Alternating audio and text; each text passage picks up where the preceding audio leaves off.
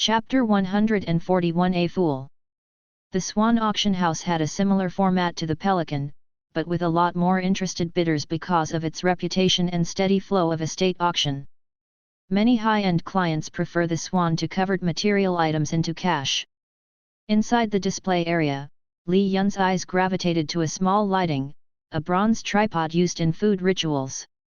Li Yun had seen a lot of small bronze cauldrons on the street selling for 4,000 yuan, $600, but none looked like it was worth more than the asking price. Lighting. Upon using kiwi on the bronze tripod, an image of a buff and tanned man appeared. The man was in the midst of embedding simple decorations into the clay tripod and smoothing out the edges. Although the tripod was simple, simplicity was where it was possible to see mistakes. Only an expert craftsman could create a perfect mold prior to pouring in the molten bronze. Then, a second flash appeared with a man from the Qing dynasty engraving a simple poem and a seal onto the piece. The seal belonged to the Qianlong Emperor. This surprised Li Yun as he released his hand. Being in the capital city, there were higher chances of finding items from the royal family. Only the best artisans were allowed to work in the imperial palace, and it was where artists were allowed to thrive without economic constraints. The Qianlong Emperor in the Qing dynasty was an avid collector and lover of the arts. As a highly cultured emperor, he collected many high-quality art pieces and inserted his seal on the work. His seal added value to many pieces of art, as it showed that the work was approved and valued by the emperor. If the emperor loved the work enough, he would add poetry to the pieces of work. There was a Qianlong Emperor marking, but it was covered with hardened grime. Judging from the quality of the tripod, it looked like it was forgotten in the attic. For it to be priced at 10k yuan, $1,500, it was a serious mistake by whoever was evaluating the item. On auction, it could fetch over 5 million yuan, $775,000. Li Yun planned to bid for 3 items, but the cauldron was something he needed to fulfill his mission. He walked around to inspect the other items while keeping an eye on the table with the bronze vessel. Anyone stopping by to carefully inspect the vessel was a potential rival. Depending on the individuals, Li Yun may need to call Buffa for a loan. A man holding a paddle marked 56 approached and inspected the item very diligently, although he doesn't look like he was particularly interested in the art. Some merchants were like that, they only see profit from items, and not any sort of historical or artistic value. Number 56 continued looking at the vessel and seemed to have taken an interest in. Fortunately for Li Yun, the man did not look wealthy. It wasn't the way he dressed, but the way he carried himself. Most people were dressed casually at the swam, and the smart ones naturally dressed down to blend in. The man's mannerism lacked confidence, and he seemed to be calculating in his head whether he could afford it. During the auction, Li Yun bet conservatively, and managed to pick up 2 items for 20k yuan that he could resell for 200k. Lot 27, Miscellaneous Wares, 50k, the auctioneer announced the next item for bid. Although Li Yun only wanted the cauldron from the lot of 10 items, there were other items that other merchants wanted to buy. He evaluated all the items to be around 100k. As the auction continued with various bidders shouting out their bid, Li Yun waited until number 56 called out the bid of 125k. 130k, Li Yun's voice echoed calmly, but with bored expression. 135k, number 56 responded as he glanced at the competitor. 140k. Number 56 hesitated and looked at Li Yun, who had a smug expression on his face. He had seen those types of people before.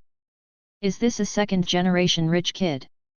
Number 56 thought, but decided to try once more. 145k, number 56 called out. 150k, Li Yun quickly replied.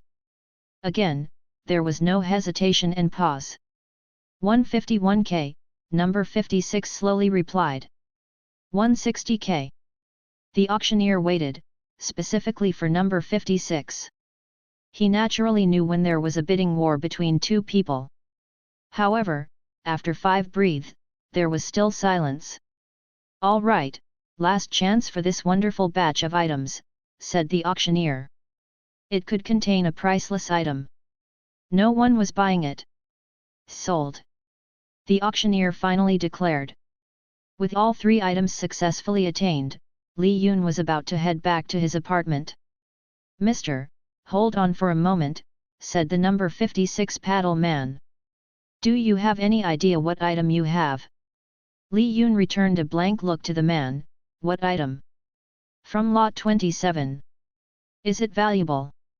Li Yun responded, playing the fool. I won't hide from you, but this item is valued at least 400k, said the man while pointing at the lamp rather than the lighting. He then gave Li Yun his business card. I work for another auction house, and I can buy the lot off your hand for 500k. Li Yun wondered if there was a fool who would take the offer.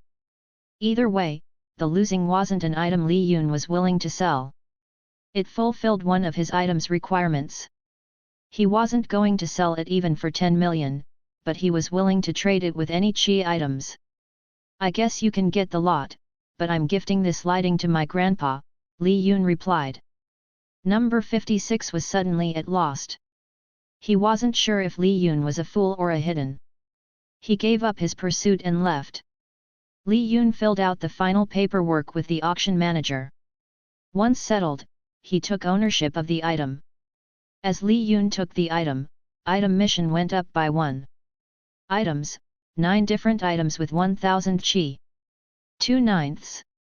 He was hoping for the cauldron mission to increase, but it didn't seem to classify as one. The mission requirement was a lot harder to accomplish than he had imagined. Although he could use kiwi on the items, finding something that had 1000 chi was not going to be easy. If he could rob the Imperial City Museum, he could finish the mission. He sighed. The risk was too high, and he wasn't sure if his risk tolerance had changed that much even after starting his company. Li Yun should be glad that the 6 items he owned were valued at over 13 million yuan, $2 million USD. However, he needed to turn the items over to a reputable auction house if he wanted to maximize the profit. A $1 million vase could sell for 2 million if the buyer was really interested in buying it. It was the main reason for him to visit the protector next. Chapter 142 Relatives. Li Chen returned home to an apartment that he shared with his parents. It was very common to live with parents, but the new trend was for millennials to own their own homes. Unfortunately for Li Chen, he had only started working and his salary wasn't enough to afford a place anywhere in Imperial City. Mom, I think I saw Cousin Yun here in Imperial City, Li Chen mentioned during dinner. What is that brat doing here? Asked Li Nan, Li Chen's mother. He's in town, and he hasn't even called us. There were certain about-of-face relatives should give to one another, and Li Nan firmly believed that it was rude of Li Yun to ignore his relatives. Who's Cousin Yun? Asked Rong, the new daughter-in-law and Li Chen's wife. Uncle Li Fan's family son, replied Li Chen. He's the one that missed our wedding because he was busy studying for his medical exam. Oh, the doctor, said Rong in a dismissive tone. Why did he decide on being a doctor? There's no future in that field. Well, he's lucky he has good Li family gene, said Li Nan. I tried to set him up with your cousin's friend in Yide, but he turned it down. You can't really blame cousin, said Li Chen. I heard residency is very tiring and laborious. I wonder why he's in Imperial City. I'll give him a call, said Li Chao, the father of the house, as he whipped out his phone from a fancy holster. Sorry, call little Yun. Calling little Yun, the mechanical female voice responded. Li Chao waited for the phone to ring. On the 5th ring, someone finally picked up the phone. Uncle Chao. Li Yun's voice could be heard over the phone. How are you? Hey little Yun.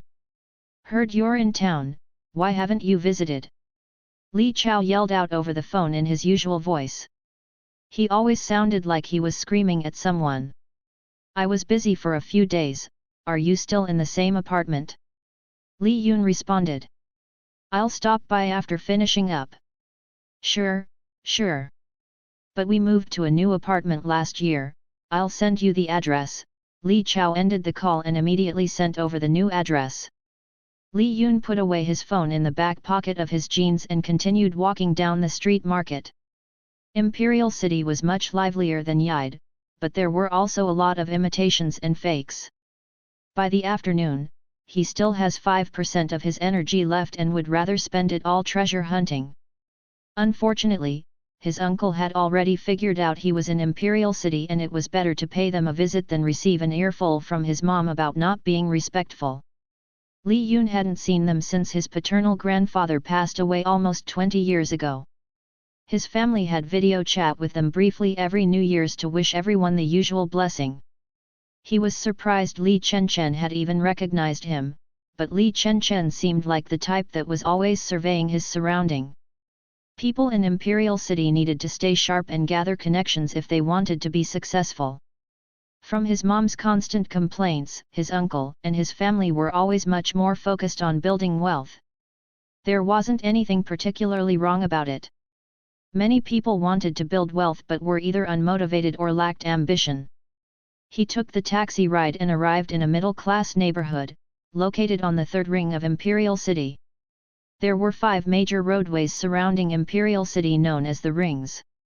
Outside of the 5th ring was the cheapest available real estate, and inside the 1st ring was the most expensive. The 3rd ring location meant that his relative was doing well. Uncle Chow owned a restaurant and it had been booming in the past few years. His son Li Chenchen had recently acquired a position at the General Administration of Quality. It wasn't the highest paying job, but it had good upward mobility and many potential connections. From all the boisterous postings on social media and Mibo, all the relatives assumed that Li Chenchen had some sort of managerial position instead of a simple office clerk. As soon as Li Yun arrived, his relative pulled him inside a spacious living room. Li Yun chatted with Li Chao and Chen Chen as Li Nan and Rong prepared dinner. "Little Yun, you know we live here, and we have an extra room, why do you have to be a stranger?" his uncle Chao scolded him. "You know how expensive it is to stay here? You should be saving up for marriage." Li Yun nodded, "It's not a problem uncle, I didn't want to inconvenience you and I'm only staying for a short while." "I heard your mom said you're training to be a surgeon," asked Li Chao. "Are you here for training or exhibition?" Li Yun felt a bit awkward as his family didn't even know he was in Imperial City. "I took time off to check on a friend. I'm staying with his family." "Oh, I didn't know you had friends in Imperial City. Why don't you relocate here to work? You'll have a lot better pay." "I'll think about it," Li Yun replied in a typical non-committed tone. "I would never guess a little brat like you would become a surgeon." Li Chao laughed. "It must be tough work though."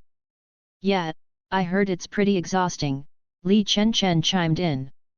"Why don't you come work for the Ministry of Health?" Li Yun understood it was just lip service. A lot of families liked to boast about where the city they lived in. After some idle chatter, Li Nan and Rong both sat down after setting up the roasted duck, lettuce, and rice. "So we have a doctor in the family, isn't that convenient?" Li Nan gave Li Yun his bowl and chopsticks. "Do you have any advice for your uncle? He's constantly complaining to me about his stomach after eating my food." Li Yun returned her a smile. The family was overall healthy. There were minor ailments that everyone suffered from. Both his uncle and cousin enjoyed drinking parties, so it was common for them to have aches and pain. Even if he told them to drink moderately, they wouldn't listen. Amongst Li Yun's group of friends, they would gather and drink, although it was often exaggerated. Bufu, despite having a high tolerance, wouldn't drink beyond his capacity, but always acted like he was drunk.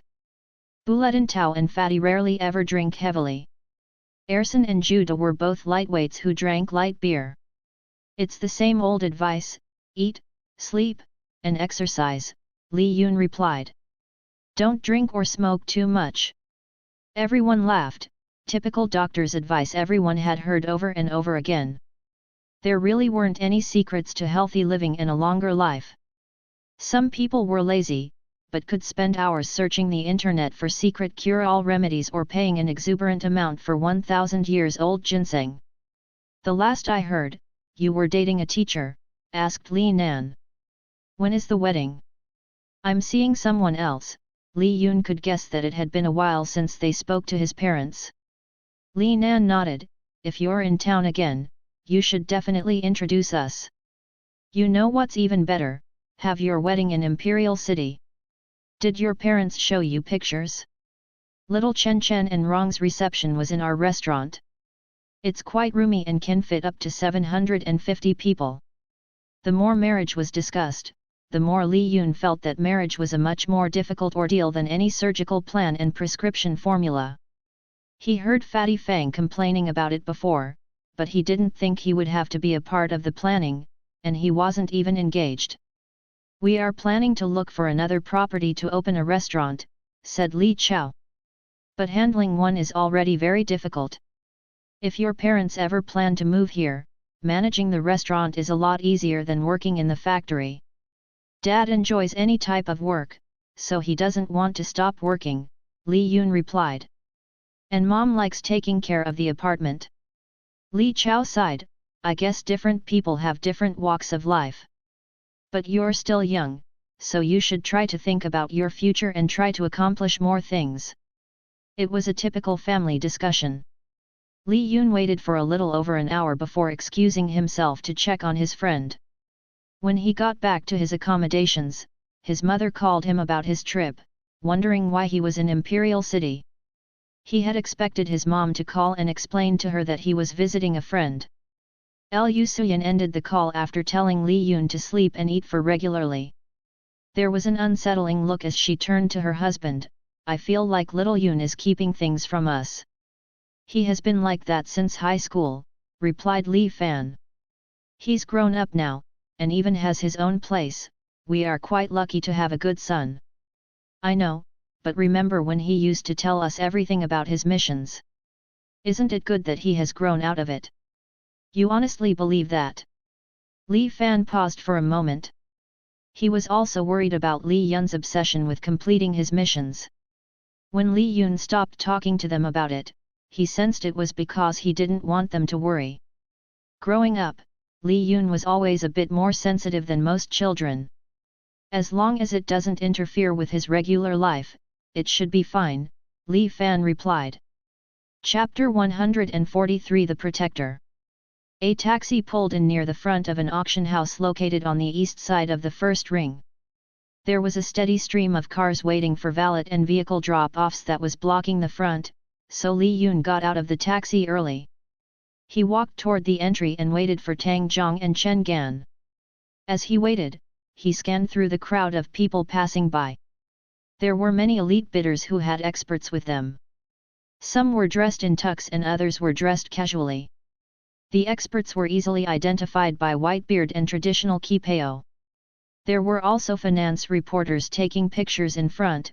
Most were invited by the protector for publicity. Auctions weren't typically a big celebrity event, but there were enough big-name CEOs to attract tabloid reporters.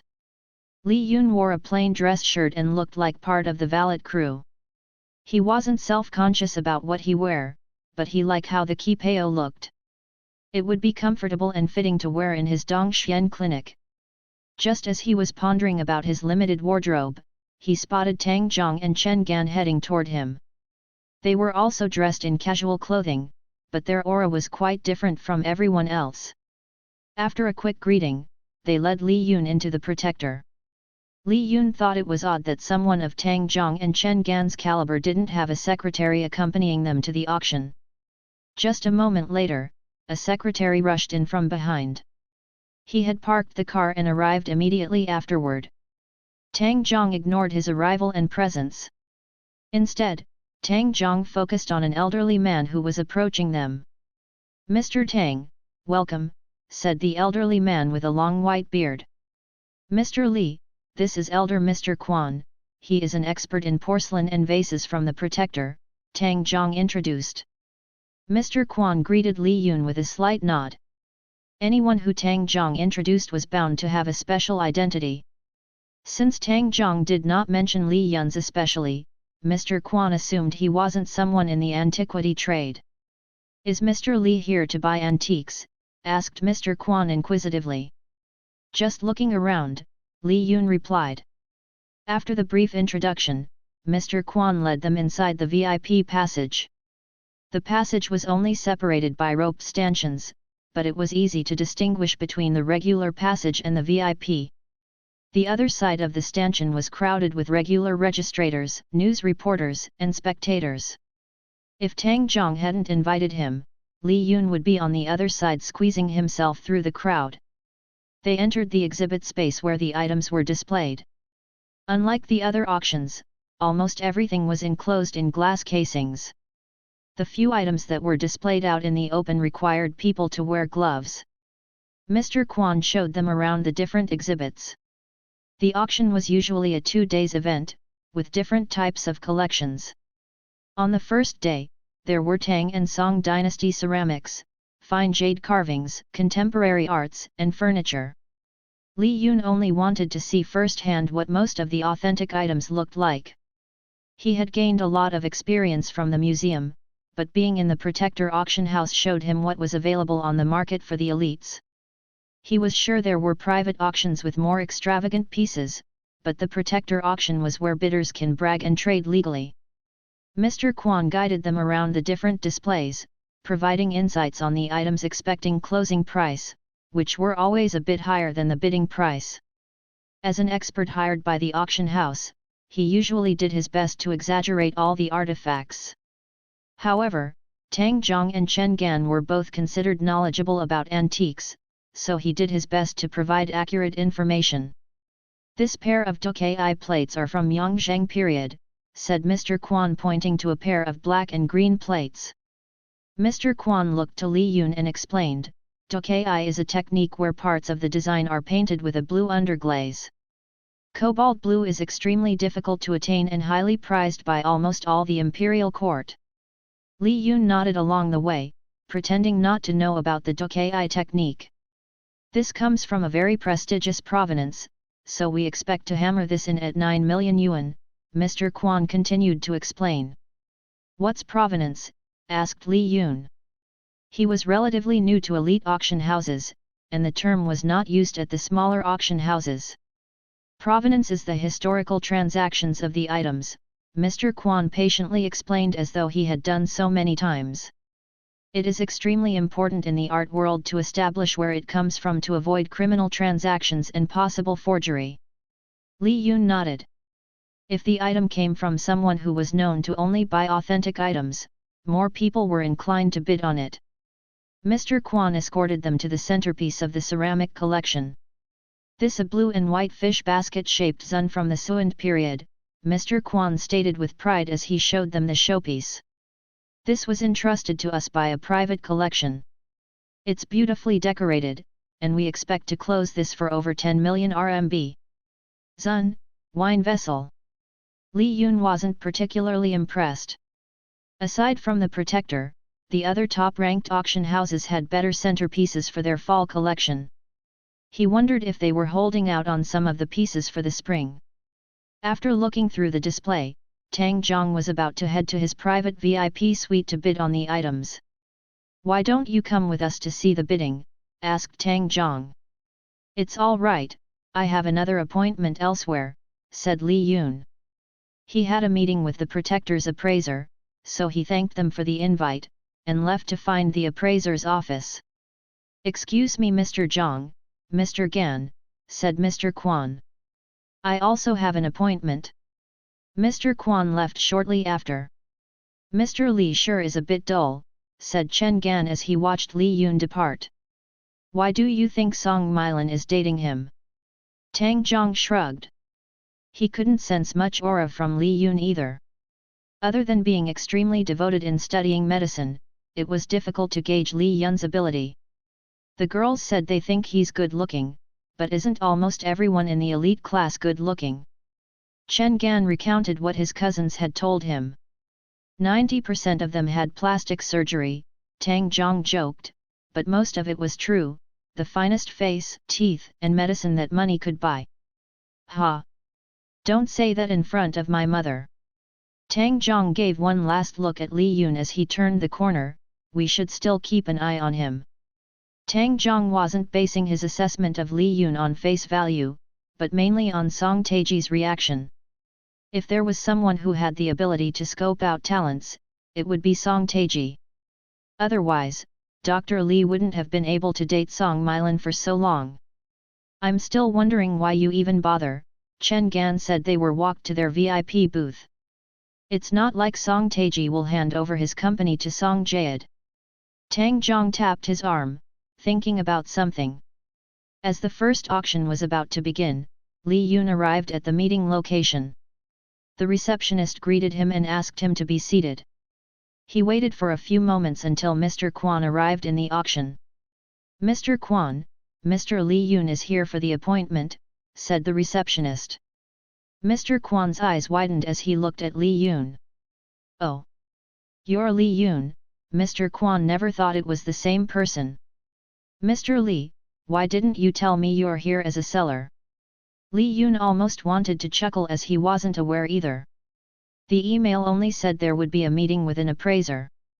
Please come in, said Mr. Quan, leading Li Yun to the private meeting room. We have only looked at a couple of your items, but I believe we will provide you with the best deal.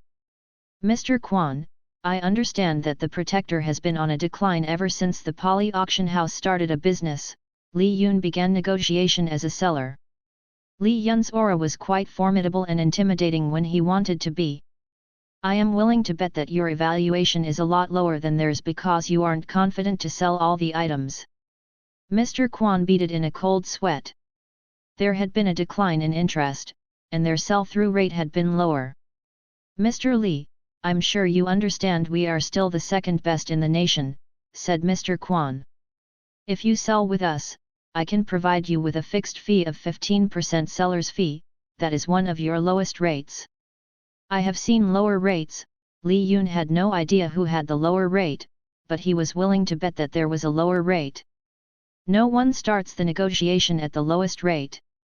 I am sure you understand that some of those sellers are long-term partners, Mr. Quan countered. I guess there is little incentive for first-time sellers to become long-term partners. It is a bit pitiful, as there are other artwork in my collection. Mr. Quan thought about it for a moment. How about 10%? I should ask Mr. Tang and Chen directly if they are interested in buying from me directly. Li Yun was milking as many benefits he could gather from entering the museum with Tang Zhong and Chen Gan. 6%, Mr. Li Yun, I can assure you that I am not allowed to do any lower. Li Yun finally nodded. Based on the Guardian. Their catalog book is expensive. Poly is the top auction house. Chapter 144 An Ally. The atmosphere at Kinbei Hospital felt different from usual. Fan Geng was quick to pick up change in everyone's emotion and excitement. What's going on? Asked Fan Geng as he arrived in the ER and stood next to a fellow resident. The hospital is preparing for the arrival of VIPs, said Dr. Wei Bing in her usual snippy tone. Don't you ever check your email? Fan Geng shrugged. Why do I need to read email when I can ask you? Wei Bing sighed. This idiot was a pain to deal with. Academician Tan and Minister Yu are both coming. Gee, and I thought it was some big-time celebrity. Wei Bing rolled her eyes. Minister Yu is the guy in charge of almost all the major changes to health regulations and policies. That is huge. More important than any celebrity you will ever see on TV. Fan Geng shrugged.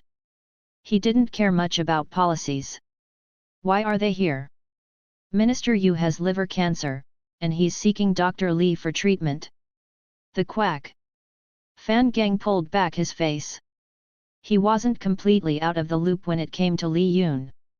That quack's had unusually good reputation as a surgeon. Fan Geng himself had watched a couple of surgery footage and admittedly, he was good. However, it didn't mean he had to like the guy. There was something about that quack that made him feel uneasy. It was like being naked on a spotlighted stage with his parents sitting in the front row. I'm going to head to the conference room to watch, they are going to have an interdisciplinary pre-surgery meeting in the main lecture with all the surgeons, Wei Bing said as she walked further down the hall. Fan Gang decided to follow since the early morning had few incoming patients. As they walked down, they saw quite a few department heads who were also heading to the lecture hall. Damn, it's going to be crowded today, Wei Bing said. She scanned across the large lecture room, already filled with residents and attendings. The seats were reserved for attendings and everyone else had to stand. In the front row were Director Hong, the chiefs, and Li Yun. Fan Gang stood by the side and waited for the VIP's arrival. He didn't expect the arrival of an entourage, all heavy hitters from Magic City. Director Hong and Chief Zhang greeted the incoming VIPs and escorted them to the front of the room. Fan Gang lit up the moment he saw Academician Tan. The Academician greeted everyone but ignored Li Yun's presence. An ally. Fan Gang thought. While everyone was relatively cordial, Academician Tan did not hide his scorn toward Li Yun. Minister Yu pushed Academician Tan aside and warmly shook hands with Li Yun. Dr. Li, thank you for taking on my case. It's an honor to finally meet you in person. Li Yun smiled and nodded. The handshake told Li Yun enough about Minister Yu's condition that he felt a bit more assured about his surgical plan. Dr. Kong and Dr. Yu also greeted Li Yun afterward, but Dr. Yu wasn't rather cold. Another ally. Fan Gang thought in his head. After the introduction, everyone took a seat and focused on the large screen displaying a CT image of Minister Yu's liver. As you can see, there are 2 tumors located in non-adjoining segments, making it ineligible for a surgery. Academician Tan pointed to the 2 locations with the digital pointer. The second tumor is close to the vena cava, and should be addressed as soon as possible. I heard that Dr. Li is suggesting either TACE, transarterial chemoembolization, or radioembolization. Li Yun nodded, but after the physical checkup, I do not think TACE is advisable with Minister Yu's condition. There is a high probability of an acute pancreatitis after surgery. I also recommend a central hepatectomy to remove the cancerous tumor. Academician Tan was not opposed to the plan. Radioembolization was good for delaying the spread and growth of existing cancer cells. However, a central hepatectomy on the second tumor was a dangerous procedure as it was too close to the vena cava. Is there a reason why you think it is necessary to have a partial resection over waiting for a liver transplant? Academician Tan did not like the idea of a resection. Partial resection did not guarantee the removal of all the cancerous cells and increased the risk of complications down the road. He had advised Minister Yu to wait for a liver transplant, but the man was too stubborn. I understand that there are risks involved with the resection, but I can guarantee that we can remove all the tumors, Li Yun said confidently. First, I will perform the radioembolization to stop the blood supply into the first tumor and minimize blood loss during the resection. You're planning to perform both at the same time tomorrow? Asked Academician Tan with a bit of astonishment. Li Yun nodded. They still had to make the decision on how to approach the surgery and thought that scheduling the surgery for the following day was too hasty. Everyone had not yet agreed on the partial resection. Li Yun had never tried to radioembolization on tumors, but it should be as simple as the other embolization procedures to prevent blood loss. The main difference was using yttrium-90 to block the blood vessels from entering and feeding the cancerous tumors. He had performed several hepatectomy on trauma patients, so he was comfortable with the anatomy. Minister Yu is not in a condition for open surgery. Many doctors from Minister Yu's team were still concerned. Not open surgery, laparoscopic hepatectomy, Li Yun corrected them. The doctors were even more shocked. How are you going to completely remove all the tumors with limited field of view? Dr. Yu thought the young doctor was being arrogant. Experience. I am sure many of you are aware that my expertise also includes TCM. I have a more holistic view of the body and how to gauge its function. Even if we miss something, the body system will be able to handle the rest on its own. There were some doctors who were hesitant about the plan. Although it was a common treatment plan, the chances of recurrence were also very high within the next 5 years. There was a better prognosis with a liver transplant. "We will proceed with the procedure tomorrow," Minister Yu declared, stamping his cane on the floor. He quickly approved of the plan. The following afternoon, everyone was waiting for the surgery to begin. It was the same as before. The conference room was packed with doctors waiting to see the operation. If Dr. Li performed well, it may potentially raise the reputation of the hospital. As the reputation improved, it meant more resources for everyone else. Although not everyone liked Li Yun, they couldn't deny his influence. Qinbei Hospital wasn't the best-known hospital in the country, but the ER had gained a bit of reputation after Chief Zhang took over. In addition, there was a specialist who was in charge of surgery without the use of a dyeing agent and in rare cases, certain types of anesthesia. His name was slowly making a name in the field of vascular and interventional surgery. "This must be the most exciting surgery since we started," said one of the new residents. "The hospital is really trying to make this big since Minister Yu has allowed it to be publicly broadcasted," another resident chimed in. Fan Geng rolled his eyes. If it was anything like it was rumored to be, then it wasn't like any of them was able to discern what was going on. Li Yun's surgeries were known as the invisible hand, as no one was able to see what was going on until the CT scans were revealed after the surgery. Chapter 145 It's like Barrio Kart.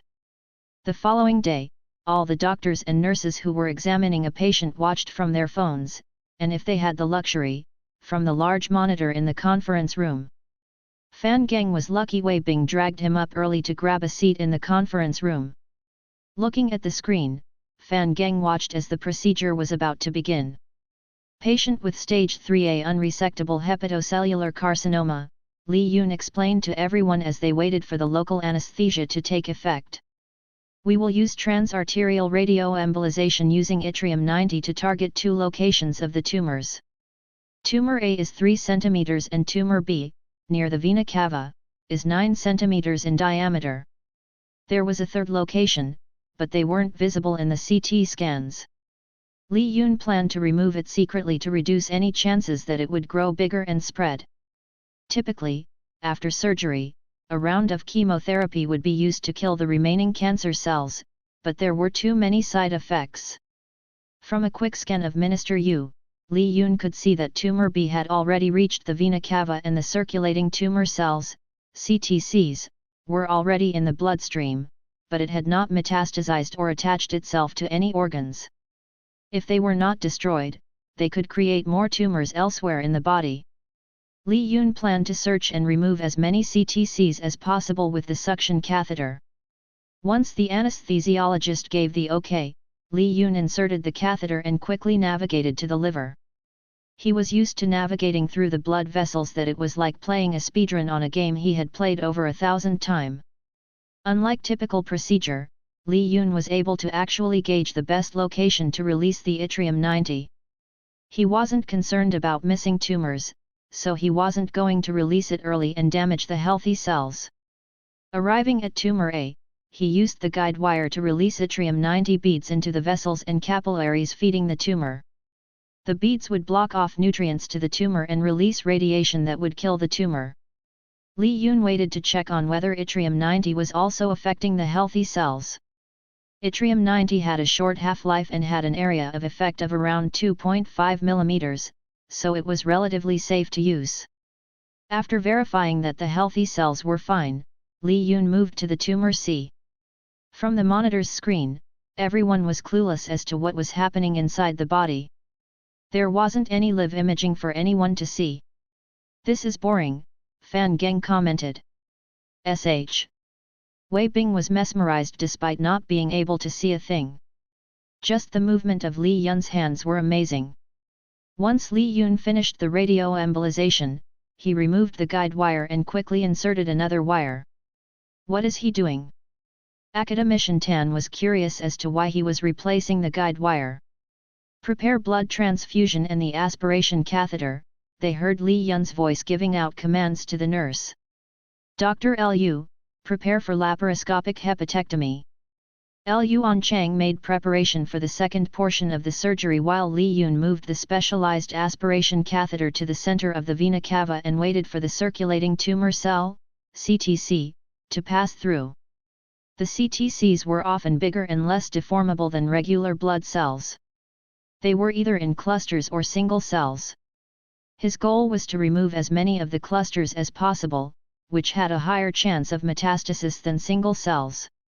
As soon as he saw a cluster passing near, he pressed a button to activate the suction.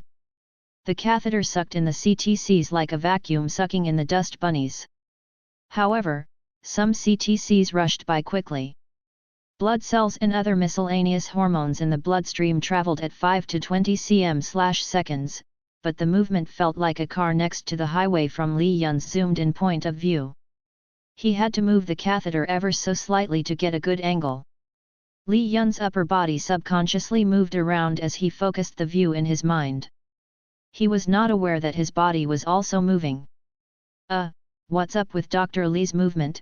asked Wei Bing, questioning what was on everyone's mind. Most people shrugged, but Fan Gang recognized the movement. It's like he's playing Mario Kart. It was typical for gamers to move sideways as they steer. Wei Bing gave him a blank reaction. "You know, the ones with Mugi and Princess Plum." Fang Gang saw Wei Bing's blank expression and waved his hand. "Never mind." Li Yun's search and removal mission for the circulating tumor cells, CTCs, in the bloodstream was taking a bit longer than he thought. Li Yun didn't think it would be possible for him to target all the cancerous cells that flowed through, but he spent close to 30 minutes making sure the bloodstream was cleared. There were still hidden dangers in the ductal glands, but eliminating the CTCs in the bloodstream should provide Minister Yu with a better chance of not having a recurring tumor. After removing the catheter, he finally gave An Luchang the signal to make 3 incisions. An Luchang assisted him with camera positioning. Once Li Yun was able to see liver, he would be able to discern the location of the major vessels. The doctors were all curious as to how Li Yun was able to see the liver with just 1 camera port. On average, surgeons needed 4 to 6 camera ports for a laparoscopic liver resection, and a minimum of 2 if the surgeon had close to perfect anatomical understanding. Li Yun was only using 1 camera port, but he had managed to move the trocar with the scissor to an area closest to the tumor. He's not using carbon dioxide to widen the cavity? How the heck is he going to see anything? The doctors were all confused. Li Yun only needed a camera to make sure that the scissors were correctly positioned. Once in position, he was able to form a frame of reference to move the equipment within the body. Spatial awareness was something he had to practice with every piece of equipment as they weren't viewable in his mind. It was like a swordsman using an invisible weapon to that they also couldn't see. It would be difficult to use the weapon to its full potential and potentially harm the user. The swordsman would need to study the weapon first before using it. Once Li Yun incised into the liver, it was easy for him to avoid all the major blood vessels. The scissor clipped the vessels going into the tumor, and the coagulating shear began to resect the tumor. Li Yun used his other trocar to clamp onto the tumor as he continued to shear it. Once it was completely sheared, Li Yun pulled out the trocar and replaced it with a trocar with a retrieval bag. With the tumor specimen wrapped inside, Li Yun extracted the bag out and onto the surgical pan. Finally, Luan Chang performed the finishing stitch work. Everyone in the room couldn't believe their eyes. Within an hour, radioembolization and central liver resection of the tumor was completed. Not only was it quick, there was minimal blood loss as the blood bag looked almost unused. After a moment of pause, there was a round of applause. Li Yun spoke with Academician Tan and Minister Yu's family. Although the embolization is successful, can it really be better than a liver transplant? Academician Tan asked. I can't guarantee the possibility of a recurrence, replied Li Yun. But it's better than a liver transplant. He was well aware that his biggest weakness was understanding the lymphatic and nervous system. If he was able to discern those systems from the meridians, he would be able to trace cancerous and foreign cells entering in those systems. If there were cancerous cells hidden in those systems, there were still chances of recurrence. But Minister Yu should be able to live well for another 4 to 5 years, Li Yun reassured. By then, I am sure there will be advances in medicine that will increase the survival rate. There were many types of cancer cells, and even ways to destroy them. The question was whether it was possible to develop medicine that could effectively stop late-stage cancer without destroying the body. Many late-stage prostate and lung cancers were difficult to treat because the organs were beyond repair and required a transplant. Academician Tan sighed, I am still shocked by your ability. I have heard rumors that you have the ability to analyze the flow of blood in the body, but this is too much for me to process. It's too mythical. You understand how difficult it is for academia to accept this sort of ability. Li Yun nodded. It was really difficult to explain. His reputation was actually better in the TCM community where the doctors had a better understanding of blood flow, circulation, and patterns. Yet, even then, they were still skeptical of Li Yun's ability. If you have time, come visit Magic City, said Academician Tan. I would love to have a seminar to introduce your method. If there is an opportunity, Li Yun wasn't sure if his method was applicable in the hospital setting. How many people could truly see the ebb and flow of the blood using the pulse? There might not even be more than 5 in the history of the world. As for going to Magic City, it was a good opportunity to visit Sukzu, Master Yi Bao and Ansha. After seeing the live broadcast of Minister Yu's surgery, doctors all over the nation were beginning to realize what a monster he was. Chapter 146 Yunli 01. After Minister Yu's surgery, Li Yun's name in the medical reached the level of celebrity. However, the celebrity spent weeks in his home on the second floor of Dongxian Clinic, examining ways to perfect his medicine. Eventually, he completed his own NSAID, Yunli 01. Fatty Fang had sent in the formal documents to CFDA for approval. At the same time, the factory had started to manufacture the pill without the official approval. They didn't have time to waste. Li Yun was being extra careful about the potential for any sabotage, so there were cameras set up to record the manufacturing process. He didn't care if the cameras were leaked or hacked as he wasn't planning to keep his formula or production a secret. Things that were advantageous and good would be stolen anyway. Also, in order to reproduce the pill to the quality that was produced in his plant, the pharmaceutical company must be at Burns level. Even if the formula was stolen, Li Yun would retain the original patent. An original patented drug was almost unheard of in China, especially from a new emerging company. One thing that would ruin his plan was if someone damaged his product. He took it upon himself to personally spot test all the new batch of finished product to ensure nothing harmful or foreign was introduced. The problem was getting out of bed. Since returning from Imperial City, he had been researching at home. He hadn't found the motivation to drive out to work with a mini lab installed next to the bedroom. However, once the factory completed a batch of inventory, he still had to show up to work and test it himself. He could have someone test it for him, but he preferred to identify the quality with his own body. The factory was 30 minutes away, too far away in his opinion.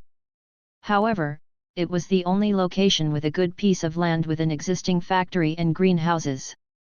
On the other hand, he was lucky he didn't have to leave town at all. Still, 30 minutes in the car was a waste of time. If I learn Feng Shui, do you think there will be some sort of teleportation array? Li Yun asked as he sat up from bed and stretched his arms. Ruxi rolled her eyes. There were books about Feng Shui on Li Yun's side table. Most looked like architecture books, so she didn't understand how he thought it could teleport him. Find yourself a driver, Ruxi finally suggested. If there was one thing her boyfriend was lazy about, it was driving. Not a bad idea, Li Yun said. A driver was considered a luxury, but he was considering it. He could use Zhuoang while in the car. Instead of leaving, he pinned Ruxi down and kissed her, leaving a mark on her neck and collarbone. She quickly pushed him away. Yun. That was intentional. Ruxi was planning to wear a strapped dress to class. It's getting chillier anyway, a sweater will prevent you from catching a cold. Li Yun jumped out of bed and quickly dressed before she could attack him. It's almost 25 degrees outside. Ruxi made a mental note not to prepare her outfit the day before as she slipped into an eggplant-colored turtleneck dress. Somewhere in Imperial City, Xiaolihao was hearing insider reviews regarding a new product coming from a small company in Yide. What sort of chemicals are they using? Xiaolihao was reading a report from an insider. According to the report, the herbs growing in the Sheneng's greenhouse were growing at an unusual rate. If they were using harmful substances, Xiaolihao could request an inspection to shut down production. If it wasn't anything harmful, Xiaolihao wanted the technology for himself. I want the spy to find out their secrets at all cost. Xiaolihao demanded. Greenhouse cycle and technology allowed herbs to be grown at an alarming rate. There were many agricultural production and trade secrets that the public were not aware of. Plants could be grown in days, but most were genetically modified. The spy hired by Xia Industry was a mousy man named Hun Lun. He was one of the engineers hired while Li Yun was away in Imperial City. He was the only spy who made it through the interview process. It was said that the hiring process wasn't too strict. However, none of the previous spies made it past the interview with the CEO, Jude. Jude didn't look like a typical boss, and most people couldn't understand how a man so simple-looking and common were able to lead a company. The spies all thought they made good impressions, but none of them made it through until Hun Lun. At the Sheneng meeting room, Fatty Fang and Jude reviewed employees' weekly performance. It was important to evaluate employees' progress to see who needed more training and who should be awarded. One of the employees from the video caught Jude's attention. "Hey, I think that new employee is a spy," Jude stated suddenly. "What?" Fatty Fang was surprised Jude could even make mistake. "You're supposed to weed them out. Why are you treating me like a lie detector?" Jude shrugged. "I can't read minds." "Damn it, I thought you're supposed to be able to see these things," Fatty Fang growled. "What are we going to tell Li Yun when he realized we hired a spy? I bet he'll be deeply amused." "Amused by what?" Li Yun asked, entering the meeting room. He had heard a bit of their discussion outside, so his question wasn't about the topic, but a way to greet them. "We hired a spy," Jude announced in a giddy tone. "You sound excited." Li Yun wondered how someone was able to pass by Jude. "Well, he has legitimate working experience and he had eye surgery around the time of the interview, so I couldn't see his eyes. And might had also taken some relaxant." "That sounds like very convenient timing," said Li Yun. It was possible for the spy to evaluate his predecessor's failure and decided that getting surgery was the best course of action to get hired. The spy was very dedicated. Corporate spies were well paid if they were able to uncover trade secrets. Li Yun was curious about Hun Lun, so they walked to the security room and watched the spy as he worked to inspect the equipment. Not knowing that he was being watched by the three big bosses of Sheneng Pharmaceutical, Hun Lun casually walked the mezzanine that overlooked the extraction machines. There were several raw materials that needed to be processed in order to extract certain materials. Hun Lun was so fascinated by the variety of machinery. It seemed more like a pristine laboratory than a factory. Many of the equipment were automated with the labor workers doing simple tasks of maintaining and shifting materials around that were out of place. Unfortunately, Hun Lun was only allowed in the extraction room. The production factory was also divided into a mixing room, purification room, and recycling room.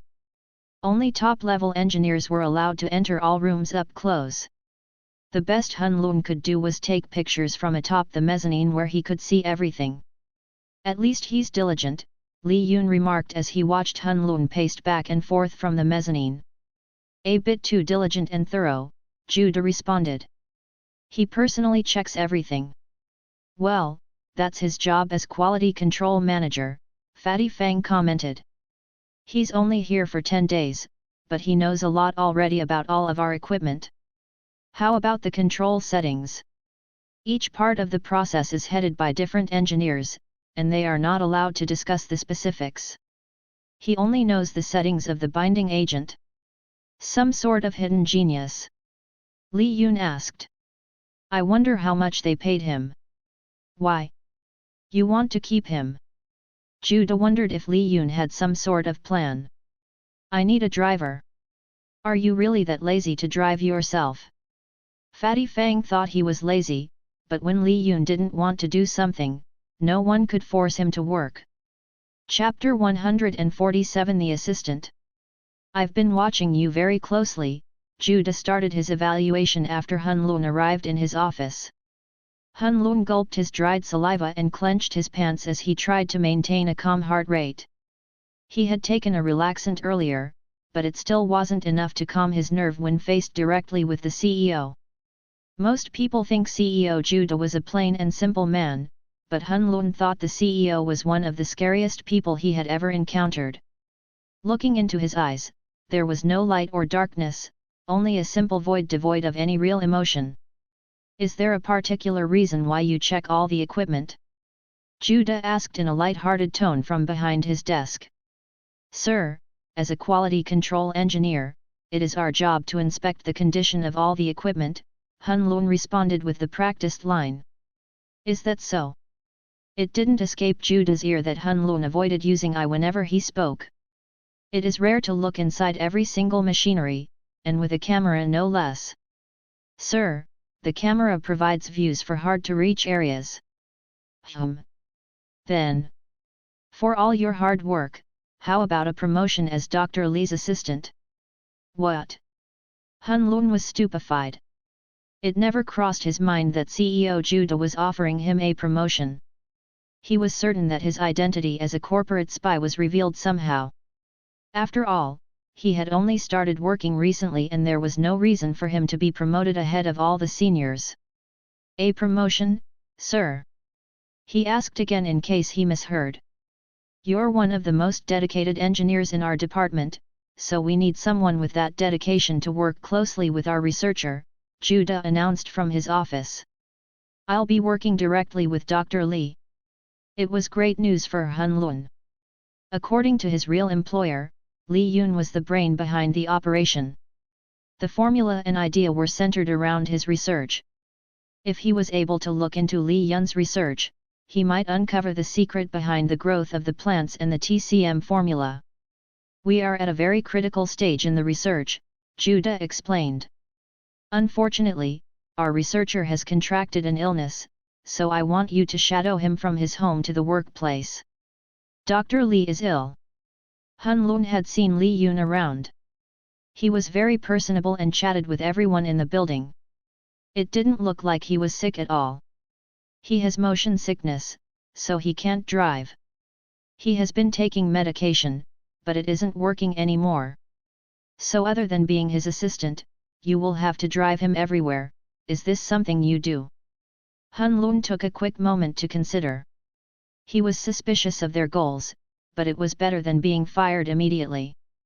In China, the driver was considered one of the most trusted positions. There was no reason for Hun Lun to turn down the offer. Yes, boss. I will take the offer. On the first day as the researcher's assistant, Hun Lun got up an hour earlier and dressed up for work. His place was originally very close to the factory, but he had to drive into Caoban Street, located in the middle of Yide City, and then back to the factory. It added more than half an hour to his regular commute. It was all right, being a corporate spy was not a simple job to begin with. As he arrived at the entrance of Caoban Street, he texted Li Yun about his arrival. The early morning was still dark, but the vendors could be seen setting up their stalls, hanging up the shaded canopy, and displaying the sales banner. The hanging lanterns lit up the paved streets and Qing Dynasty's stunning wood facades. Hun Lun heard that Caoban Street was a busy tourist trap, but the scenery was worth it. He waited for a few minutes and saw a young man walking down the street. Morning, Mr. Hun. Li Yun waved and greeted his new assistant. Hun Lun greeted Li Yun with a short bow and opened the back seat door for his new boss. As Li Yun took his seat, Hun Lun returned to the driver's seat and began their journey to the factory. Hun Lun wasn't a chatty person, but he knew that small talks were important to gathering information. Not a minute had passed, but Li Yun was already laying flat asleep in the back of the car. Hun Lun sighed. He was hoping to chat a bit with Li Yun and get some insight into the research.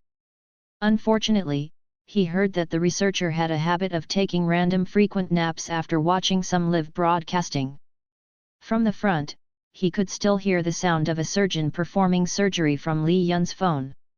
It is really amazing how dedicated he is despite his medical condition, Hun Lun thought as he looked at the young researcher lying sickly from the rearview mirror, and he shook his head in pity. Poor guy. Li Yun's day consisted of him walking about the greenhouse and regularly taking a leaf and chewing on it. Hun Lun wasn't sure of all the plants, but he wondered if it was safe to do, or if it was the reason for his illness.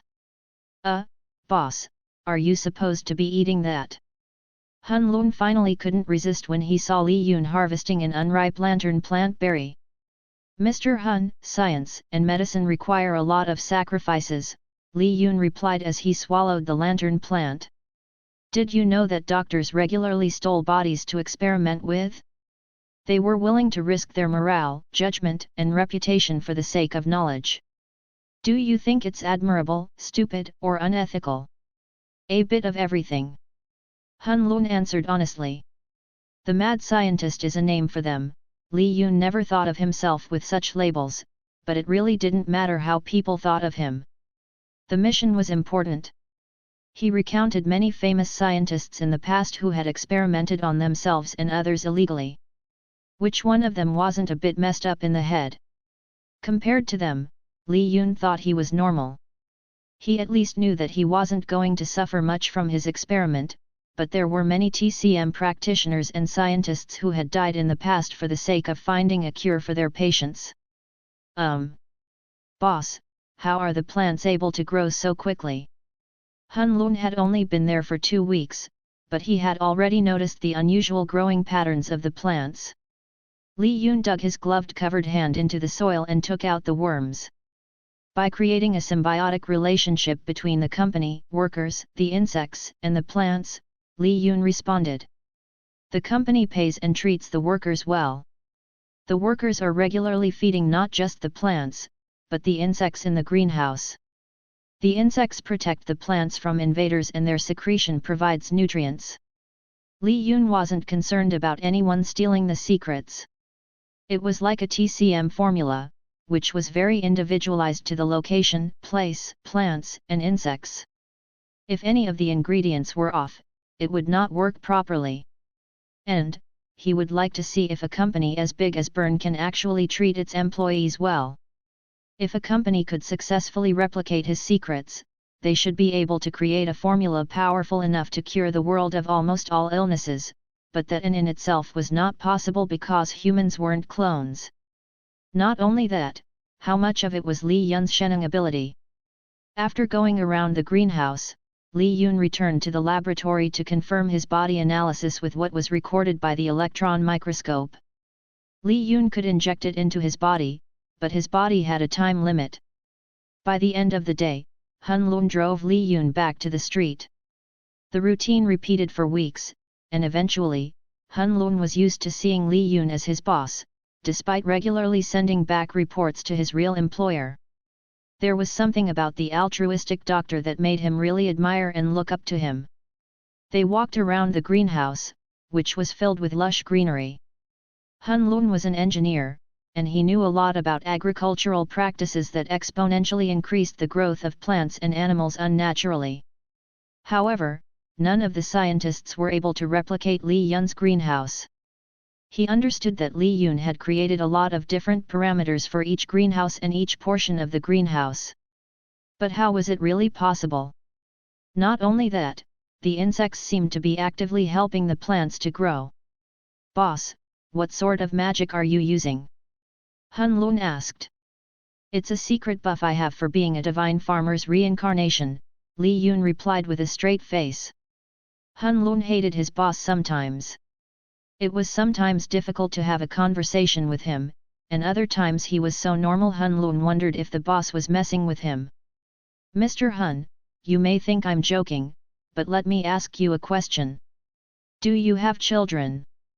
Han Lun wondered if he should lie about his family in Magic City. I have 2 children. You don't see them much. Han Lun shook his head. You're working hard now hoping that you can retire early and be a good father. Han Lun's hands trembled. Sometimes, Dr. Li frightened him more than CEO Zhu Dai. You should know, a child's early development is like looking after these plants.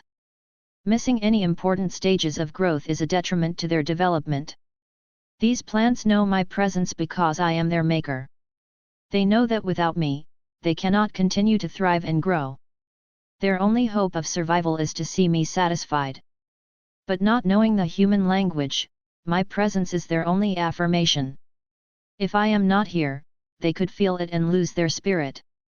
The same with your children. They may not be fully conscious of it, but they could feel your absence as you not wanting them anymore. Are you sure working hard now is worth it? Han Lun couldn't answer. He never thought about it in serious depth. His children were important to him and he was earning money for their sake. He had missed such a simple concept. Maybe he was looking at the picture too closely. When a picture was zoomed in too closely, it was difficult to identify what the object was. That was Han Lun's problem. Boss. Thank you for your insight. Han Lun had watched Li Yun give advice to other workers, but he never thought that he needed direction in his own life. Li Yun was half the things he was saying to Han Lun. He wondered how long before Han Lun's real employer realized that the data they were receiving was costing them research and development money that would go nowhere. The longer they explore Li Yun's guidelines, the more they were losing money. Would they fire Han Lun? Hopefully, not too soon. He quite liked the guy despite him being a spy. They were heading to Panda City in a few days, and Li Yun needed an assistant. Chapter 148 Magirocophobia. Li Yun scanned through the list of appointments Chief Lim and Gao had sent him over the work email. He didn't believe how long he had to scroll down. Li Yun, what the heck? This doesn't look like a schedule, it looks more like a calendar book. Chief Lim, you should thank me for setting this up. Chief Gao, the result of being a big-shot doctor.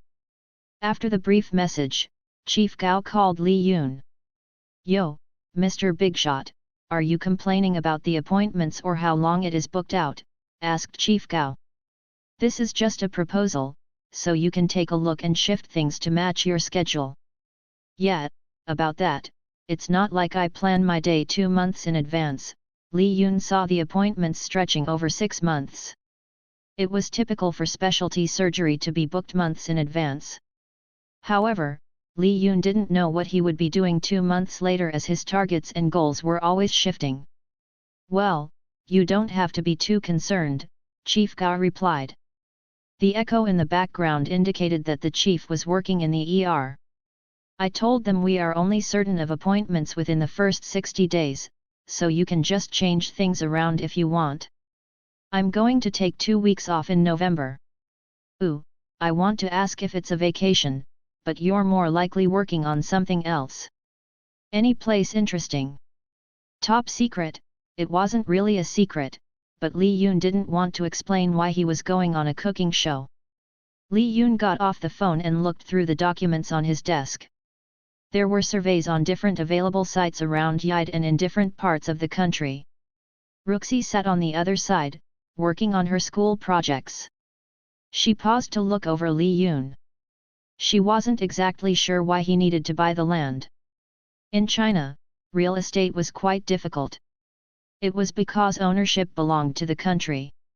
Buyers exchanged land use rights, but since the term of the lease was 50 to 60 years and up to 70 years for residential properties, many people consider it their personal property. Are you studying Feng Shui again? Asked Ruxi. I wish, Li Yun lamented. He had been reading quite a bit, but it was difficult to find a good Feng Shui book. Feng Shui was passed down through lineages like some TCM tradition. It was big business in some parts of Asia. Many elites hire Feng Shui masters to help locate land to build office buildings, homes, and even tombs. However, To differentiate the legitimate lineage from the fake ones was like finding a real diamond in a room filled with cubic zirconia. The practice was also frowned upon and banned in China, with feng shui practitioners facing large fines if they were found publicly advertising their practice. It was good in the sense that the majority of feng shui masters were frauds. However, in terms of completing the mission, it was making things difficult. "Do you want me to invite Song family's feng shui master?" asked Ruxi. Li Yun thought about it. It was likely that the Song family likely had a very good one. "Have you seen him?" "I have seen him once." "What do you think of him?" "Interesting," asked Ruxi. "Probably on par with Master Yi Bao. I believe his lineage traces back to the Han dynasty. He is based in Incense City." Despite the practice being banned, the elites could still find ways around it. Li Yun wasn't sure if he was willing to ask someone associated with Song Taiji. He would rather search on his own and learn the practice at his own pace, although it may be a very slow pace. Even after reading some cursory information, Li Yun wasn't sure if it was possible for him to grasp the concept or even accept it. For the fate of the entire clan and household to be based on the arrangement of the house and doors seemed a bit odd. If he was living in a home that was misaligned with his future goal, did he need to move out and find a house that would procure a better future? The concept was ridiculous. It wasn't like he couldn't accept the spiritual or mystical aspect of feng shui, it was the idea of a predetermined fate taught in some of the lineages that clashed with Li Yun's Dao. "Maybe I'll ask Erson to send me his old architectural and urban planning books." Li Yun had heard Erson talking the complexity of building planning. Maybe reading up on it will give him a better idea. "There's still a lot of things I need to do." Missions. Comprehend feng shui to small perfection. Comprehend meridians to large perfection. Gather the following items. Tool: cauldron with 1000 qi, jade trigrams with 1000 qi, and wood with 1000 qi. Items: 9 different items with 1000 qi. 5/9. Medicinal: 9 different medicinal with 1000 qi. He had acquired a few more items after his visit to Imperial City, but finding medicinal items that had 1000 qi was big obstacle. Aside from the missions, he had a company to run, an underground gang to investigate, and a meal to cook. After an hour of useless studying, Ruxi pulled Li Yun into the kitchen. She took out the ingredients and laid it out in front of him. Everything looked a bit daunting. He wanted to try cooking something other than a salad, so Ruxi was going to help him cook spaghetti. "Why is it taking the water so long to boil?" he asked, looking at a pot of water. Ruxi smiled, holding back her laughter.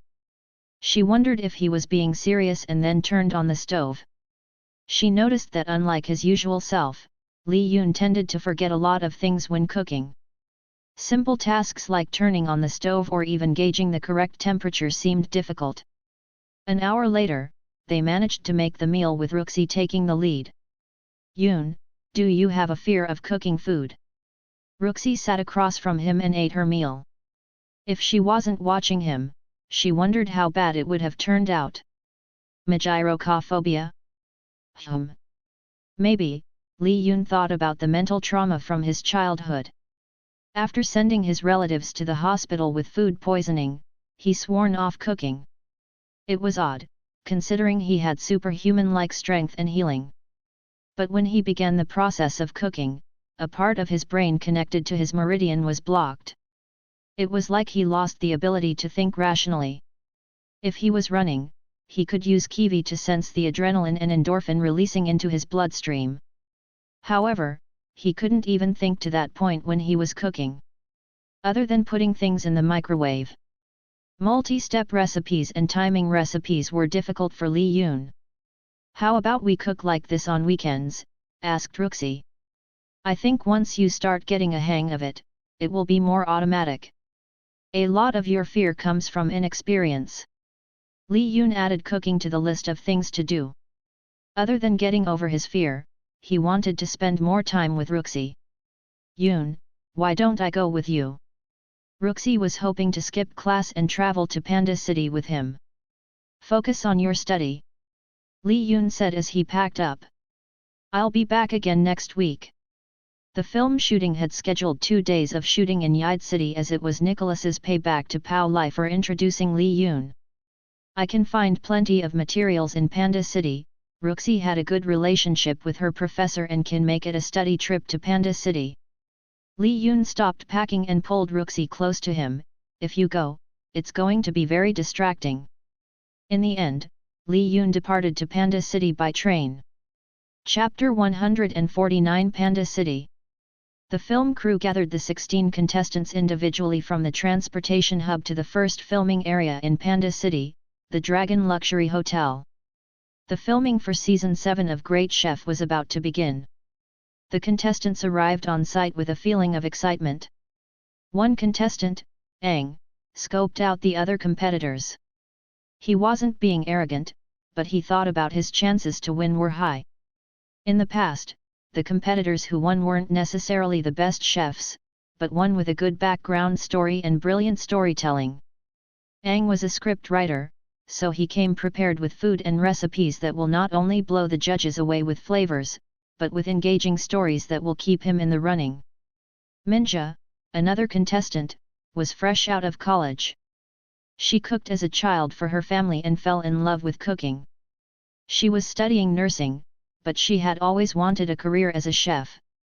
Using all her vacation time, she took the rare opportunity to be on the Great Chef. However, being a chef didn't guarantee food on the table. She was hoping to gain experience and insight into the cooking world. Whether it would lead to another path, she did not know. "All right everyone, we will start filming today," Director Xian announced. The contestants clamored in shock. They had just arrived at the lobby of Dragon Luxury Hotel and were hoping to greet the other contestants first before the filming began. No one expected the camera to start rolling immediately. It seemed like the producers wanted real-time interactions. The contestants greeted one another, even the ones who were a bit socially awkward. It was difficult to greet people in random places, but here, everyone was an amateur chef and naturally have things in common. "What do you enjoy cooking? What's your favorite dish to make? Worst dish? Dish you could make in your sleep? How much experience do you have?" Talking to the other contestants were great ways to get ahead of the curve. And then, there was Minja, who was swarmed with other contestants wishing to know her. There was no question about her being a possible shoo-in as she was the youngest of the cast and the prettiest. Minja greeted everyone warmly, but it was overwhelming. It was good that everyone had their name tags, otherwise, it was impossible to keep track of everyone. One particular contestant was especially chatty. He went on and on about his job experiences and some nonsensical stories. Minja tried to be pleasant, but it was extremely difficult when people that couldn't read the mood or stop talking. She saw an unfamiliar face nearby, and decided this was her chance to escape. The young man was standing near the director and his name tag simply stated Li Yun. As she walked toward him, Ang had also stopped by to say hello. "Oh hey, you just arrived?" Ang asked Li Yun. "I'm Ang." Li Yun nodded and introduced himself. "So, what's your main career?" Ang curiously asked. "I'm a scriptwriter, so it's interesting to hear people who are lawyers and teachers taking time off to enter a cooking competition." Li Yun wondered if he should say researcher or surgeon. "I'm a doctor," he responded. "Ooh, interesting field. I think there was a doctor in Season 3, Ang replied. He was an avid fan before joining the show as a competitor. Judging from Li Yun's age, he should be a resident. However, he was aware that some people look younger than their actual age and it was better not to underestimate people. He then turned to Minja. "Miss Minja, aren't you a nurse?" Minja shook her head. "I'm just an intern." Ang had greeted her earlier and her impression of him was someone with high EQ. "Dr. Li, what hospital do you work for?" "I work for Kinbei Hospital," Li Yun replied. "Ah, Kinbei." Minja was unfamiliar with the geography and didn't know where the city was located. She was more curious about why a doctor would enter a cooking competition. She heard doctors complaining all the time about overtime and pestering patients. She understood why many wanted to change their profession. She herself wasn't sure if she wanted to be a nurse. Do you like working in the medical field? I like it, but it's tough. Li Yun didn't want to discourage her, but she wasn't suitable to be a nurse. Her being in the competition had already shown her disinterest. Do you cook regularly at home? She asked him. I'm not allowed to cook unless it's supervised. Minja and Ang looked at each other, wondering if they had heard him right. Dr. Li is a funny guy. Ang responded. I was writing a script in college for this cooking program, and I was so absorbed in the research that I ended up becoming one. I bet you're the type that cooks for your patients. The previous doctor on season 3 was a vegan, and only cooked healthy meals. Oh, that's nice. Li Yun noticed that Ang was really good with mixing half-truths and lies. Ang had a very well-rehearsed persona. There was no reason to lie, but a big part of Ang's lies was to make himself more interesting. Li Yun liked Ang's strategy, as it was very methodological. Other contestants sounded like they were trying to brag, but Ang came off as wise and knowledgeable. It was a competition, and some people did whatever it took to win. Telling the truths or making friends wasn't the goal, it was about winning 250k yuan, which was a lot for many people. Li Yun also greeted the other contestants. For the most part, they all assumed he was one of the contestants. Only a few contestants were keeping track of the number count. Why are there 17 contestants? Asked Antonio, a lawyer. I thought the director said 16. Are you counting wrong? Asked Zinda, a marketing director. Zinda counted the heads of everyone with a name tag. There really are 17.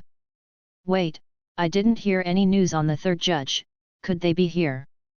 I think everyone has the chance to introduce themselves, so there will be some exciting changes to this season, Director Xian announced just as everyone was starting to realize the number count. Our guest judge will be cooking amongst you for the first round. Whoever can figure out the judge will have immunity for the first round. Another wave of shock vibrated through the competitors. Their necks turned around, looking at each other once again. Usually, the third guest was someone well-known or a big-name celebrity, but they couldn't recognize anyone. To some extent, everyone else was a bit normal. Was it possible to be an up-and-coming celebrity that paid their way in? It was possible. The following morning, the director ushered the contestants into the large kitchen. As the crew set up, everyone had their chances for a confessional-style interview in a booth. The clips would only be seen during the broadcast. Arriving at the scene near the shooting were Long Sua and Nicholas. They greeted everyone briefly. Nicholas met everyone the day before, but it was Long Sua's first time meeting the contestants. She went around quickly to chat with all the contestants. You must be Li Yun? Long Sua asked. It was also the first time Long Sua met Li Yun, but she remembered seeing his picture in her group chat. Hi Ms. Long, nice to meet you. Li Yun greeted her like any other. The tone of her voice sounded a bit like the other elites Li Yun had encountered. As someone from the Long family, it was likely she was aware of his relationship status with Ruxi. Long Sua laughed. Don't be so informal. I have heard a bit about you. You can call me Sister Sua. Li Yun nodded, but everyone called her Sister Sua, so it really wasn't anything special. After the quick introduction, Long Sua stood in her position and introduced the format of the show. Welcome everyone. It's me, Sister Sua, back again for another wonderful season of Great Chef. Long Sua announced to the camera. And no great chef will be complete without our own great chef, Nicholas.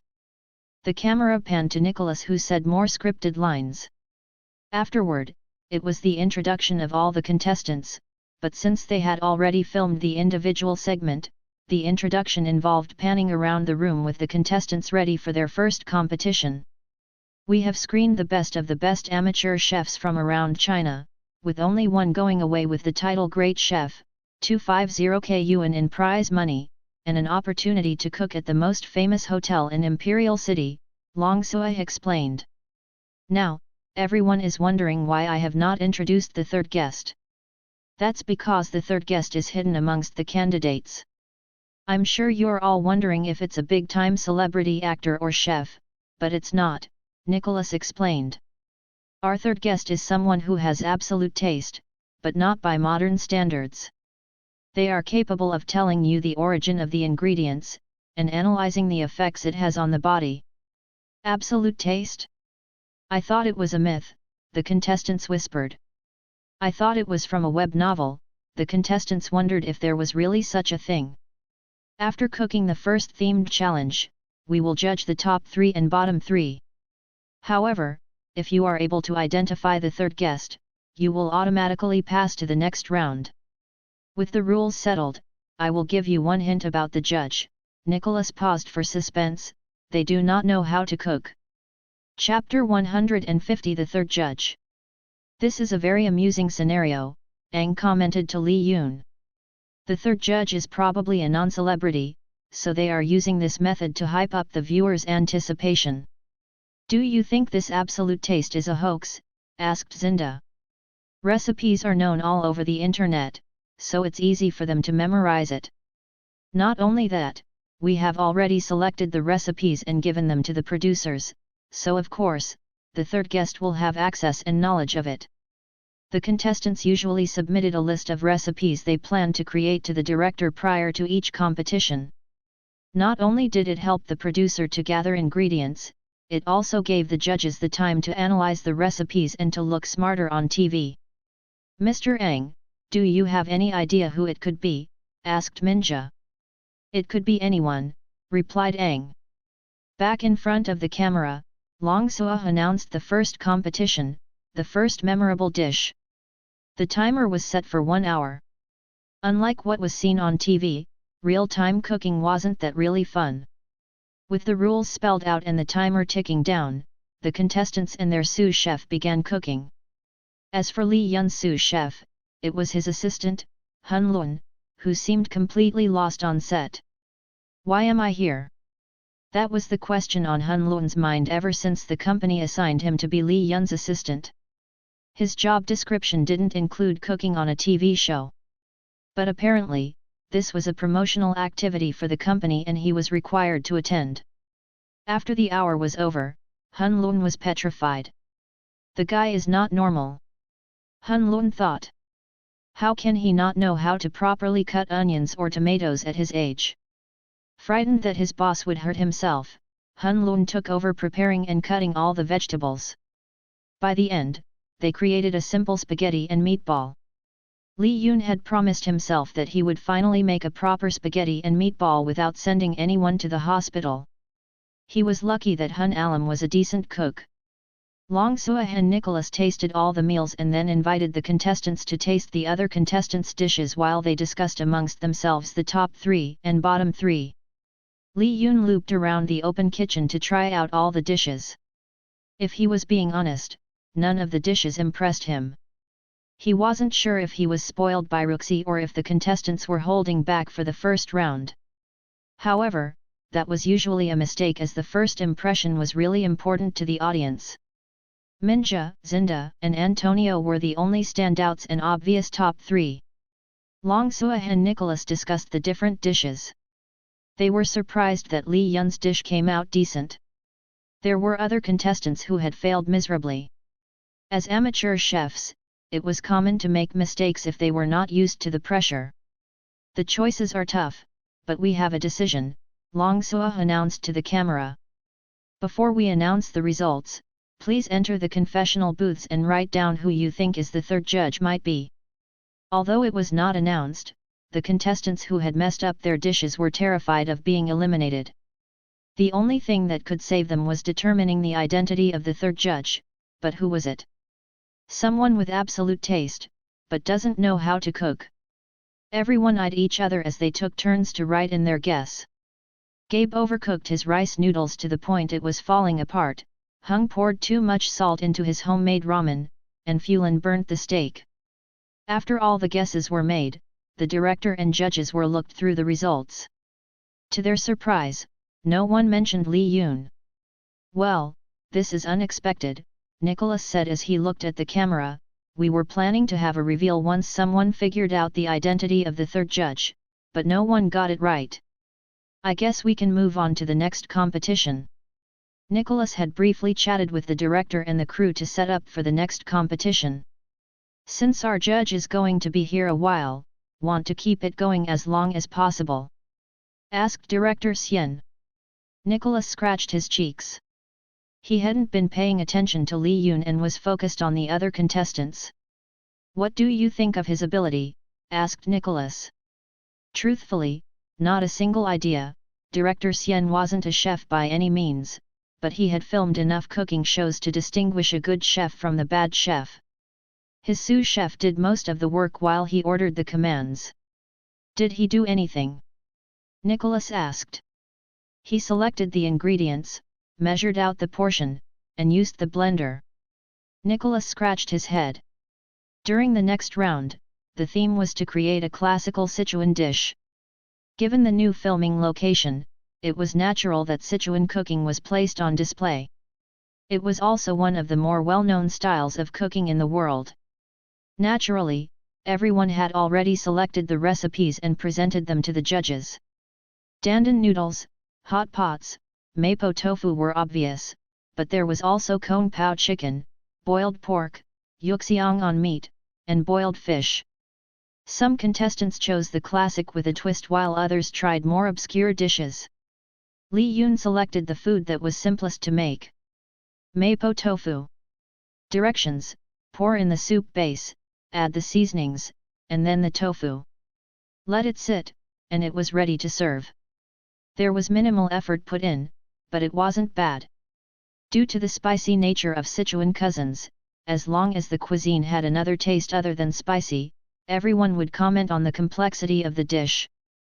"This has the spiciness of the peppercorn, and sweetness of the fresh peppers.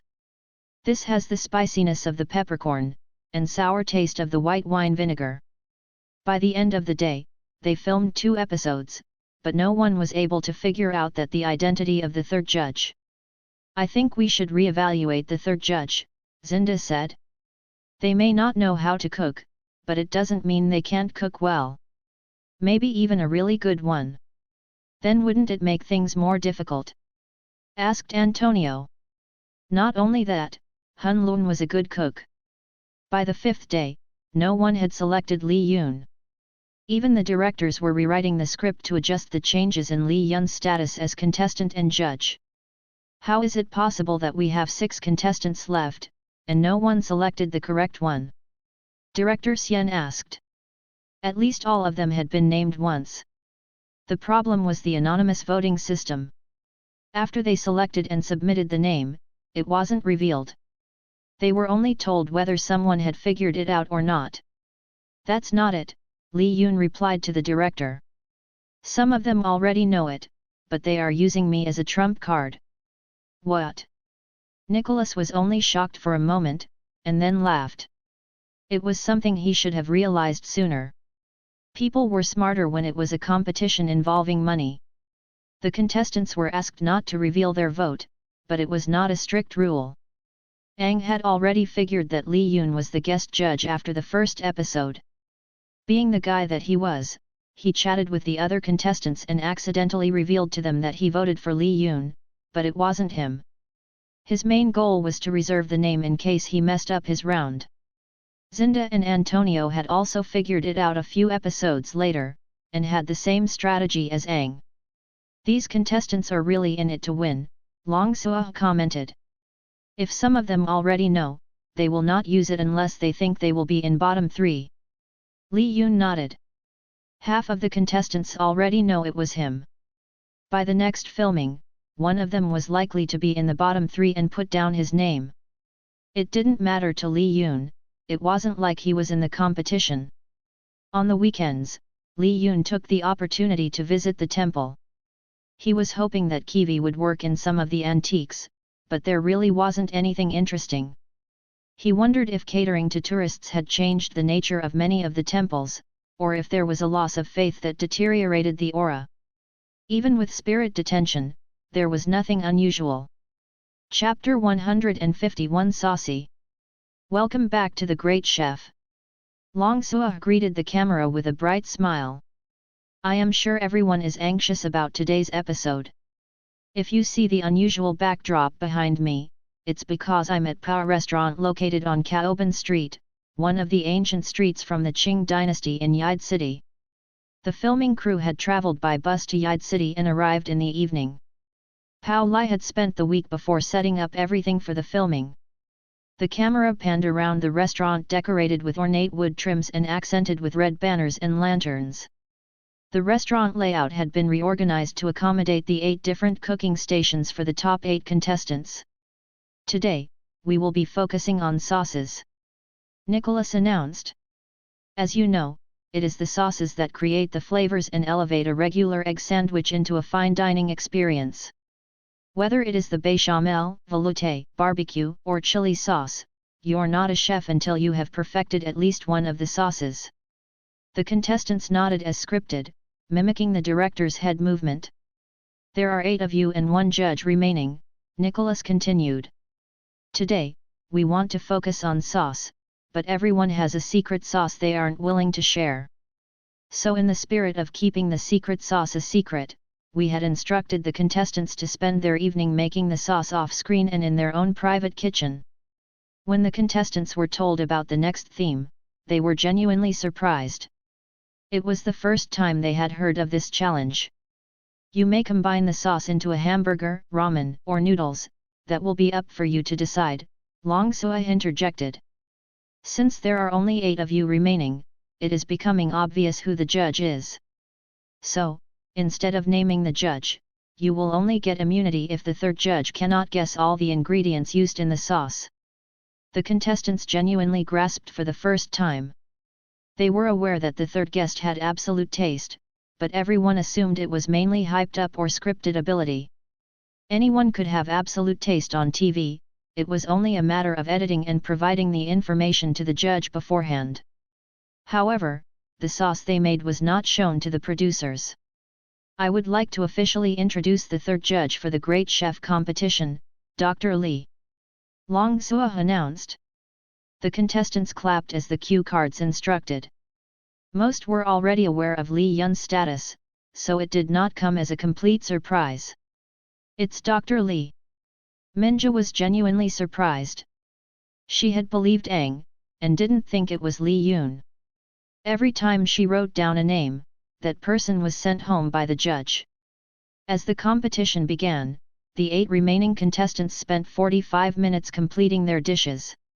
It was the first time Li Yun wasn't competing, so he walked around with the judges to interview the contestants during the round. As the timer wound down, everyone waited with bated breath as Li Yun approached the first table. The first contestant chose to make a steak with potatoes, gai lan, Chinese broccoli, and a classical steak sauce. Li Yun quickly chowed down the steak and called out the ingredient. It was simple.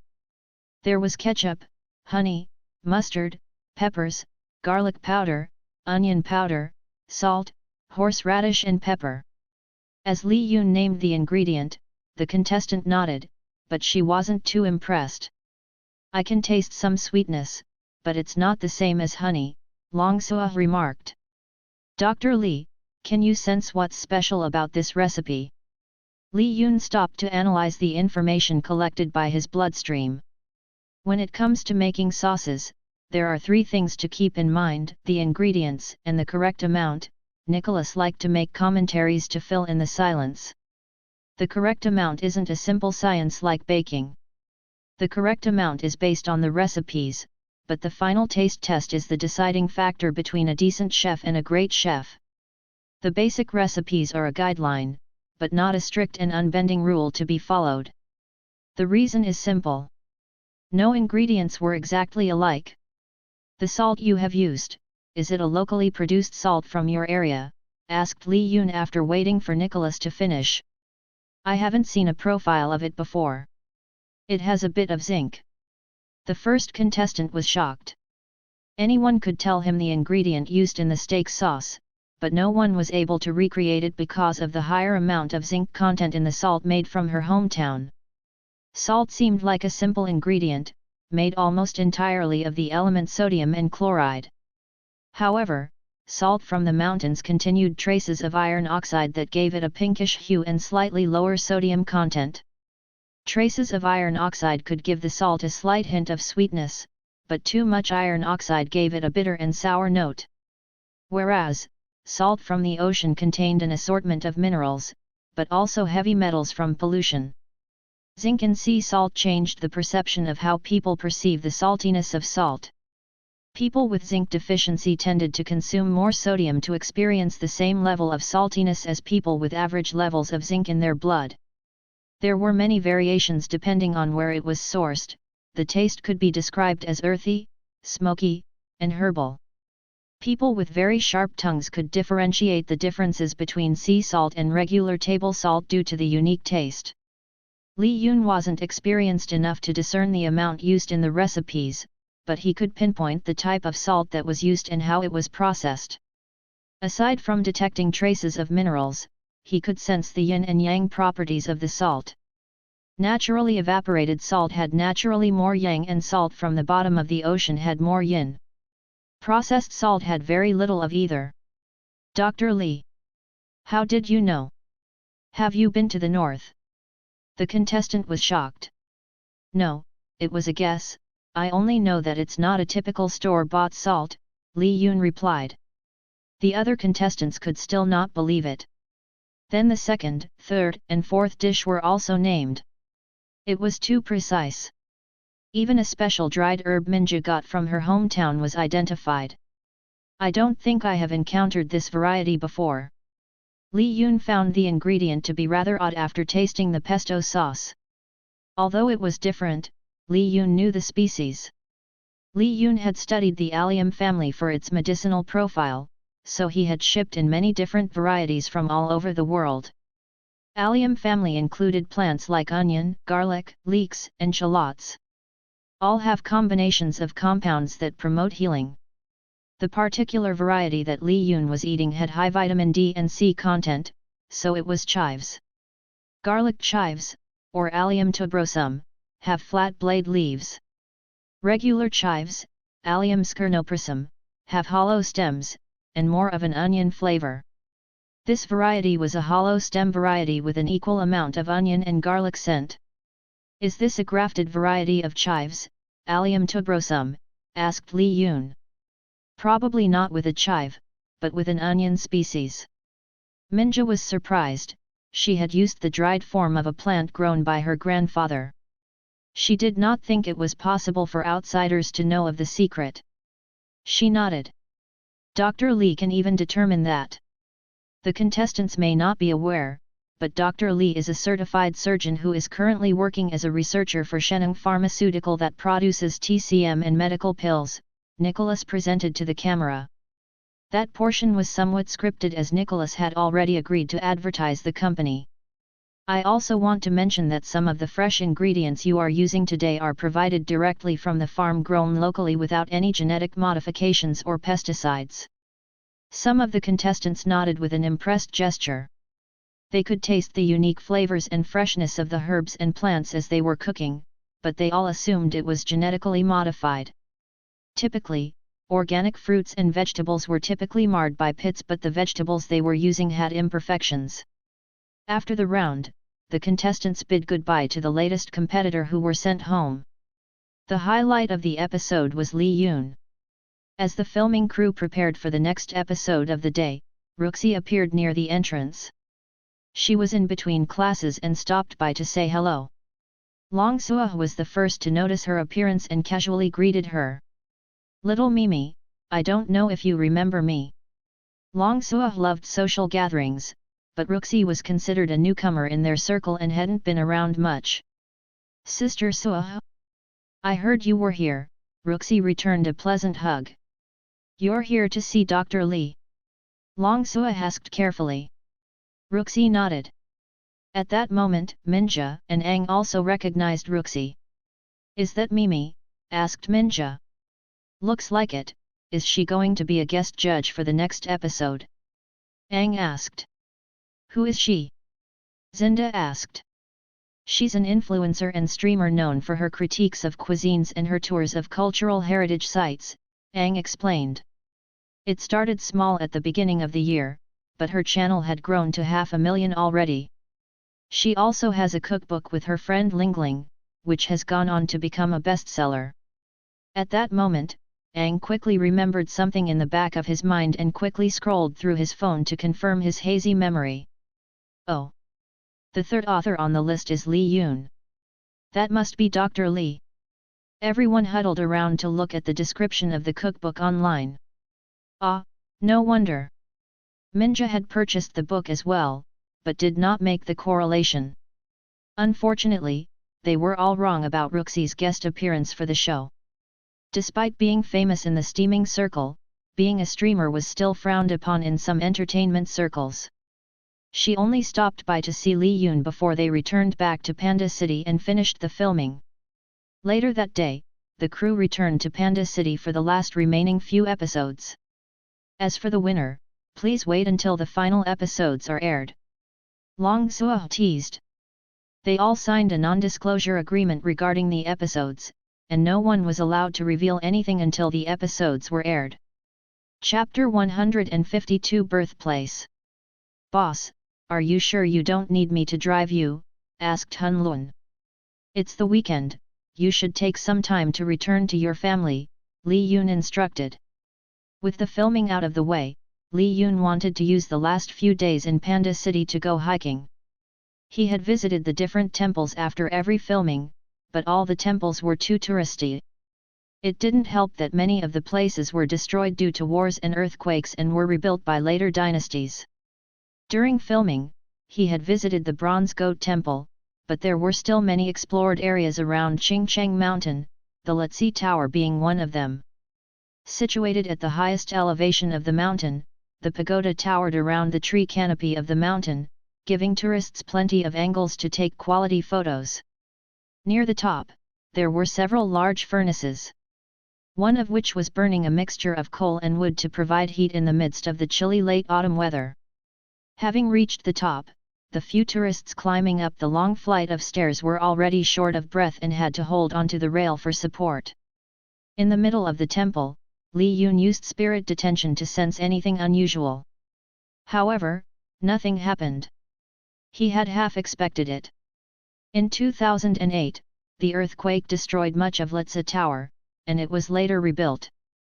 Some antiques were real, but they didn't have the quality of qi that he was looking for. Even if the cauldron had 1000 qi, the temple wasn't going to allow him to take it with him. Li Yun exited the pavilion and walked to a narrow path to the right. There was a group of tourists preparing to head up a winding path covered with dense bamboo. He had booked a small tour of the trail last week based on suggestions from the locals. All right, is everyone here? Asked Caile, the tour guide. He counted the heads, but was still missing some numbers. 5 minutes later, he blew a whistle to get everyone's attention who was still talking. All right. Welcome everyone. This is just a signal in case anyone strays too far. Welcome to MT Qingcheng Trail, my name is Caile, I will be your tour guide for today. I am a botanist at Panda City University, but I have been giving this tour for 15 years, so feel free to ask me any questions you have regarding history, birds, pandas, anything you can think of. The tourists nodded along as Caile continued to talk about himself and the basic rules to follow as they headed up. If you're on the tour, it means that you have already visited all the pavilions and temples. If not, I highly suggest you walk both the front and back of the mountain to experience the wonders of MT Qingcheng, said Caile as he started walking up the path. This tour will be 4 hours long, and we will stop occasionally for pictures and questions. You will start seeing bamboo forest up ahead. Further up the path, Caile repeated the same information most guides gave to tourists about Mr. Qingcheng. It's considered the birthplace of Taoism as a religion, founded in 143 AD. It was the pursuit of true Tao that prompted many Taoists to start the farming village in MT Qingcheng. We will see some farmland as we head up the trail. While Caile some, Li Yun randomly grabbed different plants and ate them, walking behind the tour group to avoid people noticing. The taste of fresh plants was different from the dried version he had ordered online. The more he consumed, the more he realized why the ancients preferred mountains over valleys. There was a lot more yang energy, or as some people described it, the purple qi. The four sacred mountains that represented Taoism were Mt Wudang in Wer City, Mt Kun in Yellow Mountain City, Mt Longhu in Eagle Pond City, and Mt Qingcheng near Panda City.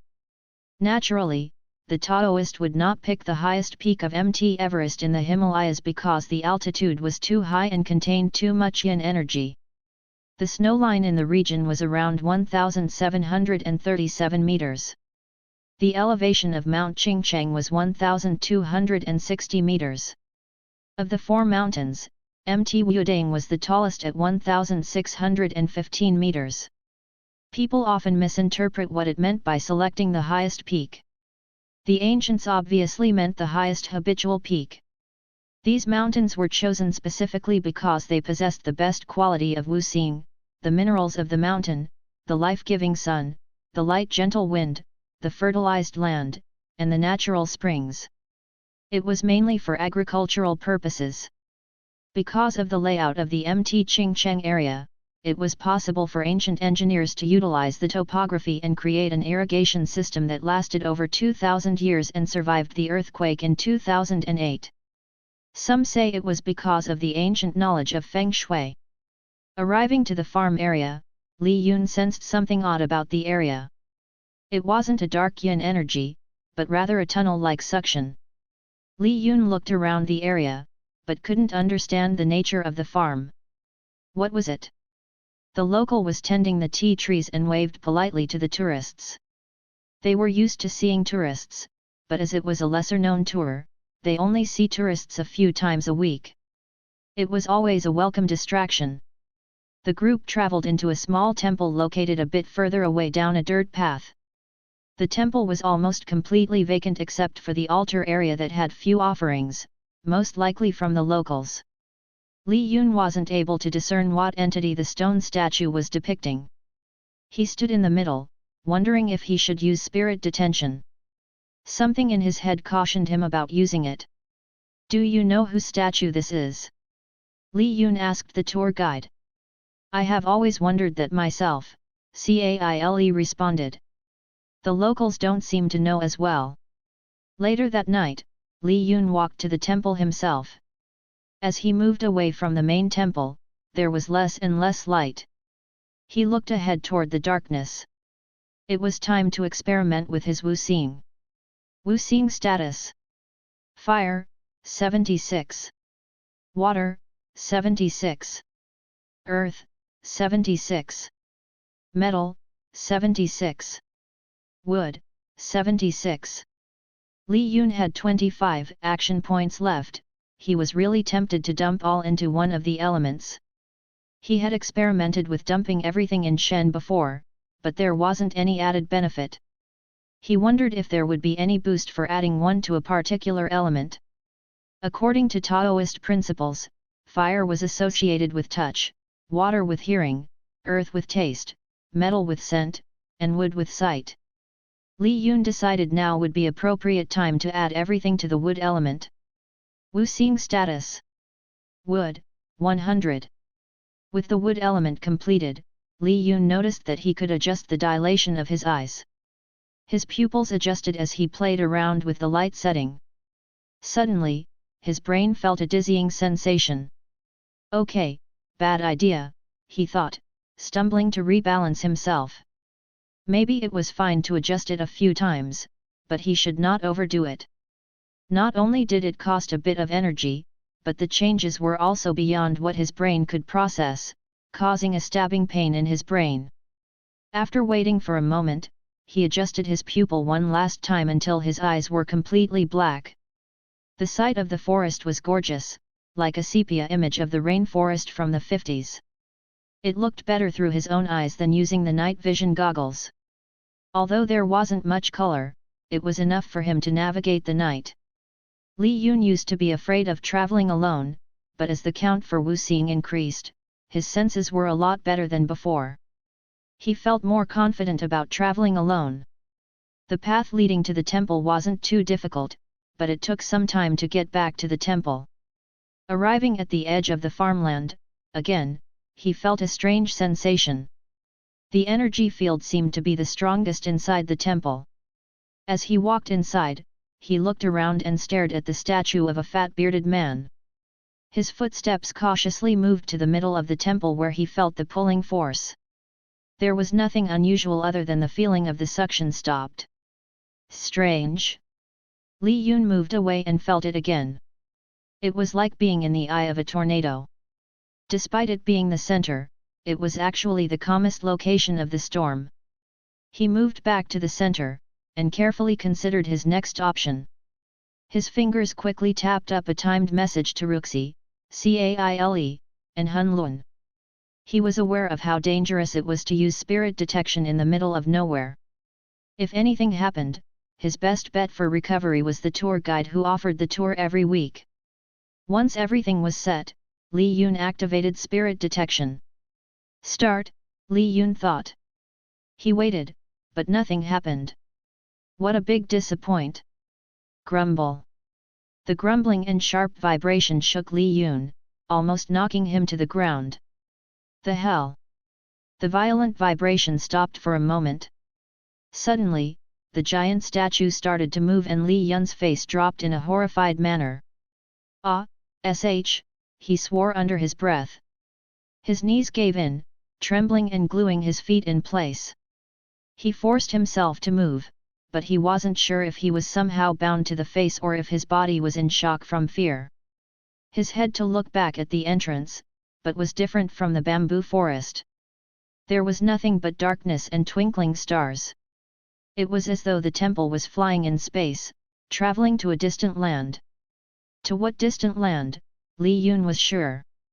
His only thought was that everything was a hallucination. It was the only possible explanation. Rumble. He turned back to look at the giant statue, hoping it was friendly. A word appeared on top of the statue, False God Statue, in red. F. Chapter 153 Statue. A giant stone hand suddenly snapped its arm toward Li Yun's head.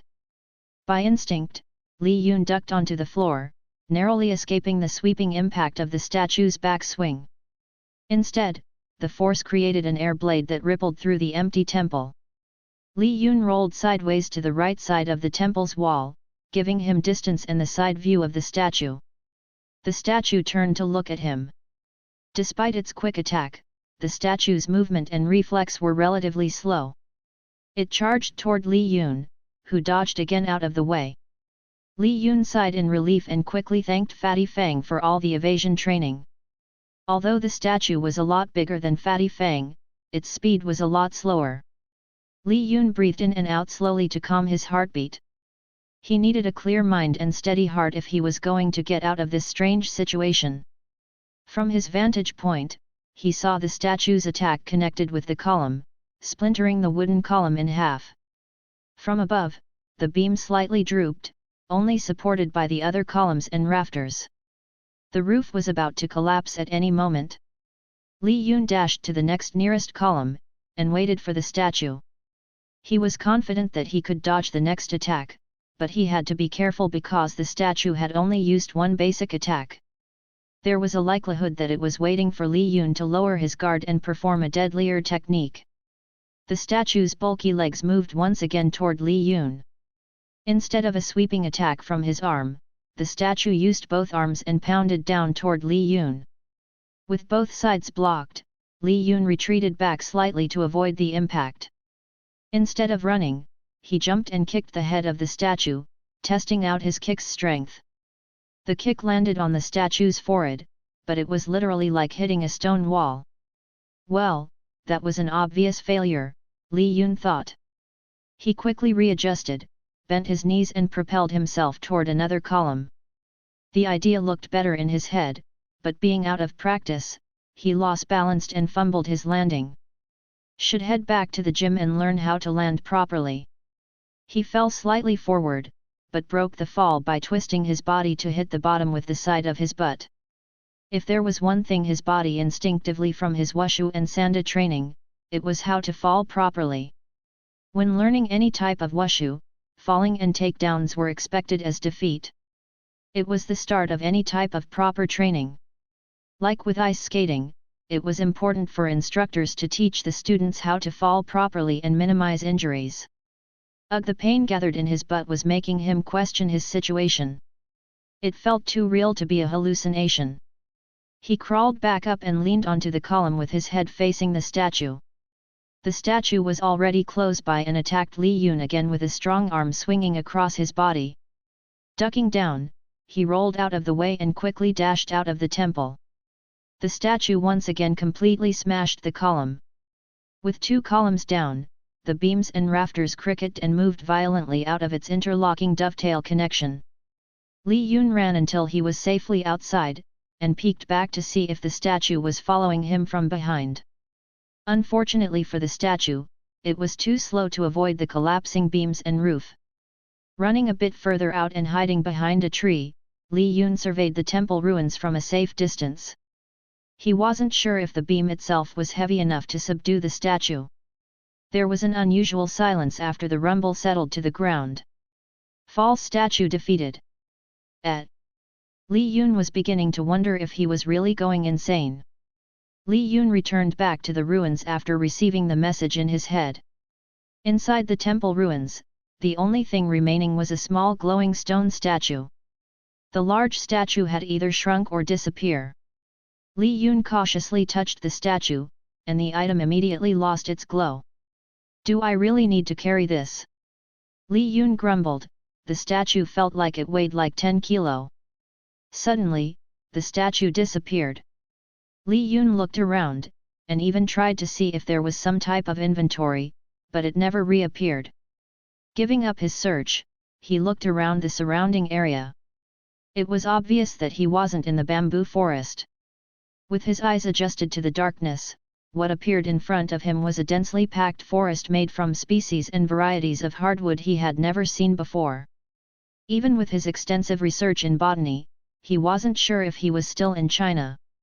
He searched the rumbles for a way to get back. Moving to the center of the temple, there wasn't any unusual sensation he had felt before. He moved around in search of another vortex. As the last resort, he used spirit detention again, but nothing happened. He faltered to the ground, rested his head on the splintered wooden column, and attempted to regain his senses.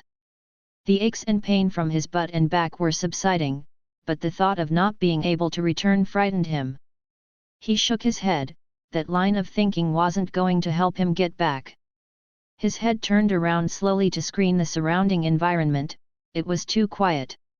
It was the type of silence that enhanced any sort of whispers and movement of the wind. Looking up at the sky, wondering if he could see the moon, but there wasn't anything but the stars. As he recalled the simple astronomy map, he wondered if any of the stars looked familiar, but it was difficult to tell with the tall canopy blocking the complete view. Whoosh! His head snapped toward the direction of the trees, but as the breeze passed away, the forest settled down another eerie silence. His hearing was sharp, so every time the wind rustle of the wind through the leaves, it put him on high alert. Hoo! Another strange sound, but from behind, which quickly chilled Li Yun to the spine. He turned around, but nothing but the bushes and the low-growth trees. His heartbeat was pounding in his chest, much more intense than his fight with the stone statue. There was nothing more frightening than staring at the unknown and fighting his own mind, thinking about what other possible monsters were hidden in the darkness. Ah damn, he shouldn't have watched Fan Gang play the woods. Now all he could think about was the dismembered bodies surrounding him and waiting to devour him. He should rest and nap, hoping that day will arrive, but his body remained tense and on alert. Every time he closed his eyes, the movement of the forest seemed to be closing in on him. Even the trees moving against the wind looked like an army of tree monsters. The safest place he felt was in the temple, but it also felt like being trapped in an empty nest above the cliff. He wasn't going to find a way back by not moving forward. Looking ahead toward the trees, there wasn't a path, not even a narrow opening. From behind, two yellow pairs of glowing eyes appeared, staring straight at him. Chapter 154 The Woods. Ah, sh. Sh asterisk. Sh asterisk. Li Yun continued cursing and running as the two giant pandas with glowing yellow eyes charged at him. This can't be happening.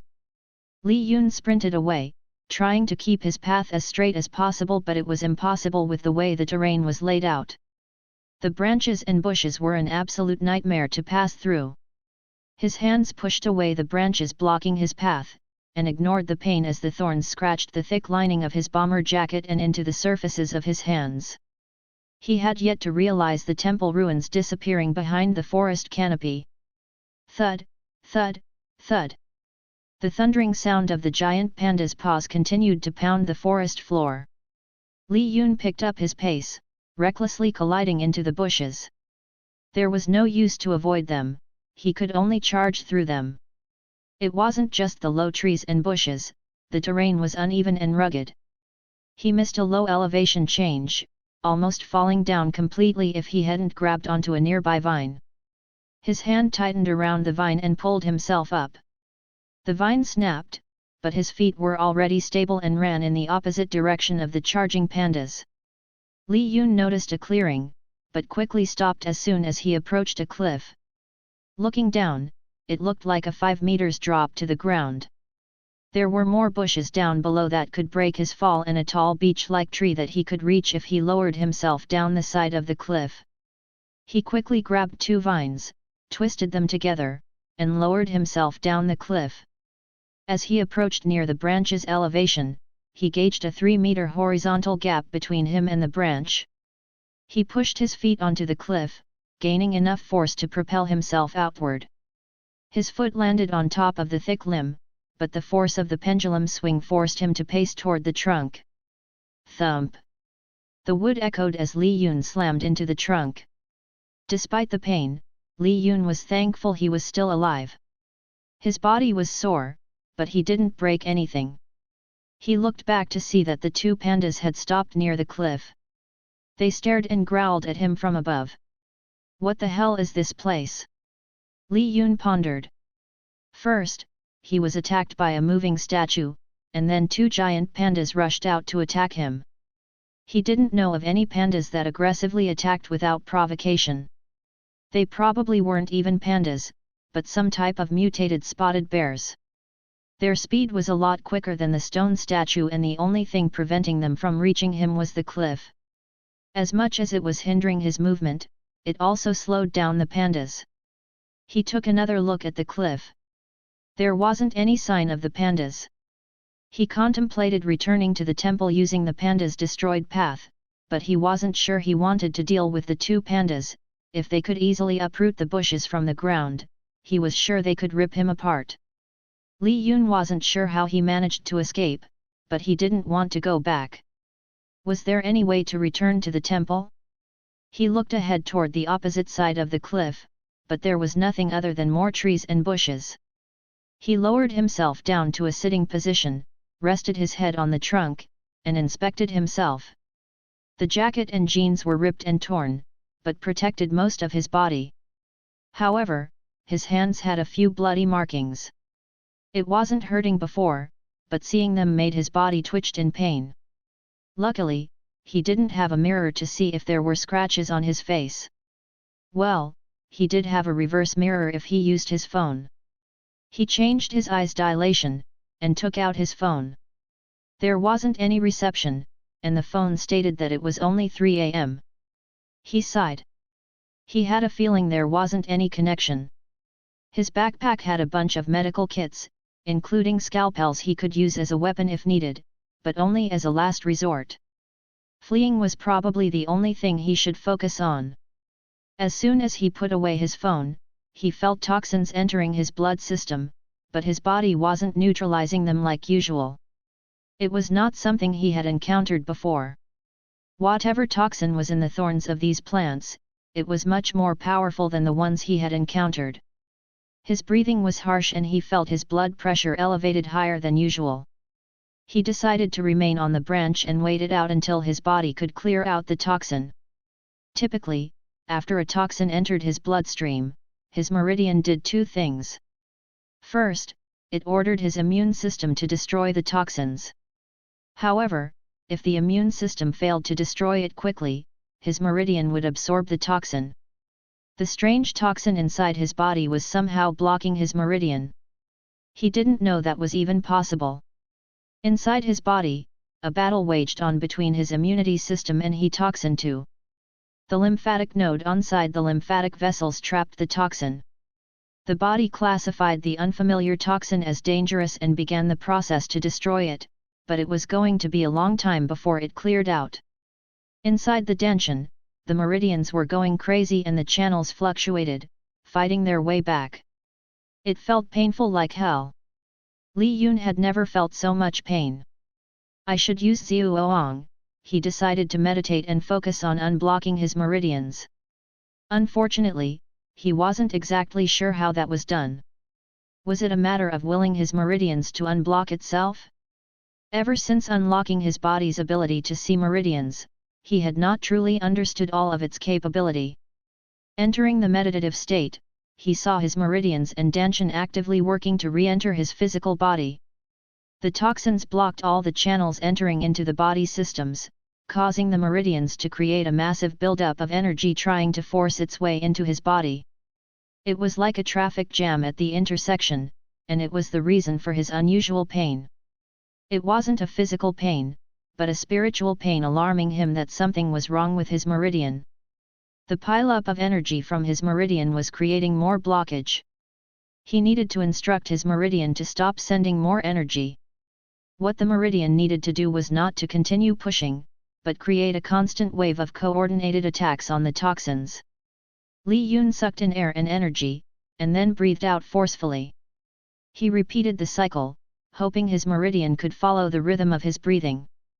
What he wanted was to draw the energy back into his dantian, and then pound at the blocked passage like an oscillating hammer. As he continued breathing, he sensed the meridians slowing down the energy and quickly rearranging their strategy to copy his order. The energy immediately withdrew to the dantian, and as though on command, it burst out. Li Yun felt a bit of pain every time they attacked the blockage, but he also felt some energy leaking to his body and removing parts of the toxins. He repeated the breathing method until his body regained strength. Chapter 155 ZZZ. The more Li Yun meditated, the more his body recovered and his senses regained their original sharpness. From afar, there were loud screeches and howls of creatures. His eyes opened and peered slightly left to the direction of the noises.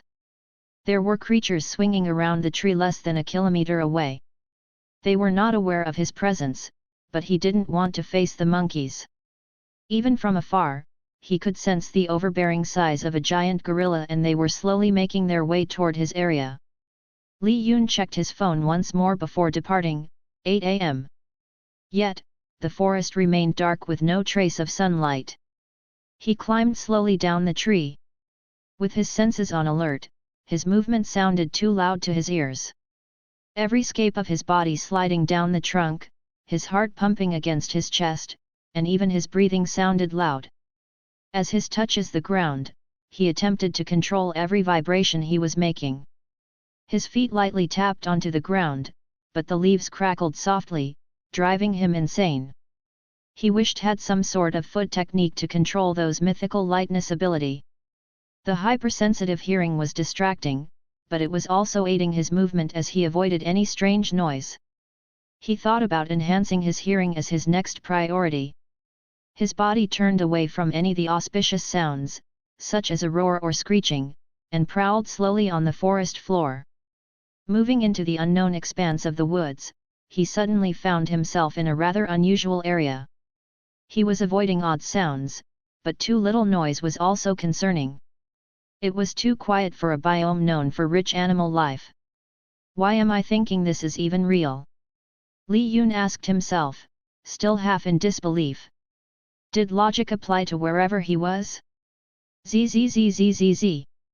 His feet paused as he heard a strange noise. As soon as he stood still, the noise stopped. He took 2 steps. Zzz. The noise stopped whenever he stopped moving. Is it stalking me? He thought. He took out his scalpel kit. There were 2 scalpels and a scissor inside. His acupuncture kit was useless in this scenario.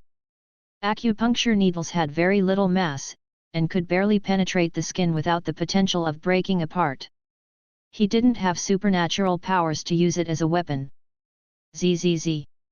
Judging by the sound of the creature, it was getting closer to Li Yun without much effort or even noise. A snake. Li Yun decided to confront it. The pace of the snake seemed like it was faster than him. There was no use in running away.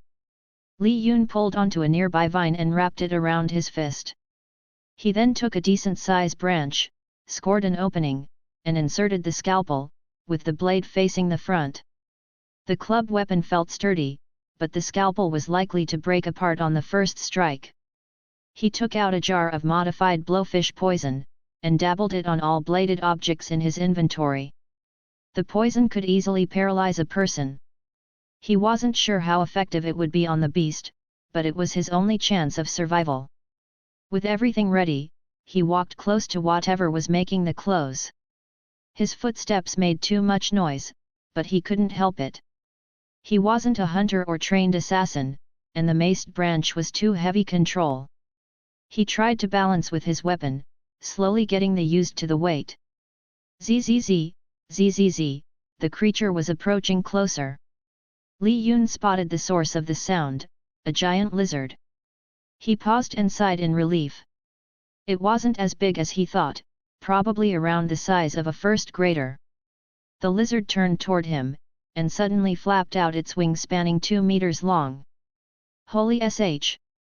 The lizard lifted into the air and charged toward him, snapping the limbs of the nearby trees with its razor-like wings.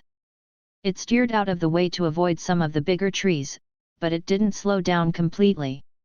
Li Yun quickly surveyed the area and ran behind the biggest tree he could find. He calmed his heart rate down and readied himself for an attack. He wasn't sure about lizard anatomy, but he aimed at the stomach or eyes. The only part he needed to avoid was the wings, as they looked like the sharpest and hardest part of the creature.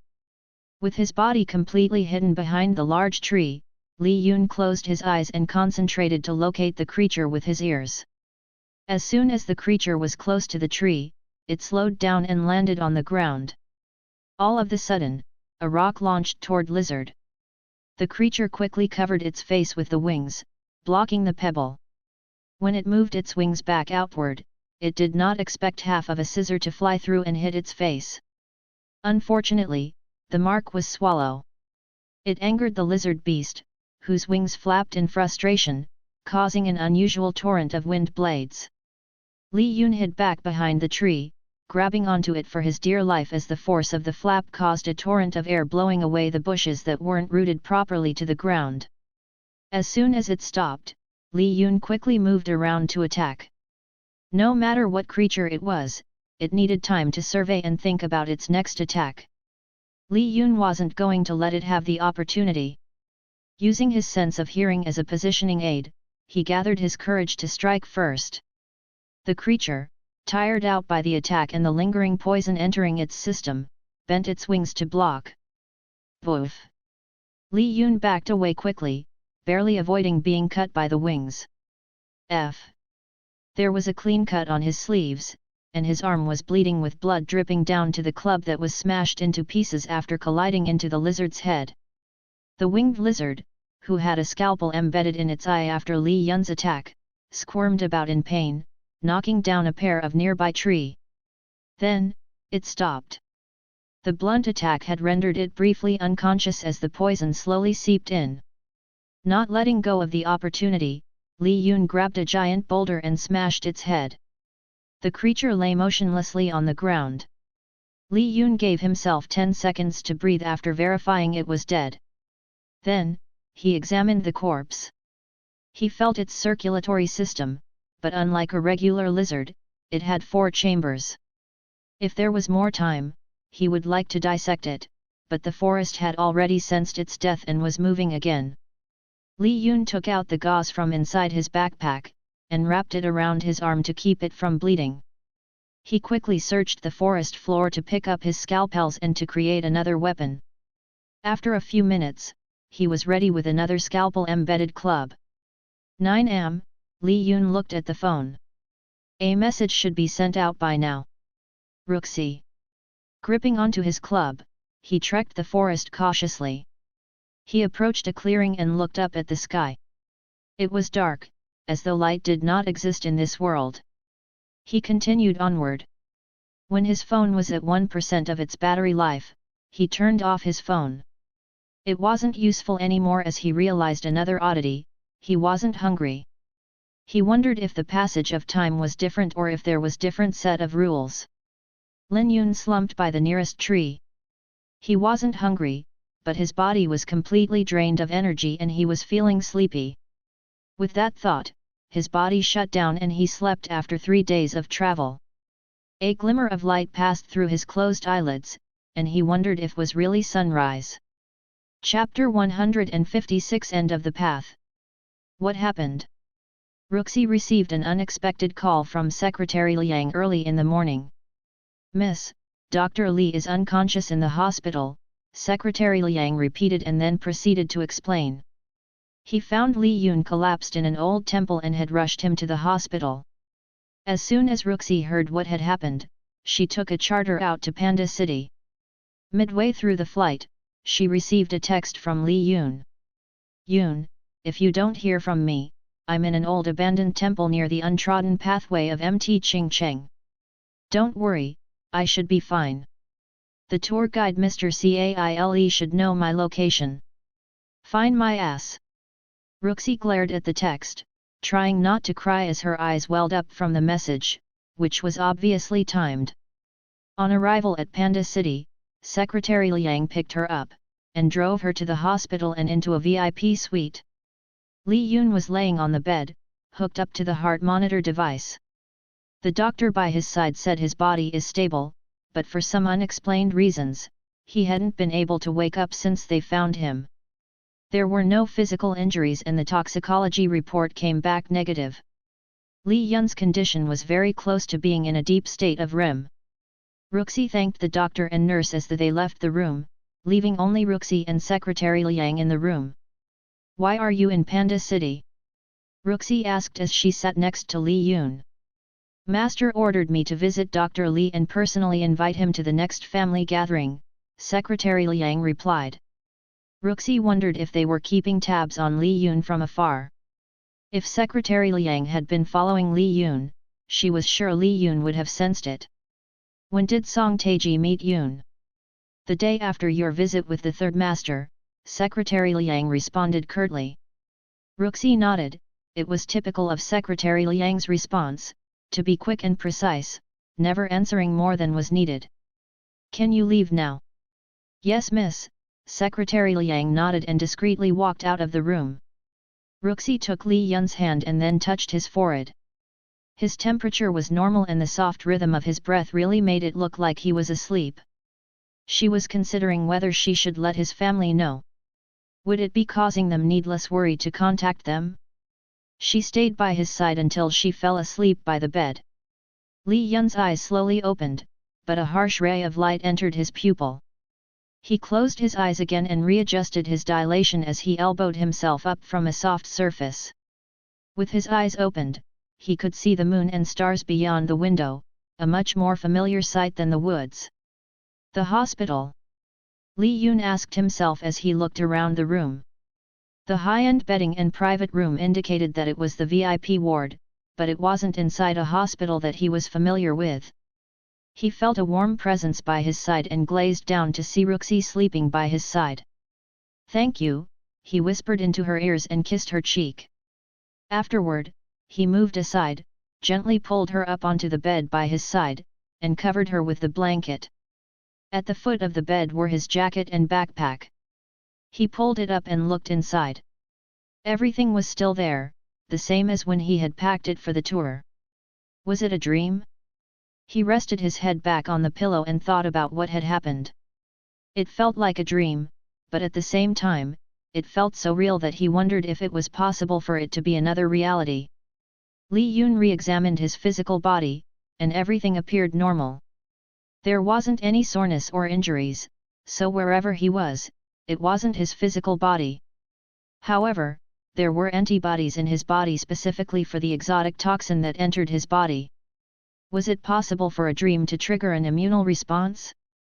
Did he enter into an illusionary array at the temple? Or was it some other type of array? The only trigger was spirit detection, so was it connected with the spirits in some way? He wondered if Feng Shui was related to arrays. The books available on the topic were either too esoteric or difficult to understand. One of the earliest traces of Feng Shui was dated more than 6,000 years, where the houses were aligned to allow solar gain. The same strategy that modern architects employed in passive housing strategies to reduce energy consumption.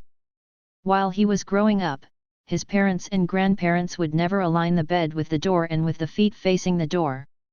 It was typical things that the elders were always warning the children about. The position was called the coffin position because it was often how people were carried out after they died.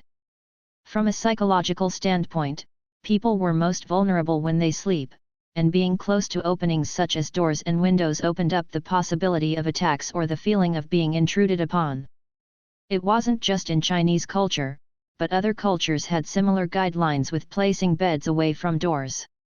Feng Shui guided these decisions, but it also included geographical, mathematical, and astronomical influences. The complex relationships with different fields made it difficult for Li Yun to even grasp a small portion, much less achieve small perfection. If he could understand the principles, was it possible for him to understand what had happened to him? Or the best possible route was to avoid it altogether? Something in his head was telling him that he had walked too far to turn back. Ruxi shifted a bit, and noticed that she was laying on the bed. Her eyes moved up to look at Li Yun, who was awake and looking back at her. Yun. Ruxi got up quickly. You're awake. You. Li Yun pulled her down and kissed her before she started yelling at him for making her worry.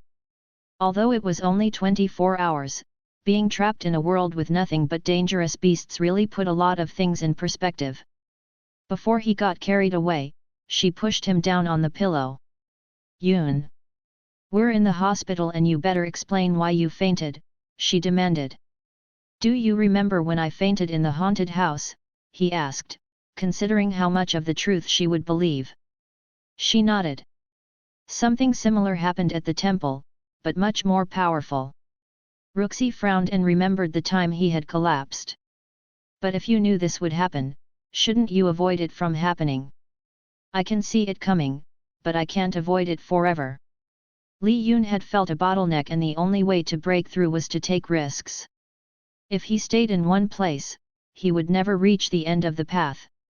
For some people, staying in one place was fine as long as it was safe and comforting. Li Yun had also felt that way for a while, but did becoming stronger give him more courage to take risks? Or was it his stubbornness to see things to the end, even if the end might not exist? Are you going to be okay? Ruxi's hands softly held onto his cheeks. Li Yun kissed the palm of her hand. I've never felt more alive.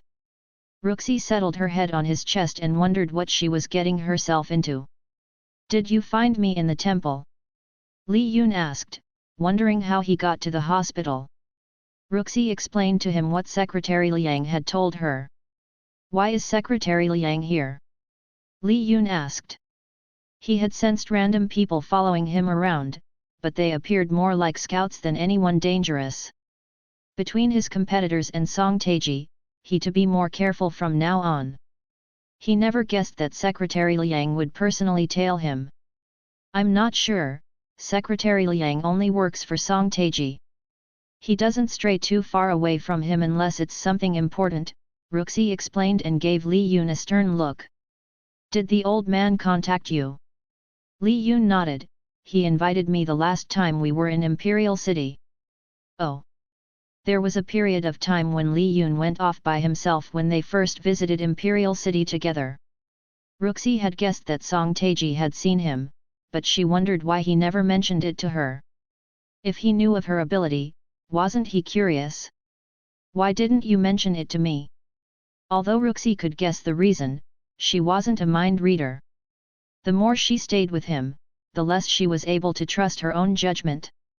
What was it about relationships that made even the smartest of people question their own judgment? Chapter 157 Intersection.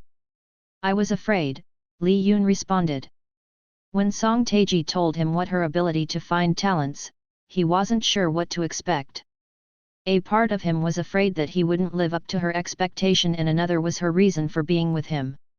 What was her intention when she first approached him? What did you see when you first saw me? Ruxi's mouth opened slightly to respond, but she wasn't exactly sure how she wanted to say. She wasn't sure if she had any expectations of him. She had the ability to see people's potential, so she never thought it was possible that he could achieve less than anyone else. But his question was valid. What if he decided that he didn't want to do more with his ability? Or hide himself away and live like a hermit?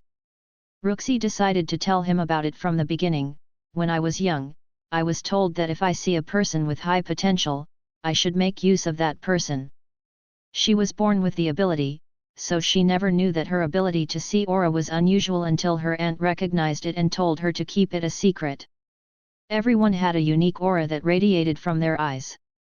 In Minqiang, practitioners believed that the eyes were gateways to the souls. It was possible for people to see souls, which emitted a special aura, but only in rare instances. However, she was able to see people's auras at a glance, whether they were weak or strong. As she grew older, she realized people with stronger auras were naturally more talented or gifted in some ways. There were also different types of glow. She dabbled in Minqiang and categorized the auras into peach luck. Ruxi used her ability to scam people to trust her. She was just a child, and her main goal was to earn her aunt's favor so that she wouldn't be abandoned like her father and mother had. She loved her aunt, but her life was really chaotic. After her aunt and uncle were caught, it was Secretary Liang who appeared in front of her. He took her to China to meet her father. Growing up, she didn't know her father, but before her mother passed away, she had instilled in her a sense of hate and fear toward her father and men in general. On her first meeting with Song Taiji, she could understand why her mother was charmed in the first place. Song Taiji's aura was very powerful and strong. However, staring at him, she felt immediately how strongly connected she was to him by blood. Song Taiji also realized she shared his ability, and had his son adopt her back into the family. Ruxi didn't care that he didn't want to adopt her himself, but it was likely to preserve his reputation. Li Yun nodded in response.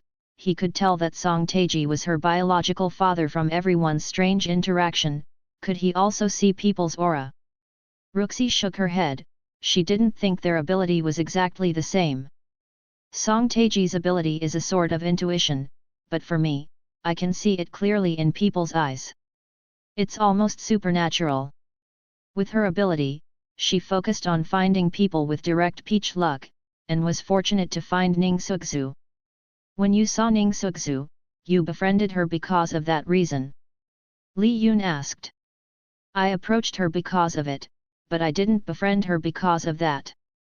Although her original reason for seeking Suxu was purely for a partnership, Ruxi did bond with Suxu over how much they both detested their fathers, and sought to create a legacy that would trump them. Aren't you curious about why I approached you? Ruxi asked. It doesn't matter. I never thought you could be a fool. Ruxi tightened her grip on his sleeves. But I guess I am a bit foolish as well. Ruxi didn't like that she was attracted to his aura in the first place. It went against everything she believed in. She left Imperial City and worked with Ning Suxu because she wanted to avoid her fate. She wanted to prove to Song Taiji that she could fall in love with someone normal, and that she wasn't like him in any way. Imperial City was full of people with potential, as it was the only way to survive and live in a city where power and status mattered more than anything else. She moved away partially because of that, but before she left, Song Taiji told her that it wasn't possible for her to fall in love with anyone normal. The irony was, she was deeply attracted to Li Yun, either by forces unknown to herself, or because of his powerful aura, she wasn't sure. When their eyes first met, she saw in his eyes a powerful aura that eclipsed a typical person. She approached him to take a better look, as she had never met someone with an aura so strong that it seemed divine. She didn't think it was even possible, but it frightened her enough to run away until he found her again. "Ruxi, if I didn't have any potential, would you have approached me?" Ruxi shook her head. "I'm not sure, but isn't potential something you have developed? It's a part of you." He didn't have an answer. There were things in life that didn't have answers. Whether people were born with potential or whether it was learned. As for Li Yun, he never felt like he was a particularly smart child. He was driven by the need to be someone and to have an interesting life. Everything he had achieved so far, could he have achieved it without the system? "Why didn't you tell me?" Li Yun didn't expect her to tell him about her ability. Everyone had things they needed to keep to themselves, but he wanted to know her reason. "Because I am also afraid? I wasn't sure if I was in love with you or your potential. I'm afraid you'll lose interest.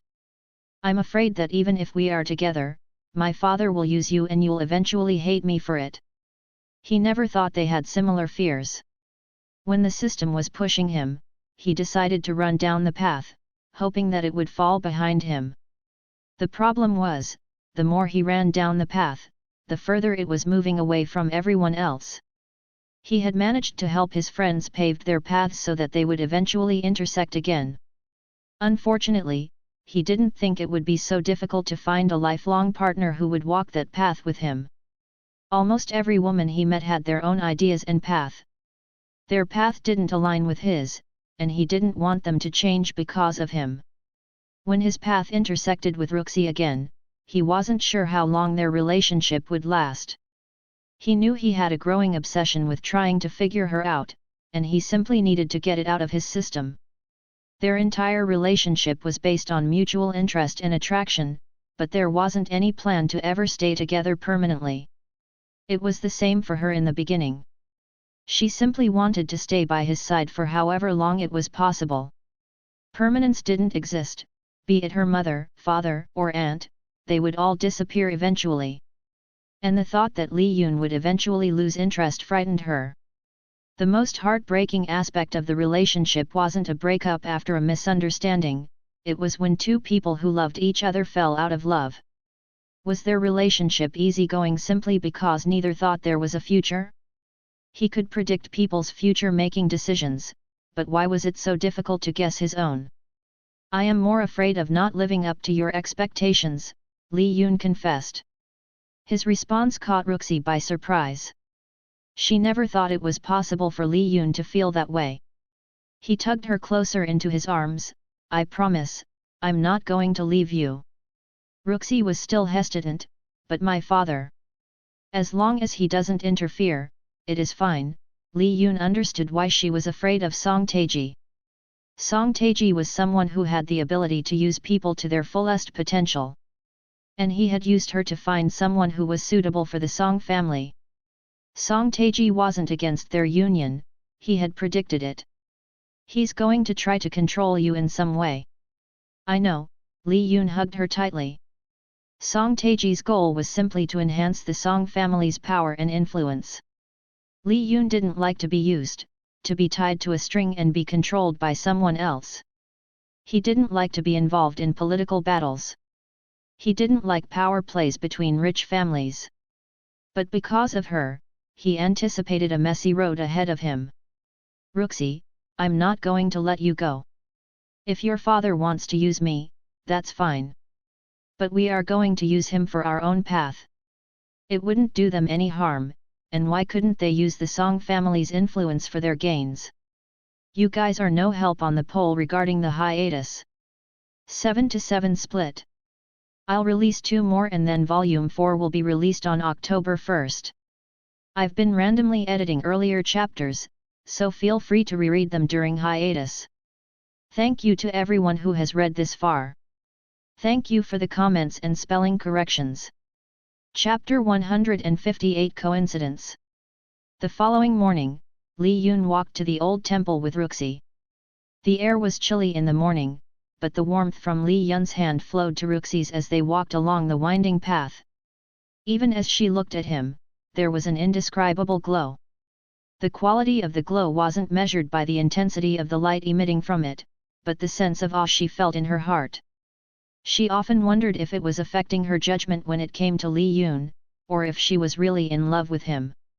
"Sorry. I'm making you miss your classes for this." Li Yun pulled her hand closer to his side and tightened his grip. "It's all right, most of the lectures are recorded anyway," Ruxi responded. The main purpose of going to most lectures was to hang out with friends. Upon reaching the first expanse of the farmland, the sensation that Li Yun had felt before was gone. Everything looked the same, but there wasn't a strange tickle in his belly. They walked into the old temple and surveyed the small room. In the middle of the temple, Li Yun used spirit detection again, but nothing happened. He was afraid of going back, but he was also disappointed that the array only triggered once. The large stone statue and the columns were intact as though it was never disturbed or smashed into pieces by a giant walking stone statue. Within reaching distance of the statue, Li Yun touched the stone statue and activated Kiwi. Nothing. Li Yun felt like he was cheated. He had spent an unknown period of time running away from monsters, and he got nothing in return. He gained antibodies to the toxin, but he had to suffer a bit to gain the resistance. On impulse, he jumped up on top of the altar. "Yun! What are you doing?" Ruxi was more concerned about him moving about recklessly than vandalizing the temple. Li Yun looked around on the side, and then behind the statue, but nothing. Reaching for the heavy short candlestick, he pounded the stand into the back of the statue. He wasn't crazy enough to smash the head, but the back was less visible. Although it wasn't the main attraction, there were still tourists visiting the temple. With his physical strength, it was enough to crack open the back and shatter the brass candlestick in his hand. He let go of the candlestick, or what was formerly known as a candlestick, and focused his sight on a small statue hidden away in the hollow of the stone statue. "It's here," Li Yun thought as his hands grabbed onto the statue and lifted it out of the cavity. With the statue in hand, it felt as heavy as he remembered it. The item count for his mission increased to 6, 3 more remaining of the 9 required. He used Kiwi, and saw an ancient man pouring the melted metal into a cast. "What century do you think this is from?"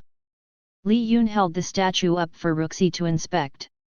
Ruxi took the statue, almost falling over by the sheer weight if Li Yun hadn't supported her elbows. "Gee, it's heavy." Ruxi decided to let Li Yun hold it and she looked at it from all angles. She didn't think it was possible for it to be hidden inside the stone statue. "It looks like a statue of Jingxiu, one of the 8 immortals. Do you know what time period?" "I am not sure, but it's in really good condition." Ruxi shook her head. "How did you know there was something inside?" "Gut feeling." Li Yun didn't know either, but he really wanted to smash the stone statue. The temple was built around the Han dynasty, but the small icon statue looked like an earlier piece from the Shang or Xia dynasty, or possibly earlier. It was possible that Taoists had hidden it away in the stone statue and set up some sort of illusionary array. After another round of inspection, there was nothing else unusual. Li Yun continued to stare at the statue on the way back. It was exactly the same as the statue he had seen in the woods, but was the statue always hidden inside the large stone statue? Or did it appear after he was in the woods? But if he didn't enter the array, would the statue still exist inside the stone statue? It was a bit of a paradox. He wasn't likely to receive an answer, and the entire situation wasn't something he could easily explain. In Taoism, there were many proposed structures of a person's souls and realms. It was possible that Li Yun had appeared in any of the realms. Or, it was just a dream. The only way to find out was to visit the temple once again and consult with the Taoist priest. Li Yun was always a bit hesitant to consult with Taoist priests. There were genuine Taoists who practiced Taoism, but to gain spiritual awareness was difficult. If there were real Taoists who gained awareness, they were more likely to be hidden than the celebrity Taoists, who were often on the news for being frauds. Unfortunately, since being able to sense a person's danshan, Li Yun had yet to encounter anyone whose danshan were above the average size or even close to matching his. It was his main method of sensing a person's spiritual awareness. Yun. There's a fortune teller, let's go try that one, Ruxi said excitedly as they were leaving the untrodden path and approaching the main portion of the bronze goat temple. Coincidence? No, there were always Taoist priests around the temples to cater the tourists, but Ruxi pointed to one particular stall. I thought you don't believe in fortune-telling, Li Yun said. I never said I don't believe in fortune-telling. Li Yun thought about Ruxi's ability. If she had lived with that ability all of her life, she probably had an easier time believing in spirits. When they visited the haunted house, the dark vibration had all avoided Ruxi. He initially thought it was because she didn't believe in spirits. However, what if she was the opposite? Instead of a belief in spirits, she was already certain that they existed. Belief dealt with believing in something without proof. She had knowledge and proof that something beyond existed, so it wasn't a belief, but her reality. Ruxi pulled Li Yun in front of a Taoist priest, snapping him from thoughts. The Taoist priest had just finished setting up his stall. It was early in the morning, and there were rarely any tourists around. The Taoist priest was identifiable by his traditional Daobao robe and Huayuan hat. Otherwise, it was difficult to tell from his demeanor that he was even a priest.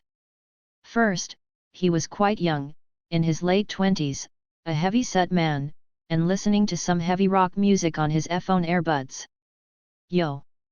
You two here for some fortune-telling? The Taoist priest asked in a relaxed and cool manner. Li Yun wondered if he got any sort of customers from his demeanor. He seemed like an amusing fella, so much better than the old skinny Taoist priests wearing long beards and holding a horsetail whisk.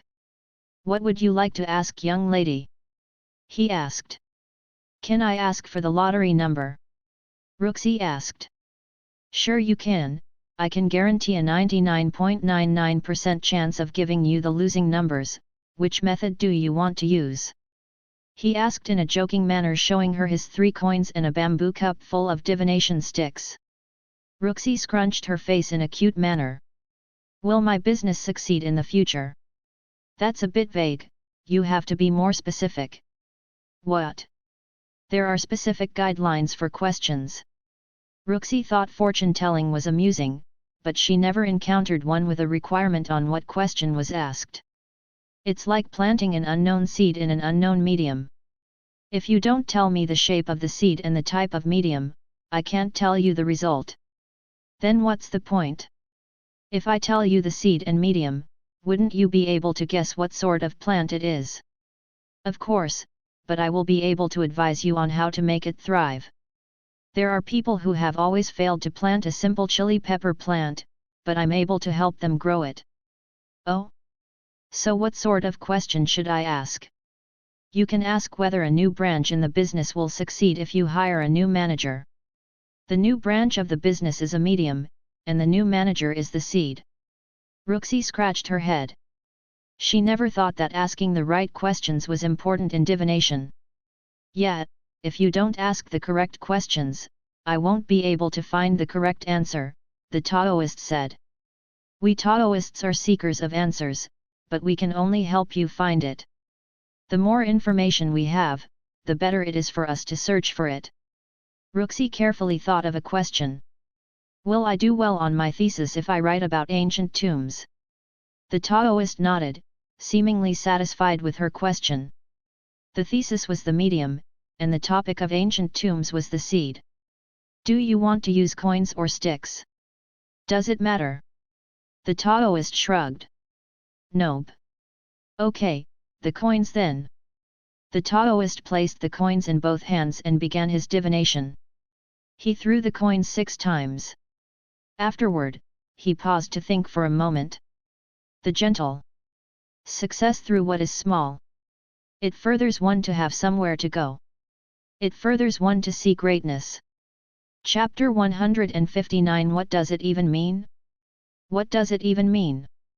Ruxi asked. Well, it basically means you'll probably do fine either way, the Taoist priest replied. You have many interests and are hesitant about narrowing your focus. But whatever topics you do pick, you'll devote your studies to it. You're a high achiever, aren't you? Just be cautious in the future. Ruxi chuckled, seemingly satisfied by the vague answer. She then looked at Li Yun, want to give it a try? Li Yun nodded, he was interested. The Taoist priest had a better knowledge of divination than he initially thought. Although his words were vague, Li Yun also felt that he was holding back a bit. Is he practicing? Li Yun thought. A diviner needed to have a good understanding of the social and cosmological laws of the world. Divination was more than fortune-telling, it was about probability, cause and effect, and decision-making. By understanding the client's state of mind and the type of question that was asked, a good diviner was able to use a telescope to see further ahead of the path than what their client could see. It was why diviners were well respected in the past by kings and leaders. Diviners often recorded their predictions and later generations would review them to gauge how accurate the predictions were. Over the course of 1,000 years, there were certain lineages of diviners who retained such accuracy that it could be described as miraculous and mysterious. In other words, diviners were extremely good chess masters, Go players. So, young man, what would you like to div? The Taoist asked. If I shift my focus to Feng Shui, will I proceed further in my mission? Li Yun asked. Li Yun hadn't been neglecting the study of Feng Shui, but like divination and TCM, it was complex and required a lineage and master to truly understand the esoteric way of thinking. The Taoist priest thought it was one of the more unusual questions he had encountered. Yo, you're also a practitioner? The Taoist asked. Li Yun tilted his head, but he didn't know what he was. Are you studying under a lineage? Yeah, I'm from the Shui sect. The name's Lihum. Li Yun reached out his hand to shake Lihum's hand. Lihum's danshan was interesting. He may be the first person Li Yun had encountered with a danshan around 20% larger than most people. The triangle wasn't even and it looked like he focused on Qi and Jing, but his Shen was quite average. So, what lineage are you from? Lihum asked. I mainly study TCM under Dr. Yi Bao. Lihum nodded. He wasn't aware of people in the TCM world, but many lineages were quite small and hidden. It wasn't like they advertised themselves on TV or the internet. He often asked his master to join in on YouTube, but his master refused to have anything to do with technology. How much do you know about divination? Asked Lihum. Just the basics from reading the I Ching. Despite reading it, Li Yun could not divine anything. There were many reasons. First, the original was lost, and the earliest example of the I Ching was not the original I Ching. Second, there were many versions found throughout history. Changes were made by editors either intentionally or because it was an attempt to fill in the gaps. Written in seal scripts, many words were not understood by modern society. Third, the nature of the hexagrams itself was open for interpretation. As the name suggests, the readings were based on the questions and the subjects. The same hexagram could be auspicious or an omen depending on the person's questions. The hexagram also changed in accordance with the time and hierarchy. When the writers in ancient times wrote their predictions, it was based on their particular circumstances. As society changed, so was the need to interpret the hexagram based on changes of the time. Lihum nodded, okay, I'll help out a fellow practitioner. Lihum took out his coins and began to mumble a couple of words. Li Yun wasn't sure what he was saying, but it sounded closer to Cantonese or a language from the southern region. Lihum threw the coins onto his stand. Li Yun wasn't sure what method the Taoist was using, but he calculated in his own head based on whatever method that was taught to him. 9,9,9,6,6 end. The Taoist stared in shock at the coin closest to him. It had broken in half, with one half tail and the other half head. The coins were made from cheap plastic, but still. Lahum scratched his head and then examined Li Yun once again. You're not some secret master trying to act clueless. Li Yun laughed. I don't think I'm a secret master. Do you think I can meet your master? Hold up, let me call him up. Lahum took out his phone and dialed his master up. Hey, I found a practitioner who would like to meet. No, I didn't encounter a fraud. No, I didn't give him money. What's up, man? I'm not a child. My coin broke when I did his div. Yes, okay. Lahum hung up the phone and looked at Li Yun. Master Zhen said you can visit him, but lives near the city center. Lahum quickly packed up his things. You're going to pack up already, didn't you just come here? Asked Ruxi. Master Zhen said this is important and I should escort Master Yun to see him, Lahum said as he placed his foldable table into a large backpack. When did I suddenly become a master? Li Yun thought. Li Yun drove toward the city center, following the route that Lahum had sent him on our chat. You don't think any of this is odd? Li Yun asked Ruxi on the way to visit Master Zhen. Ruxi shook her head. Yun, that Taoist. Li Yun nodded. What did you see when you saw Lahum? He had guessed that her intention to greet Lahum wasn't for fortune-telling. His aura is really odd. When it comes to potential, I gauge it by the glow of their inner spirit. When I see him, I don't think his glow is particularly strong, but the size is bigger than most people. Li Yun wondered if she could see directly into a person's danshan and soul of a person. Although he could see people's danshan, their potential wasn't linked with it. Have you seen anyone with a strong aura? Li Yun wondered who else had a special aura. Ruxi thought about the people she had met so far, Master Yi Bao, and a few people, but their auras are only slightly bigger. Lahum is definitely noticeably bigger, but his glow is weaker. She looked at him. Yun, are you cultivating something? Li Yun wondered if she could sense him getting stronger. As he pulled into the street, he parked the car and looked at her. Have you heard about my missions from Wu Ling? She nodded. Wu Ling didn't say much, but as a criticism toward Li Yun, she would say he had suffered from 5th grade syndrome as a child with this mysterious system. I'm not sure if this is Taoist cultivation, but every time I complete the mission, I feel like I am getting stronger. Whatever tasks the systems had given him, it was meant to improve his mentality and body. For the exact purpose, he hadn't been able to figure it out. It was possible that the system was a lost Taoist cultivation lineage. He could not remember when it had started, and when he asked his parents, they couldn't remember it as well. So it's not as useless as you say, Ruxi mused. Li Yun laughed. I never said it was useless. Yes you did. Lingling said you were always complaining about how useless your system was. Li Yun laughed again, and then looked at the heavy statue in his hand. Look, it's still useless. What sort of system has no inventory box? Chapter 160 Realms. Li Yun and Ruxi arrived at the destination using Lahum's GPS coordinate. The marker showed an area located in the back of the alleyway. It wasn't dirty, but it was between two tall modern buildings that shadowed the path and created the damp environment. Hey! You're here, a voice cried out from the side as the door popped open to reveal Lahum. He had already removed his robe and was dressed in simple slacks, t-shirt and thick-framed glasses. He looked more like an unemployed man living in his parents' basement. Even with Li Yun's ability, he couldn't even guess Lahum's main job. To further that assumption, Lahum escorted them down the stairs and into the basement level. They entered the corridor that was lit by an old T12's fluorescent light.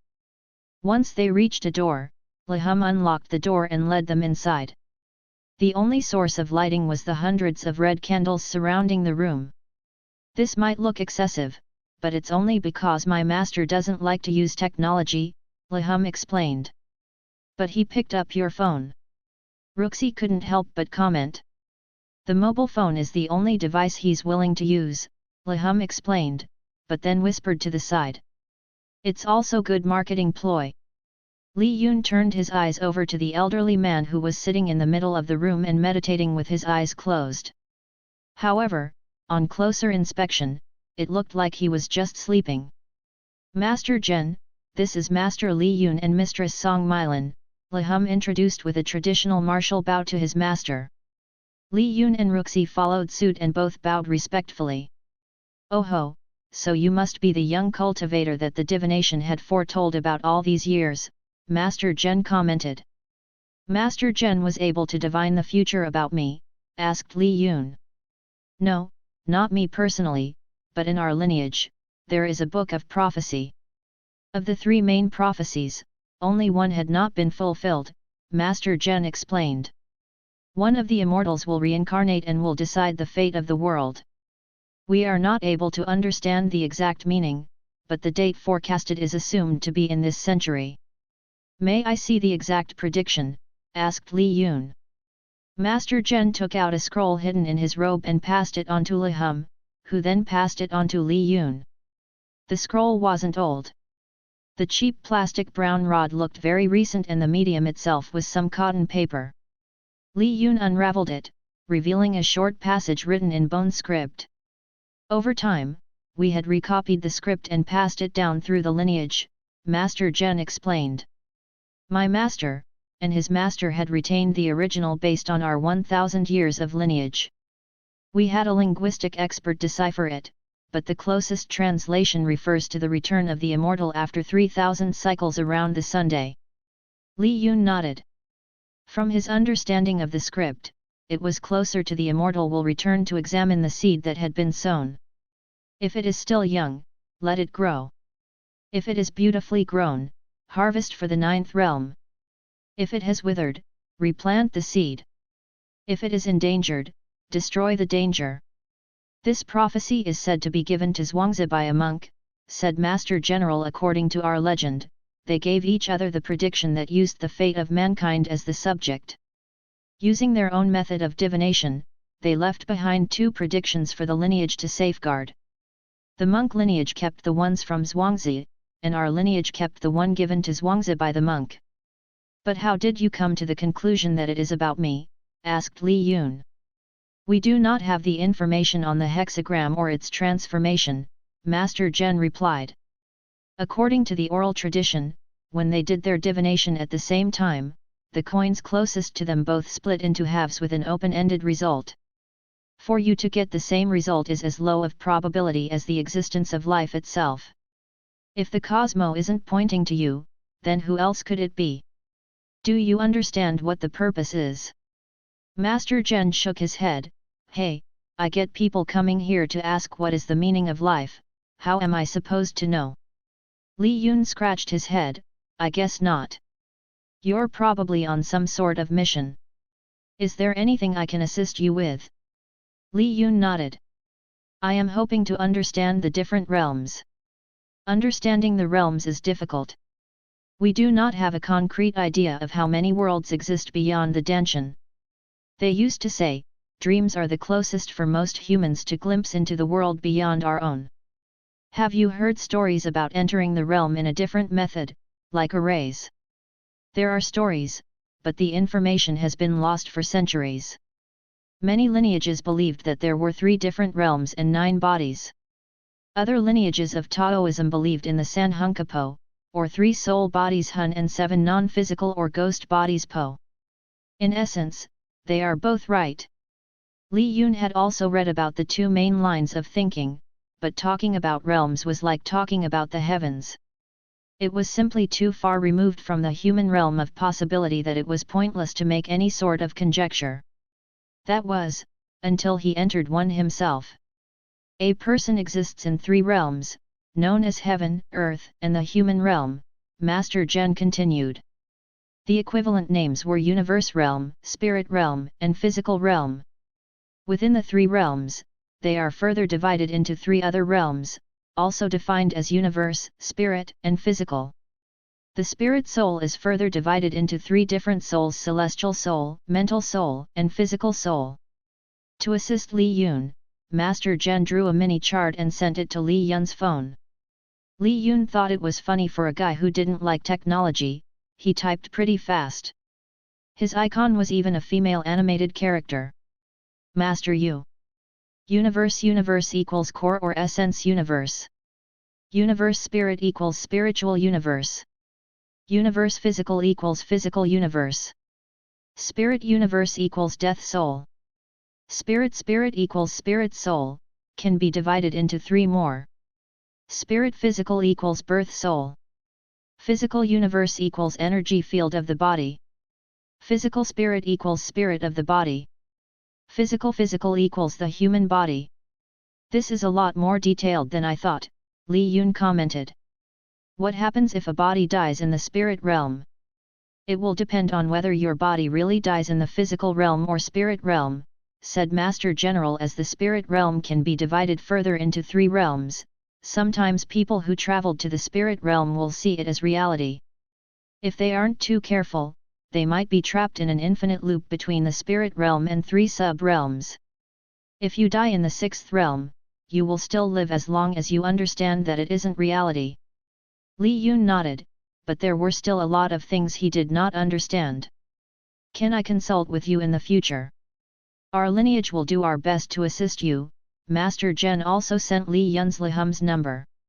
The lineage consisted of two people, Master Jen and his son, Lahum. Do you know much about Feng Shui? Li Yun asked. Master Jen shook his head. If you want to learn Feng Shui, you may have to travel to Maple County. Maple Country. Li Yun thought it was the last country to visit to learn about Taoism. It was practically on the other side of the world. There were some lineages that immigrated over there, and they were able to keep their lineages. Li Yun sighed.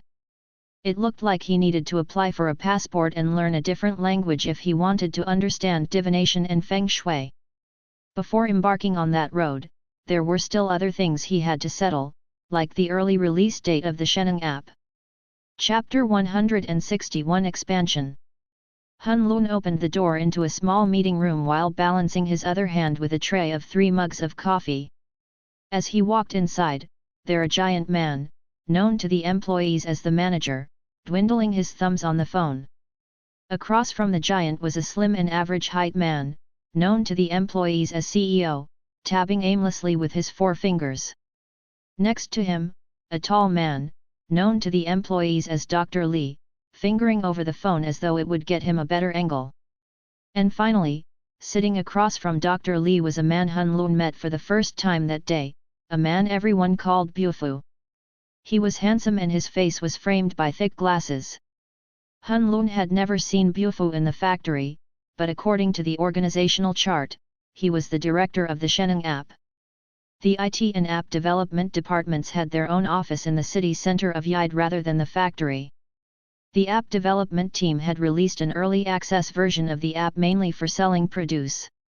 Immediately after the release, the top executives blocked out an hour of the conference room for an important meeting. Beta testing the app. Hun Lun thought to himself.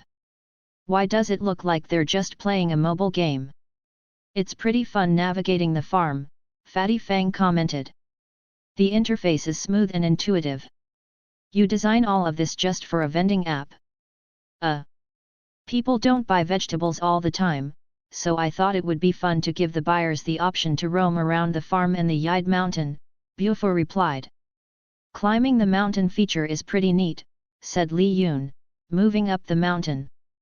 It's funny gliding down the mountain with the little avatar. Did you copy this from Yelda? Copy is such a harsh word, borrowing, Bufu replied. Besides, it's just an app to buy vegetables. It's not like a real game. How long have you been planning to make this? Asked Li Yun. You couldn't have made this in 2 months. I've been planning a game since middle of college. It's just a bunch of concepts I put together from different games. This is just the base, but do you think I can shift gears and make a game based on this? An actual game? Asked Li Yun. He wasn't too involved with the gaming world, but the industry was growing, and there was a lot of money to be made. Bufu had hired 12 employees, mostly his former co-workers he had hunted from Bababa. He could hire more in the future for other endeavors. When Li Yun created Li Group, he had always thought about business expansion. No major company put their stocks in one field. Do what you want, you're one of the main shareholders of the company anyway. Li Yun could trust Bufu on this aspect of the company. Nice. Bufu held his fist up with excitement. While you're at it, I have another project for you, said Li Yun. It's going to be a third-party provider app, but I still need to research a bit. Sure, I'll hire more programmers. Are these the workers? Judah asked, looking at the avatars in overall uniforms that said Sheneng. Looking outside into the fields, Judah noticed that it corresponded with the location of the farmers. Hey, it's moving along with the workers. Li Yun have asked me to add that function, said Bufu. Before they launched the app, the company bought phones for all the workers with an employee version of the app. The workers were not required to turn on the tracking, but they thought it was a cool feature to see themselves working the fields and collecting vegetables for the customers. They could even communicate with the customers. You're not afraid of nefarious things that might happen? Asked Fatty Fang. And isn't it weird to track the employees? There were many things that could go wrong with allowing communications between customers. If something were to happen, the negative publicity would affect the company. The other issue was the invasiveness of tracking the employees. It's already written in the guidebook that these are work phones and everything is monitored, said Li Yun. The tracking is optional. They have to manually register and turn on the tracking. Apparently they all think they will get a bonus if they turn it on. Will they? Asked Fatty Fang. He wondered if Li Yun was the one that spread the rumor. I'm not giving them a bonus, their bonus is based on their performance. If they think the company will give them a bonus, it's on them. I didn't even suggest it. They found it hard to believe. The company implemented a no-phone policy during work hours. Personal phones could be accessed from their lockers during breaks and lunch hours. For emergency and daily communications with other staff in the complex, they were allowed to use their work phones. The employees were resistant at first, but since everyone was used to it already, it only took a week for everything to settle down. China was possibly the only developed country where the policy was even possible. Productivity had also increased. Li Yun understood that mobile phones were becoming more important to everyone. He didn't particularly think it was the direction the world should move in, being so reliant on the phone, but it was the direction the world was heading toward. Maybe in the future, people would start relying on a chip in their head to communicate with others and fulfill any other needs. His Taoist path wasn't like Master Yu who shunned technology. It was best to embrace it and figure out a way to use it to his advantage. People who downloaded it so far like the app, said Judy, monitoring the comments and world chat. They say they would buy the vegetables if they like to eat them, but they don't. These kids, it's like they want to die young, Li Yun commented. Vegetables are great. Fatty and Bufa both sneered remembering Li Yun's eating habits as a kid. Oh hey, there's a spike in the download, said Fatty, who was noticing the data coming into this laptop. The spike they were all noticing came from Roxy showcasing a cooking demonstration. She casually mentioned that she downloaded an app to buy all the vegetables. After a day, they were delivered to her home. In reality, the vegetables she was using were actually from the greenhouse on the rooftop of the Dongxian clinic, but it wasn't like the audience knew that. The idea of ad placements dated back for a long time. Subliminal messaging was much more insidious than sponsorship and direct advertisements. Although it was mentioned very casually, influencers were often more successful when it appeared that the product hadn't been intentionally sponsored. What made Roxy successful was that she didn't take sponsorship from food brands, clothes, or makeup she wore. She used whatever was given to her and would be honest about her assessment of them. Yet, she could sell anything, from cheap no-name brands to high-end brands. The thing about products was that there were always buyers for it. Cheap 50 yuan shoes were targeted for people who were cost-conscious, practical, and didn't care about their image. There were many people out there that didn't care about brands. However, Ruxi could sell off-brand shoes to high-end customers. If I am going to the beach, why would I wear something expensive? Ruxi asked while waiting for the water to boil. So much easier to carry these 50 yuan shoes. If I lose it, so what? I can easily buy another one. The audience thought about the time they had visited the beach. It was usual for people to leave their stuff, especially shoes, unattended while they swim in the water. People also thought about the time they had lost a pair of shoes while on the boat. Anyone who had watched the market would notice a slight spike in the cheap shoes that Ruxi was wearing. Amongst them were the wealthy income class who wanted a pair or several hundred that they could wear and not worry about losing them. Oh, and if it gets too dirty, there are plenty of donation sites to dispose of them, Ruxi added. Remember to be sustainable. Ruxi's seemingly random remarks not only influenced the affluent to buy cheap items. She could also influence the cost-conscious customers to buy expensive items. A neighbor had the 25th anniversary the other day, and guess what the uncle bought for his wife? Mind you, the uncle works 50 hours a week in a factory. He had been saving up for a while, and managed to get his wife a 20k yuan 7V purse. It was so gorgeous his wife cried. Everyone understood that as soon as the wife saw the 7V purse, she would immediately know how expensive it was and how much time her husband must have spent to save it up. That was the power of brand. Hate them or love them, most people know of the high-end brands because they represent wealth and luxury. On any other occasion, most practical individuals would frown upon people who buy brand products. However, after listening to Ruxi, some thought it would be a good idea to buy one for their significant others as a birthday present or anniversary present. It didn't matter that it was Ruxi who had convinced Zwiba's husband to buy the 7V purse. Oh, I think 7V is having a sale this week. Ruxi researched the market quite often and knew when there were sales and discounts on many items. In the beginning, it was very casual. However, as more and more people were beginning to buy items simply by her casual mentions, some brands had been contacting her directly to announce their deals and giving her their products for testing. Chapter 162 Zoo.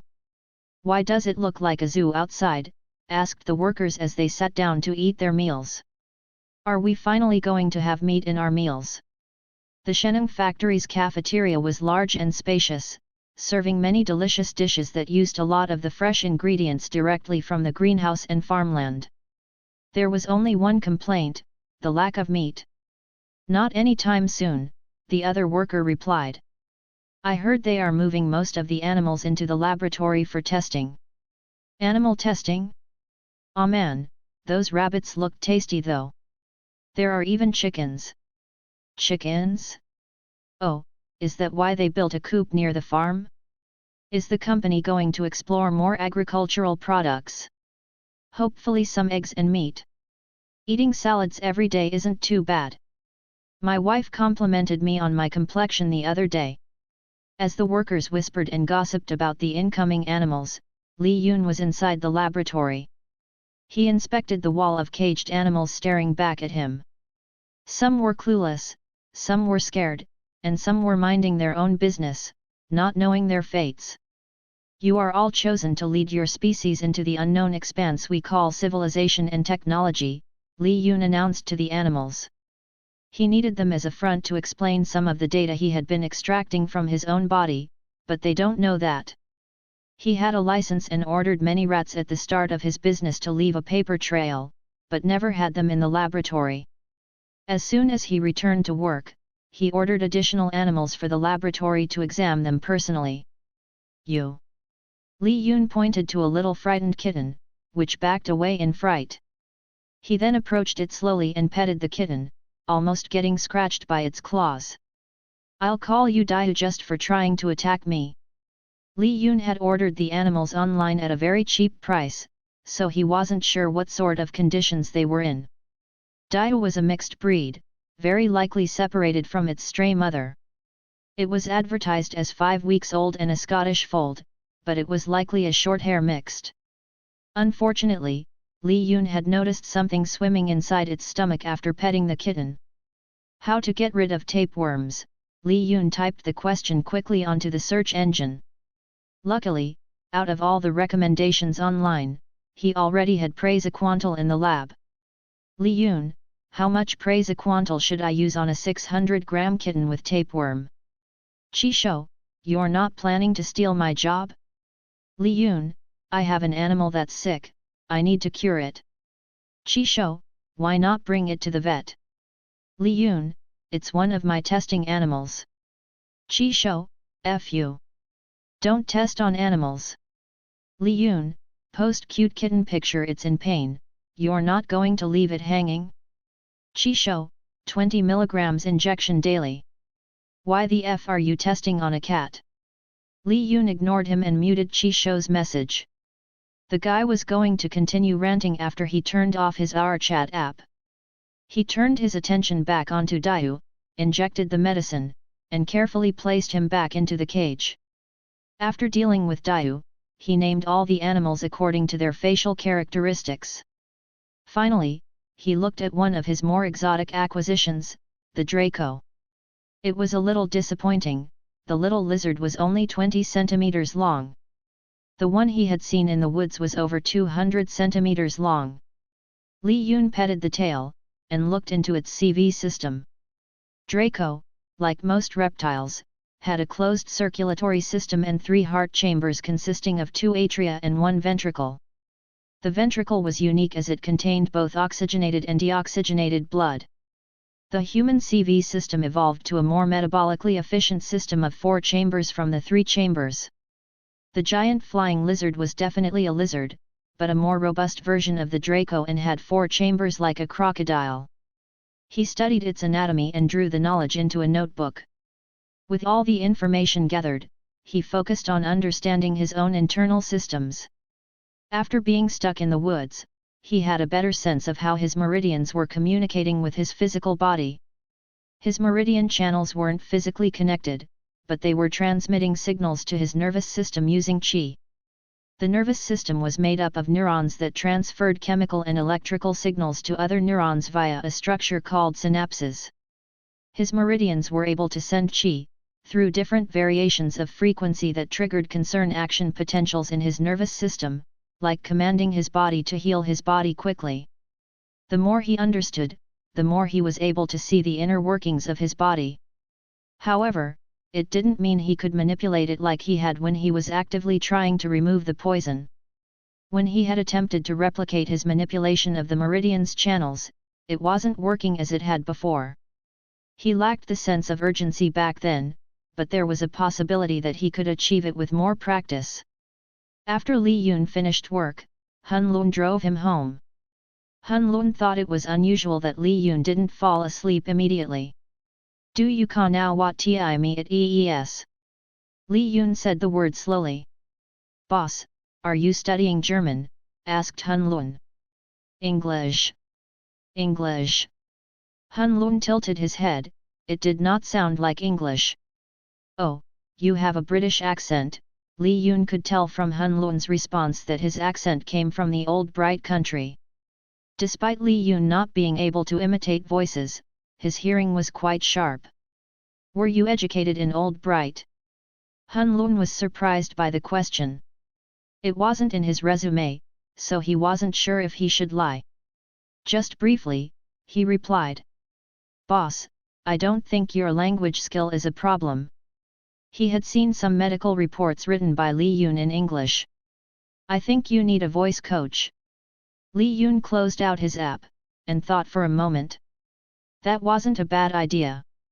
It wasn't like Li Yun couldn't understand the language, it was that he wasn't used to creating certain sounds. Creating a sound required more complex workings of mouth, tongue, lips, nose, diaphragm, and larynx. Thanks, I'll keep that in mind, Li Yun said.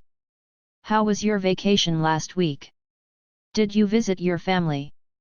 Yes, Hun Lun replied. He had returned to Magic City to visit his family for a few days, but it was mainly to meet with his real employer. After a month, the researchers were still unable to replicate the growth of the plants in their greenhouse. Some had even accused Hun Lun of bringing them false intel. Hun Lun had already considered the probability that there were still hidden secrets in Chennang, but after working for the factory, he had lost some motivation to provide his real employer with information. He made 200k a year from spying, and every piece of intel was an additional 5,000 yuan. In addition, he was also getting paid 300k/year for working full-time at Chennang. However, the culture at Chennang was much healthier than at Bern. The bosses encouraged continuing education for all staff, from the farmers, cleaning crew, to the upper management position. After a 4 months probationary period, Chennang offered to pay for education during employment.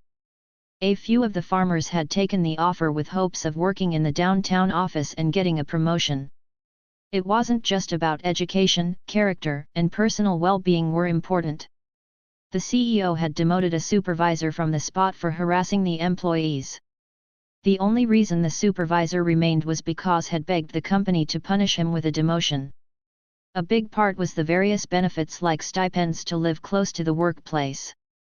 Hun Lun was surprised that Bern allowed him to continue working even after wasting some of their resources, but he was sure they would fire him during the next evaluation meeting. He wasn't concerned about being fired, he was more concerned about his identity being revealed to Li Yun. He wasn't sure how he would be able to face him once the truth was revealed. When he reunited with his wife at home, he confided in her about his dilemma. No one else in his personal life knew of his situation aside from his wife. She told him to do what he felt was right, and she would support his decision. Mustering up his courage, Hun Lun spoke up, "Boss, I need to tell you something. I'm actually an employee at Bern."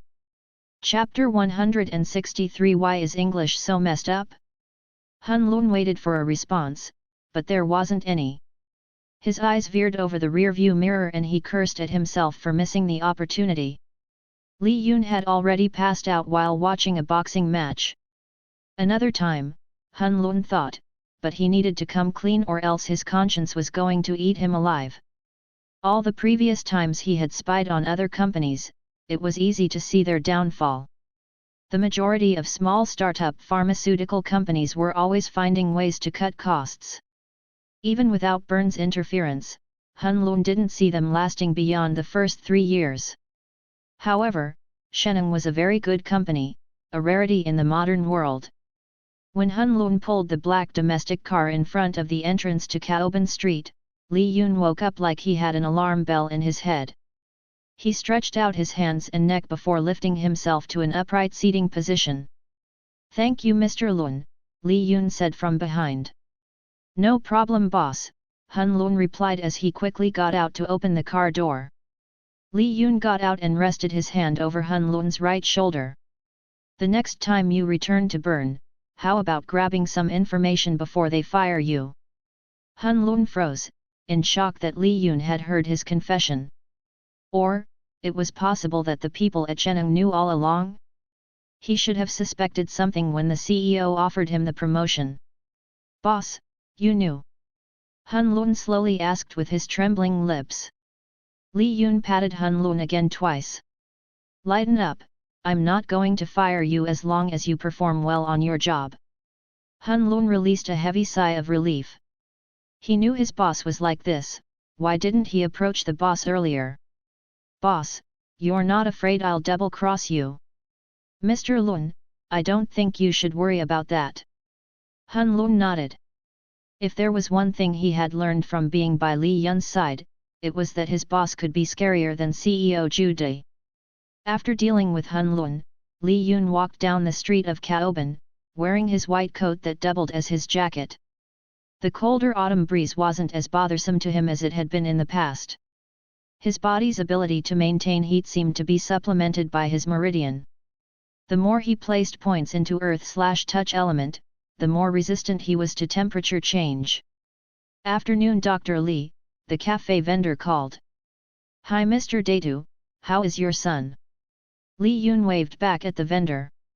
"You know that brat, always going off to parties," said the vendor. I tell him to be more like you, but he said you're a freak. Li Yun laughed it off. People tended to say that when they didn't like what Li Yun had to say about their choice of lifestyle. He had a policy that if his words weren't enough to sway people, it was because they were the type that would never change unless something drastic happened. A person who might have a heart attack wouldn't change their diet to prevent it, but only after they experienced it once. I gave Ms. Song a new package of tea when she passed by earlier, Mr. Datu added. Enough. Li Yun walked away. Li Yun thanked Mr. Datu and walked toward the Dongxian clinic. On his return, he unlocked the front door and entered inside. Welcome back, Dr. Li, Bazai greeted him at the front counter.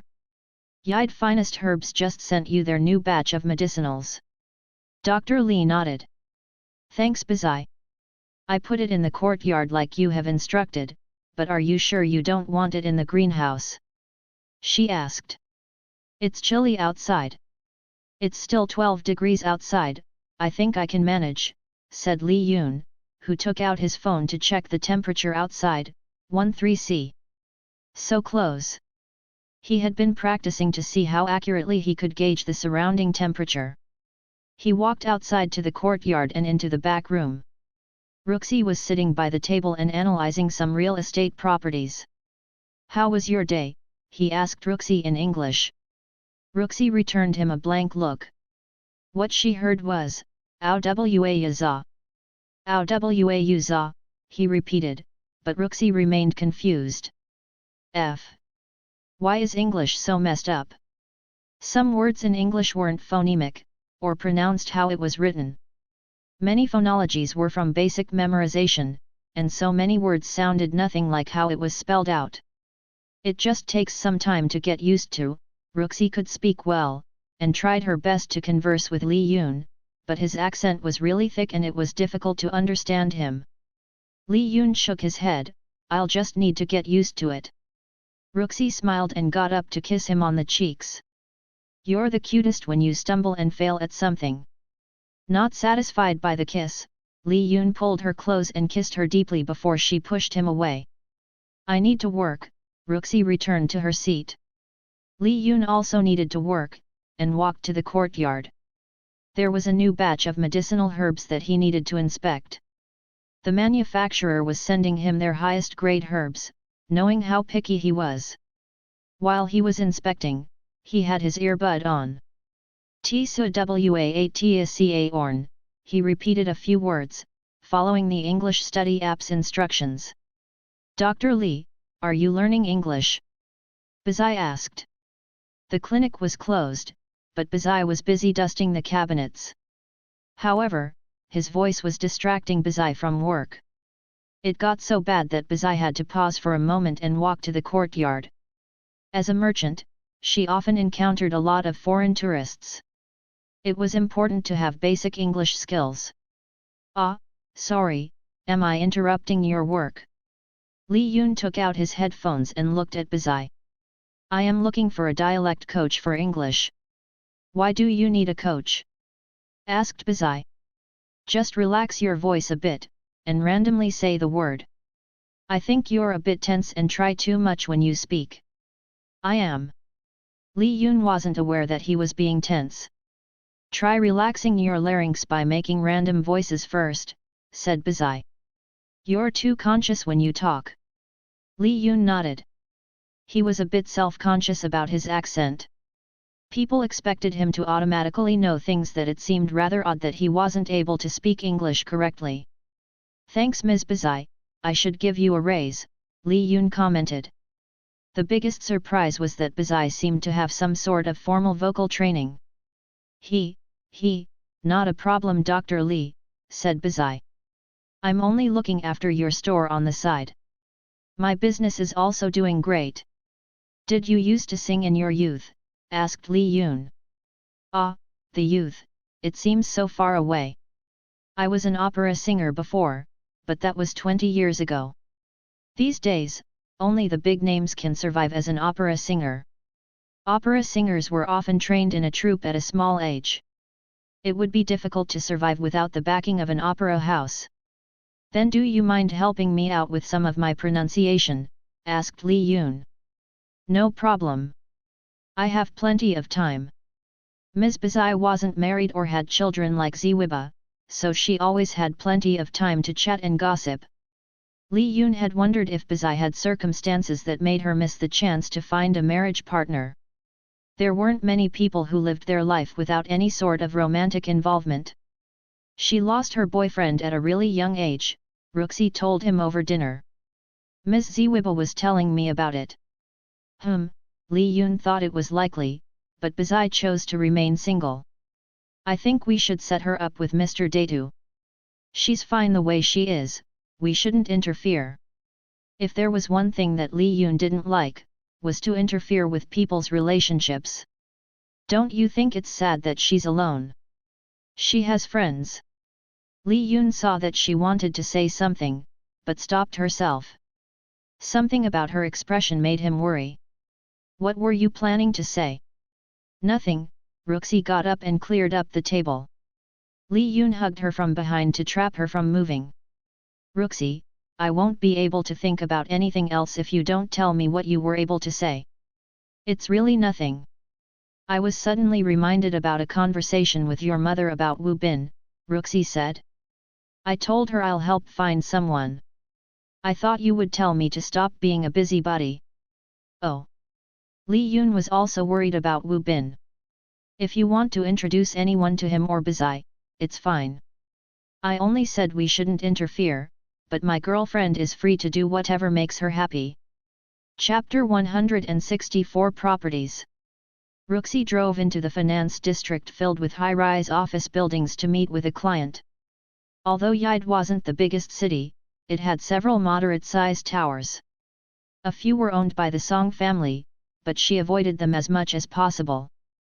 Ruxi's company, Rosu, managed properties, invested in real estate, and assisted clients with transactions through their app and website. The company, which started with Ning Sukzu in 2014 as soon as she turned 18, had since grown into a flourishing business with 1.5 billion yuan of assets and close to 1,500 employees. Anyone who knew her identity attributed the success of the company to her background. As a Song, she didn't need to worry if the company failed. Ruxi resented that thought. The company was listed under her name from the States, Chu Ruxi, and all business collaborators had very little knowledge of her connection to the Song. Everything she had gained was through her own effort. If anyone should be credited, it should be Ning Sukzu's business sense and Ruxi's role as the headhunter. Ruxi appeared in front of an office building lobby with an imposing facade and saw her client waiting nearby. He was dressed casually in a plain white dress shirt and khakis.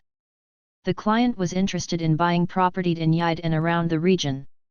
He was quite particular and picky, wanting topography maps, site surveys, and personal inspection all the sites. After a few weeks, the client decided to bid on 6 properties. Ms. Song, how are you? The client greeted her with a polite bow. Good, why don't we head inside? She responded a bit amused. After you, he signaled his hand to allow her the first step into the lobby. Ruxi moved into the lobby first as he walked next to her. She was dressed in her suit, and her makeup and short bob made her look mature and serious. People around them ignored her presence, as though she was part of the background. They registered at the front desk and entered a large conference-style hall. There were few people there waiting for the auction to begin. Ms. Song, coming in to bid for more land, asked a middle-aged man eyeing her as soon as she walked in. Mr. Singh, you don't even need to ask, she replied. Mr. Singh was a competitor, but he was always asking her out on dates even after her refusal and insistence that she already had a boyfriend. This gentleman next to you? An assistant? Mr. Singh asked. The man was decent looking, but he dressed shabbily like a college student. A client, if you will excuse us, Ruxi avoided the man, and brought her client to sit in the front row on the left corner of the room. It was her favorite spot to sit. She had the view of the front, and everyone's faces. As her head scoped around the room like a crane, she noticed Mr. Singh running out of the conference room. Mr. Li, was that necessary? She asked. He has toxins in his body, I'm only helping him clear it out, Li Yun responded. A sleight of hand, acupuncture needle and poison was a dangerous mixture. When he punctured Mr. Singh in the hand, the man barely felt anything. Ruxi sighed. Mr. Singh had wandering eyes, but many people did, not just divorced men like Mr. Singh. If Li Yun wanted to deal with all of them, might as well wipe out half of the male population. Are you going into the real estate business?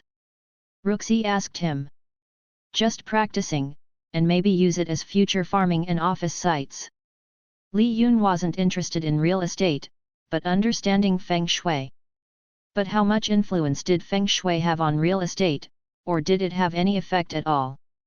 Is that why you have asked Erson for his old architectural books? Li Yun nodded. The architectural books were more useful than some of the Feng Shui books he had read. Spatial awareness, function, and circulations were ideas architects had to learn in order to properly design a building and even urban development. There were many sustainable design books, and Li Yun found a lot of correlation to Feng Shui. The development of sustainable design wasn't a recent phenomenon, but ideas dating back to antiquity.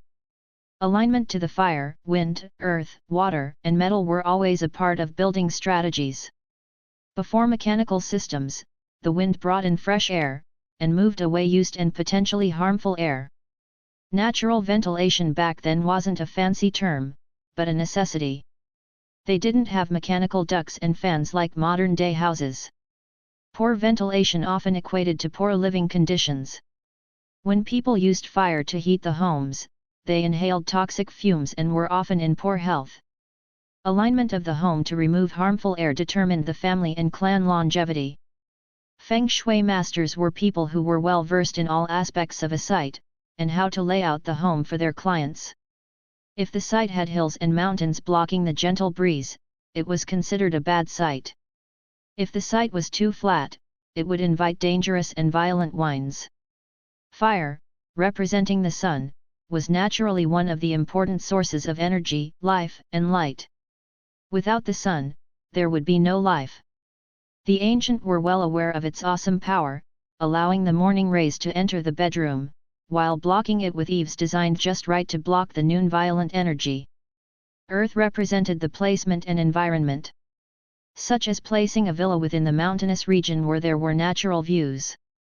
Vistas and harmonious surroundings could heal the mind and spirit. Harmonious views for mental health were often underestimated, even in architectural practices. Metal, representing the magnetic north, naturally showed the direction to the north. It was interesting to note that the magnetic north changed depending on location. Feng Shui masters must understand the site in order to properly align to the true north. With geological knowledge, the Feng Shui master could even point out sites of rare metals. As buildings continue to develop, it blocks off certain views. However, at the same time, the cityscape could create a sense of environment that activates the mind. The human mind needed to be both active and calm in order to thrive, and creating the perfect harmony was the Feng Shui's master job. Lastly, location near a body of water was important for life and agriculture. There wasn't an ancient civilization that could thrive without a source of water. The Tigris, Nile, and Yellow rivers being one of the few prominent examples. When Feng Shui experts know these strategies, they could extend the life of a clan and family. The measure of their importance was often clouded. These passive strategies were still used in architectural design as sustainable practices. A good architects and urban designers were hidden Feng Shui masters that can utilize passive energy. It was one of the reasons why architects were allowed to study Feng Shui in China without being fined. Many of the ideas seemed like common sense to Li Yun, but the combination of different elements required years of training. Chapter 165 Bidding. Real estate was a big economical force in China, especially when there were not a lot of other investment options available. However, Li Yun found it to be boring and enlisted Ruxi to assist him with the real estate market. The real estate market is a bit tricky, Ruxi explained. As the land and resources belong to the government, the idea of ownership is just having land use rights for 40 to 70 years with the opportunity to renew. For the land that was not renewed, it defaulted back to the government, which they could develop themselves or sell at an auction. There were no centralized methods, and it was up to the local municipalities to determine the best usage. The bidding methods aren't consistent or heavily regulated, Ruxy explained. But most government offices use public bid methods to sell different plots of land as it seems fairer. They watched as more and more people entered the site. The trend to buy and sell had been happening for a while. It wasn't just big corporations interested in buying real estate, there were regular people coming in to bid on real estate. There is usually a lot of rural lands available, said Ruxy. The government usually tries to promote agricultural development, but as more people prefer living in the city, we often see a lot of vacant farmland in these types of auctions. Li Yun was planning to buy 4 farmlands scattered around the area. They were located in areas near a source of water, at a good elevation, scenic, and breezy. He was basing his purchase on what he had learned, but he wasn't sure if he was going to develop it further. He also needed to get 2 commercial buildings, one in Yide and one in Kinbei. You will likely have a lot of competitors for those 2 sites. Ruxy knew that Li Yun wanted a building in Yide for the Sheneng's IT and app development team, but she wasn't sure why he wanted a building in Kinbei other than to invest. Both are in average condition and with a full 50-year land use. Ruxy passed to Li Yun 6 envelopes with most of the paperwork already filled out. The only thing blank was the cost of the bid. Out of all the bidding formats Ruxy had seen, she liked the ones offered by the Provincial Development Office, PDO, the most. Some government offices wanted a sealed bid by a certain date and open them publicly at a different date. Although it seemed like it would be difficult for corruption, Ruxy didn't trust the officials. The likelihood they would look inside the bids and collude with others was higher than most people think. At the PDO auction, sealed public bids were submitted after the host reviewed the property and answered any questions the bidders may have. Once everything was cleared, the bids were immediately opened on the spot. Li Yun watched the first couple of bids carefully to get a general idea of how everything worked. Ruxy participated in the bidding process for 3 properties. How many current tenants are in the building? Ruxy raised her hand and asked the host during the questions and answers portion, Q&A. Did the previous owner test the site for hazardous materials? There were many questions Ruxy asked the host, but she was paying more attention to the bidders. It was important to see if their interest deterred after certain questions and whether they would rise or lower their bids after the host answered. To Ruxy, the best bids weren't the highest possible bid, but just slightly higher than the next highest bidder.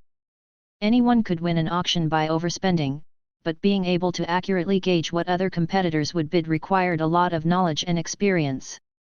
If Ruxy could get a property bid as low as possible, it was considered a win. No use in winning a property that couldn't generate profit. Ruxy wrote in the bids as she watched the other bidders scribble in a number on their bid documents. She wrote down her number and submitted a bid for a luxury high-rise near downtown. Once the time was up, the host revealed the bids from 6 different companies interested in the property. However, a company outbid Ruxy by a wide margin. Their bid is too high, and it will take them longer to generate profit. Although she didn't win the bid, she wasn't unhappy.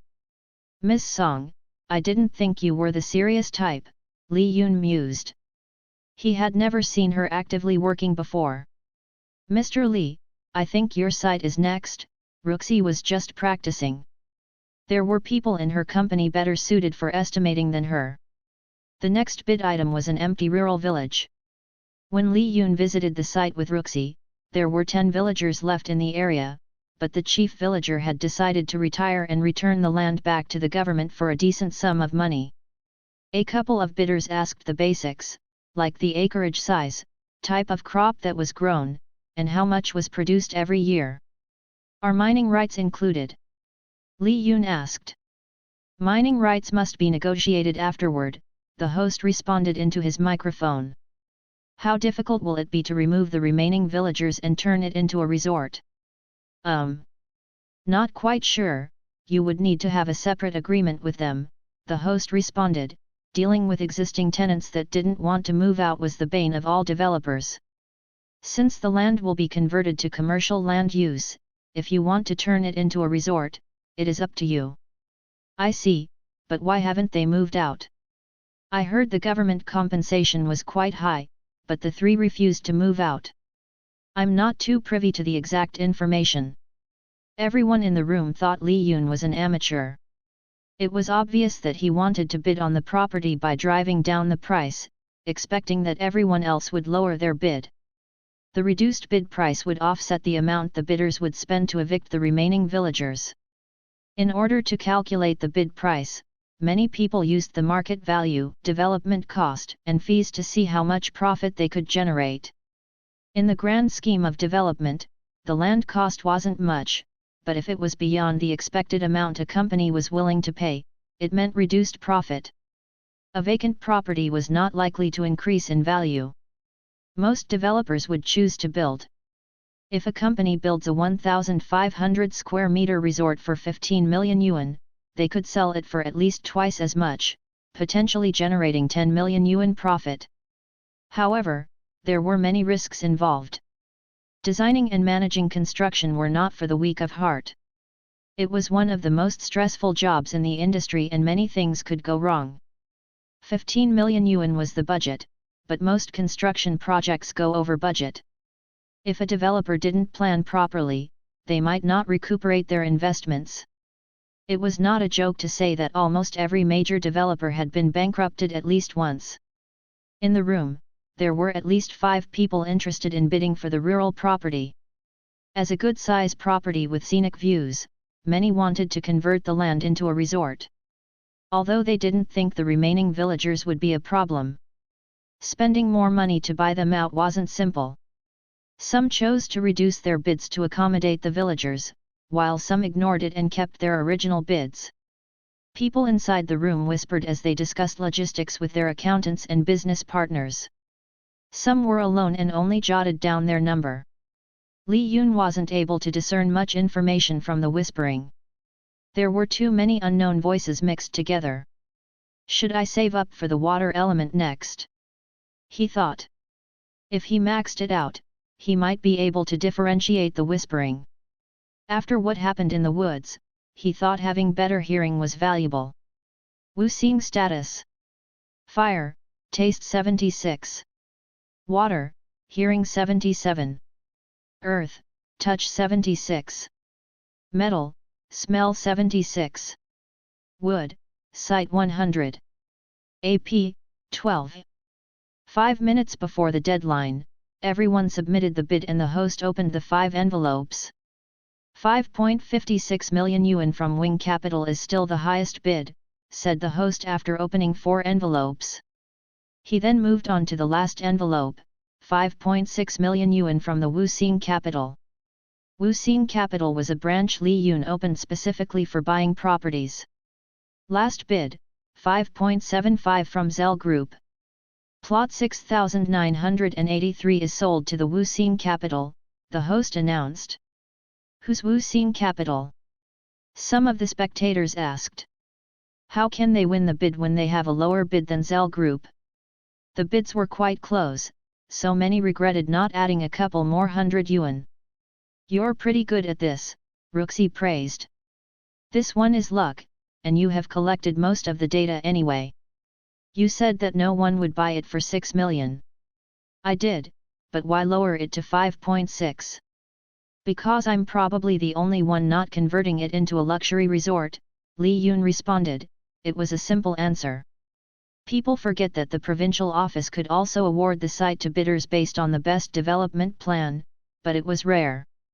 However, if a bidder wanted to use the land for agricultural purposes, there were more chances for the bidder to win as opposed to someone who wanted to redevelop the site.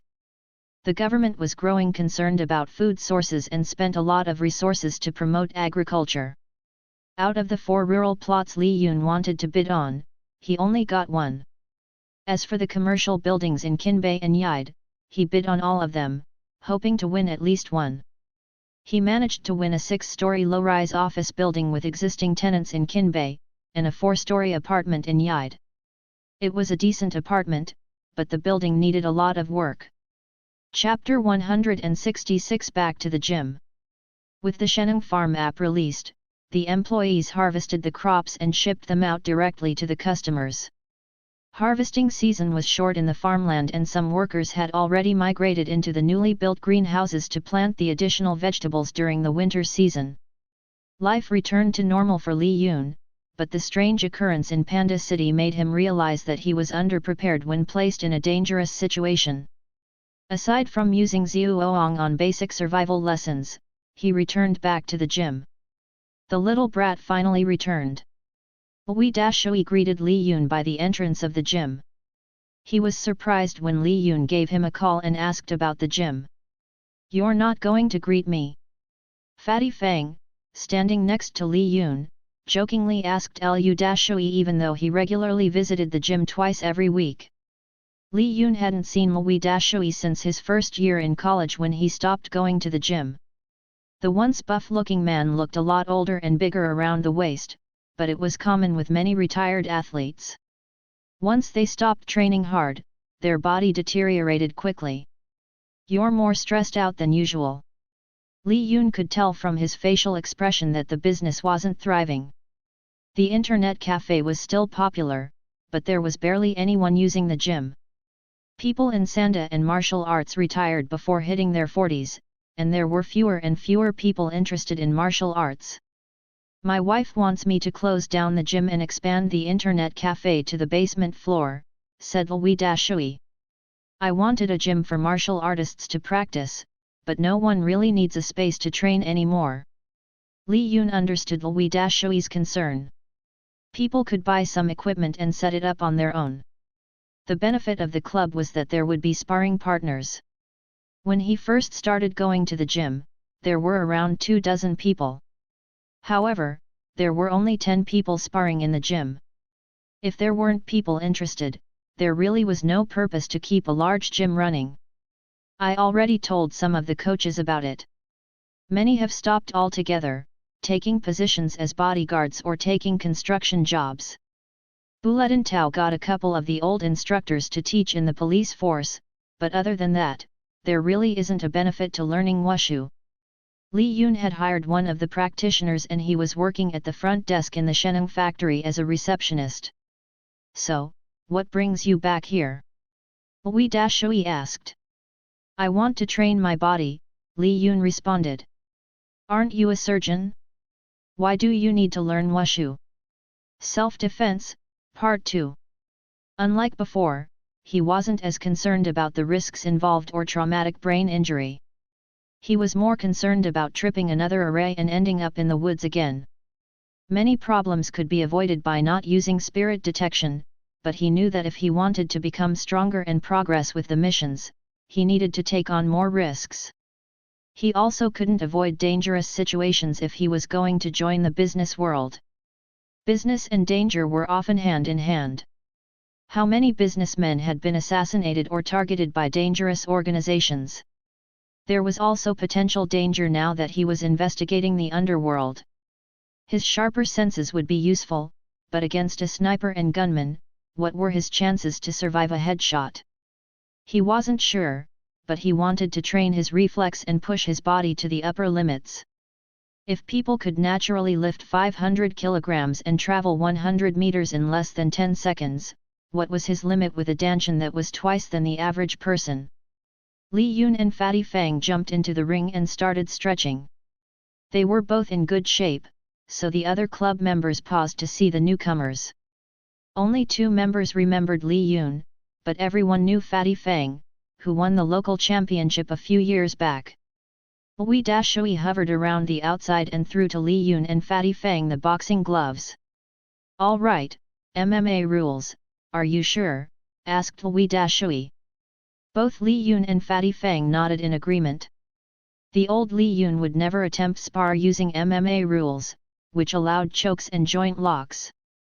With everything set, Wei Dashui signaled the bell. As soon as the ding was heard, Fatty Fang quickly started with a simple 1-2 punch. He wasn't like before, indecisive and cautious. The blow almost landed, but Li Yun dodged backward. You're supposed to block with your fists. Fatty Fang disliked it when Li Yun started to dodge and run around the ring. You know I prefer to evade than block, Li Yun bounced around trying to get into groove. And I'm not stupid enough to take a punch from you.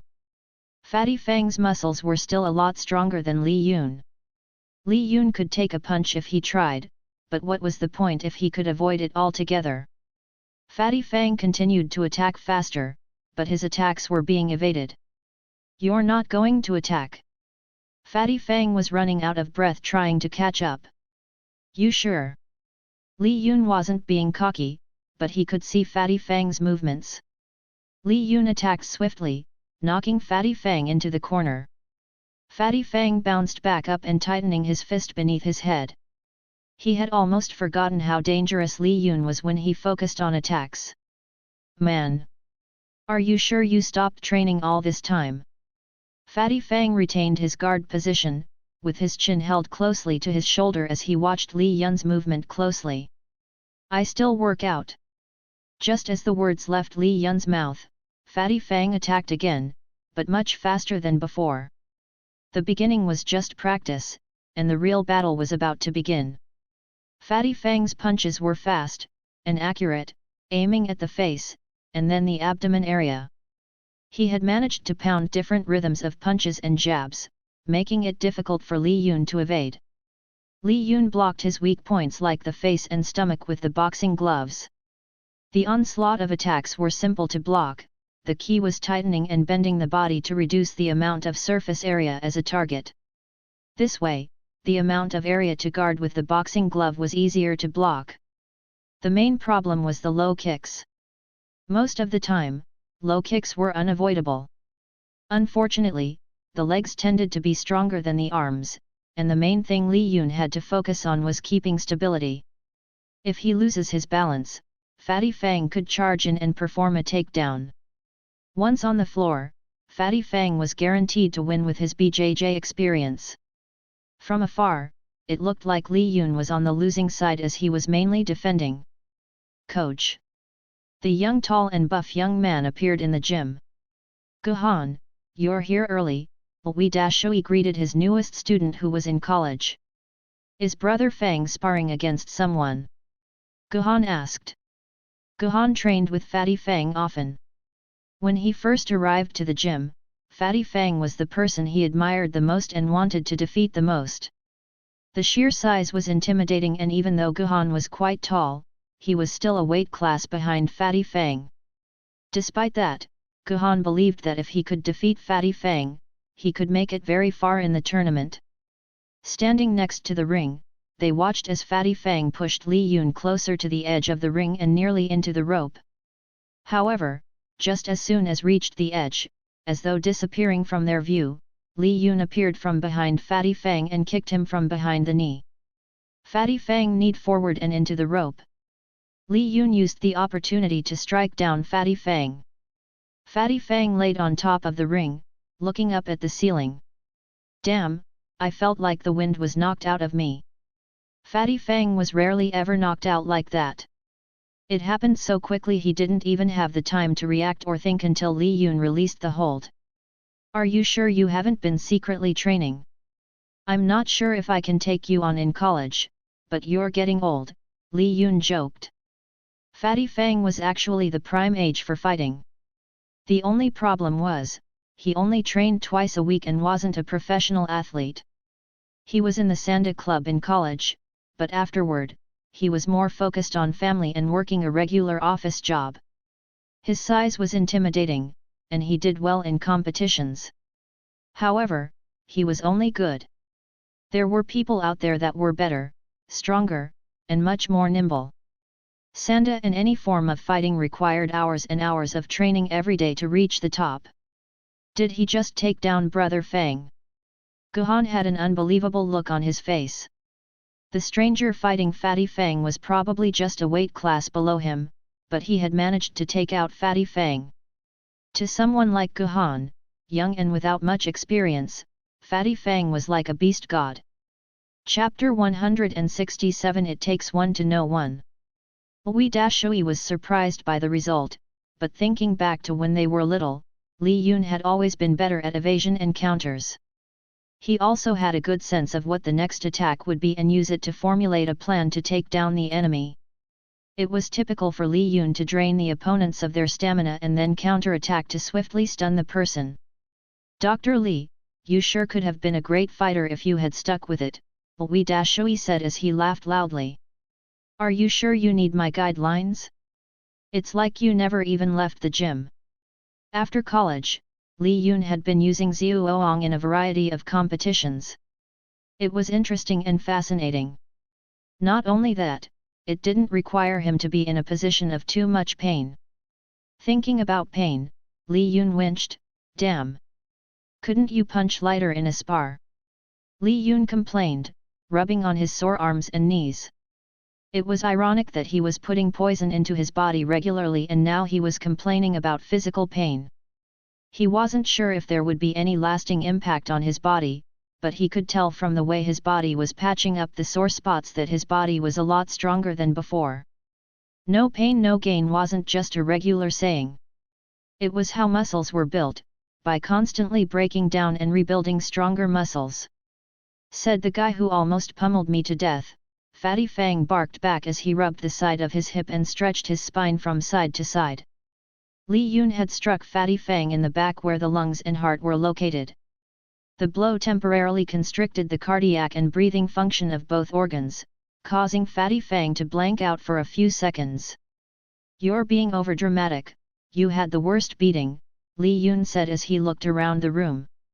I remember you guys have a bow staff here. Are you serious? Fatty Fang wasn't an expert on weaponry, but Li Yun had done a lot of wushu with different weaponry. A lot of people complained that Olympic-style wushu was comparable to dancing, but Fatty Fang didn't want to be at the receiving end of the stick. Perfect timing, Guhan can assist you with that, said Shui. Do you want to wear protective gear? Li Yun looked to a young college student who had just arrived. Shui introduced them. Guhan was also trained in classical wushu before he started learning sanda and could use 3 different types of weapons. Guhan, Li Yun also trained in classical wushu style when he was middle school, so don't look down on him just because he hasn't been training in a while, Shui warned. Coach, he just took down Brother Fang. Guhan didn't understand why his coach had to warn him. One of the first things people learned in martial arts was never to underestimate the opponents. It wasn't just a matter of winning or losing, but as many people took wushu for self-defense, it was a matter of life and death. Guhan took the protective gear and started to wear them. Dr. Li, you're not going to wear anything, asked Shui in quite a bit of shock. Li Yun was always the one who requested to wear as much protective gear and padding as possible. If I hurt myself, I can probably treat it. Li Yun felt like his body could take a couple of hits. The only thing he decided to wear was the headgear. With a bow staff in hand, Li Yun spun it around once. It felt so much lighter than he had imagined. He had watched a lot of fencing matches, but staff, swords, and many basic weapons were difficult to train because it wasn't a common competition. He was able to find ways to watch live feeds of matches from historical European martial arts, but due to the nature of weapons, it was extremely difficult to train. There were too many paddings and the fights were often too short to understand the nature of weapons. The best way to learn was probably to be kidnapped by a shady underground assassin organization and train in battle royal style. Yes, people would die, but it was usually the best method to train people in weapons. Li Yun was only a simple doctor, there were only so many ways for him to train weapons such as staff. Unfortunately, other types of weapons were not allowed. Even if Li Yun used a paring knife, he doubted there were people who would even want to spar with him. As the stage was set for the sparring match, both Li Yun and Zhuhai paced around the mat and gauged each other movements. The mat area was much bigger than the ring, giving them more movability and fighting style. The two adversaries were complete strangers, so it was difficult to understand how one would act. Judging from the tall and leanness of Guhan, it was possible he was a dexterity and form expert. Wushu competitions were based on form. Li Yun waited for Guhan to attack first, but it also looked like Guhan was waiting for Li Yun to attack first. For the two cautious fighters, they paced around in a circle once. "Brother Dashui, where did you find this kid?" Li Yun spoke out loudly. "Why is it always some bullied kid?" Wei Dashui roared out with laughter. "He stopped 3 years ago to sign up. Don't take him lightly just because he's a freshman. Gee, where do they grow them these days?" Li Yun looked at Guhan's 193 cm frame and 85 kg of mostly muscle. Li Yun was 80 kg and shorter, so his disadvantage wasn't just reach, but weight and fighting force. Fatty Fang looked more threatening with his mature face, 198 cm and 100 kg. The only problem with Fatty Fang was he was much slower. The way Guhan was pacing around, he looked much more nimble. "You're not going to attack first?" Li Yun taunted as he prodded mindlessly with the bow staff, but he was adjusting to the length and weight. Guhan ignored the taunt and retained his guard stance. "You're not going to go very far being on the defense all the time," Li Yun taunted again. Wei Dashui and Fatty Fang both laugh, it takes one to know one. "Hey, things change, who said I'm always on defense first?" Li Yun asked, and then quickly swung from the right as hard as possible. Guhan, being already in guard position, saw it coming quickly on his left, and held his staff stationary to block the incoming attack. As soon as the hit connected, Guhan jumped back to reduce the impact. Once he regained a good distance in between them, his eyes turned sharper. "Damn! Are you sure you haven't been working out?" Wei Dashui could hear the echo of the staff clashing from afar. Guhan looked at his arms, slightly vibrating from the after effect of blocking Li Yun's attack. He tightened his grip on the staff. "If you don't start attacking, you're not going to last long." Li Yun's warning wasn't just to get Guhan to attack, he was being serious. At that moment, Guhan began to attack with Li Yun continuously blocking. "When did little Yun get so good at this?"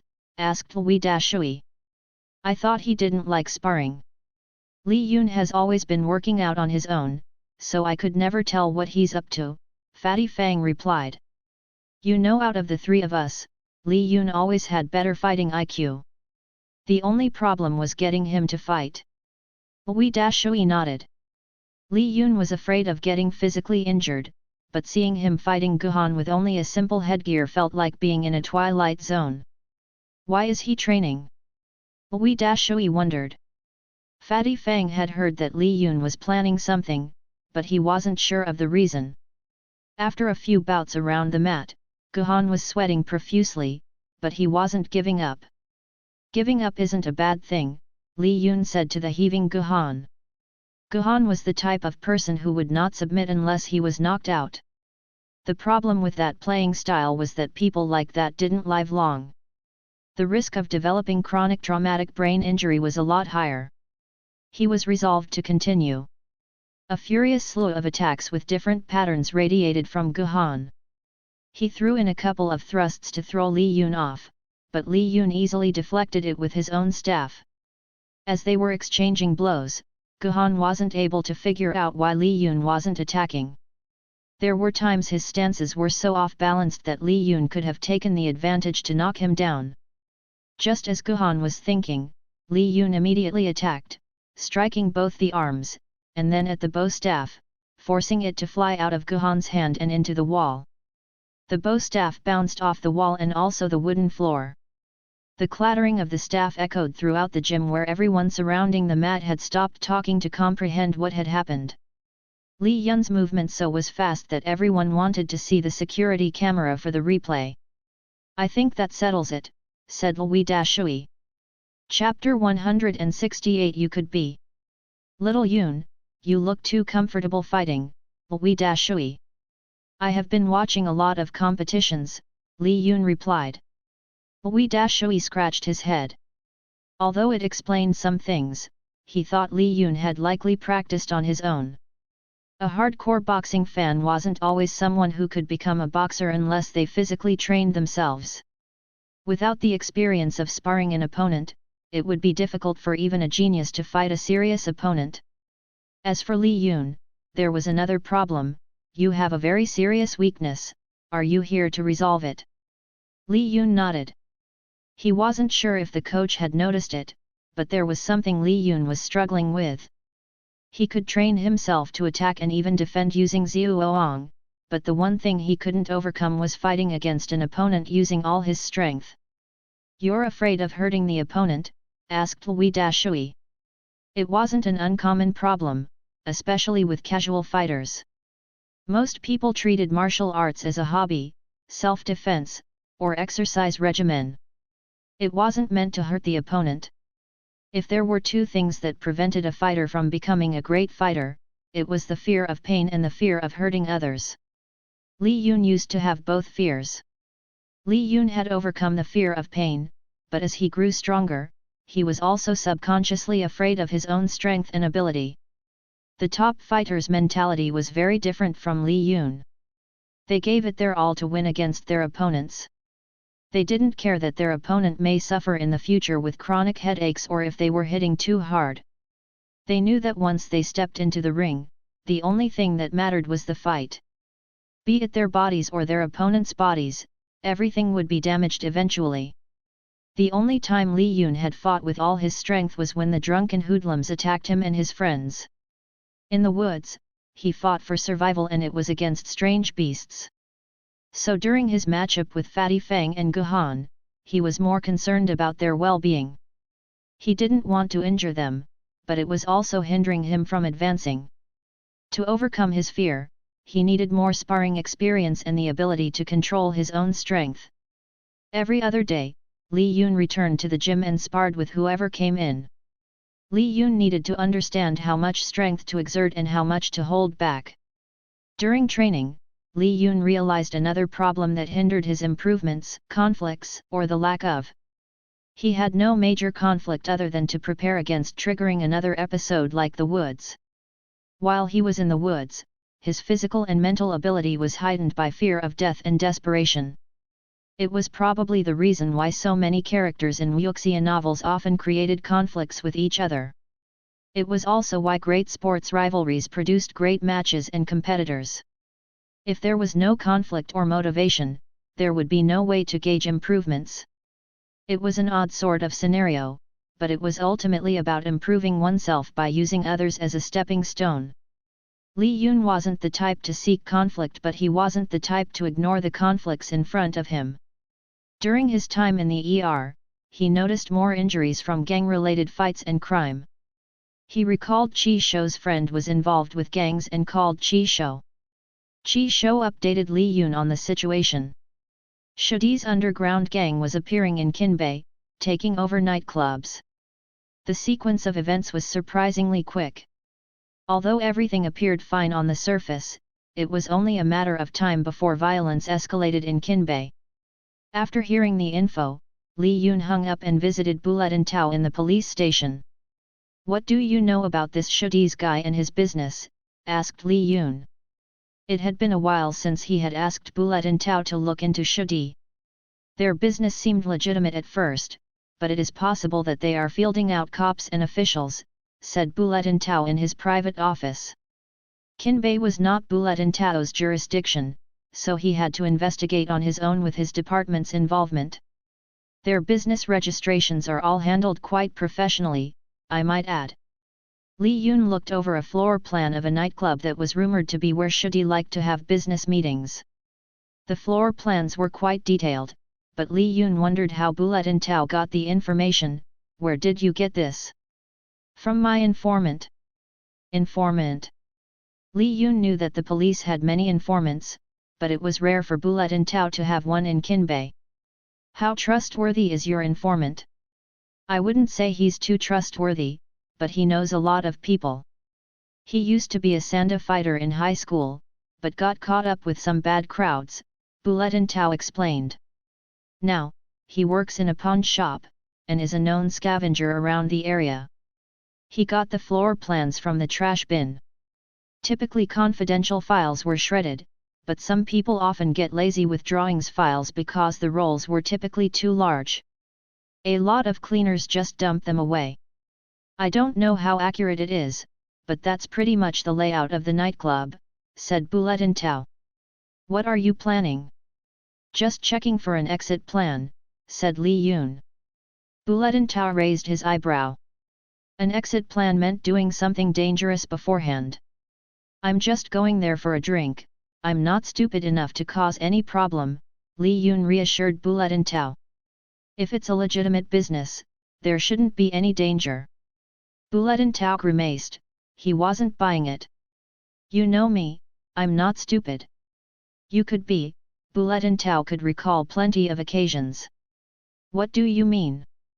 Li Yun was rather proud of his turtle stance in high school. The first time you landed in the police station, I had to bail you out. Li Yun was about to say something, but realized that Bulletin Tao was referring to an incident during college. It's Fatty's fault. That's not what everyone else says. Oh, so we never told you everything that happened back then? Li Yun asked. I remembered it was freshman year when Fatty and I joined the Sanda Club. I remember, said Bulletin Tao. I'm still pissed Bufo chose gaming and programming club over Sanda. Bufo was never into Sanda, as it was only a means for self-defense and he knew that it wasn't for him. Generally, people who were serious about Sanda and martial arts, were mostly people who had been bullied or outcasts. They wanted to learn and grow. It wasn't to say that someone from a so-called normal family couldn't make it, but they required a lot of self-motivation. Martial arts didn't make a lot of money and required a lot of physical pain and work. Most people who learned martial arts for money knew that the best way to succeed was to learn Wing Chun or Aikido, styles that would look good on TV. They were following the footsteps of big-name action stars, otherwise, martial arts did not make any form of money unless they were in the top 1%. Li Yun was in the Sanda Club briefly before becoming overwhelmed with classes and reading books for APS. Many people also dropped out of the club, but Fatty Fang remained one of the core members. However, near the middle of the semester, Fatty Fang was growing frustrated with the club. It seemed more like a bodybuilding club. He often clashed with the senior captain who didn't want to enter competitions or practice more sparring. The captain was a person who was easily vexed whenever someone questioned his authority. He also disliked Fatty Fang because his ability was noticeably better. Jealousy got the most of him, and he made everyone else in the club alienate Fatty. Chapter 169 Target.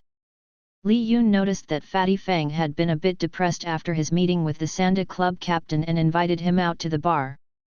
Just start a new club, Li Yun advised as their drinks arrived. I don't think we have a MMA club yet, with your ability, you can easily start one club.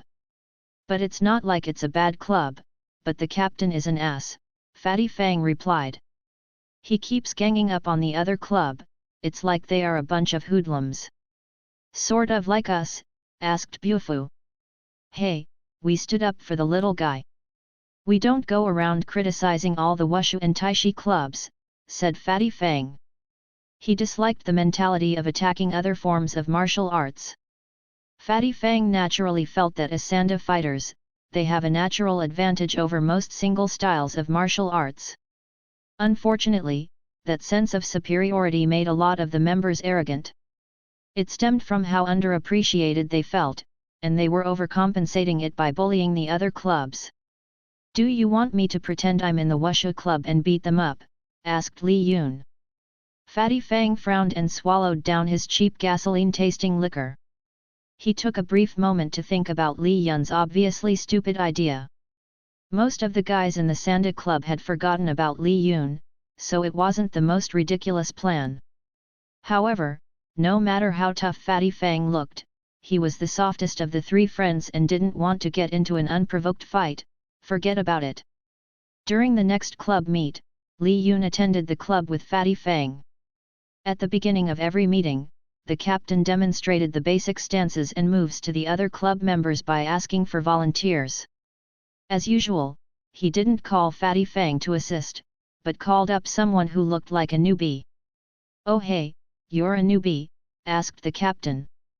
The new guy looked familiar, but since the captain didn't remember the name, it must be a noob. "Why don't I show you the basics?" You want me to help?" Li Yun acted dumb and pointed to himself. He was only there as moral support for Fatty Fang, and didn't think he would be automatically targeted. He guessed that the captain wanted some newbie to make himself look good in front of everyone. Sure. Fatty Fang wasn't aware what Li Yun was up to, but he prepared himself for the worst. The captain gave Li Yun a pair of mitt gloves.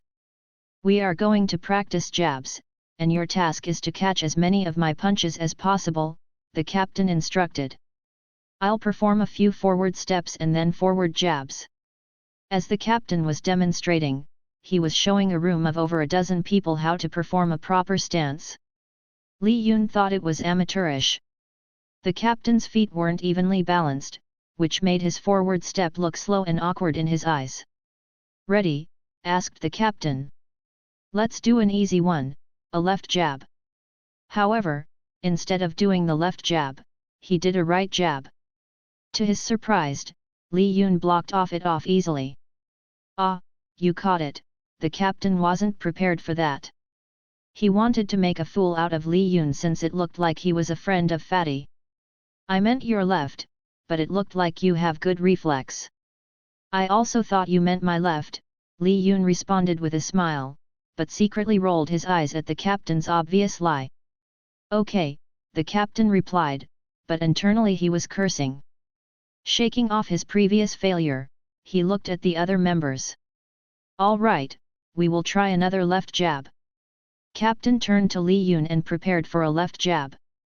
However, instead of hitting straight to the face as he had demonstrated, he lowered his body and targeted Li Yun's stomach.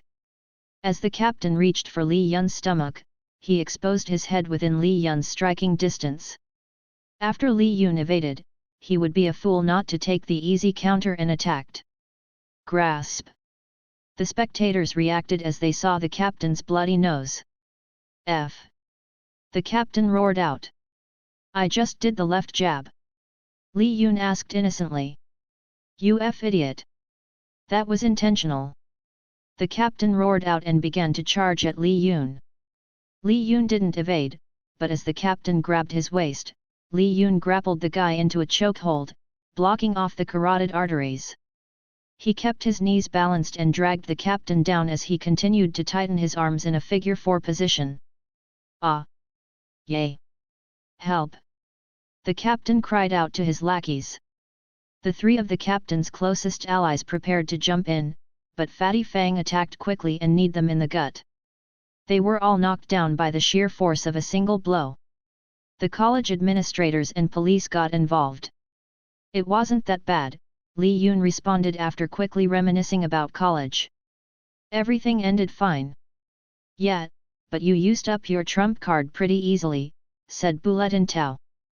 Bufu had acquired videos of the college administrators at an illegal drug party. They were planning to use it just in case one of them got into trouble, but they didn't expect to use it during their freshman year. It wasn't difficult to convince the captain either, who had a bunch of victims from the other clubs and was afraid of expulsion. In the end, the university released a notice in the university forum that everything was just a publicity stunt to get more members for the Sanda Club. Everything was swept under the rug. After talking to Bulletin Tao, Li Yun headed to the archery club located at the edge of downtown Yide. He entered the front counter of the Yide Archery Club where various bows were displayed on the wall. The clerk greeted him and asked him to check in. The archery club was the only place Li Yun could find online that had a wide variety of bow and arrows to try out. He wasn't planning to practice, he was only testing out to see what bow he should buy. There were simple reasons why Li Yun wanted to buy the bow and arrow. There were no legal weapons allowed in China that gave him a distance advantages like the bow and arrow. Guns were heavily restricted, and to be caught with one was like being associated with terrorists. Even crossbows, slingshots, and spray mace were restricted. In many gang fights, the preferred weapon was the knife. Someone with a gun was very rare unless they were cops and from organized crime. Unless he had some political power, he wasn't going to be carrying a portable tranquilizer gun like Rooksy. Bow and arrow did not have many restrictions. And if needed, it was something that could be constructed in the wild. He had plenty of space in the laboratory to practice with a target if he wanted to. "Can I also register as a member?" Li Yun asked the clerk. "Sure, are you a college student?" the clerk asked out of habit. The club provided discounts for students. "Ah, no, I'm just using this for hunting," said Li Yun. "Ooh, are you getting a hunting license?" the clerk asked. Li Yun casually nodded, but the clerk knew that 90% of the people who hunted didn't care about getting a hunting license. So local officials didn't care about enforcing the wildlife law. After he registered his name, he moved to the display case area to select 3 different bows available with various arrows. He saw a crowd of high schoolers with their instructor in front of him. "The bow is made of 2 main parts, the limb and the bow string," the instructor explained. "Traditionally, the limb is made of wood, but modern bows use fiberglass and carbon fiber. As we draw the bow string, we exert a compression force on the string and the tension force on the limb. When we release the bow string, the combination of forces will project the arrow as far as the forces allow. So for a longer distance, you need a bow with a heavy draw weight." The high schoolers watched with interest. This was the closest they got to a weapon other than a knife, so some really wanted to try shooting as soon as possible. Some didn't pay attention and fiddled with their bow. "The part in the center of the limb is considered the riser," the instructor grabbed his left hand slightly below the middle part of the limb. "It is where we grip the bow, rest the arrow, and aim." The instructor divided the class into 3 teams. "Okay, today we will practice with a recurve bow and longbows. Both have their advantages and disadvantages for beginners. Longbows are much simpler in design, lighter, easier to handle for long distances, and quieter. Recurve has better accuracy, smaller, easier to handle for short distances, and is faster. These pros and cons are also generalizations. Once you're familiar with shooting, either can be accurate or easier to draw." Li Yun understood from research that the longer the bow, the higher the draw weight. However, the size of the bow made it difficult to traverse. Li Yun wanted something more portable. Every bow had a purpose, so a rabbit hunter would not want or need to carry a large bow meant for killing a bear. Longbow, despite the name, didn't necessarily mean it was long. It was simply the shape of the bow and how it attached to the string at the tip without touching the limb. It was slightly longer than a recurve of the same length, but a recurve bow can also be long. Recurve bow, especially composite bow, was shorter due to the curved and swept tip, so it was often the preferred weapon of choice for mounted archery. "There are other considerations like stability," the instructor continued to explain. "A bow with a heavy draw weight required a person to exert a lot of energy. It takes away a person's ability to properly aim. Aiming with a bow and arrow wasn't just aim and shoot, there were stances and release techniques that needed to be considered." Li Yun was more familiar with recurve bows as they were more prominent in competitions. Despite having sight, stabilizer, and a clicker, competition-based bows were cumbersome when used for hunting. The additional items provided accuracy and stability, but were much more difficult to use in the wilderness. It seemed like a contradiction, but many barebow archers fared better during hunts because they relied on experience and instinct to hunt rather than the extra equipment. It was only needed during competitions when aim was necessary for better points. Li Yun grabbed both bare longbow and recurve bows from 360 to 400 Newton, 80 to 90 pounds, draw weight to test it out. Some of the regular club members were startled by Li Yun's selection. "Who is this guy?" they asked. "He's going to break his arm." "Not his arm, he's going to break his body. Let him try." Every newbie wants to test their draw weights by testing the largest bow available. The typical draw weight for Li Yun's weight was closer to 270 Newton, 60 pounds. Li Yun ignored the whispering and filled his quiver with different arrows of different arrow weights.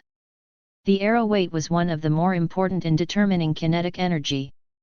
Measured in grain, the more grain the arrow processed, the greater the kinetic energy and shooting distance. However, a heavier arrow also reduced the velocity.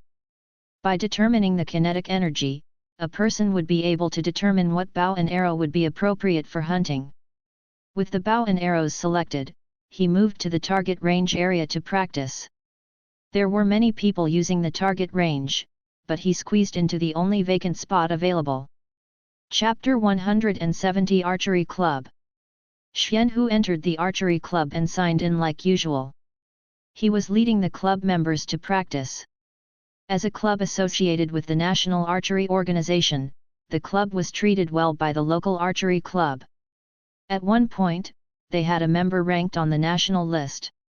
As Xianhu was guiding the group, he noticed a tall guy in the target lane next to them. The tall guy aimed at a target 15 meters away and then moved both feet in line with the target and spaced apart by a shoulder length.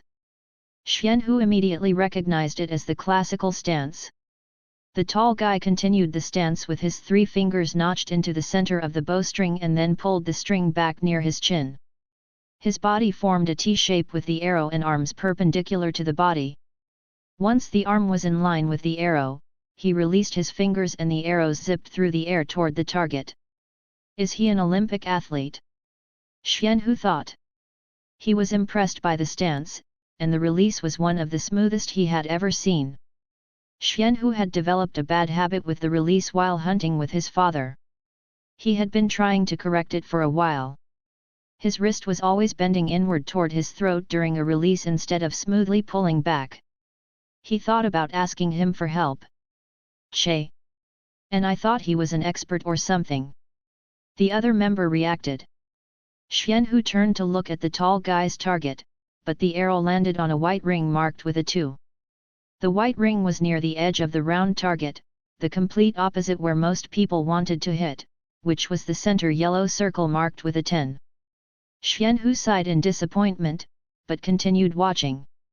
It is possible that it was just a test shot, Xianhu thought, waiting for the next shot.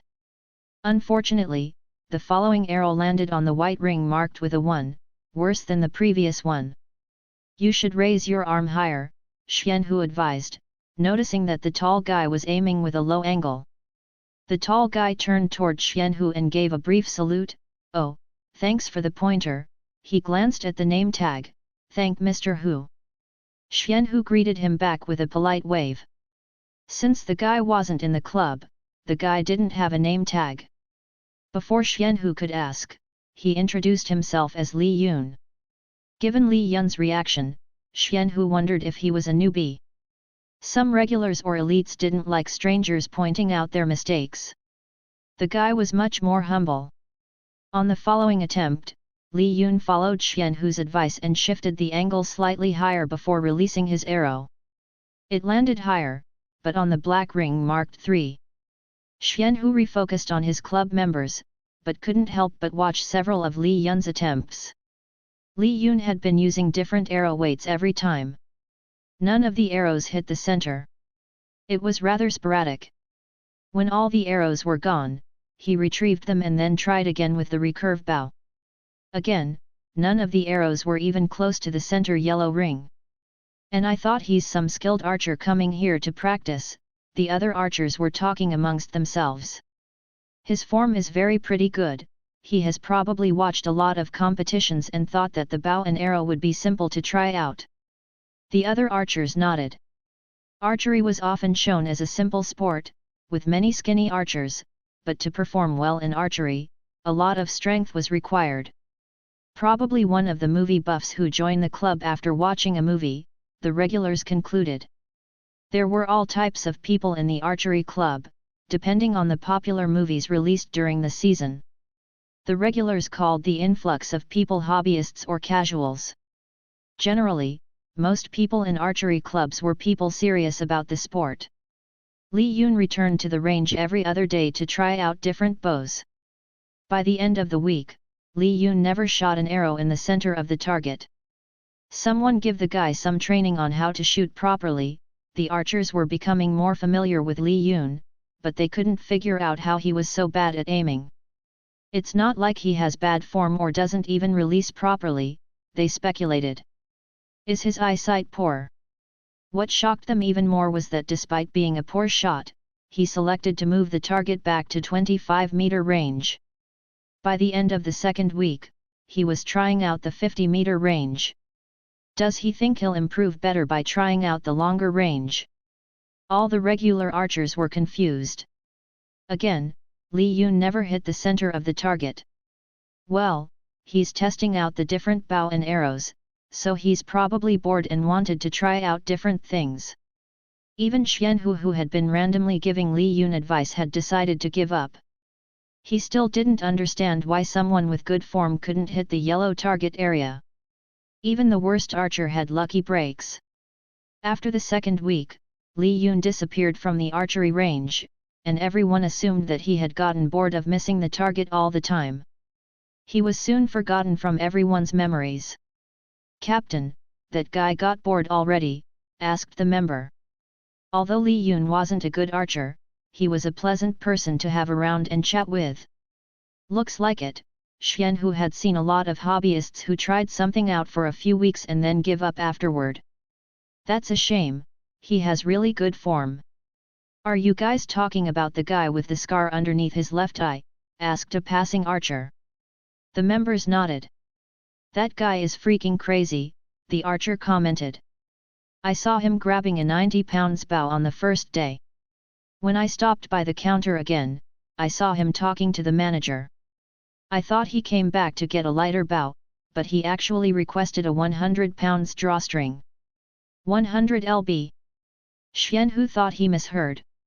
He had a tough time using a 60-pound drawstring bow, and had been using 50 pounds during high school until he started working out in college. Even then, shooting a dozen times with a 60-pound bow easily tired him out.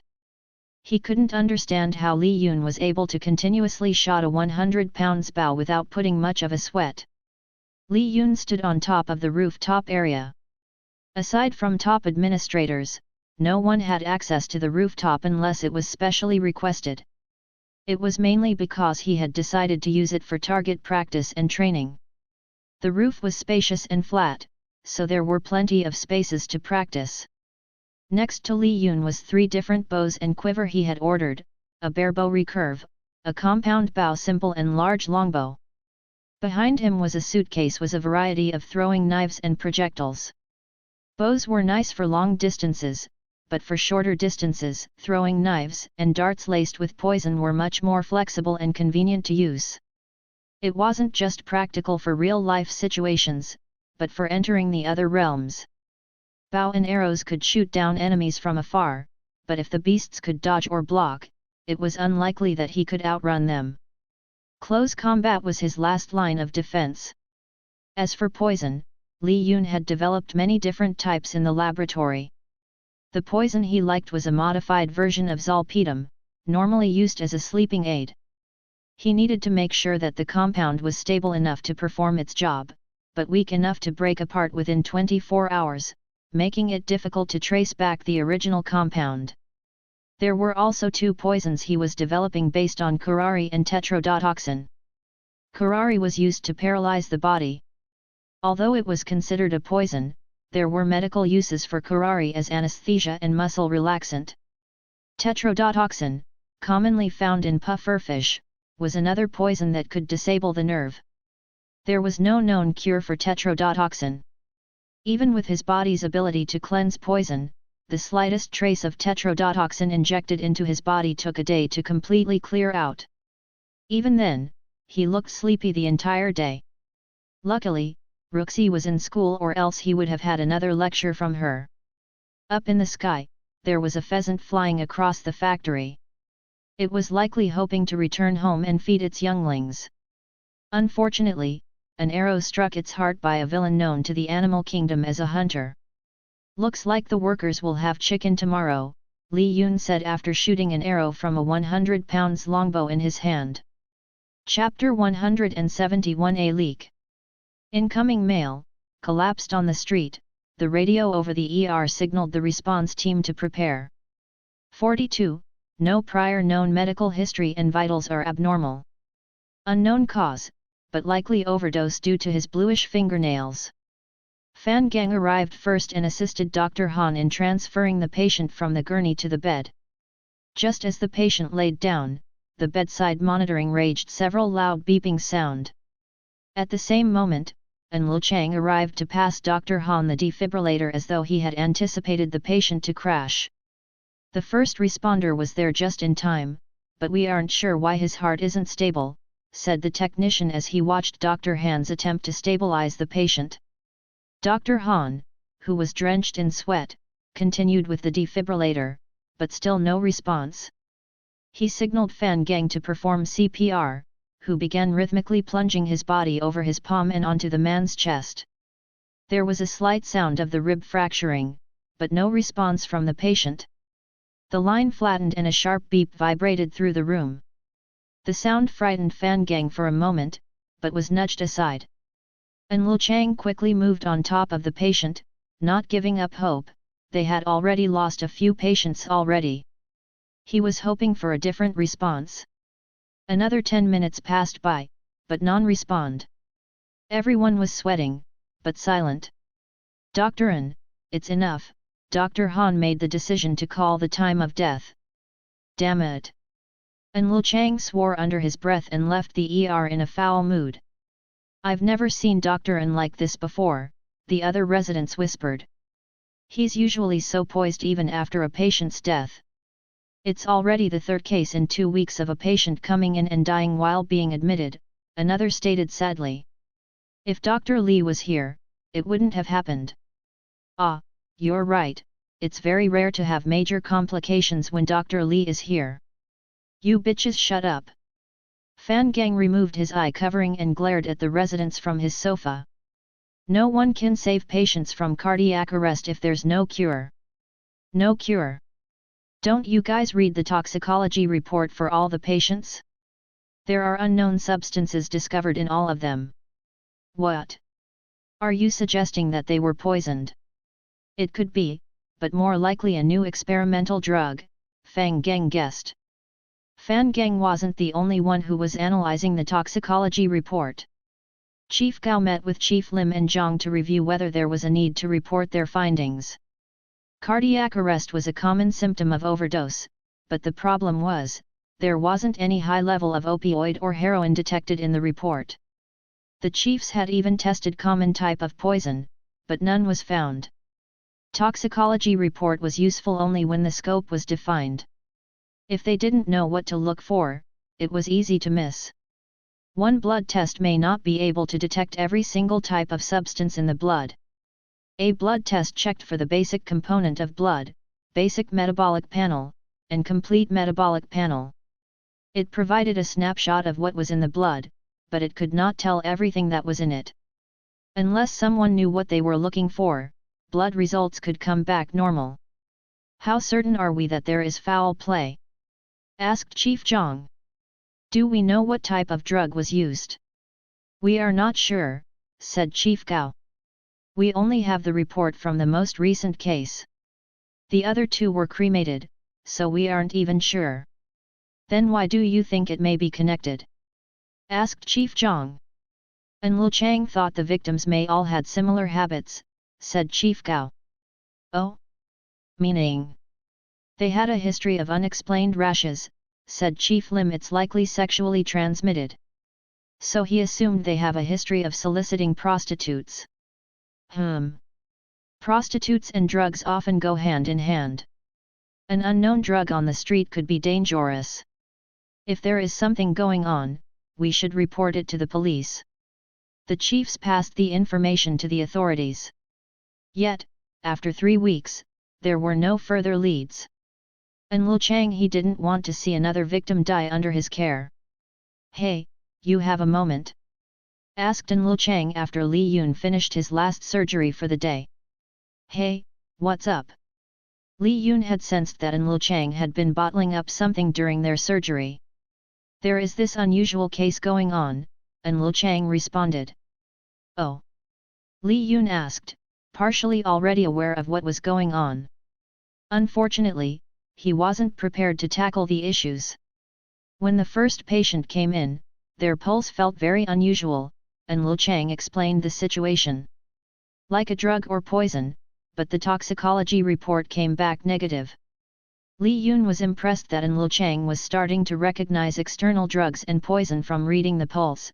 Do you have blood samples? I have the blood samples from the first patient, but we also have kept the body from the latest victim, and Liu Chang had known Li Yun long enough to know that if there was anyone that could detect something odd in the blood, it would be Li Yun. No one came to take the body, but we have been keeping the body in the morgue for a few days. And Liu Chang escorted Li Yun to the adjacent building where the morgue was located. The last time Li Yun was in the morgue, it was to test kiwi on the dead bodies. As they entered the chilled room, and Liu Chang pulled open the drawer. Li Yun moved close and brushed the body's exposed feet with the back of his fingertips. Li Yun curiously examined the CV system of the victim. There was certainly something odd in the blood. No one would recognize the substance, but Li Yun had encountered it once before. It's a modified opiate from Shudi's underground gang, Li Yun thought. He had seen the substance in Chi Shou Friends, Bing Tiu, blood. The victim had a higher dosage that was likely caused by an injection. Li Yun switched his focus to the patient's Danshan. The particular male had very little jing, but it was difficult to tell whether it was his state of death or if it was like this before his death. Liu Chang, you have already notified the police? Li Yun asked. Chief Zhang already notified them, but they haven't been able to find anything, and Liu Chang replied. And they won't be able to solve this one, Li Yun said. Bulletin Tao had warned him about a likely leak in the Qinbei Police Department. Take my advice and document everything internally.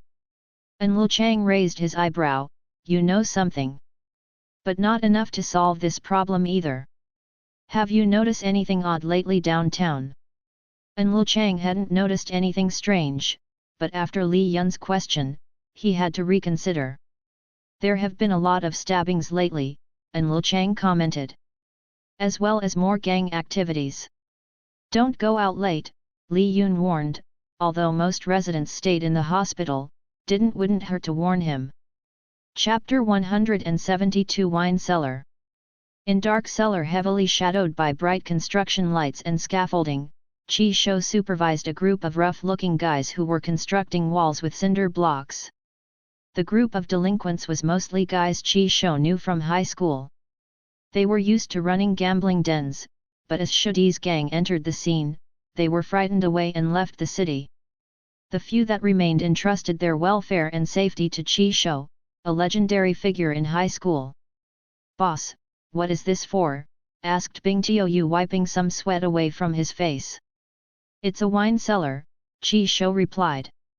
Many of the former gang members were recovering from substance abuse, and they needed a stable job. The best way to distract them from their drug craving and rebuild their body was construction work. None of the guys had construction experience, but it wasn't necessary for the work they were doing. Boss, are you sure? The walls are going to look ugly, said Bing Tiu looking at the wall with uneven mortar joints. Chi Shou shrugged, no one is going to see it anyway, and it's just practice. But boss, it's really ugly. Bing Tiu knew that Chi Shou had a poor aesthetic, but even he couldn't stand his own piece of work. The wall wasn't even straight. Then take it apart and redo it, we have time, Chi Shou replied. From what he had heard from Li Yun, no regular people were allowed in the wine cellar. Come on man! It's straight. All the workers complained and glared at Bing Tiu. They could care less about how straight the walls were. Let's head upstairs, we will paint the cafe, said Chi Shou, sensing that the guys were tired. The former gang members, now construction laborers, sighed in relief, they would rather paint than stack blocks. Bing Tiu, can you supervise the paint job? Chi Shou asked as he looked at the time. Yes boss. Bing Tiu saluted with his hand to his fist. Chi Shou left them alone and headed to a nearby office, but before he could knock, a voice called him from inside. What a freak, does he have ESP? Chi Shou mumbled as he headed into the room that looked like a regular office accountant space with a front reception desk. The office was in a building Li Yun had purchased from auction. "Is it all right to leave your friend in charge of the painting?" Li Yun asked Chi Shou as he walked inside. "How did you know?" Chi Shou took a seat across from Li Yun. "They are a bit loud," Li Yun responded. Li Yun spent most of his action points, APS, on maximizing his hearing. The effect wasn't as powerful as his sight, but he wondered if it was because his hearing hadn't adapted fully. People could detect sounds between 20 Hz and 18 kHz. He took an online test briefly before to test his range, and it was between 10 Hz and 30 kHz. If he spent some energy, it might be possible for him to detect higher and lower frequencies. Wuxing status. Fire, taste 76. Water, hearing 100. Earth, touch 76. Metal, smell 76. Wood, sight 100. AP, 1. It's a big building, I didn't think you could hear them from here, Chi Shou remarked. The more he associated himself with Li Yun, the more he realized how monstrous Li Yun was. "Just a bit more sensitive than most people," Li Yun replied. "How much do you trust Bing Tiou?" Despite Bing Tiou looking a bit irresponsible, loud, and lazy, he can manage people. Li Yun thought Bing Tiou was lazy, but he was better at noticing flaws and making others do the work. Without Chi Shou to supervise, Bing Tiou immediately started to play on his mobile phone. However, Chi Shou was right about his ability to make the others work. "How are the wine cellars?" Li Yun asked. "Coming along," Chi Shou responded, although the real usage wasn't just for storing wine. "Are you sure you want to have those guys build the cellars? Cinder blocks are heavy on their own, so I'm not worried about poor construction or how nice it looks. Don't you have your own guys? Most of them have their own work." Chi Shou remembered that Kaishi High School's gang had around 12 members, but after Jude's graduation, everyone dispersed. He wasn't sure what they were doing, but he knew that they were mostly guys who were from broken families. "After my guys finish with the renovation, are you going to hire them to work in the cafe?" "I guess. Thanks for helping them out, but you really think a cheese and wine bar will work?" "I'm not helping them out. I'm hoping for some decent profit." Li Yun shrugged. He really had no idea, but it was just a front, so it didn't matter. The office building he bought already had some small businesses on the upper floors, but the first floor was mostly vacant due to improper maintenance. If he put in a small cafe, it would mainly be used as a base. Chi Shou chuckled. "You know I'm a vet? I can't supervise them once they start working here. Build a clinic here then." "You're serious?" "Partially. I have someone who will be coming here to work as well, he should be able to supervise them." "You mean you need someone to guard this place?" "Hey, what are the odds of protection rackets being a part of Shudi's scheme?" "I'm going to need a lot of guards to protect this place." Chi Shou nodded. The city wasn't a complete mess yet, but there was a turf war between some of the underground gangs who were openly against Shudi's gang. Li Yun reviewed the documents of the existing tenants. There were 30 available rental spaces in the building, but only a quarter was occupied. The structure of the building was decent, but it hadn't been updated in 15 years since it was built. Not to mention construction job back then wasn't as regulated as it was now. "How are the existing tenants?" asked Li Yun. "They were curious about the renovation, and they seemed excited when I told them we're renovating the ground floor into a wine and cheese bar," said Chi Shou. "They thought it sounded like a nice place to relax during break." Li Yun nodded. They were mostly self-employed accountants, white-collar workers, and lawyers who were starting out their business. "Once you're done with the cellar, let me know, I'll send you the barrels of grapes." Li Yun had a couple of varieties of grapes in the greenhouse. "You grow a lot of random things." "It's not random. Resveratrol is a potent compound.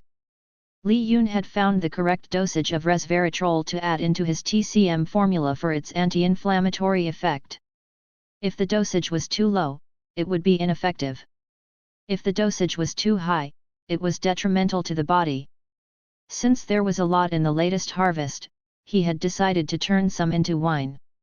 "There's a vacant office you can move your clinic into," said Li Yun before leaving. "Gee, I don't know if I want you as a landlord." Although, after having said that, Qi Shou was considering it. The building was in a good location and it was close to the hospital. Li Yun wondered if he was deciding it because of Mi Xian. Despite them being friends, they were sleeping with each other. Anyone with a discerning eye could see it. "You're okay with being just friends?" Li Yun asked. "Yeah, why?" "Just wondering, Yang Kong has a web novel up, and I'm just trying to see if I can get spoilers." "You're me." Qi Shou wondered if Li Yun was just joking around. But then again, it was entirely possible. "What's the novel called?" Li Yun patted Qi Shou on the shoulder. "Good Luck." He named the novel Good Luck. "No, good luck to your endeavors, can't wait to read the next chapter." Li Yun honestly felt bad for Qi Shou. Mi Xian was career-focused, and she wasn't going to treat any relationship seriously until she officially become an attending. "Damn it! Just tell me the title." "Chill, it's not like he's using your real name." Chapter 173 Conspiracy. Cloud of Will. "Oh my gosh, ya gotta try the tomatoes from Sheneng Farm. It's absolutely the most perfect looking tomato I have ever seen. It's big and red, and man, it lasts forever in the fridge." King of Coal, seriously dude? Cloud of Will, not a dude. King of Coal, oh. Eat your greens, I got their green beans, and it was delicious. Sala, are you sure they don't use any fertilizer? I'm just playing around this app because the scenery is gorgeous. Haven't tried the veggies yet. King of Coal, not into greens. They don't sell any fruits? BA5IL5PICE, the cherry tomatoes are as sweet as grapes. You should try it. Sala, gee, I don't have any money. Eat your greens, the app have many games. If you grow your own in-game crop, you can exchange it for real veggies. Wardmaster69, LOL, that is hilarious. A farm company making a gaming app? BA5IL5PICE, it's not a gaming company, it's a pharmaceutical company. Wardmaster69, LOL, even more hilarious. A pharma selling veggies? How do we know they aren't dumping their waste products into the land? BA5IL5PICE, who knows? Eat your greens, actually, there are live webcams of the farm, it's on 24/7. I can guarantee that they don't really add anything except water. In the Sheneng Pharmaceuticals meeting room, the top three lounged around a room table with Hun Lun standing by the side as they scrolled through various social media accounts. "The Sheneng app is pretty successful," said Ju Dai. "Everyone is also excited about the expansion of the app in 6 months. Do you think Bufo will have enough time? He has a lot of more workers now, so I guess it should be enough." Li Yun wasn't sure what the gaming development world was like, but he thought it should be simple. Bufo already spent his college years creating the core of the gaming app. The rest were of the plots, characters, and stages will be handled by the employees. "The workers have cleared out the farmland and are preparing for next season," said Fatty Fang. "I'm surprised the farmland here is so good, I wonder why the previous farm failed." Li Yun shrugged. Although the speed of the plant growth wasn't fast as he had expected, the harvest was plentiful and resilient. They were also tasty according to everyone else, but Li Yun could only tell that there were a lot more vitamins and nutrients in them. "What are the Huifu sales like?" Li Yun asked. "The factory started shipment of the TCM drugs to a distributor. Pretty decent, but nowhere near the point of profit," said Fatty Fang. Most of the sales are from this regional stores and from Magic City University Hospital. It's fine, said Li Yun. It was within his prediction. It has only been a month. The doctors are only learning about its usefulness through word of mouth. Do you think doctors will avoid using it if it is too useful? Asked Jude. Li Yun laughed. The question was valid. There was a conspiracy theory people liked to spread about the pharmaceutical company and hospital. It was the idea that if all illness and sickness were cured, then doctors and pharmaceutical companies would become obsolete. To prevent themselves from becoming obsolete, doctors and pharmaceutical companies purposely avoided providing patients with useful treatment. However, people did not understand that to humanity, illness and sickness were as natural as death. Sickness was a way to tell the body that it was not functioning correctly, that whatever fuel it had ingested was wrong, or that it was time to leave the world and make room for future generations. When one illness was treated, another may arise. No medicine could completely cure the human body, and there wasn't such a thing as cure-all medicine. Most doctors are people too, said Li Yun. For them to think like that, they need to have a hive mentality. If you had the ability to cure all the illness in the world and allow people to live forever, would you keep it to yourself or share it with the world? Judah asked. Li Yun remained silent for a moment. If humans lived forever like immortals, what was the environmental impact? China already had an overpopulation problem that caused the initiation of the one-child policy. Although it had stabilized, other countries were experiencing problems. With new genetic advancement and science, it wasn't a question of if, but when. Death is naturally a part of life.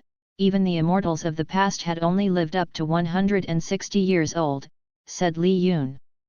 If they live longer, naturally they would ascend to a greater plane of existence where there are more resources available.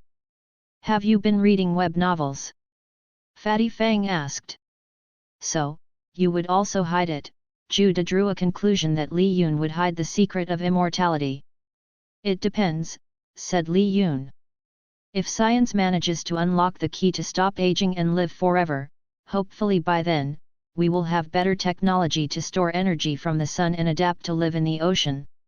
He looked at Judah and wondered why he was suddenly curious about the topic. Anin is writing her thesis on fake news and conspiracies within our media, said Judah. It was almost the end of the semester, so everyone had been focused on school work. Even Ruxi had been ignoring Li Yun to focus on school. Li Yun suddenly thought about Anin's father, Zhu Zhang. You know where her father is? Li Yun asked. Why are you asking about him suddenly? Asked Jude.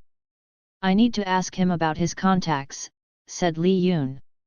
You know where he's hiding? Jude tapped his fingers and thought for a moment. I do, but you need to tell me what you need from him. You also have to consider that whatever you're planning, it's definitely illegal. Zhu Zhang was currently in hiding from the government for arms dealing. Li Yun gave Jada a printed piece of paper with a few of his requests. What are you planning to do with these? Jude rarely asked Li Yun for his plans unless it was something that interested him. It's for the wine cellar, said Li Yun. Wine cellar was his code name for dealing with Shudi. This is going to be a headache to deal with. Are you sure you want to get involved? Asked Fatty Fang. I don't want to get involved, but this is all a defensive maneuver, said Li Yun. We won't strike unless they do something drastic. Tragedy struck every day in the world. It was impossible to solve everything.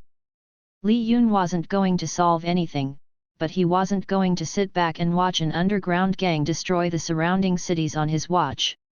After they went over the details, the meeting was officially over. Sukzu is coming back for your girlfriend's birthday, said Jude. So, where is the party? Beats me, Sukzu said she'll plan everything.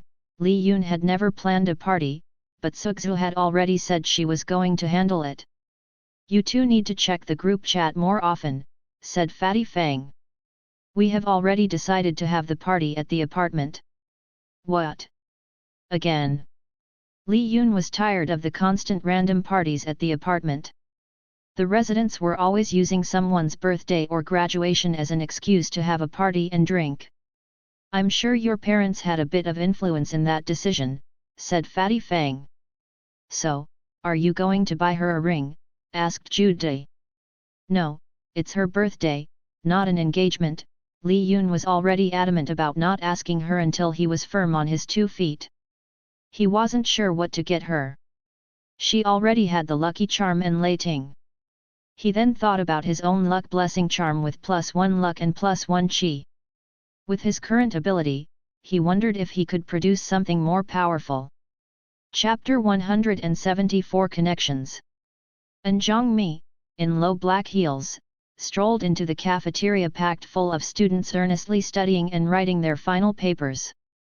It wasn't just the cafeteria, but a week before the end of the semester, the campus was always bustling with activities.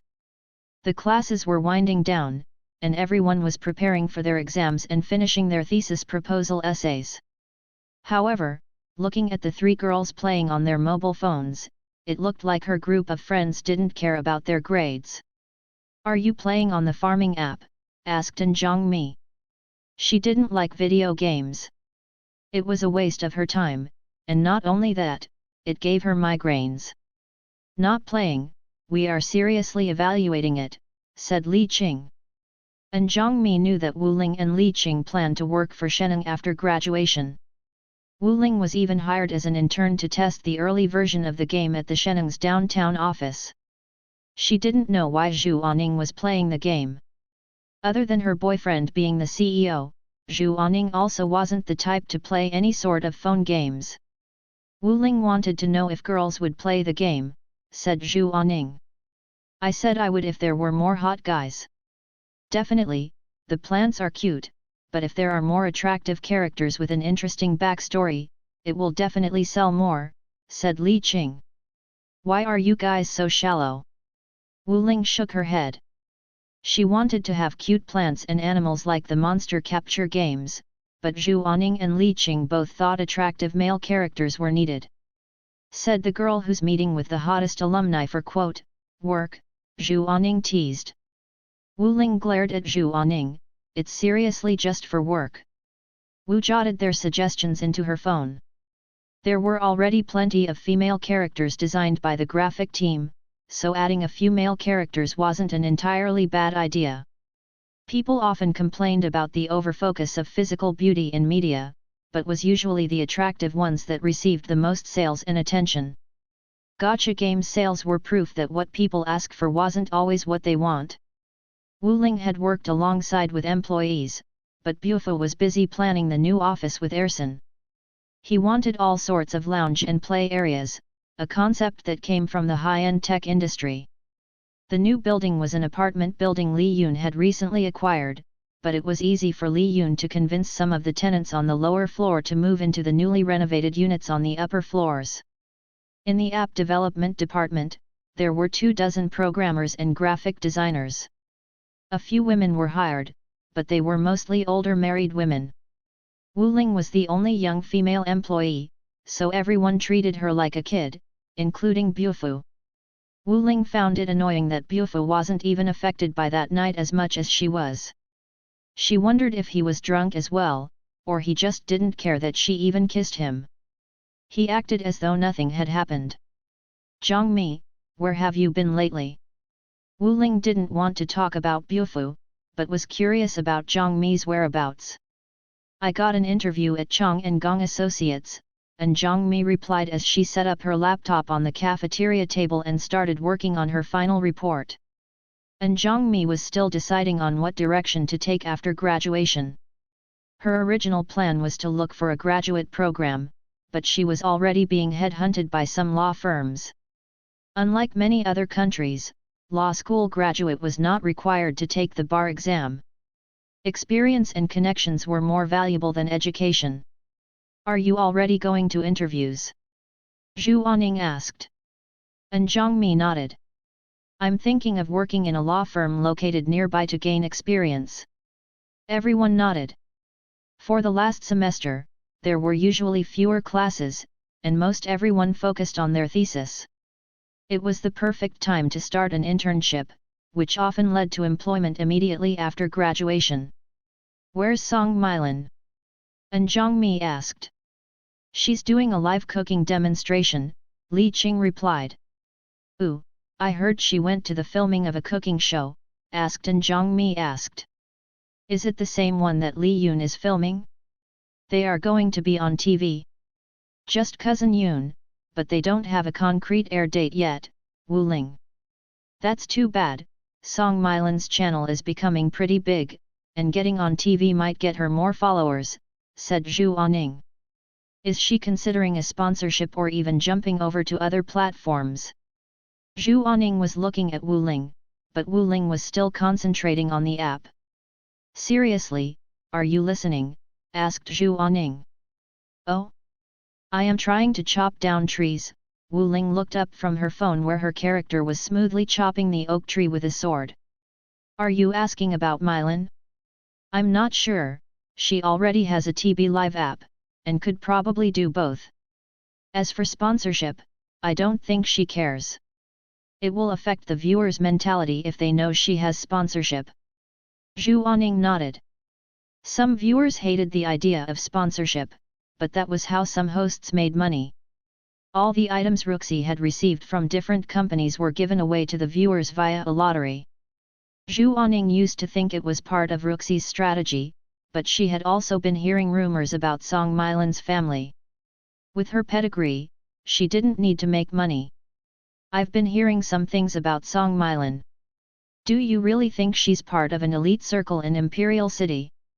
"I don't know," Wu Ling said as she hunched her shoulders up. Ruxi rarely talked about her family. Wu Ling didn't even know she was from Imperial City. She wasn't even aware that Ning Suxu was her friend until after Ruxi started to date Li Yun. "I guess it's something she doesn't want people to know," Zhu Aning could understand. Everyone had private life they didn't like to share. Zhu Aning's father used to deal with illegal arms and was on the run, but only Juda and Li Yun were aware of it. Wu Ling was really curious about Ruxi's family since they had already met the parents. The next step after meeting the parents was naturally for the parents to meet each other. Both Li Yun and Ruxi had been quiet about the possibility. Wu Ling could ask them about it during Ruxi's birthday party. "Aren't we going to help Sister Suxu with the surprise party?" asked Li Qing.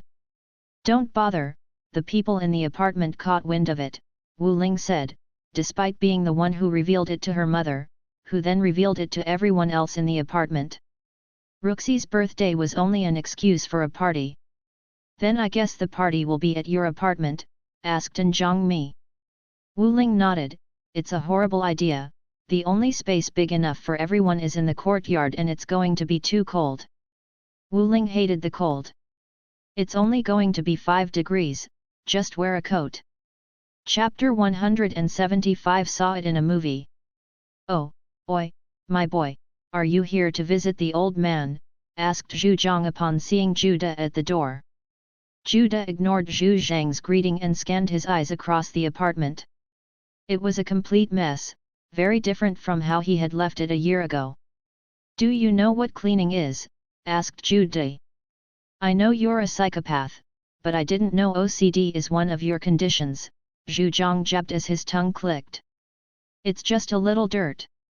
"This isn't a little dirt," Juda pointed at the flies buzzing around the pile of dishes that had been sitting there for more than 3 weeks. "No wonder his wife abandoned the family and found another husband."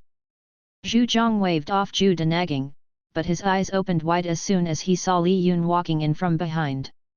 "What are you doing here?" Zhu Zhang cried out as his foot subconsciously stepped back.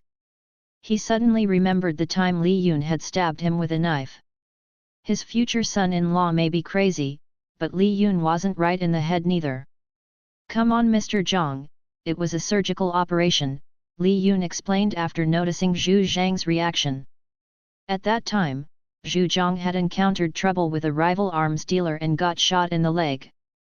Not wanting treatment at the hospital for a gunshot wound, he hid in his apartment and attempted to patch up his leg. Zhu Anin had discovered him and contacted Jude, who then contacted Li Yun. Li Yun had arrived, not knowing anything about the incident.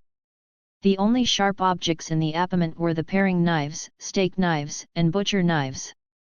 The paring knife was selected to cut an opening and to remove the bullet, and using regular thread to sew up the wound. Zhu Zhang refused to be treated, but Li Yun stabbed him anyway without any anesthesia. Your hands were shaking the entire time, I was scared for my life.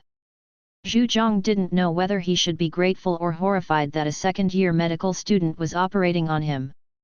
Mr. Zhang, you were my first live patient, of course I was a little nervous. Li Yun had only operated on cadavers and pig carcasses in class. Not long after, the cops raided the Zhu Zhang's gun storage warehouse. It was Zhu Anin who had tipped them off, but she didn't expect that it was Zhu Da who helped her father escape and got him an apartment in a small town north of Yide. So, what do you kids want? Asked Zhu Zhang. Where do your suppliers ship the goods from? Li Yun asked. My supplier has a place in the desert, said Zhu Zhang, easily selling out his supplier's location. They routed through the desert. Li Yun asked. He thought smugglers preferred going by the sea. But if there was secret a underground factory in the desert that produced them, then it made sense. Arms dealing was a risky business, with penalty ranging from 3 years to life in prison, even death sentence was feasible. Although the risk was high, it was also lucrative. Dealers attempt to make one large transaction a year that could last them a year or two. Illegal guns were sold for more than 50,000 yuan each. Between getting shot and dealing with authorities, the type of people who enjoyed the business were gun lovers or thrill seekers. Zhu Zhang was both.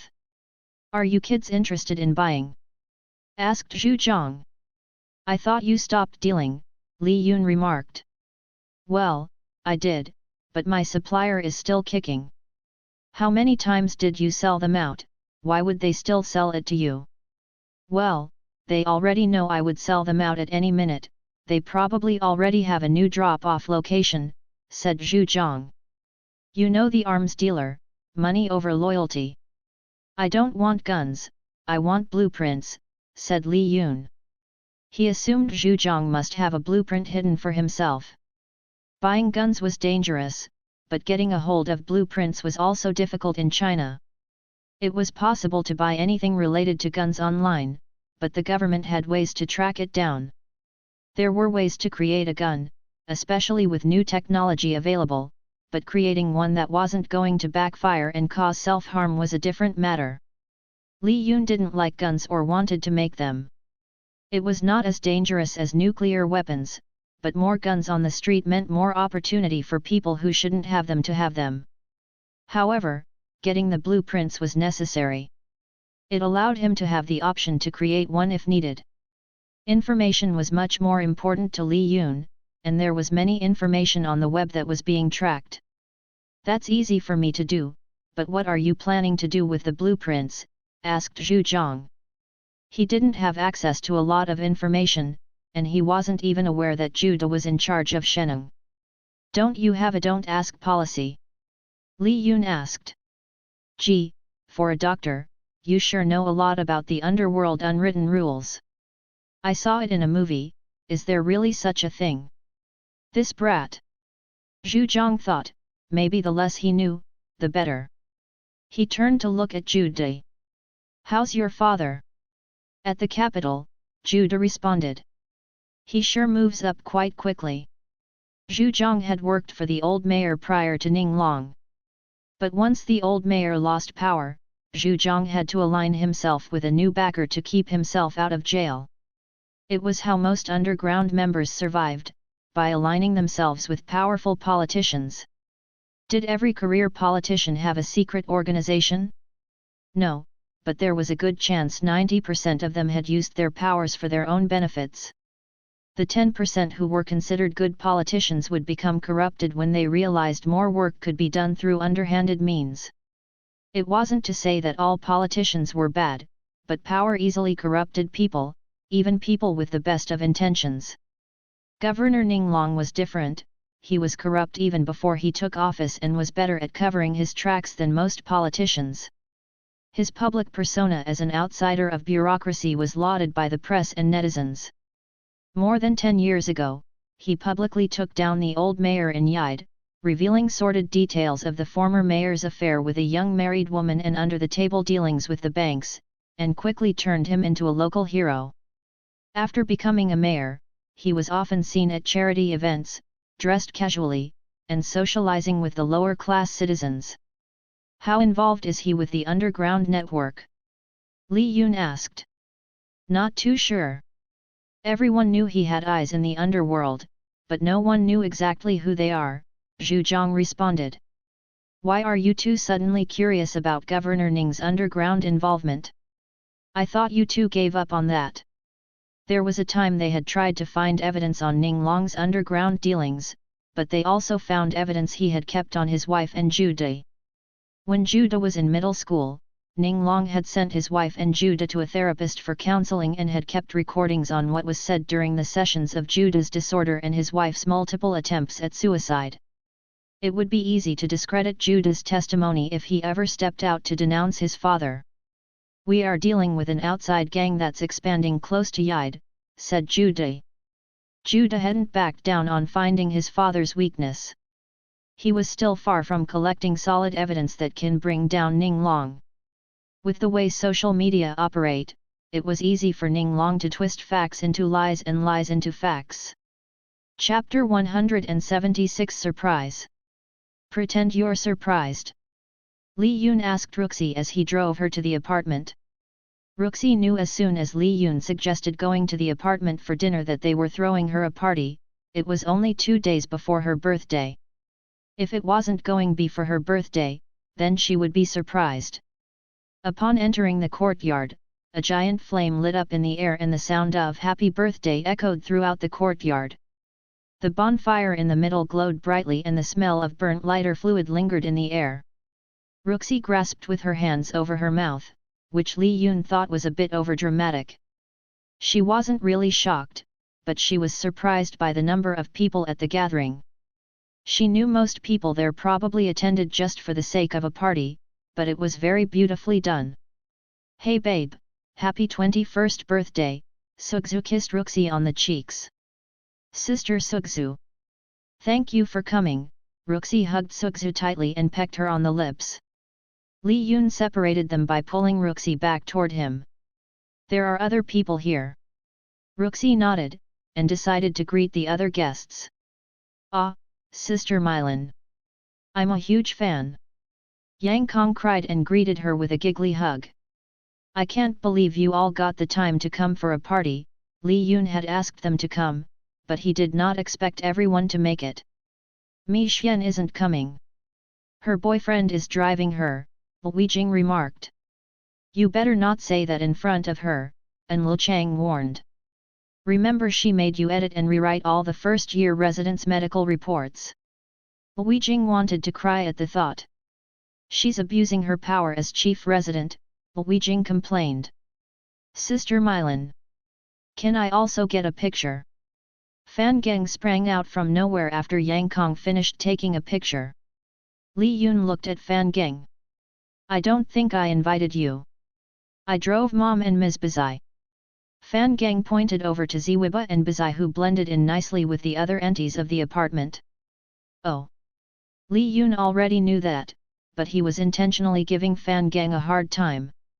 Don't be rude to the guest, Ruxi chided her boyfriend, walked next to Fan Geng, and took a selfie with him. Qi Shou and Mi Xian arrived shortly after.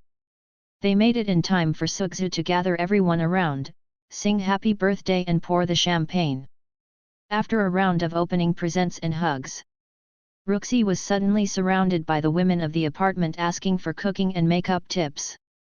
There were little spots of conversation everywhere around the large open courtyard. It was the first time Wu Ling's friends met some of the people from Qinbei Hospital. Li Qing and Li Jing surprisingly hit it off surprisingly well. The speakers played a song, and different couples joined the center to dance near the bonfire. Wu Ling refused to dance and sat out. From afar, she watched everyone doing the robot and her eyes cast down for a brief moment. Why so down? Sugzu sat next Wu Ling, rubbing her hands next to the patio heater. Wu Ling shook her head, just a bit tired. Sukzu looked across the courtyard and saw Bufo talking to a young woman. You don't have to be jealous, that's his cousin, Sukzu said. Wu Ling awkwardly hugged herself tighter. In college, there were always rumors about us being together, said Sukzu. Do you know why we never dated? Why? Wu Ling wondered. She had also heard a lot of the rumors since they were both friends with Li Yun. It's because it's not possible for me to love someone. Even with my current boyfriend, I don't think we will last. Why not? Wu Ling never understood why someone as beautiful, smart, and talented as Sukzu wasn't able to find a lasting relationship. It's simply because I don't need a partner to feel fulfilled and satisfied, said Sukzu. There's a part of everyone who wishes to pass down their genes as part of reproduction. The sense of loneliness they feel and the sense of belonging is our biological calling for a mate. Oh. Wu Ling thought that Li Yun and Bufo were both messed up when it came to relationships, but it seemed like Sukzu were more cynical about it. She wondered how Sukzu was able to match so many pairs of friends. It's because as an outsider, I have a better view of people's personality and alignment. And don't pity me as though being in a relationship is a priority for everyone. I never thought it was a priority or a necessity. Isn't a relationship something as meaningful as memories? Sukzu smiled and nodded. And that's why I am dating and enjoying a sense of companionship. When the feeling is over, I don't feel heartbroken like most people. It's simply a memory. Wu Ling nodded. She never thought Sukzu liked Bufo romantically, but she knew Bufo had a crush on Sukzu when they were little. Bufo is different from me, it was simple for Sukzu to defend him. They didn't always see eye to eye, but at the end of the day, they were still considered friends. If anything happened to him, Sukzu will defend him. He's sentimental and romantic. That's not how I would describe him. I think you misunderstood Bufo. He likes to be in a relationship, and the feeling of companionship. As soon as that feeling goes away, he would rather let it go than cling onto it. The feeling of being trapped in a relationship is very uncomfortable. Isn't that the definition of a player? Wu Ling was well aware that her crush wasn't going to lead anywhere. She just never felt anything for anyone else.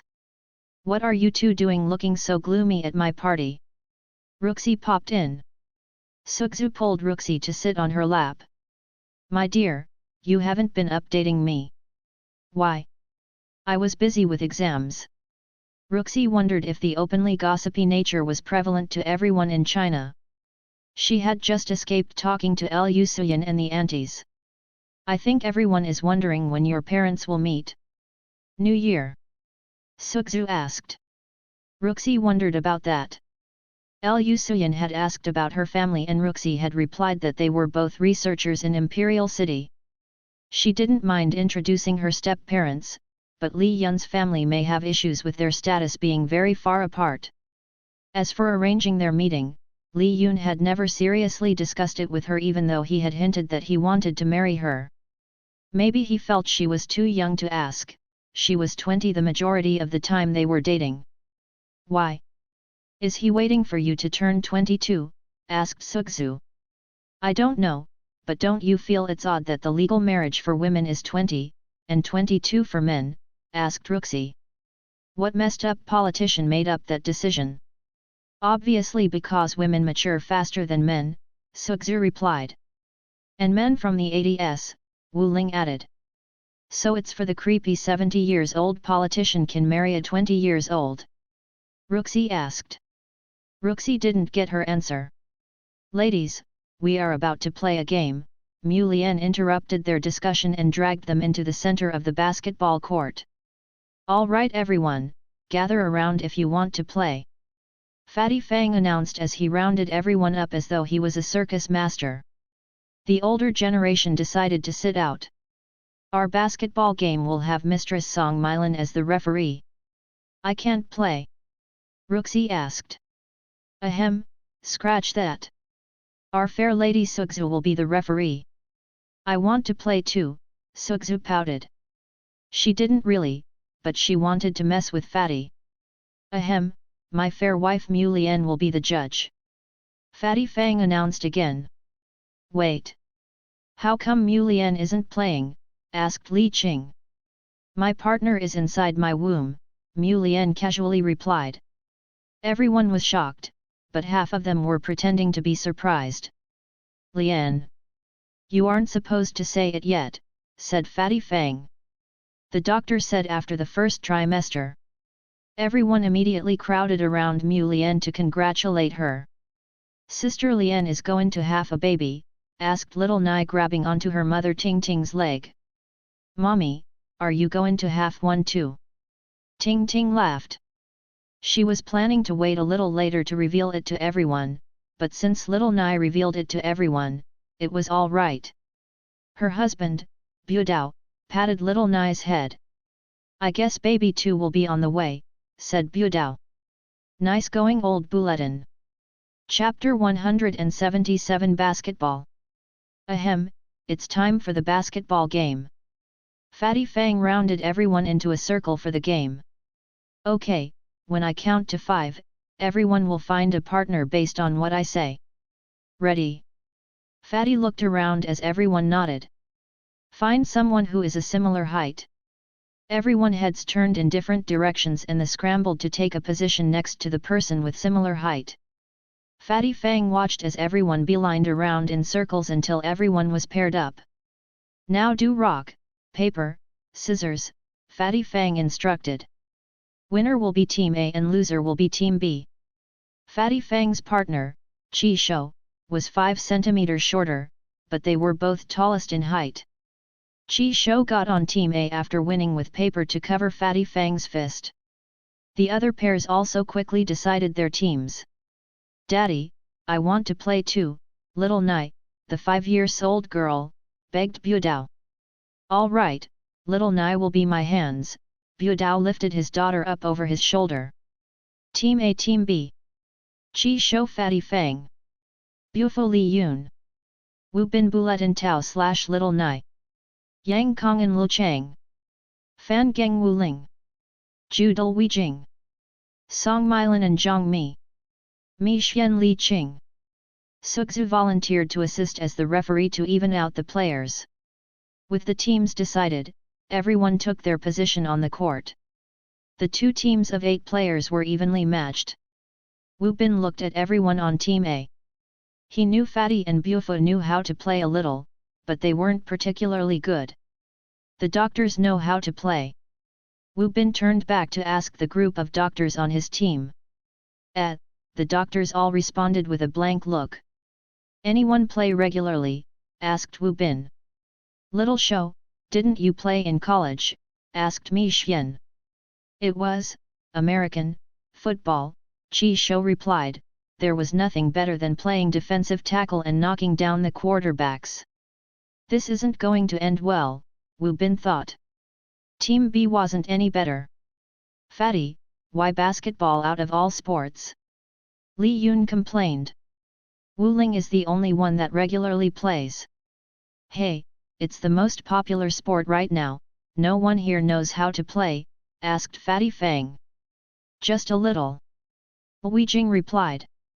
Bu Dao didn't want to say he was handicapped, but his daughter was sitting on his shoulder. Doesn't matter, I think we can do it, said Wu Ling. What's the reward? Li Yun asked. Losers will be in charge of cleaning up. Fatty Fang announced. Winners can go home early. Too much talking, said Sukzu. Just start the game. Sukzu, as the ref, threw the ball in the air. Fatty Fang, B, touched the ball first, moving it to his side of the court. Li Qing, B, caught the ball, but since she did not know how she had to dribble, started running along with the ball in her hand. She tried her first shot, but missed. So close. Li Qing, B, cried out, although the ball flew by the basket hoop more than a meter away. Wu Ling, B, caught the ball and she easily finished the shot. Everyone reset their position for the next round. Wu Bin, A, started off first by dribbling the basketball like a pro. As a basketball coach, he could outplay everyone, but as a high school teacher, he knew the importance of sharing the ball. He passed the ball over to Jude, who passed it on to Fan Geng, who passed it on to Mi Xian, and then finally back to Wu Bin, Wu Bin, felt some pain in his chest. After all that work, the ball came back to him. UFERS, y'all worse than my kids. Wu Bin jumped and made the shot. Hey! 1 point penalty for swearing. Ning Suxu yelled, giving Team B a point. Wu Bin, cursed internally, he forgot there were children around. Wu Ling, B, led the next round and passed the ball over to Little Nai, who made an easy basketball on top of Bu Dao. Wu Bin, started off again, and passed the ball over to Fatty Feng, who made a dunk. Wu Ling, B, took charge of the next one, and passed the ball over to Qi Shou, B. Qi Shou, B, slammed the ball into the backboard, and Wu Bin took the rebound and scored. Wu Ling, B, took the ball again and passed it to Zhang Mi, B. Zhang Mi, B, tried shooting, but the ball landed on An Luchang, B, who wasn't anywhere near the hoop. An Luchang stared at the ball, trying to think of his options. He could shoot the ball, but it likely wasn't going to make it in. He should just pass it along. Just shoot the damn ball! Someone shouted. An Luchang shot the ball, but missed. Why isn't it going in? An Luchang thought as he looked at the hoop. He was sure he had calculated the projection correctly. You need more muscles in your arm. Li Yun, B, shouted as he reached for the ball. Unfortunately, Wu Bin, A, got there before him and took the rebound. Little Mimi. Wu Bin shorted as he threw the ball far and into Ruxi's hands. Ruxi, A, caught the ball and tried dribbling with both hands as though she was a first grader, but gave up afterward as it seemed like a pain. Whose effing idea to play this game? Ruxi, A, passed the ball to Bufu who was closest to her. Bufu, A, wasn't much of an athlete either. As he waited for the ball to land into his hand, Wu Ling, B, quickly passed by and stole the ball. Hey! Bufu shouted, but as soon as he saw Wu Ling, he ignored her. This is horrible, Ting Ting said from the sidelines after the match played itself out for 10 minutes. She was cheering for her husband and child. This is great! Suxu cried, recording the game in progress, hoping to use it as blackmail materials in the future. Nothing better than a bunch of grown adults failing so hard at basketball. The Wu siblings are carrying the game, Mu Lian added. They scored most of the points so far. The rest of the game consisted of everyone running and recovering the fumbled ball. In the end, Team A won. It didn't matter who won, everyone chipped in to clean up after the party. After midnight, Li Yun drove Ruxi back to Dongxian Clinic. So, how much were you holding back? Asked Ruxi when they got home. The Dongxian Clinic felt more like home than most places. I haven't played basketball since high school. Li Yun took Ruxi's coat and placed it in the closet. He had used Zhuoang on a few NBA games, but his dribbling was still bad so there wasn't a need to pretend. He couldn't dribble like a professional even if he tried. It was a friendly game, and he scored twice when someone passed him the ball. Most of the time, he was passing it along to give others a shot.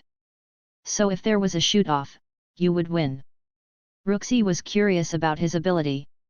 Probably. He wouldn't deny that his accuracy and sight were sharper than most people, maybe even better than most professional players. His forms were a bit awkward, but only because he wasn't interested in correcting them. Ruxi waited for him to put away his coat, and to give her a present. Li Yun was the only one who hadn't given her a present yet. Instead, he kissed her as he moved her onto the bed. Please don't tell me you're going to give yourself as a present, Ruxi teased as he nibbled her throat. A piece of my heart if I could dissect my heart without dying, Li Yun said as he pulled out a box from his inner pocket. This is the next best thing. Ruxi side-eyed the cheesy comment, but knew he was intentionally trying to make her gag. Instead, she opened the present, revealing a heart-shaped jade pendant with strange inscriptions marked on the front. It was similar to the luck blessing he had already given her, but was slightly different, somehow. Li Yun had been creating a jade trigram, to see if the system found it acceptable, but nothing had more than 1000 qi. As he made one for Ruxi, he altered it according to what he felt was right. His intent was to create something special for Ruxi. The more he worked on it, the more it altered and evolved itself into something else. It felt very similar to when he was working on copying the Taoist texts. There were some lines that looked better angled, deeper, or lighter. Ruxi took the pendant out of the casing and touched the carving. She wasn't surprised that he carved her something for her birthday. He always liked to hand out talismans to people he liked. However, this particular pendant felt special. 5 happiness pendant, +1 luck, +1 prosperity, +1 fertility, +1 health, +1 peace. Ruxi wasn't sure if her eyes were failing her, but she thought for a moment the pendant glowed in hand. Li Yun took the pendant and placed it around her neck. Happy birthday Ruxi! Chapter 178 Undiagnosed Illness. What is the patient suffering from? Asked Professor Xiao Shan. A team of experts from Magic City University Hospital had been recruited to determine the chief cause of a patient's widespread pain. Unfortunately, after 5 weeks, none of the specialists could figure out the root of the problem. If it was a regular patient, the patient would continue to live through the pain until the technology was advanced enough to determine the cause. However, the patient in the VIP ward wasn't a regular patient, she was Chen Walai, the wife of Chen Tubo. Chen Tubo had many jobs, but his role as chairman of Telecommune was the most prominent. Telecommune was one of the government-owned network channels that provided shows, varieties and news across the nation. Chen Tubo's other identity was the first son of Chen Lingbo, the state councillor in charge of the General Office Affairs. Chen Lingbo was a public figure and was amongst the top 10 most influential people in China. Tell me about the case. Any progress on the root cause of the widespread pain? Professor Xiao Shan asked the team of specialists inside his office. He had been pulled into the case at the last minute after none of the other professors could figure out the root cause. Professor, we are unsure, the associate professor responded. Ms. Chen arrived at the ER after a car accident in Imperial City and was immediately treated for a ruptured spleen. However, 3 weeks after the surgery, the pain persisted.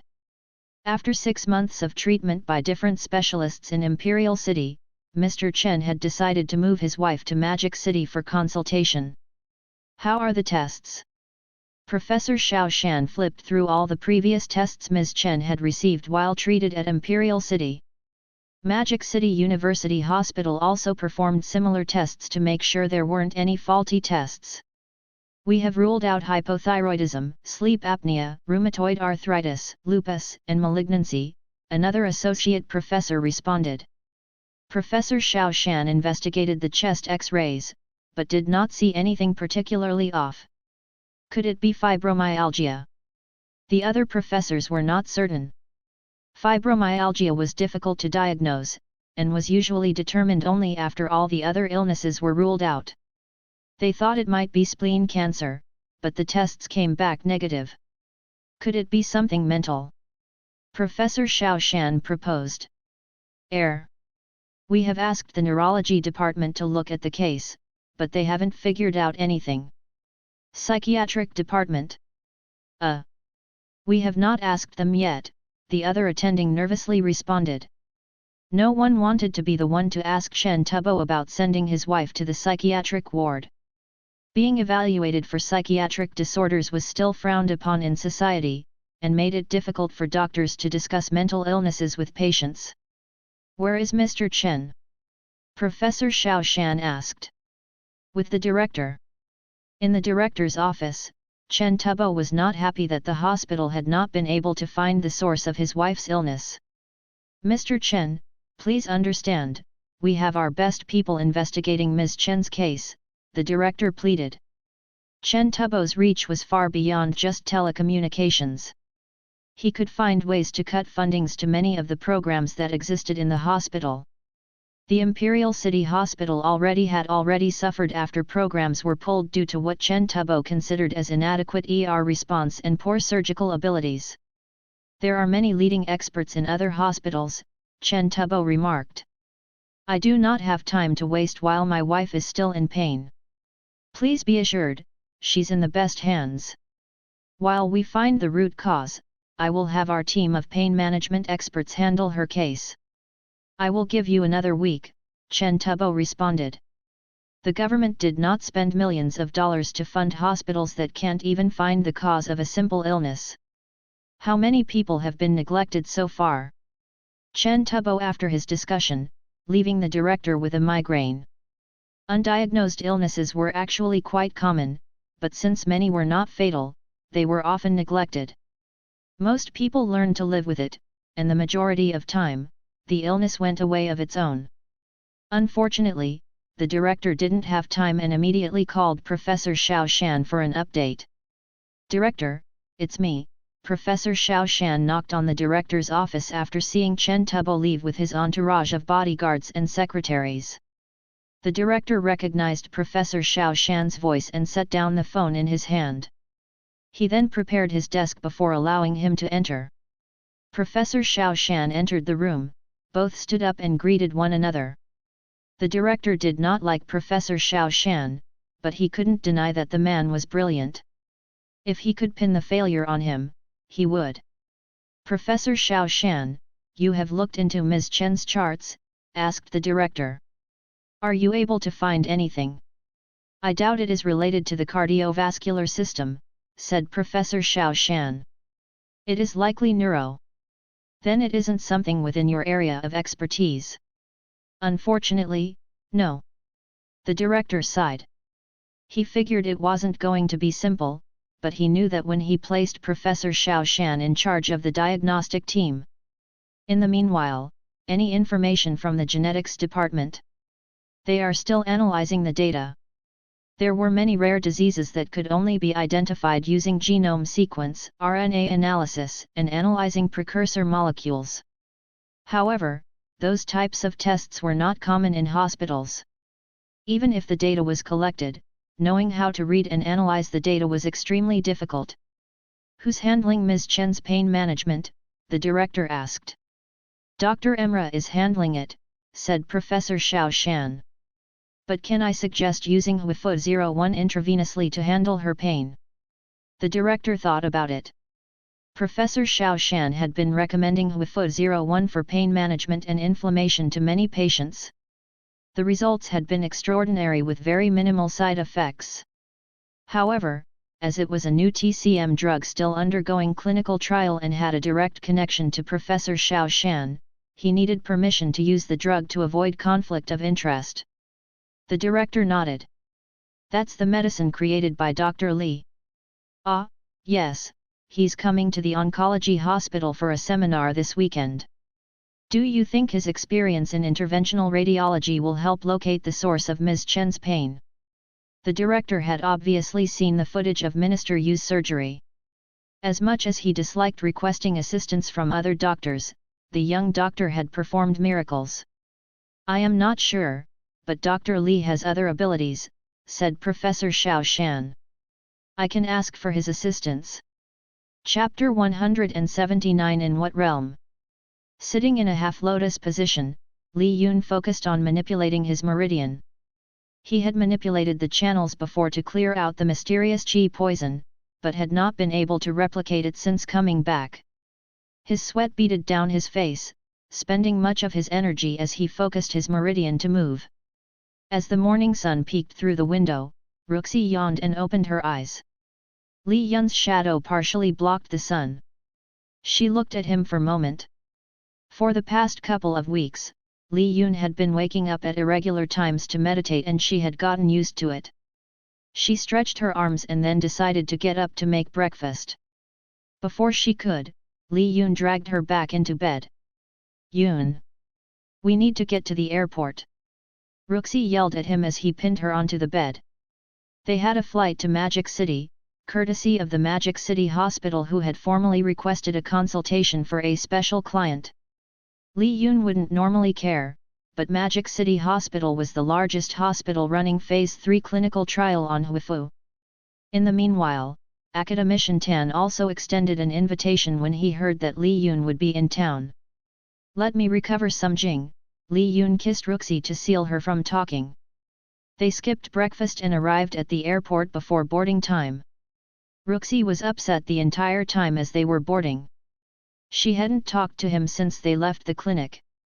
You're not going to be angry the entire time? Li Yun asked as he took his seat, located in the middle of the plane. It was the cheapest seat he could book. You made me miss breakfast. She hissed in a low whisper next to him. Li Yun wanted to say she was also an active participant, but held his tongue before upsetting her even more. Instead, he asked the flight attendant to bring him Yashao, which seemed to appease Ruxi a bit.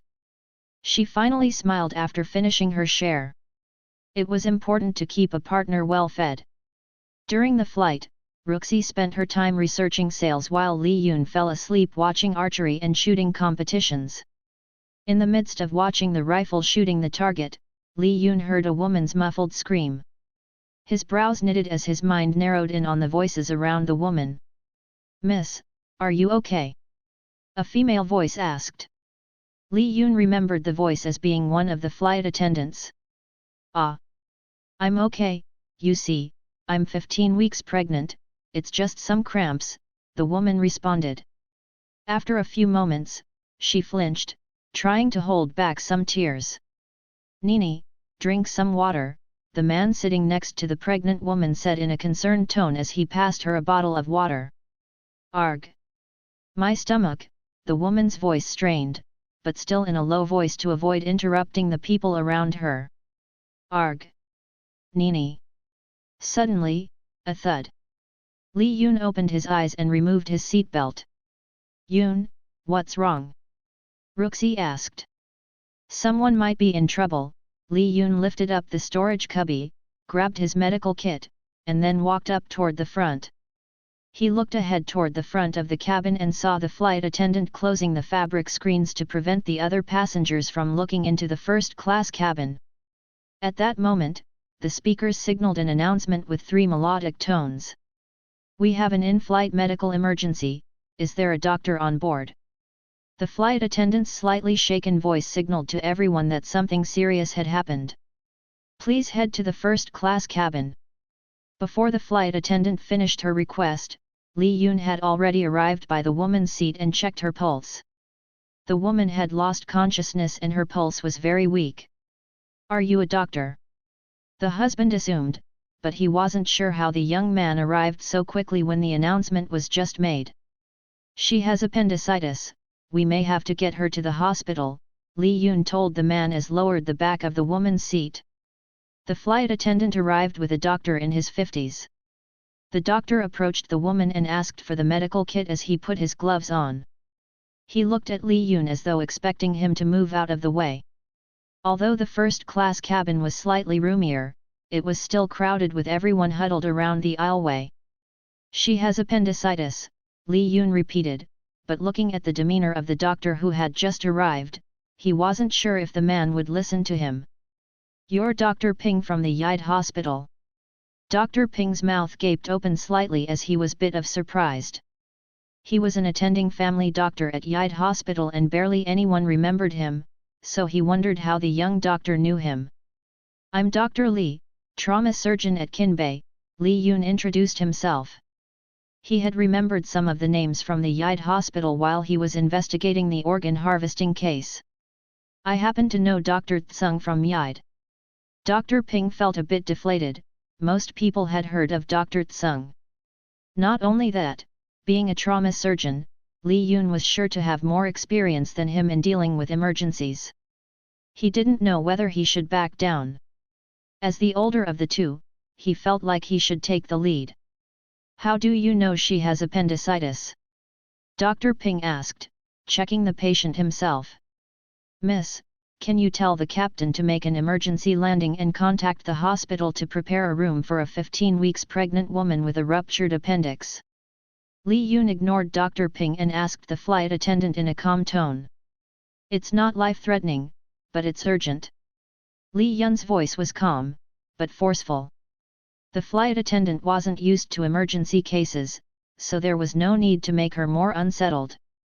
The flight attendants quickly ran to the front cabin and told the captain what was happening. In the meanwhile, Li Yun opened up his personal emergency kit.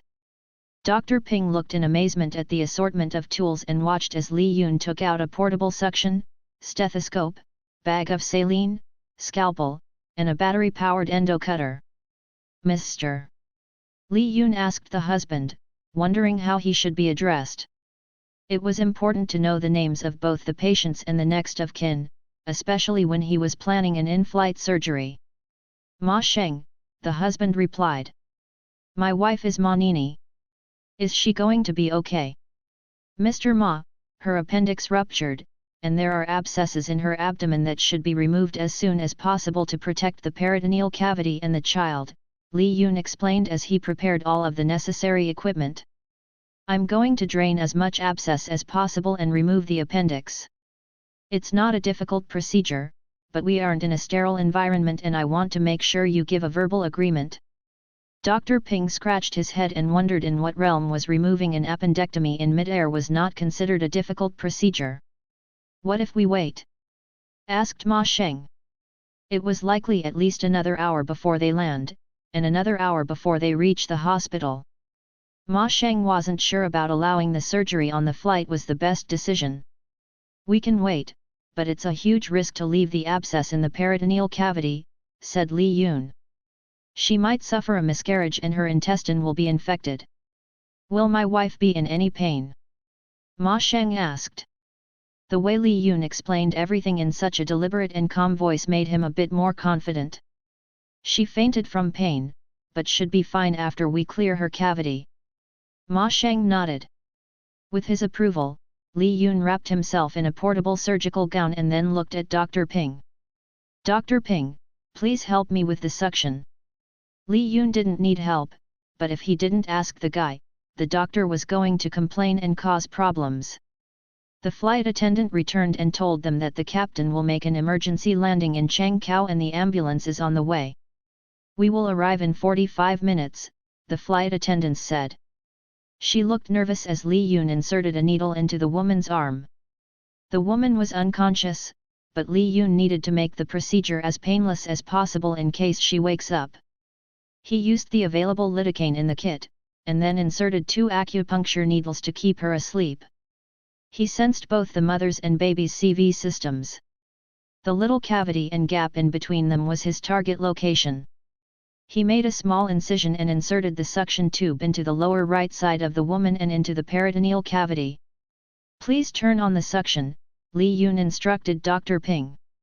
While Dr. Ping fumbled around with the on button, Li Yun put on the stethoscope and placed it on the stomach. Li Yun rarely used the stethoscope, but with his sense of hearing sharpened, he could hear when the abscess was removed inside the cavity. With the suction on, Li Yun moved the tube to the lower portion of the cavity. It was the reason why he didn't move the body too much. He didn't want the abscess to move and spread to other parts of the body. The sound of the tube air suction produced a dry hiss.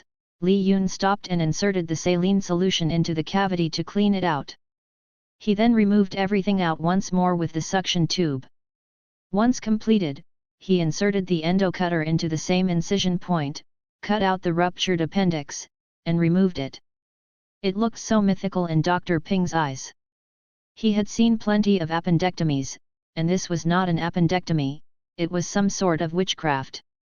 Suddenly, he remembered hearing about a Dr. Li from Kinbei Hospital who had performed surgery on Minister Yu. Ah! You're that Dr. Li? Chapter 180 Busy Man. Bro! Erson cried out as he greeted Li Yun with a hug and then Ruxi. You two made us worried for a moment. Erson had seen the news feed about Li Yun's flight being delayed for an emergency landing in Changkou. Let's hurry, Sugzu is waiting outside. Airson escorted them out of the terminal and into the pickup lane. Heroic doctor performed miraculous surgery in mid-air, quite impressive, Suk suggested, coolly leaning on her black Benz SUV. Too bad the video clip on the flight was too far away. The event that happened on the plane made it to national news. It wasn't every day that a flight was grounded for medical emergency. When the plane landed, there were reporters camped near the airport ready to take pictures. They took pictures as the EMT transferred the woman into the ambulance followed by two men. For the first couple of hours after the landing, images of Dr. Ping were used to describe the heroic doctor. Li Yun had asked Dr. Ping to escort Ms. Ma and her husband to the hospital while he and Ruxi took a cab.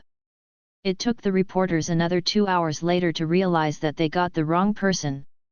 From passengers' testimonies, pictures, and video clips, it was easy to conclude who was the lead. Some passengers even made money from selling pictures and videos to the news outlets. Li Yun's pictures were everywhere by the end of the day. "Your pictures got a lot of likes," Sukzu commented as she drove them back to the apartment. "Should I be glad that the first thing people do is take out their phones to take videos?" asked Li Yun. "Not to mention there were even live streamers using the in-flight Wi-Fi. Too bad I didn't seat in first class." Ruxi admittedly would stream if her view wasn't blocked by the curtain and flight attendants. Can't be helped if there are no digital privacy laws. After a long conversation about the lack of privacy, the SUV pulled up into the apartment's garage. The last time Li Yun had stayed in Sukzu's apartment, he didn't think it belonged to Arosu Enterprise. There were more than 100 units, and most were occupied. Airson and his girlfriend also stayed in a unit on the 7th floor. Ruxi and Sukzu both had units next to each other on the 11th floor. After Li Yun and Ruxi dropped off their luggage, they headed over to Sukzu's apartment. A handsome man in his late 30s opened the door. "Hi Mimi," the man greeted and considered giving her a hug, but being a tactful man, he reached out to shake her hand and then gave Li Yun a handshake. "This is Li Yun." "Hi, nice to meet you." "You're Guandao?" asked Li Yun. Guandao was Sukzu's live-in boyfriend for the past 5 months. After the brief introduction, they headed inside for dinner. "Brother Dao is pretty cool. How did you manage to cook all of this with your work schedule?" asked Ruxi, eating the dumpling with shredded pork. The dishes of Imperial City cuisine were laid out perfectly on the round table as though they were eating out at a fine dining restaurant. The 6 friends, old and new, sat together to enjoy a meal that Sukzu's boyfriend cooked. "It's not that hectic, I'm sure your boyfriend has a crazier schedule than me," Guandao replied. Li Yun heard Sukzu's boyfriend was a plastic surgeon, but it wasn't the type most people assumed when they thought of plastic surgeons. Guandao specialized in burn restoration and reconstructive surgery. He often worked in the ER to provide consultation and cosmetic repairs. "This is considered a vacation," Li Yun replied, examining the evenly cut pieces of roasted pork. "Still, managing to save people on vacation is quite impressive," said Guandao. "I'm sure you provide a more meaningful service." Guandao laughed at Li Yun's remark. "Many of my colleagues think I'm overpaid. They don't see it as meaningful work. Plastic surgeons received larger red envelopes after their surgeries than the rest of their peers. In contrast, ER doctors who worked regularly to save people's lives weren't paid close to the amount that they deserved. Doctors were expected to save a person's life, and therefore not paid as much. Patients could quibble with their doctor about a 40k yuan pacemaker, but they wouldn't bat an eye about spending 80k on a facelift." Li Yun laughed. "I bet the ones complaining are orthopedic surgeons." It was likely that Guandao had to work with a lot of orthopedic surgeons, who were known for being territorial. It wasn't because they were orthopedic surgeons, but because of the salary and necessity of their profession that had inflated their egos. As one of the most powerful departments in China, orthopedic had taken over spinal surgery, which was usually operated by neurosurgeons in other countries. As for plastic surgeons, their high salary and constant stream of red envelopes were the envy of other doctors and surgeons. In almost every country, they were highly sought after and almost on par with orthopedic surgeons. However, it did not mean that plastic surgeons were overpaid. People often forget the importance of physical appearances on mental health and self-esteem. How many people suffered from depression because they felt ugly? No matter how many times people stress the importance of inner beauty, the reality was, physical appearance was the first thing people see. Understanding a person's inner beauty took too much time. You're a trauma surgeon? Do you also perform orthopedic surgery? Guandao asked. He had heard rumors that Li Yun was skilled in radiology, general, and vascular surgery, but he wasn't sure if he had done any orthopedic surgery. Li Yun shook his head. The orthopedic department handles broken bones and fractures. He had little reason to pick fights and steal patients from the most powerful department in the hospital. You're a professor at Magic City University Hospital. Associate professor, not a full-fledged professor. I heard you're giving a lecture at the Magic City Cancer Center in coordination with the TCM University. It's in a few days, but I'm heading to MCUH to see Dr. Xiao Shan tomorrow. Why are doctors so boring? Sukzu interrupted them for talking too much about work. Ah, yes, that reminds me, I have a present for Mimi, said Ersin. Ersin gave Ruxi a wrapped present. Bai Bei and I had a deadline, so we couldn't attend your birthday. Happy belated. Ruxi took the gift and thanked the couple. Oh Bai Bei, when is your cousin coming? Sukzu asked. Nalai? She will arrive on Friday, Bai Bei responded. Invite her over, I haven't seen her in a while. Can you not cause trouble? Asked Li Yun. What? Nalai is my friend too, you know. And I'm sure Mylan will want to meet her. I wish, but Yun and I are going somewhere, said Ruxi. Oh, how could I forget? Sukzu asked with a knowing grin. Isn't that the day I texted you? Did you two meet up afterward? Wait, seriously? It has been a year already. Ersin couldn't believe how fast time had flown by.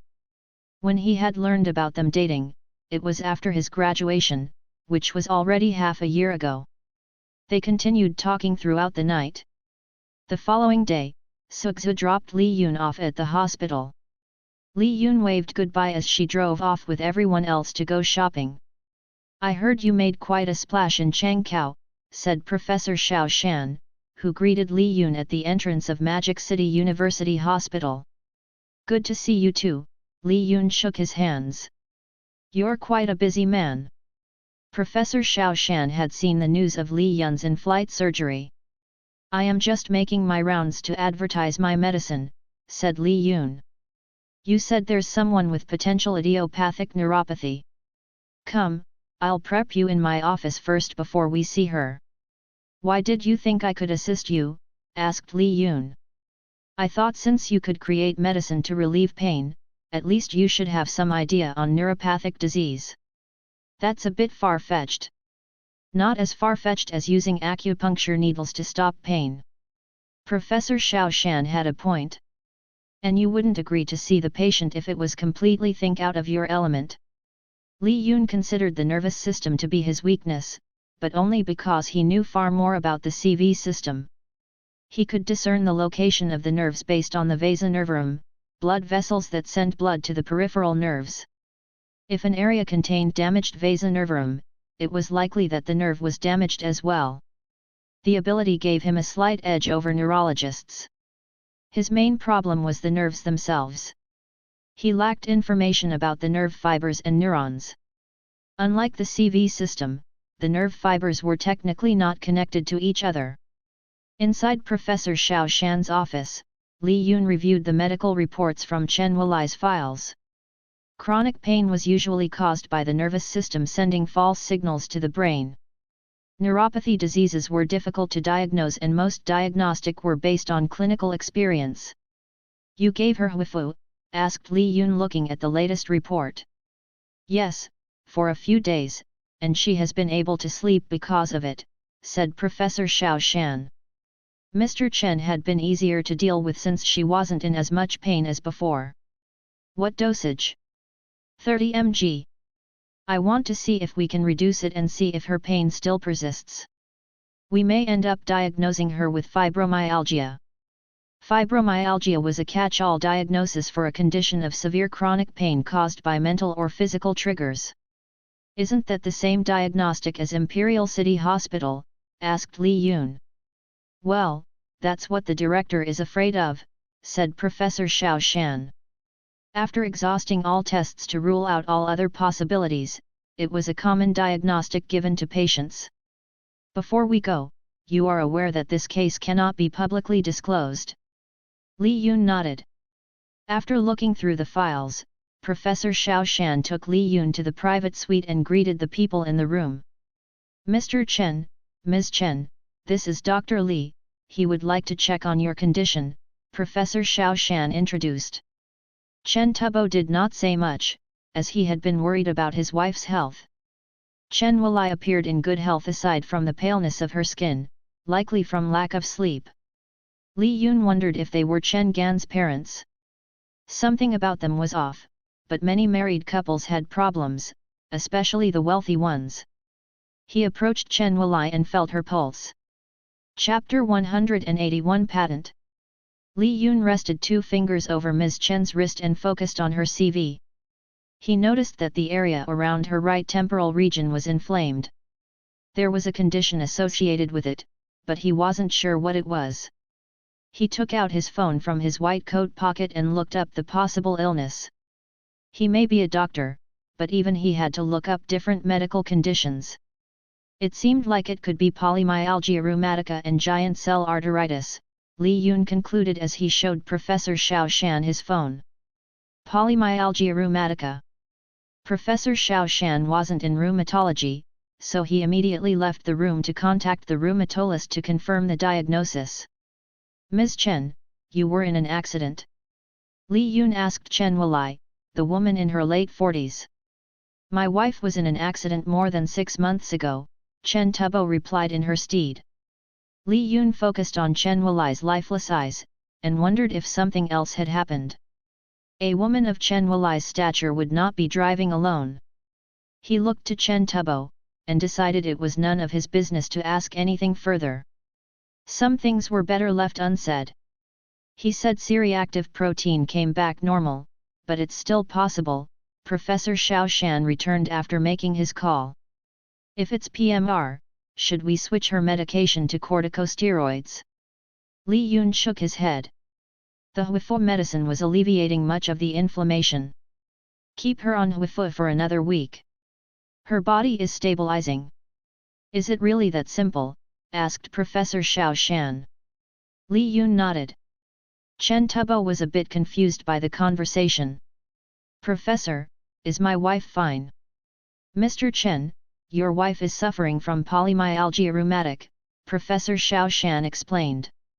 It's an inflammatory autoimmune disease where the body attacks the membranes near the joint. Sometimes, it goes away on its own. Dr. Li suggests keeping your wife on medication for another week, and she should be feeling better. We will slowly reduce the dosage for the next 3 months, and her condition should improve, said Li Yun. It sounded rather simple, but a lot of people suffered from chronic pain that required continuous treatment. Thank you, Chen Tubo nodded as he looked at Li Yun. You are the doctor that performed surgery on the flight to Magic City. Li Yun nodded. It was by chance that I had all my medical equipment with me for the seminar. As it was fresh on everyone's mind, Li Yun appeared to be famous. But give it another week, and no one would remember the event. It was best to milk it for all it's worth. Dr. Li is giving a seminar, asked Chen Tubo. Yes, I'll be presenting a seminar at the Oncology Center to explain the flow of circulation and use of TCM medicine in clinical applications. Then it appears that Dr. Li is quite a busy man. I have to get going, but if there is anything you need, contact my secretary. Chen Tubo passed along a business card to Li Yun. I don't want to make such a big request, simply an opportunity to pay for an advertisement space on the variety show network, Li Yun requested. Advertisement was big business and the rates were too high for small business owners. There were standard rates, but they were often passed over to companies who could pay extra bonuses. Li Yun wasn't looking to jump over hoops, but to be on the list without being shortchanged by others. Chen Tubo nodded in agreement. As the chairman of Telecommune, he approved many major headlines and advertisements released on the web and major broadcasting channels.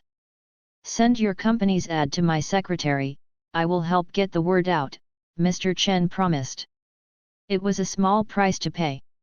As the MCUH wasn't his hospital, Li Yun wasn't concerned about possible repercussions for requesting red envelopes.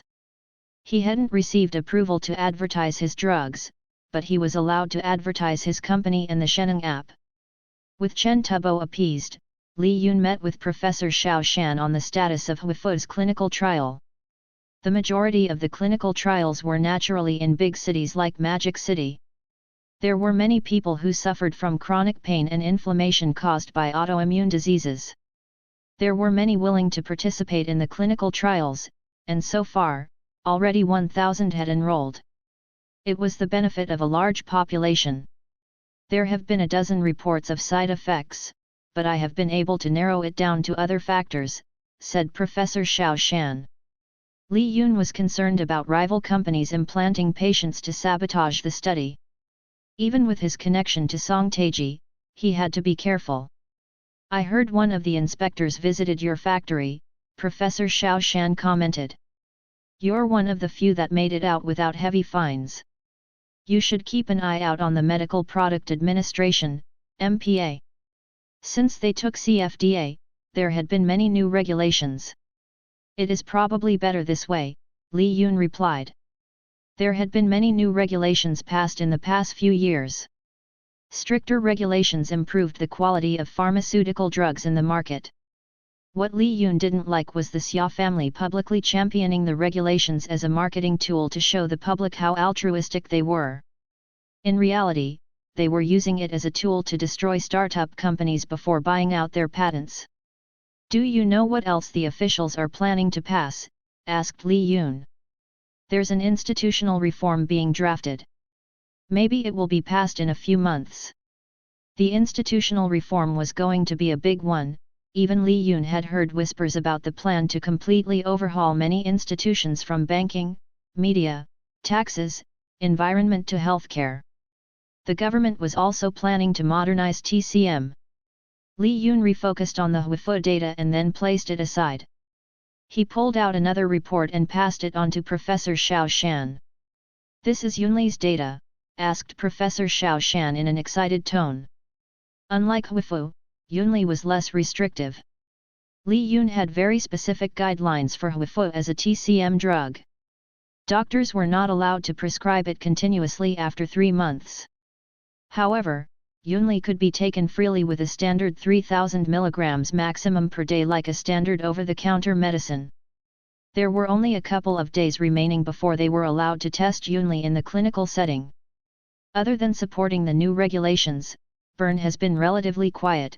Professor Xiao Shan was aware of how active they could be to destroy small startup companies. They got a hold of the manufacturing process and have already submitted a request to enter a clinical trial. Li Yun got the information from Hun Lun. Someone from the MPA office had leaked the data to Bern. Although China's new drug approval process was faster than in many countries, they also required the manufacturing procedures to be documented as part of the new drug submission process. Are you concerned about the patent? Asked Professor Xiao Shan. Li Yun shook his head. The patent have also been submitted to several other countries. I don't think they are that bold with the amount of proof I have. Bern Pharmaceutical had likely submitted something similar in case Yunli was proven to be useful. Li Yun had the patent, but the government tended to support generic brands as a mean to encourage competition and reduce cost. Generic brand drugs were big business. It's good you submitted your patent to other countries. Did you always want to expand to the international market? Asked Professor Xiao Shan. You know how slow the process is, just trying to get ahead. I don't know if it will be in the next 5 years, or the next 20 years, Li Yun replied. It took ibuprofen 7 years to be approved in its prescription form in Old Bright, 12 years in the States and 36 years before it was approved for over-the-counter use. What are you planning to work on next? Asked Professor Xiao Shan. As one of the investors, he wanted to know what Li Yun was planning now that Yunli and Huifo were completed. I'm not sure yet. Li Yun wanted to focus on finishing up his mission, he already had too much on his plate. Chapter 182 Family Business. Chen Tubo sat next to his wife as their driver drove them home after signing the release form. During the way, the car remained silent. The driver had the interior window up, so it wasn't because they didn't want driver to listen in. You're still upset about what happened? Asked Chen Tubo. Chen Walai looked at her husband of over 25 years, and then turned away to look at the cold courtyard garden, sitting lifelessly as they waited for spring to arrive. Their marriage was like the cold winter, except it was the only season that existed. There was no affection, only mutual benefits bound by the business agreement made by her father-grandfather Long Beilo and Chen Lingbo. Chen Walai's position was a bit unusual. As the youngest daughter of 3, she had no value other than her marriage to Chen Tubo. With her father's early passing, the Long family scrambled to find a suitable heir for their empire.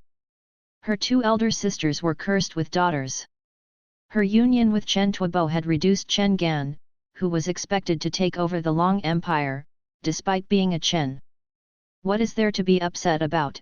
She responded with little emotion. It was just another way to pass the day. The accident occurred when her young lover veered left to avoid a collision.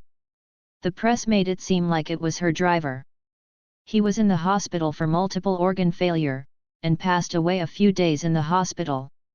She knew far too well that someone from the Chen family had ordered his death. If he survived the ordeal, their affair was likely to be exposed. Chen Walai wondered if the reason she was still alive was because the Chens were afraid of Long Beilo's retaliation. That doctor said you should be recovering soon. Chen Tubo relayed the message from the doctor as soon as they entered their estate. The maids quietly escorted Chen Weil to her room. I'm heading out to see Chen Daki, are you coming? He asked, getting ready to leave. Chen Walai shook her head, but Chen Tubo was already heading out of the door. During the drive to Lei Sita restaurant, Chen Walai's driver updated him on Li Yun's file. He has met Chen Gan.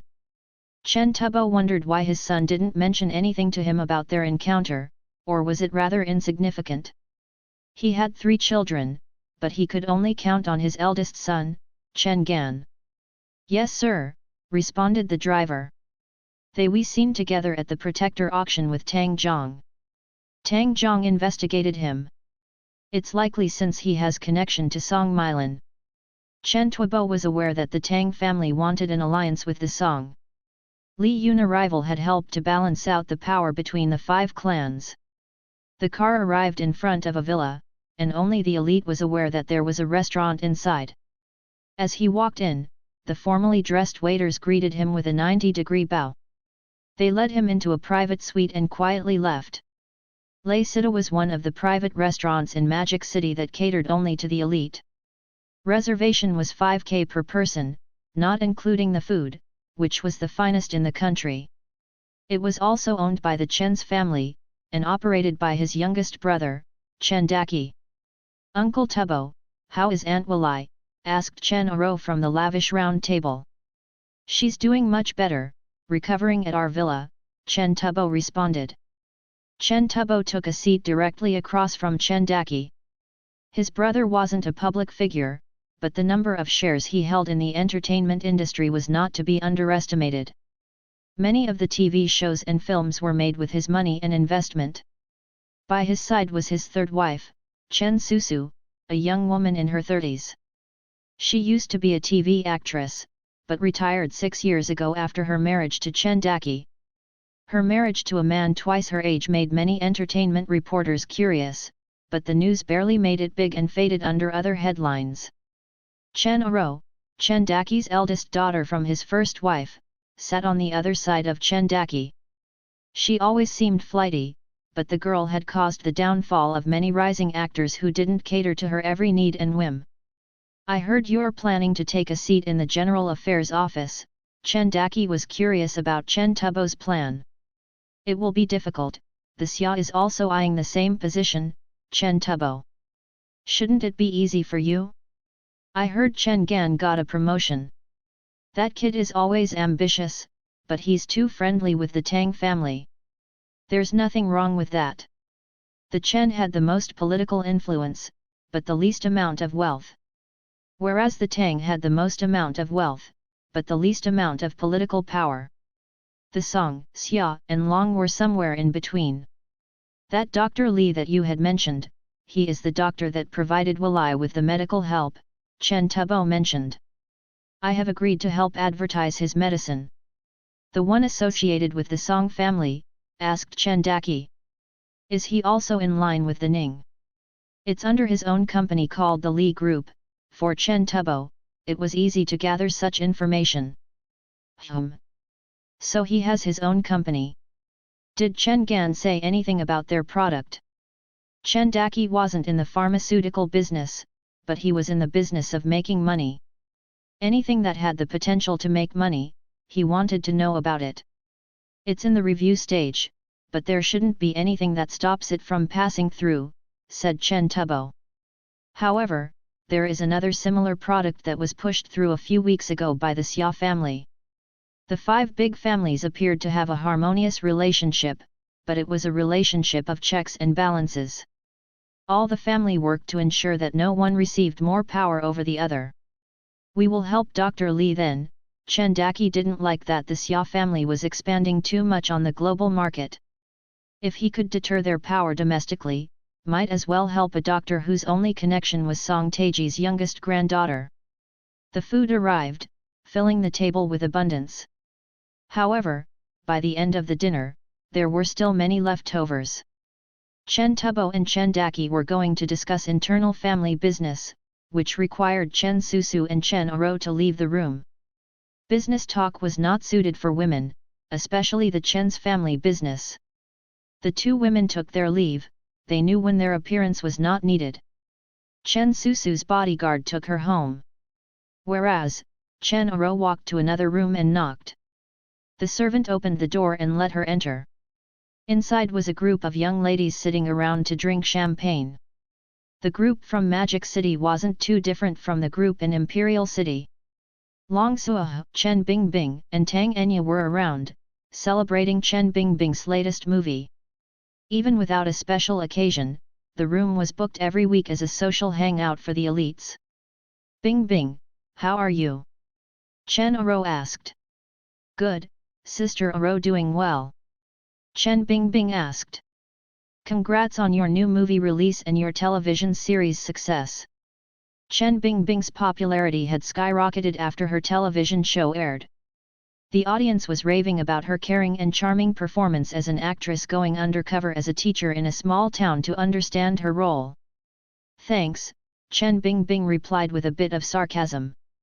Every word that came out from Chen Aro sounded fake. Chen Aro didn't like Chen Bingbing, who was just the granddaughter from the side branch. It was only in recent years that Chen Bingbing had quickly become the favorite of the patriarch Chen Lingbo.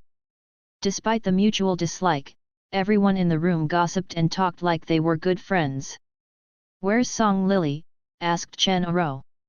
She said Song Milan is in town, so she's doing more work to finalize a bid for the old seaport, said Tang Enya, a woman in her late 30s, but she looked a lot younger with her unnatural puffy cheeks. Oh, Milan in town? Asked Long Suah. Is Dr. Li in Magic City as well? Long Suah scrolled through her phone to check Li Yun's status. No need to check, he's here, said Chen Aro. He saw my aunt at the hospital earlier. Oh? He saw your aunt? Tang Enya was curious. Yes. For a surgeon, he's not bad. How much does he make? 1 million a year. Tang Enya asked. The necklace she was wearing cost that much. He's a smart guy for sticking to Song Milan, said Chen Aro. I heard her company is doing well. Chen Bingbing laughed. Kaus, what's so funny? Asked Chen Aro. You think Song Milan would date a simple surgeon? Chen Bingbing asked. Do you know Dr. Li? Asked Chen Aro. I consider him to be my lifesaver, Chen Bingbing replied. Aside from the mudslide, he had operated on her. Her scar from the surgery had already faded. The world is rather small then, said Chen Aro. I remembered you had an accident in the rural area. I didn't think that Dr. Li was the one that saved you. Too bad he's with Song Milan, he looks very suitable for you. Chen Bingbing smiled pleasantly, knowing Chen Aro's vileness. She and Li Yun were considered commoners in their eyes. Long Suo kept her silence, but was amused by the conversation. Chapter 183 Rebuttal. This is such a bunch of hogwash, Dr. Mo exclaimed in a foul mood as she read the email on her phone regarding an upcoming TCM lecture from a Dr. Li. Do we honestly have to sit through an hour for this quack to explain his method? It's obviously not going to work because this is only applicable in a fantasy world. Some of the doctors in the hospital shared the same sentiment. They had seen videos of Minister Yu's surgery, but who was to say that the surgery wasn't fabricated to enhance the standing and legitimize TCM in the hospital setting? There were two polar opinions on TCM within the hospital setting. Critics often target the lack of clinical evidence. Proponents often cited the 1,000 years of clinical records from TCM doctors throughout history. Even within the TCM community, there were two distinct sides. One side wanted to divorce itself from the esoteric ideology and the other side remained adamant about the spiritual aspect of TCM. Dr. Mo, did you post the rebuttal on the Medical Health Forum? A resident asked on their way to see a patient. The Medical Forum was of the largest site for registered medical practitioners. Dr. Mo nodded. She was a neurosurgical fellow at the Cancer Center, and one of the more famous up-and-coming research doctors. Her CV included Harvard Medical School and residency at JH University. Nothing peeved her more than seeing TCM in the hospital setting. As a doctor at the Cancer Center associated with academician Tan, it was natural for Dr. Mo to come across Li Yun's videos. She had studied the videos extensively, and had written several commentaries on the forum. Dr. Mo Xian, are we so captivated by supernatural nonsense seen on TV that we begin to believe this fabricated lie? I am not commenting on Minister Yu or academician Tan's integrity and involvement, but on the level of trickery that this Dr. Li has shown in his so-called surgery. Dr. Li is exactly that, a masterful illusionist at best. The theatrical movement of his body as though he's racing down the racetrack, it's a clear indicator of someone using misdirection to hide the real trick behind his interventional surgery with the use of CT scans. He's not reading the pulse, he's putting on a performance. Moving the catheter inside the body is not only irresponsible, it is an ethical violation. I do not believe Dr. Li is brave enough to violate such ethics. Technology is so advanced that wireless feeds could be seen anywhere.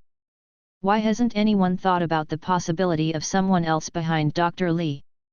Someone who could see everything that is going on with the body from the adjacent room, and instruct Dr. Li on the movement into the designated vessels to deploy the Y-90? It's because many of us wish to believe miracles exist. And why would Dr. Li perform such trickery? I want to ask, why does anyone perform such trickery? For money, for course. Dr. Li is a researcher at Sheneng Pharmaceutical, a new startup company selling TCM pills. What better form of advertisement than to create sensational news with TCM? Dr. Mo's rebuttal had been shared and liked by many doctors who agreed with her statement. Even former supporters had to rethink their assessment of the operation. The explanation provided by Dr. Mo was easier to accept by the general populace. Although there were detractors, there were also many people defending Li Yun on the forum. Dr. YY, I have been to Dr. Li's clinic, and his understanding of medicine and health is second to none. I don't know much about cancer surgery, but Dr. Li is a man of integrity. Mew, someone is obviously jealous because you don't have the skill. Just look at the news about Dr. Li performing surgery on the plane. Was that fabricated too? Dr. Lurker, appendectomy on the plane is impossible. Dr. Drive, really, you obviously haven't seen the medical reports. I have, and it was impeccable. Never even seen a ruptured appendectomy so cleanly removed, even in the OR. All the doctors were amazed when we checked the cavity for any potential damage and injury. Dr. Mo wondered about what Lee Yoon did on the plane that made him an instant celebrity within the medical world the last few days. Unfortunately, there was no close-up video footage during the surgery. She was able to procure copies of the patient's interior abdominal cavity, but even she had not figured out how he had performed the procedure. According to interviews with the flight attendants, the entire procedure was completed in less than 30 minutes, maybe even within 20. There were confirmed reports of the ruptured specimen, but it was simple to create the ruptured appendix once it was outside. There was no way to confirm that the rupture happened inside the cavity.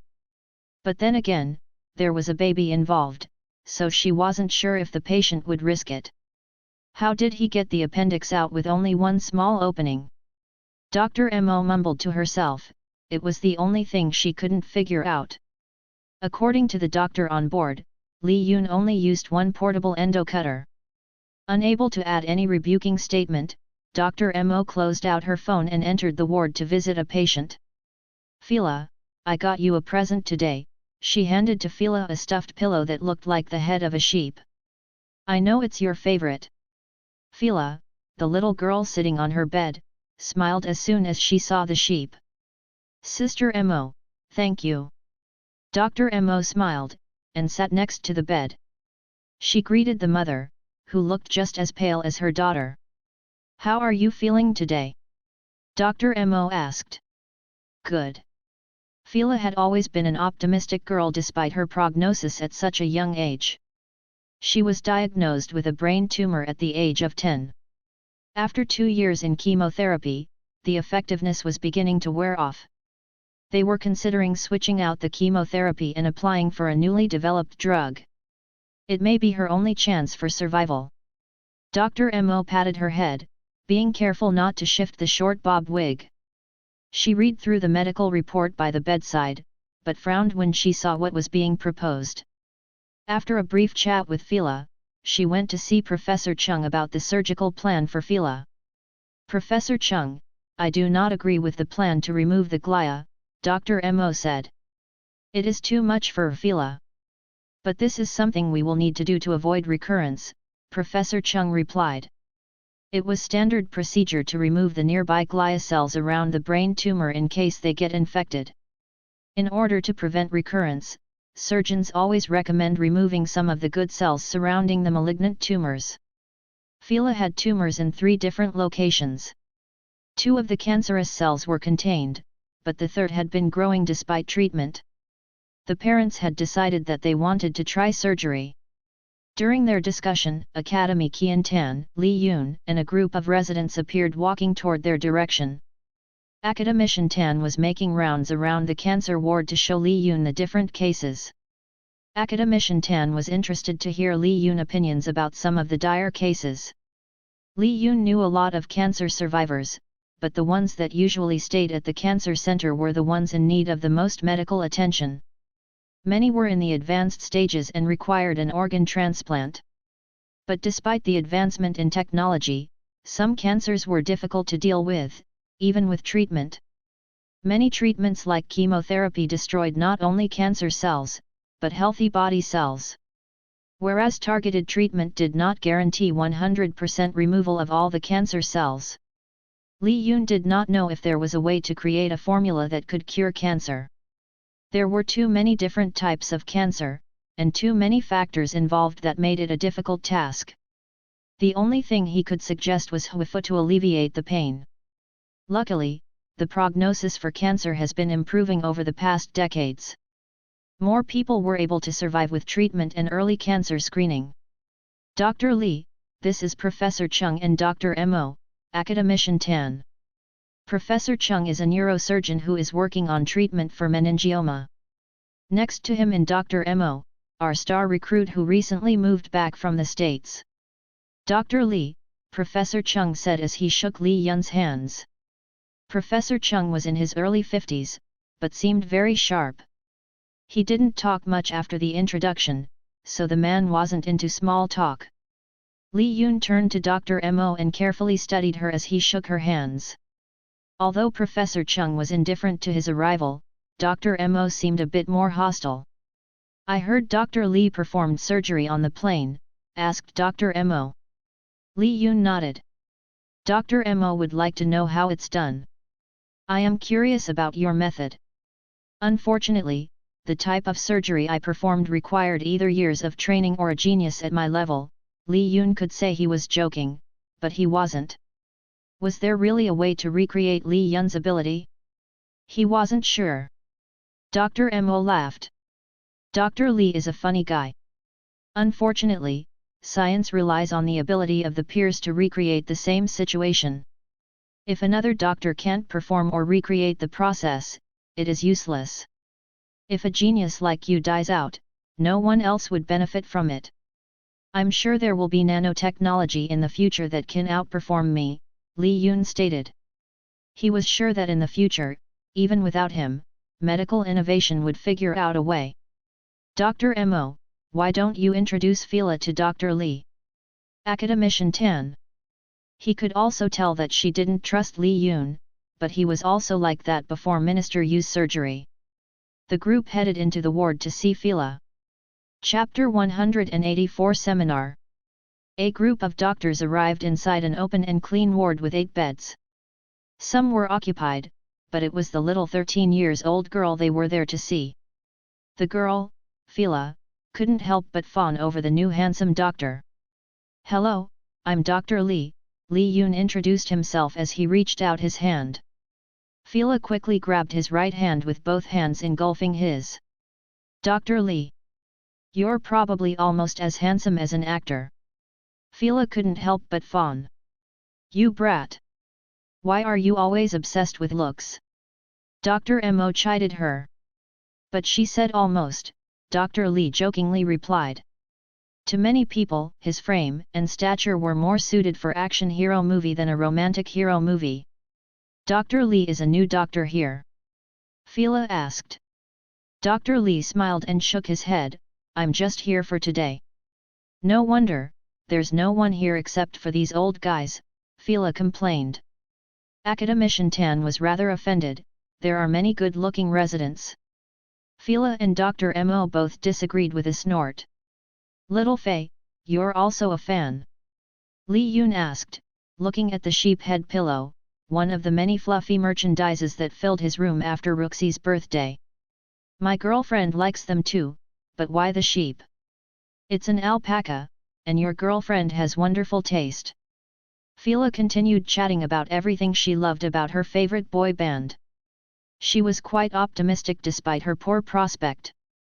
Many doctors with good bedside manners knew the importance of keeping the patients positive, as it was one of the driving forces that improve surgical outcomes. It was also why doctors hesitated to talk with the patients directly about their chances and survival rates. Doctors didn't want to give the patients too much hope in case of failure, but they also didn't want to demoralize the patient. Dr. Mo and the others left the ward to discuss the procedures with Fila's parents. Professor Chung was curious about Li Yun's opinions. He had originally proposed an aggressive surgical plan and then radiation therapy. Dr. Mo opposed to the plan, suggesting minimal surgery, radiation therapy, and alternating electric field therapy. "I'm not too familiar with neurosurgery," said Li Yun. Whatever method was selected, the outcome was difficult to gauge. Any type of changes in the brain would cause itself to create more cancerous cells. It was a situation that made brain tumors difficult to remove. Even if he was familiar with brain surgery and could completely remove all the cancerous cells, he couldn't guarantee that Fila will regain all her mental functions. If he had more time, maybe he could figure out a way. Everyone was disappointed, but they had little expectations from someone with little neurological training. After the discussion, Li Yun headed toward the auditorium to prepare his presentation. They were going to record and live stream the lecture, both on his channel and on the Magic City Cancer Center web page. Yiancha was helping him film from her seat near the first row. Next to her was Grandpa Master Yi Bao. As the lecture began, Li Yun explained the different classifications TCM practitioners used for pulse diagnosis. Although it seemed complex, the idea was actually quite simple once it was compared to modern-day EKG. Let's look for example, the so-called pregnancy pulse. Li Yun displayed a chart of a typical frequency of a person. Now, bear in mind, every person has a different set of natural frequencies. This is the EKG of a patient A at the beginning of the year. Without the EKG, you can hear that the heart rate is 15 beats per minute more than usual. Pregnancy also affects the QRS axis, Q wave and T wave. It was difficult for practitioners back then, but hearing the rhythm and flow of the heart was the only option. Even with the EKG, it wasn't easy for people outside the field to understand the waves chart without a specialist providing a report.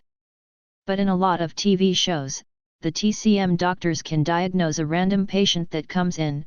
How is that possible? Asked someone from the audience. Many TV shows are based on the miracle doctors of the past, who just happens to be very good at their job, said Li Yun. BNK, for example, was so good at diagnosing patients that people believed he had X-ray vision. The doctor was simply more astute than other doctors, and knew the importance of looking, listening, inquiring, and taking the pulse, all important steps in modern diagnostic techniques. So is it possible to tell if someone is pregnant? Asked another spectator. The pregnancy pulse is quite similar to someone with heart disease. TCM practitioners, especially the good ones, are often employed by the elite or noble families, Li Yun explained.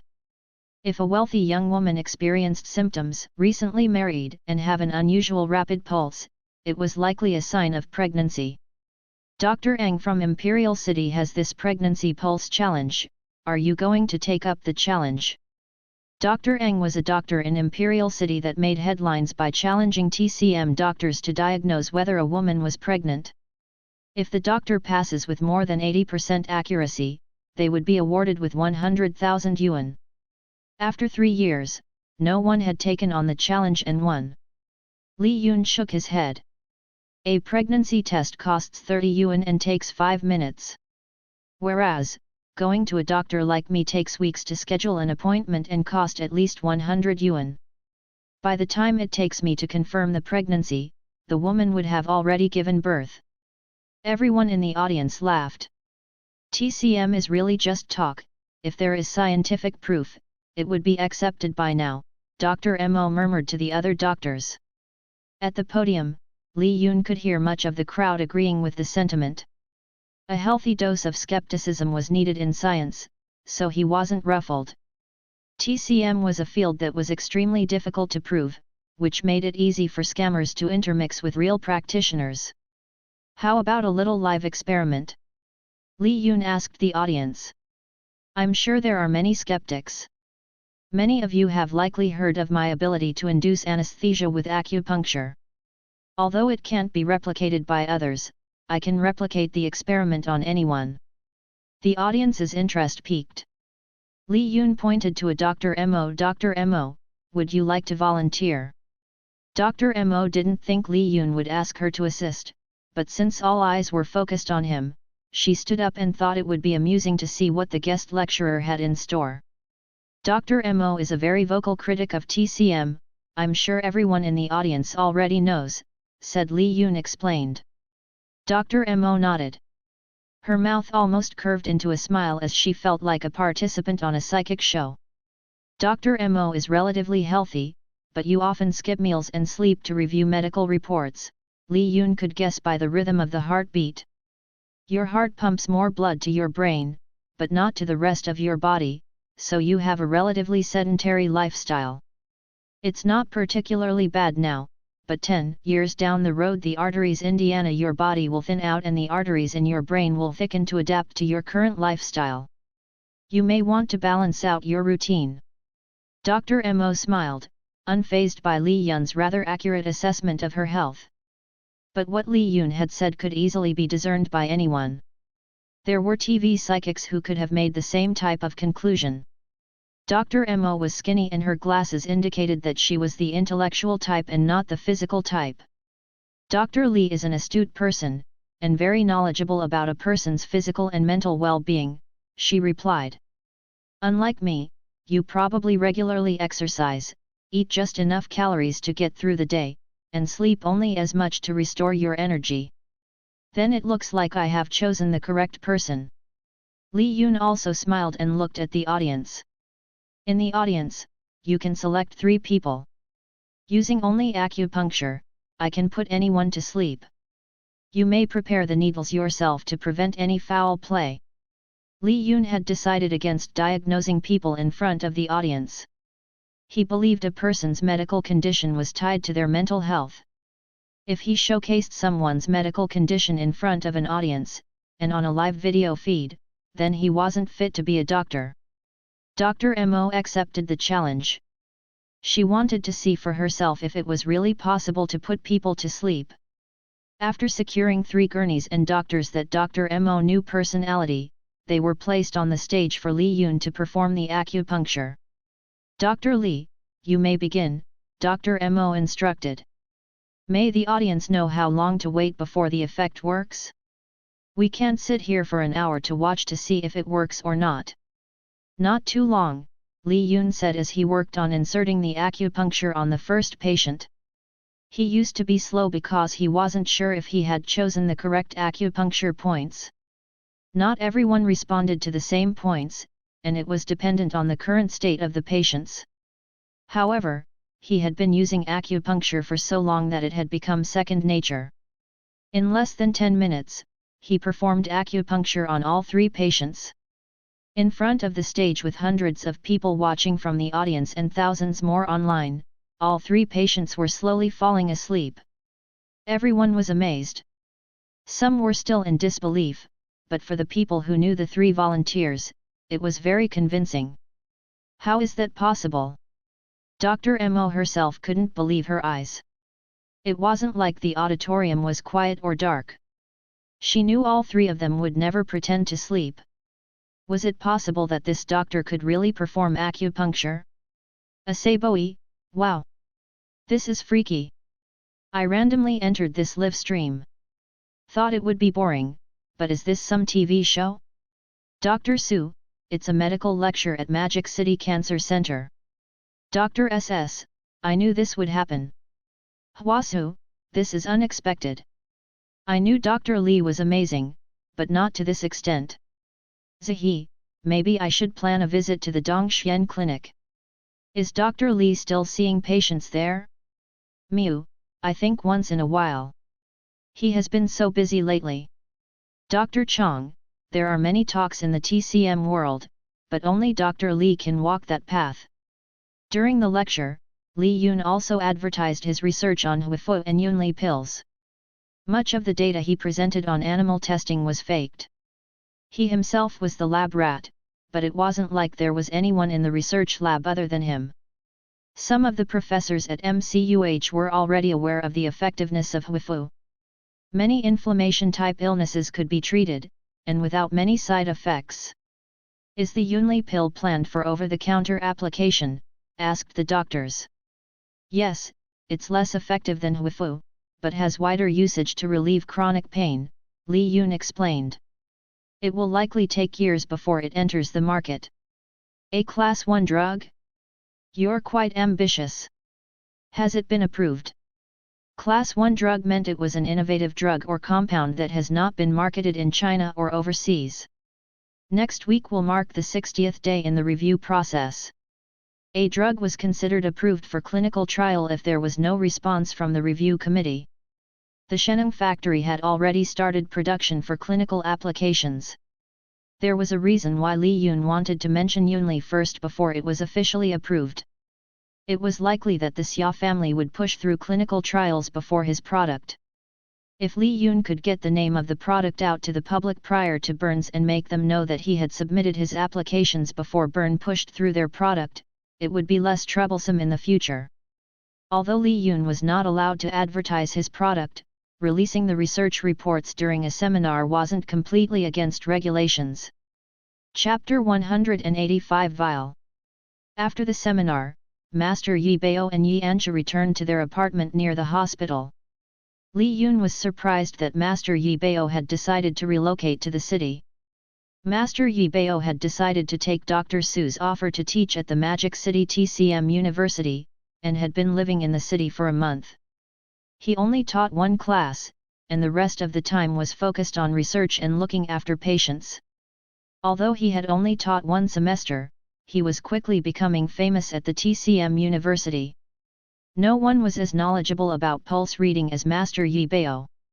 I would like your assistance to document all the different pulse patterns in TCM, Li Yun requested. It wasn't a simple request, which was why he needed to make the request personally before Master Yi Bao. You want to teach others about pulse reading? Asked Master Yi Bao.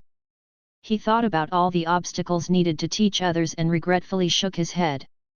Pulse reading is a lifelong lesson, and I can only see this passed from master-disciple training. And is there a need when there is an electrocardiogram, EKG? Asked Yi Ansha. At the mention of EKG, Master Yi Bao suddenly thought of something and snapped his neck to look at Li Yun. You don't mean to tell me that you want me to help you map all of the pulse patterns with EKG readings? Asked Master Yi Bao. The new wave of TCM practitioners were relying on technology rather than intuition. Master Yi Bao was not particularly against it, as holding on to tradition sometimes meant holding back progress. Would that be too much? Li Yun thought about the different types of frequency the heart could produce. Every pattern indicated the condition of the body. I have already asked my colleagues to start collecting data. Mi Xian was in charge of writing the research paper. Luan Chang only agreed to edit as he preferred surgery. Master Yi Bao nodded and started to think again. If we can put together a complete study, I believe it is possible, but this will be a very long project. Li Yun explained to them what data he needed. I'm not too sure if many people in the medical profession will be able to understand some of these concepts, said Master Yi Bao. However, I do like the analogy with the body's natural frequency. Aren't you trying too much to align TCM theories with scientific terms? Asked Yi Ansha. She had seen many TCM try to incorporate modern-day terms to explain TCM, but outside of some active ingredients, it hadn't produced much influence in the clinical setting. I've been researching a bit on how nerve cells communicate with each other, and I've come up with a theory on pulses, Li Yun explained. Is it possible for the pulse signal of the heart to send messages to the brain and rewire certain genetics? The sinoatrial node in the heart regularly sends electrical signals to regulate the heartbeat. He sensed that when his meridians were actively removing some toxins, the rhythm of his heartbeat was slightly off. This sounds difficult to experiment with. Yi Ansha also thought genetics was too big of a field to completely understand. You're going to get a lot of criticism, especially with the Western medicine side. I'll let you two discuss this. Technology isn't my strong suit. Master Yi Bao got up from his seat and into the kitchen. He's not very subtle, isn't he? Yi Ansha asked. Unlike Master Yi Bao, Yi Ansha was more outspoken. Master Yi Bao definitely knew Li Yun already had a girlfriend, but that didn't prevent him from trying to set them up. You know what, as soon as I told him that you're dating Song Milan, I think he has been more active about getting me to date you. Yi Ansha was curious if her grandfather knew Song Milan or her family. Li Yun narrowed his brow, and thought about what Ruxi had said before. She had mentioned a Feng Shui master being as on the same level as Master Yi Bao, but he didn't recall introducing them before. She must have met Master Yi Bai before dating him. Has Master Yi Bao been to Imperial City before? Asked Li Yun. I think he has been invited there a few times. I'll let you know, although my grandfather doesn't seem like the type, he likes to brag about meeting important people. Li Yun wanted to ask Master Yi Bao if he knew of Song Taiji, but a voice yelled out from the kitchen. I can still hear you, you brat. Master Yi Bao called out. He returned with a tray of snacks. I'll let you know, that girl is trouble. Song Milan. Li Yun asked. How much do you know about that girl? Master Yi Bao asked curiously. Do you know her father? Li Yun nodded, but didn't know if Master Yi Bao meant Song Jayad or Song Taiji. Then do you know that her mother is vile? Master Yi Bao asked. Li Yun was surprised. He thought Master Yi Bao was going to say something about Song Taiji, but he didn't expect him to know her mother. The Chu family is notorious for their practice of poison and trickery, so you have to be careful of the girl, Master Yi Bao warned. Her lineage isn't orthodox. Yi Ansha laughed. Grandpa, this isn't some TV show, who cares about being orthodox or unorthodox? Stupid girl, the entire family was exiled from China, that's how devious they were, said Master Yi Bao. And the only one that hid in China was Chu Maya, who created a mess by trying to seduce Song Taiji. Do you know what happened between them? Li Yun had asked Ruxi before, but she wasn't sure of the details other than what her mother told her about Song Taiji abandoning them. I do not know the details, but Song Taiji called me out of the blue and asked me to verify something for him, he recalled. I didn't expect him to ask me to verify his paternity with Song Milan. Song Taiji must have trusted Master Yi Bao to ask for a private favor and not any other doctor.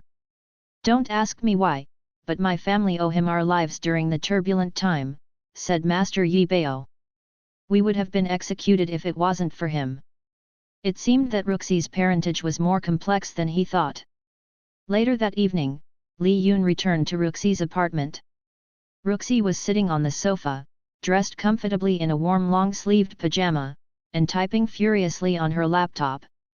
They were probably bidding documents for buying properties. He sat next to her and loosened up his dress shirt. She stopped typing and turned to look at him. How was your meeting with Master Yi Bao?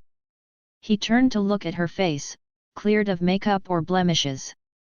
He always thought she was more beautiful without them, a true face without any mask. Except, even when she was completely bare, he couldn't quite see her completely. He mentioned your family, Li Yun replied. About how vile the Chu family are, she asked. I don't particularly disagree. You rarely talked about your mother. He wondered if she also hated her mother as much as she hated her father. I don't remember her much, she passed away when I turned 5. Every time she looked at me, it's like she could see Song Taiji, and she hated him. Did she abuse you? Li Yun suspected it might be the case if her mother despised Song Taiji. She was shaken a bit, her typing slowed as she forced herself to hold back tears. He cursed at himself, gently held her head and cradled her into his arms. I don't remember, Ruxi promised herself never to cry because of that woman. Everything that had happened in the past was just some distant memories that happened to a young girl, it wasn't her. Many adults experienced childhood amnesia, not remembering many memories before the age of 10. Li Yun could barely remember anything that happened when he was 7. His earliest memories were from the time he gained the system. He hoped that whatever happened to her was long forgotten. Chapter 186 Childhood. Mr. Bai, how was your day? A little 4-year-old girl asked. She was sprawled out on the old dark green carpet while talking to an old teddy bear by her side. It was a gift given to her by her aunt, Mimi. What, you found a purse? The girl asked after nodding at the teddy bear. Did you return it? The girl asked again after another moment of silence. That's silly, if you kept the pulse, you would have money to buy food for yourself. Suddenly, her stomach growled as she mentioned food. It was late morning, and she was all alone in the studio apartment. The only food she had was a peanut butter sandwich her mother had given her for dinner before leaving the apartment. Her stomach growled again, but she didn't cry. She used to cry before, but she learned that no one was around, and crying didn't resolve anything. If she wanted to eat, she needed to look for food herself. There should be milk in a big green box and bread in the cupboard. She had seen her mother getting food, and imitated the action to find something to calm her growling stomach. After opening the fridge, she looked at the milk container sitting on the top shelf, too high for her to reach. She shoved a plastic stool in front of the fridge, and grabbed the container as she had done before. However, this time, the gallon container slipped from her frail hands and onto the floor, causing her to panic and scramble onto the floor. Luckily, there was still milk in the container, and she drank everything before placing the empty container back into the fridge. It wasn't until noon when she heard the sound of the door opening up. By instinct, she hid her teddy bear and ran to the corner of the room. On good days, her mother would ignore her. On bad days, she would get hit by the broom. She wasn't sure what caused her mother to be angry at her all the time. One time, she had hidden the broom, and her mother slapped her face instead. She had learned her lesson, don't hide the broom. A hit to the body wasn't as painful as a slap to the face. Mylan! You stupid bitch! Why are you causing me trouble?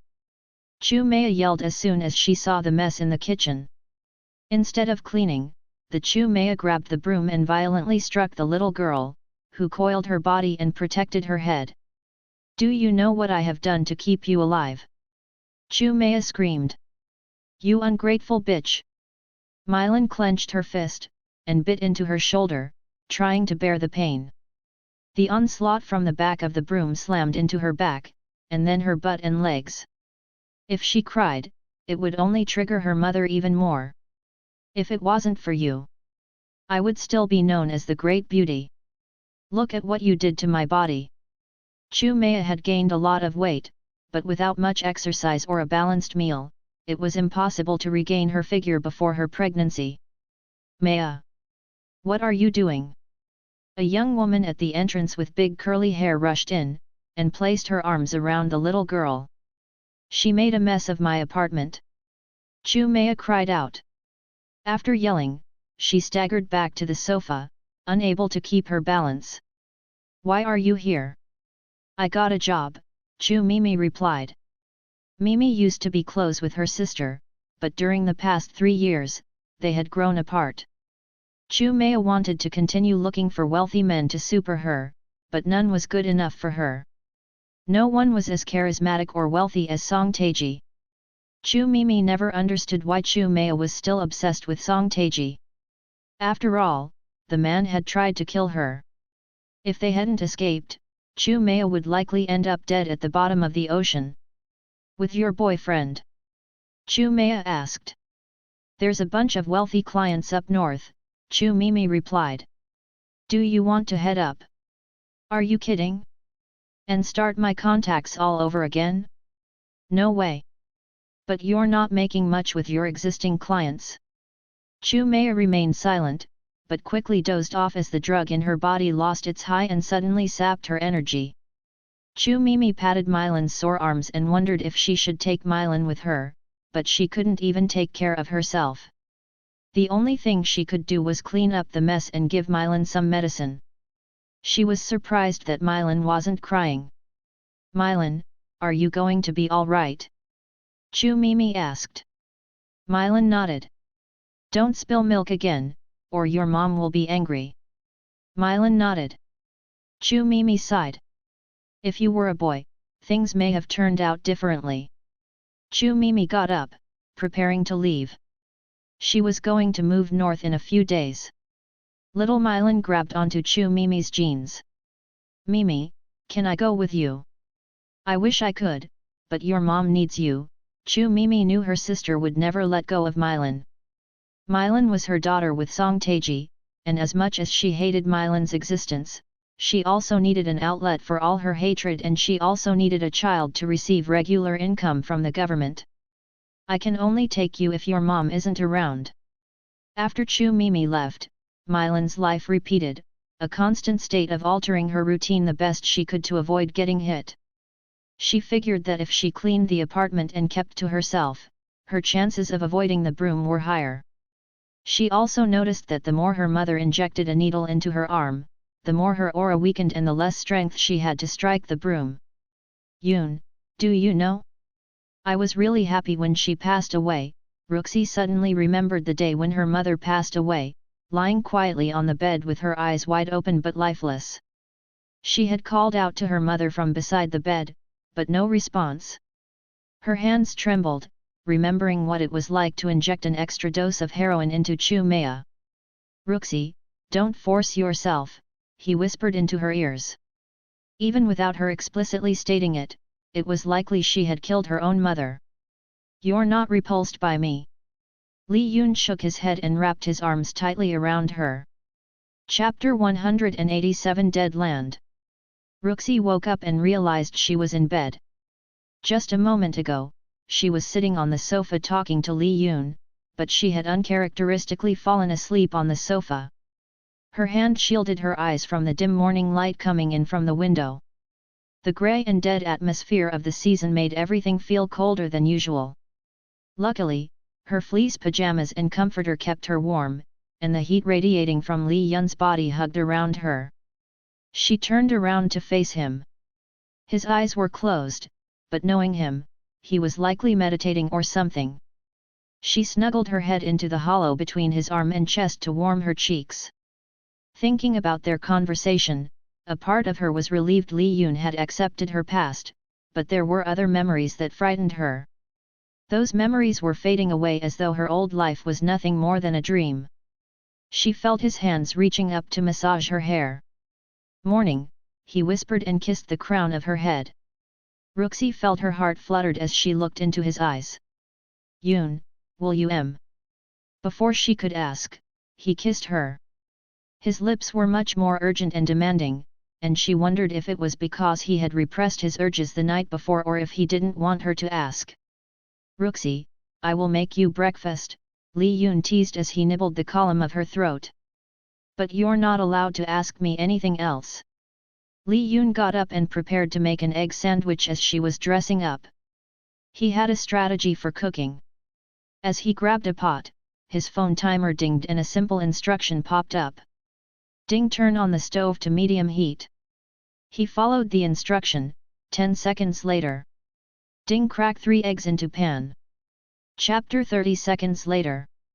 "Ding, flip eggs." "Ding ding ding." "Ding, plate the sandwich." "Reward, kiss from girlfriend." He followed the long list of commands before he smiled and nodded at the finished egg sandwich.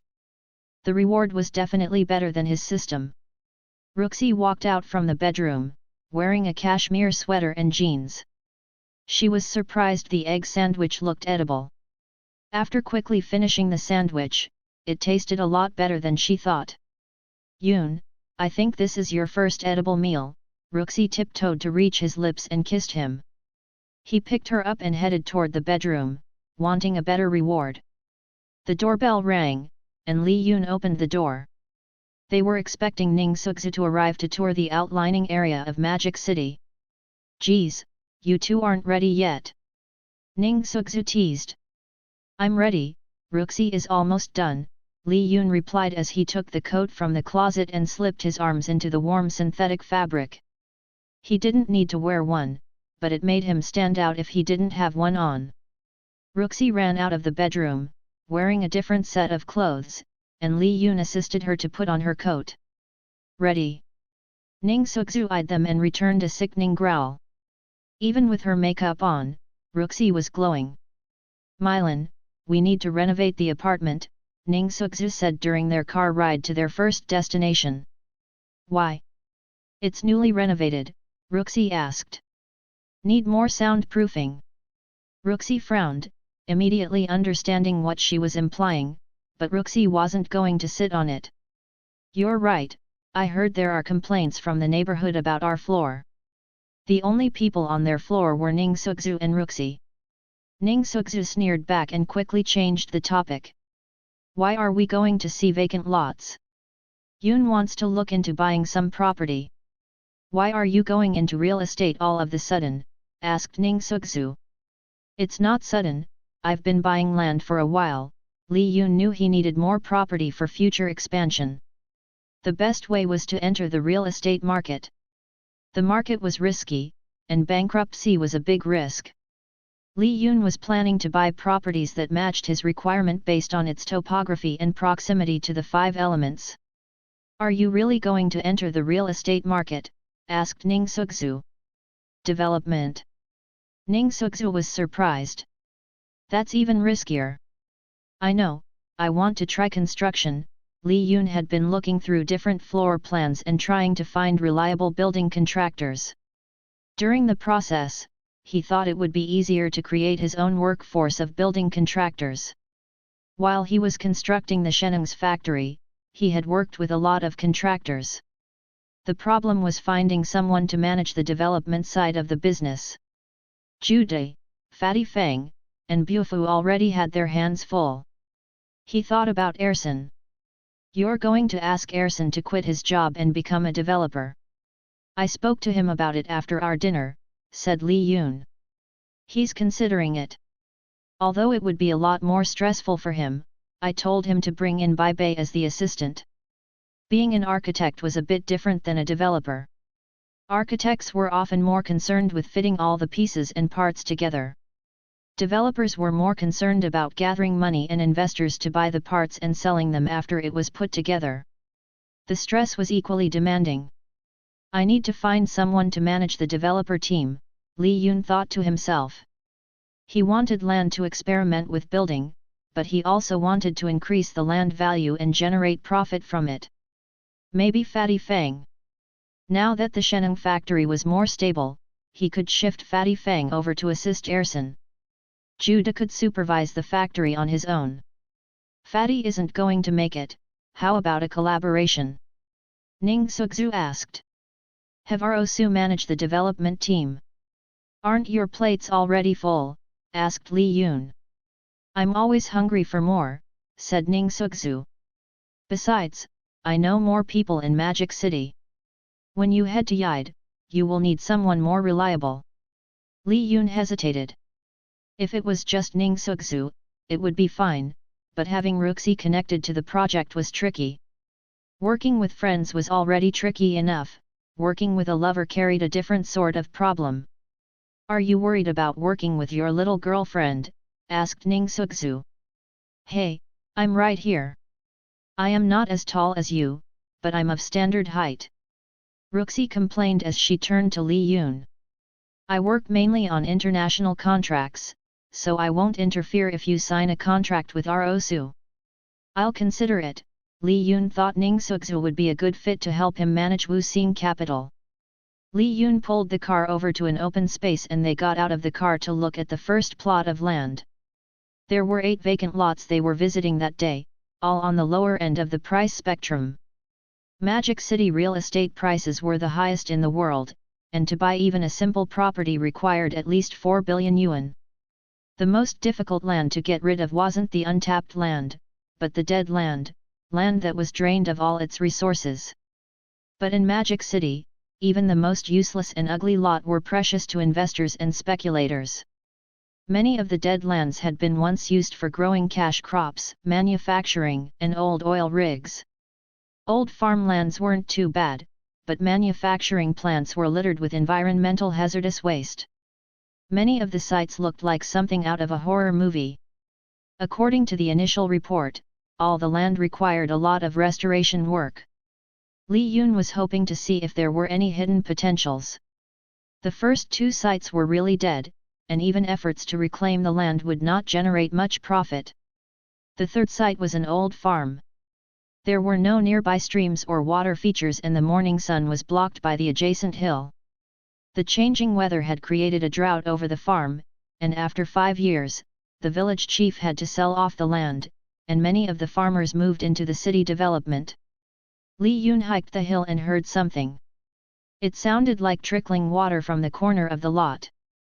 If he could hear it, then it wasn't too deep underground like the report had stated. A simple modification could change the farmland into a more usable land. Unlike in the old days, terraformation was much more advanced. With his top 3 sites in mind, they were ready to attend the multi-auction. Chapter 188 Leverage. The civic building in Magic City covered an entire block. It was several times bigger than the ones in Yide, and had its own food court and grocery for the government workers. Within a large auditorium, the developers greeted each other and chatted casually as they waited for the auction to begin. Magic City was big, but the big players all knew each other. They are Beale Investments, Ruxi whispered to Li Yun as they walked toward the front, pointing to the seats she wanted to take, but they were already occupied by another firm. They have only been around for 10 years. Li Yun nodded. Investment companies needed to be sharp and hire ambitious people to manage billions of dollars of investments. These people lived on the edge of bankruptcy all the time. People think it was simple when it came to risk-taking, but many people did not have a high risk tolerance. And when they did, it often ended up with bankruptcy and even death. The financial crash in 1997, for example, caused over 10,000 cases of suicide across the continent. For the less than 1% that made it out alive, they came out as billionaires. Ms. Ning, Ms. Song, what a coincidence, said a smarmy man in his early 30s. Mr. Zhang, pleasure, said Ning Suxu shaking his hand, then visibly taking out her makeup wipes to clean her hands. You know me, I don't like germs. Mr. Zhang casually shrugged it off as though it was a common occurrence and looked at Ruxi, but she had already moved to her seat and sat next to Li Yun. Ning Suxu followed from behind and sat down. Ruxi wasn't purposely avoiding people, but knowing Li Yun, it was best to avoid another incident. I am not going to do anything, Li Yun innocently commented. Mr. Zhang doesn't seem to have digestion problems. He does have some drinking and angry problems. Ruxi wasn't buying it. From their seats, she scanned through the other potential competitors. On the opposite side of the auditorium, she spotted Song Lily. Is that a relative? Li Yun asked. She's Song Lily, Song Taebo's second daughter, Ruxi responded. She manages the real estate operation in Magic City. Her older sister, Song Renli, manages the business in Imperial City. Publicly, she was the youngest adopted granddaughter of Song Taiji, making her Song Lila's adopted cousin. Do they know about you? Li Yun asked curiously. He wondered how many people knew she was Song Taiji's daughter. Ruxi shook her head. Her other half-siblings, Song Taebo and Song Taran, both regarded her as their niece. Very few outside of Song Taiji's circle knew the truth, including the two sons. Most people assumed the then 16 years old Song Jayad made a foolish mistake. From discussion with elder Yi Bao, Chu Maya was around 21 when she tried to seduce Song Taiji. It was easy to convince everyone that she had seduced the young Song Jayad instead. How should I address your cousin? Li Yun asked. It doesn't matter, they don't like me, so you don't have to be cordial to them. Ruxi's relationship with them were at best business rivals. How do they feel about you being in charge of your own company? They don't like it, but they can't do anything about it since it's not the Song family's money. But most of your business is overseas, so that shouldn't conflict with theirs. Many of the Song family businesses are overseas as well, but not to the extent as the Xia and Tang. It's just not as widely known. Li Yun was only slowly getting used to the players behind the scene. The 5 major families owned shares in many big businesses around the world. They were not people talked about on the news, but considering that they controlled most of the press, it was understandable. On the other side, there were people who had also noticed their appearance. So that is Li Yun next to Milan. Song Lily thought as she caught sight of them. She then whispered to her secretary, keep an eye on them. Her secretary nodded. Ms. Song, do we have to worry about them? They barely have enough assets to go up against us. I'm not worried, just curious as to why she has decided to attend the multi-auction. Multi was a publicly traded company operated by the government under the State Council. In addition to real estate, they were the number 1 player in the antiquity market, above the Protector. The 5 big families all had shares in the company. Is it usual to have the auditorium filled up with investors? Li Yun was like a river fish in the ocean seeing all the investors filling up the room. It is due to the recent government regulations of the real estate market in big cities, Ruxi explained. To limit problems of overcrowding the city, the government has placed a 25 million cap on the city and the total amount of land for construction to 3,200 square kilometers. In other words, any land they are selling in the near future is going to be more expensive. That was the general trend, stricter regulations in the future, so it was better to buy as soon as possible. People with privileged knowledge of the regulation change were going to be ahead of the general public. Too many people are speculating the market to rise and over-leveraged their assets. If the bubble pops, the government fears another financial crisis mirroring 2008, Ning Sukzu added. The government will likely have tighter regulations in the future. Li Yun got the gist of it, especially the need to pre-screened bidders prior to attending the auction. It was to ward off people like the Beale Investment Group in front of them. There were 9 people there, but not a single person looked capable. If there was one attribute they have, it was ruthlessness and risk tolerance. The clock struck noon, the bell signaled the end of the bidding process. Unlike the previous bid opening that Li Yun had attended, the sealed bids for this particular auction had one deadline. After noon, no bids were allowed and the bids were opened immediately for all the properties that were available that day. People spent weeks determining the bids for each location. It was important to determine the highest possible bids. A land that could generate 1 million a year wasn't worth 10 million if the buyer wanted a quick turnaround. And a land that could generate 10 million, but required 100 million investment was beyond the ability of small firms. The host opened the first submission. 150 million even, he then opened the second bid. 189 million. Li Yun breathed in and braced himself to be completely outclassed by everyone else. After his seminar, many hospitals were buying Huifu for treatment, but it wasn't enough to break even. Even if he leveraged his company to borrow from the bank, at best, he could borrow 200 million yuan. Luckily, the site he was planning to buy was nowhere near Magic City, but in the middle of nowhere. Everyone was bidding with hopes that the prices would escalate. Li Yun simply wanted land to experiment with feng shui, and profit was only an added bonus. Lot number 544152, the host announced as he ripped open the sealed bid. Waning Moon Investment, 30 million.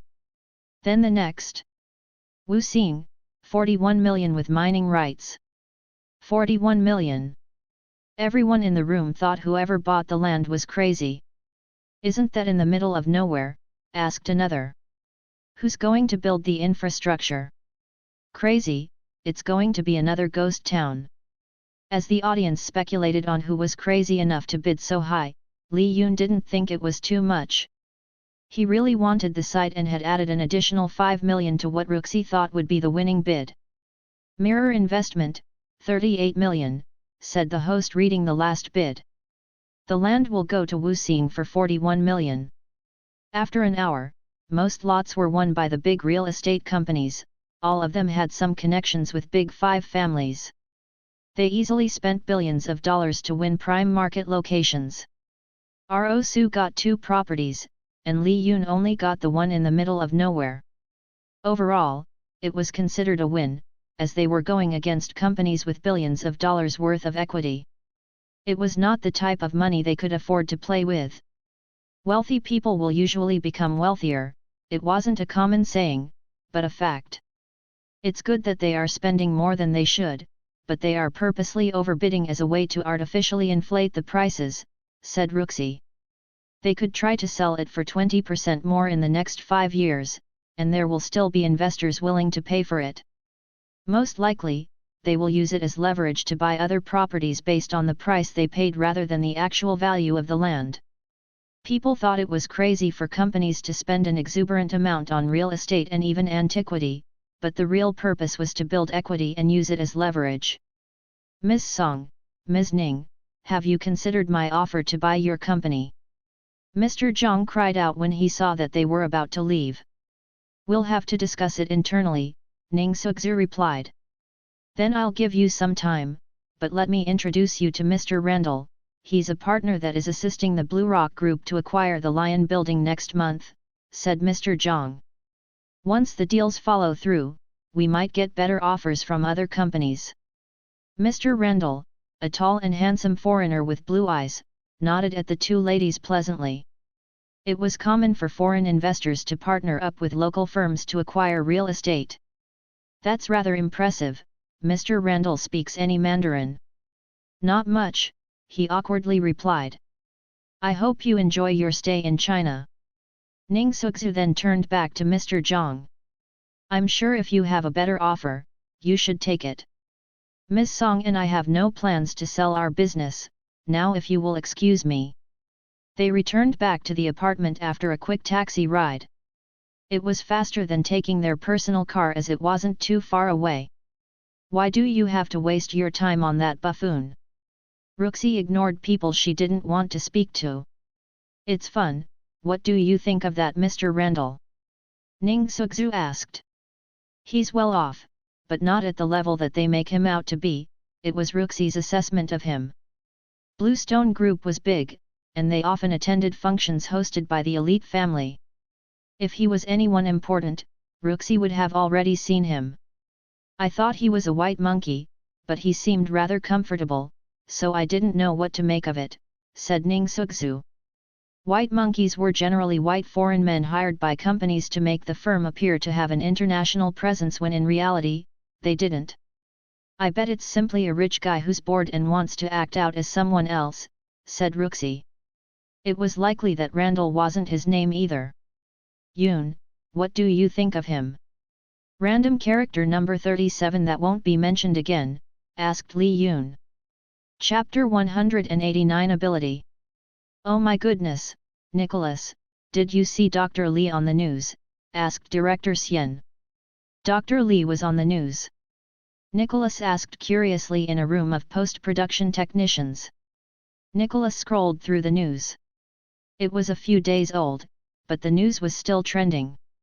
Nicholas didn't think it was odd since the netizens were starting to dig up information regarding the doctor. It also helped that there was a recent live stream of an event at a legitimate cancer center. Nicholas guessed the biggest reason was because Li Yoon happened to be good-looking. Being in the entertainment business, he naturally knew how easy it was to trend with a fresh face. Well, with Dr. Li blowing up on the news, what will happen once The Greatest Chef airs? Asked one of the editors. Well, there shouldn't be anything strange. It's an amateur cooking show, so people will be amused to see Dr. Li in the competition. But do you think people will assume he's the judge? Do you think it's that obvious? I mean, it's also possible that when we air the show, people will forget Dr. Li. How about we make edits to make it look like Dr. Li is a great chef? Asked Director Xian. The audience would never guess that he's the judge. Everyone in the room nodded. It was a good idea to misdirect the viewers. The editors all knew the sous chef was the main source of Li Yun's success, but Li Yun was the one giving out the directions. They could use the commander narrative to give the audience the impression that Li Yun could be a real chef that commands the entire kitchen.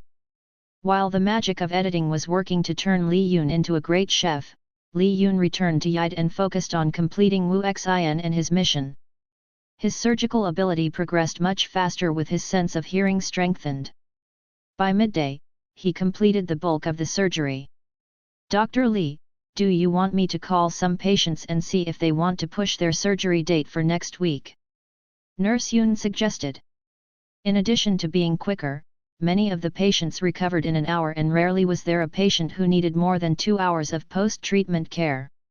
With Li Yun's approval, Nurse Yoon sent out messages to patients who would like to push up their surgery date. After a few weeks, Li Yun completed Wuxing through performing surgeries, mapping out different chemical profiles of plants and helping patients. Wuxing status: Fire, Taste 100. Water, Hearing 100. Earth, Touch 100. Metal, Smell 100. Wood, Sight 100. Comprehend Feng Shui to small perfection. Comprehend meridians to large perfection. Gather the following items. Tool, cauldron with 1000 qi, jade trigrams with 1000 qi, and wood with 1000 qi. Items, 9 different items with 1000 qi. 9/9. Medicinal, 9 different medicinal with 1000 qi. Inside his dantian, a thin global barrier formed around the wuxing. The options to add points disappeared. All that remained was the globe. The action points could be still accumulated. He experimented by selecting an extra action point. Suddenly, the globe spun around once and absorbed the point. Every time it absorbed the points, the layer thickened. Li Yun was not sure of the purpose or how many points it needed to gather. Isn't this like a spiritual seed? Li Yun scratched his head, it was the only thing he could equate it to. A few days later, he was able to manipulate his qi and circulate it once around his body. He had been practicing every night, and was able to command his qi to do one simple step, circulate. After every complete rotation, he gained energy back. He had never been able to replace sleep before, but with the ability, it was possible for him to replace sleep. An hour of circulating his qi could replace 3 hours of sleep. Luckily, his sleeping pose could be maintained or else it would look strange to Ruxi. Congratulations, comprehend meridians to large perfection completed. Qi visualization to large perfection acquired. Comprehend meridians to peak perfection. Li Yun smiled, finally, an updated Kiwi. He glanced at Ruxi sleeping by his side. With Kiwi, he looked into her internal anatomy.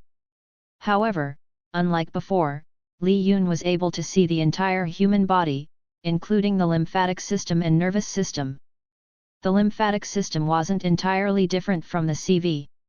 It was a type of channel for the immune system with many checkpoints to remove intrusive materials in the blood such as bacteria and viruses. Li Yun looked at the nervous system. He wasn't able to navigate the inside like the CV and lymphatic system as he could only zoom in and out of the area. It was likely because the nervous system wasn't a continuous channel, but made of neurons that were separated by a small cleft. Zoomed into the neuron, Li Yun could see the cell with hairy dendrite sticking out. The axon, a long branch, extended out to other neurons. Although it looked like the neurons were touching, there was a gap known as the synaptic gap. Every neuron communicated information over the gap via electrical or chemical signals at a rate of 5 to 50 messages or action potentials per second. It was fascinating to see, but it was unfortunate Li Yun didn't understand much about the nervous system. He had spent 2 weeks in the neurology department, and being the most complex system in the human body, there was no way for Li Yun to comprehend everything. What shocked Li Yun even more was his ability to zoom into the cellular structure and a glimpse of the chromosomes. With some concentration and spending much of his energy, he could see the double helix and ladders that connected molecules together. Li Yun released his concentration, and looked back at Ruxi. He remembered she was the first person he had used Kiwi on. The first time was accidental, but he wondered if he was crossing the line with his ability.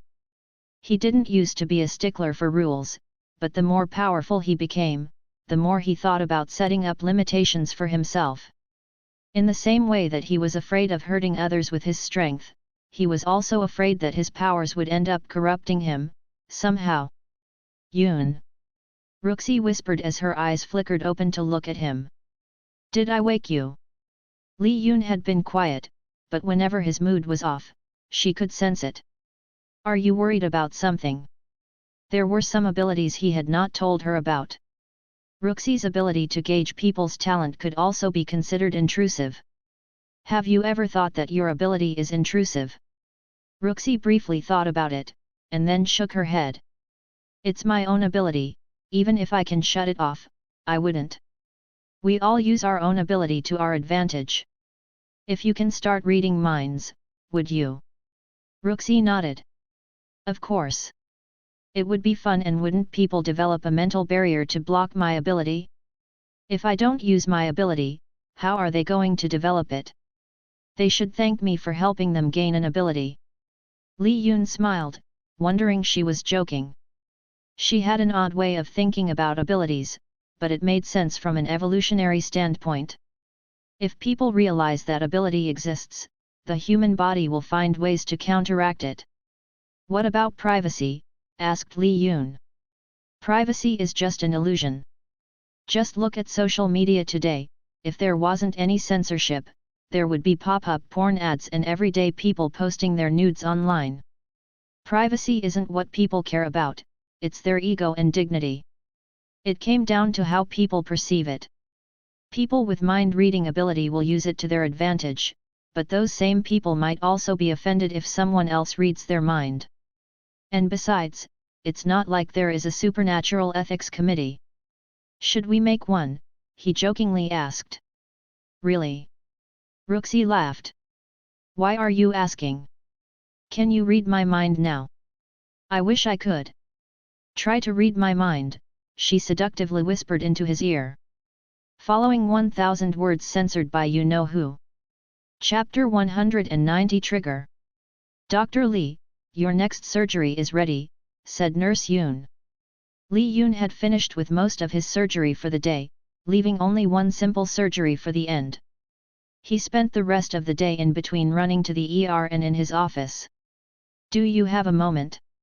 Asked Chief Zhang, interrupting Li Yun's investigation into Fila's blood sample. Chief Zhang, please have a seat. Li Yun stood up and welcomed Chief Zhang into his office. He was looking into ways to prolong Fila's lifespan, but the rest will depend on time and luck. I'm sure you are aware that many people have been requesting consultation, said Chief Zhang. Li Yun knew, but Chief Lim only took cases that were confirmed or likely required surgery. It wasn't just at the hospital, Li Yun's appointment for Dongxian Clinic was also booked. Bazai were constantly complaining about phone calls and text messages from people she knew to schedule an appointment. I thought of an idea to reduce your workload, Chief Zhang proposed. Li Yun tilted his head up to show that he was interested to hear Chief Zhang's proposal. How about a class where you teach your method to the resident? Asked Chief Zhang. You usually finish your consultation early before noon, so how about teaching the later half? You mean, to create doctors with credentials?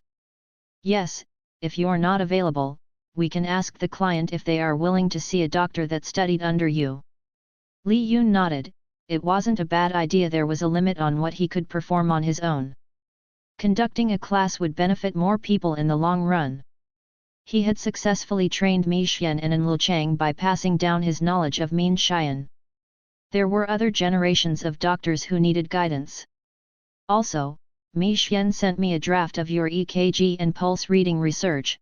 Chief Zhang was curious about what journal Li Yun was planning to submit the study to. As an attending, Li Yun was required to submit a research paper under the hospital name. However, as much as he enjoyed writing calligraphy, he hated writing reports on the computer. For the report, Elder Yi and Yi Ancha were in charge of gathering data on different pulses used from antiquity. Mi Xian wrote the bulk of the paper, and An Luchang edited everything. Li Yun provided the direction and analysis.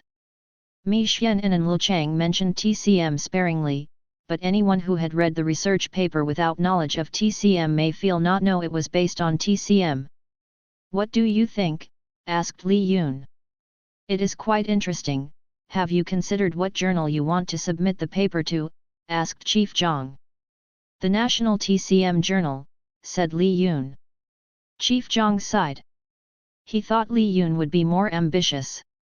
Chief, I understand you think this will affect more people, but I don't think this study will make any headlines, said Li Yun. So are you using this as a soundboard for something else? Asked Chief Zhang. He wondered what Li Yun was planning. I'm going to study genetics. That's quite an undertaking. Chief Zhang wasn't entirely surprised that Li Yun wanted to study genetics. If there was a key to solving many incurable medical maladies, it was genetics. In the medical field, genetics was considered an emerging field. The Human Genome Project started in 1988 and it took more than 10 years to sequence just a draft. 30 years later, although it was considered complete, there were still gaps in the sequence. Once completed, scientists may need another 30 years or even 50 years to understand what it all meant. It was like a software engineer reading the source code of an unknown program. Without dissecting and analyzing the different parts, it would be meaningless. Not to mention, genetics were several hundreds and thousands of times more complex than any computer software. Every human cell in the body contained DNA grouped into chromosomes. The DNA within the cell contained directions on how to replicate and survive. The ability of the DNA to encode information into living beings was one of the biggest marvels and miracles of life. There was new information published every day. Humankind was close to mapping out the root of many illnesses. From cancer, aging, mental health, to addiction, almost every single disorder could be traced to genetics. The cure for cancer and many neurological disorders came down to understanding how the body could turn on and off different gene expressions. There were many genetic markers for different types of cancer that turned on and off during the process of tumor growth. Scientists were tasked with finding the switch to stop abnormal cell growth like cancer. To find a compound that altered genes wasn't difficult, the difficulty was finding a compound that could alter a select group of genes. A compound that could stop cancer growth in the liver, but then trigger cancer cells in other parts of the body wouldn't have many usages. What specifically are you looking to research? Asked Chief Zhang. Genetics was a huge field, and it was impossible to understand everything about genetics. Just a broad overview for now, said Li Yun. He hadn't read any books on genetics since college. Since then, he had only researched the PTGS1 gene to better understand the mechanism of COX-1 enzyme and how it expressed inflammation and pain. I see, but you have to be careful when working with genetics, Chief Zhang advised. Li Yun nodded. There were still many restrictions and ethical questions to the study of genetics. People were wondering if serial killers and murderers had genetic dispositions that made them prone to kill.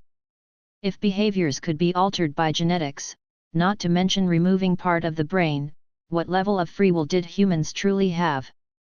Li Yun did not concern himself with those types of questions because the answer would be useless to him. He was more concerned with questions that yielded progress. He wanted to understand whether his meridians had changed his body into something supernatural, or was this something natural that could be replicated by other humans. For example, his superhuman strength wasn't outside of human physics. He couldn't lift beyond what his body and tendons could hold. It was more accurate to say that his muscles were evenly regulated and his pain limiter had been raised. Pain tolerance was highly subjective. The more insensitive to pain, the more people could push themselves to the limit. However, pain was needed to allow the body to gauge its limitation and prevent itself from performing harmful tasks. Without pain, the body wasn't able to know that attempting to hold a ton cauldron could rip the hands off the body. Not being able to feel pain was not a superhuman condition, but a serious medical condition called congenital insensitivity to pain and anhidrosis, CIPA. Patients with CIPA had a high mortality rate, rarely surviving to adulthood without medical intervention. They could be bleeding out, but would not know until it was too late. Through the evolutionary process, the condition had been regressed. However, in certain individuals, the trait had reappeared. Li Yun believed that his system somehow activated his genes. He theorized that it was an ability that have existed in ancient times, but regressed through the evolutionary process. Humans could theoretically live up to 160 years. In ancient times, it was believed that many Taoists lived longer than regular people. Assuming what was written in the records weren't exaggerated fantasy, it wasn't a bad theory. The reason it was phased out of the evolutionary process was simple: the lack of resources. Li Yun couldn't imagine what the world would be like if everyone existed with his abilities. The amount of chaos and destruction it would cause was enough to understand why the Taoists of the past had chosen to hide away their secrets of their immortality. Certain genetic expressions randomly reappear in individuals and manifested themselves as rare disorders or abnormalities. The process was important for natural selection. A gene expression 1,000 years ago may be useless back then, but that same gene may be useful for the current generation. 6 fingers, tails, and fangs? They were all possible, but unneeded appendages for human survival. The question was, were humans ready to have the immortal gene reactivated? Was that what Zhuangzi and the monk had predicted back then? That someday, the immortal gene would be reactivated and he was the trigger? Li Yun did not have an answer for when that will happen, but by understanding both the nervous system and genetics, he may be able to perfect his understanding of meridians. Looking into his own DNA, he was confused by the clumps of proteins. He had a long way to go before he could understand what he was looking at.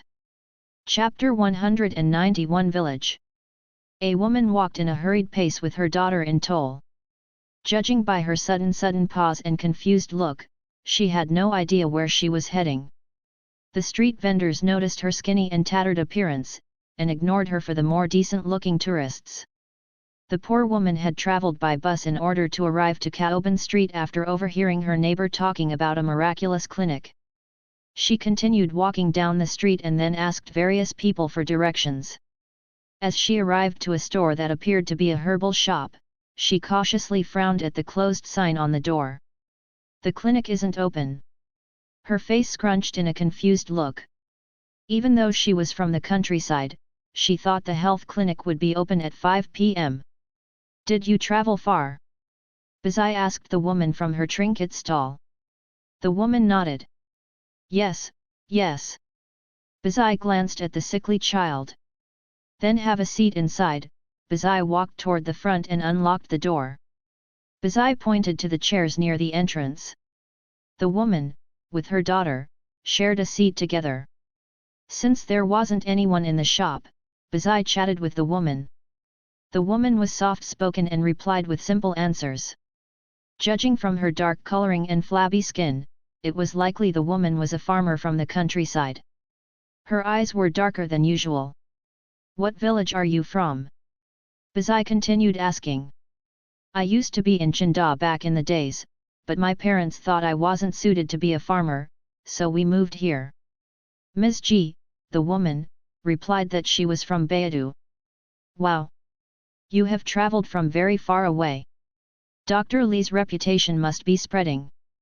Ms. Ji wasn't sure about Dr. Li's reputation, but she heard from her neighbor that the doctor didn't charge for consultation if the patient provided a good reason. She wondered if she should ask before waiting for too long. Miss Bazai, is it true that Dr. Li doesn't charge a fee? She asked. Well, it depends. I have seen him charge someone up to 10,000 yuan before. Ms. Ji grasped. Her monthly salary was 10,000 yuan. Ah, but don't worry, most of the time, Dr. Li will only charge for what you could afford and even for free. Ms. Ji was a bit relieved. Li Yun walked into the storefront to make sure everything was cleared up before heading home. He immediately noticed Ms. Ji and her child. Both the mother and child's faces were off, so it was likely Bazai thought he wouldn't mind looking at them. Li Yun approached Ms. Ji to shake her hand and then patted the girl's head. Doctor! You have to help my daughter, Ms. Ji pleaded. She has been sick for a while, but the other doctors weren't able to figure anything out. Li Yun nodded and immediately took the mother and daughter to the back. Li Yun wrote everything up on a piece of paper, but seeing the mother confused expression, it was likely she was illiterate. Ms. Ji, it is likely that you and your daughter both have hepatitis B, Li Yun said. He then explained to her about the illness. The daughter had likely experienced acute symptoms, but the mother was suffering from chronic symptoms. In rural areas, not all doctors were capable of diagnosing the condition. However, even when it was diagnosed, there was no cure. The diagnosis frightened the woman. Is my daughter going to be all right? Asked Ms. Ji. Looking at her daughter, she should be able to make it if she has proper monitoring. Li Yun thought they were also suffering from malnutrition. Besides hepatitis B, there was a bigger problem that the mother and daughter were facing. Have you considered moving to the urban settlements? Although the lifestyle in the rural areas was calm, peaceful, and without many people, the advantage of the city was easier access to healthcare. Especially with people who have hepatitis B, it would be easier to manage. You have been experiencing this for a while, why not go to a nearby hospital? Li Yun asked. Ms. Ji likely had little money, but the government should be able to provide for the most basic tests. Li Yun could tell by her demeanor that she also suffered from spousal abuse. Do you have any family in your hometown? Li Yun asked. Ms. Ji shook her head. She was a bride from a different hometown after her parents passed away. She had never been outside of the two rural towns. This was the first time, but only because her husband had a weekend getaway with his friends and she took the opportunity to escape. Do you want to stay in this city with your daughter? There are several spare units in this apartment. I could assist you with employment and you can lease out a space on your own. Ms. Ji was shocked at the doctor's suggestion. She wanted to escape from her marriage, but it was frowned upon. The only way to truly escape was to drop everything and start a new life elsewhere.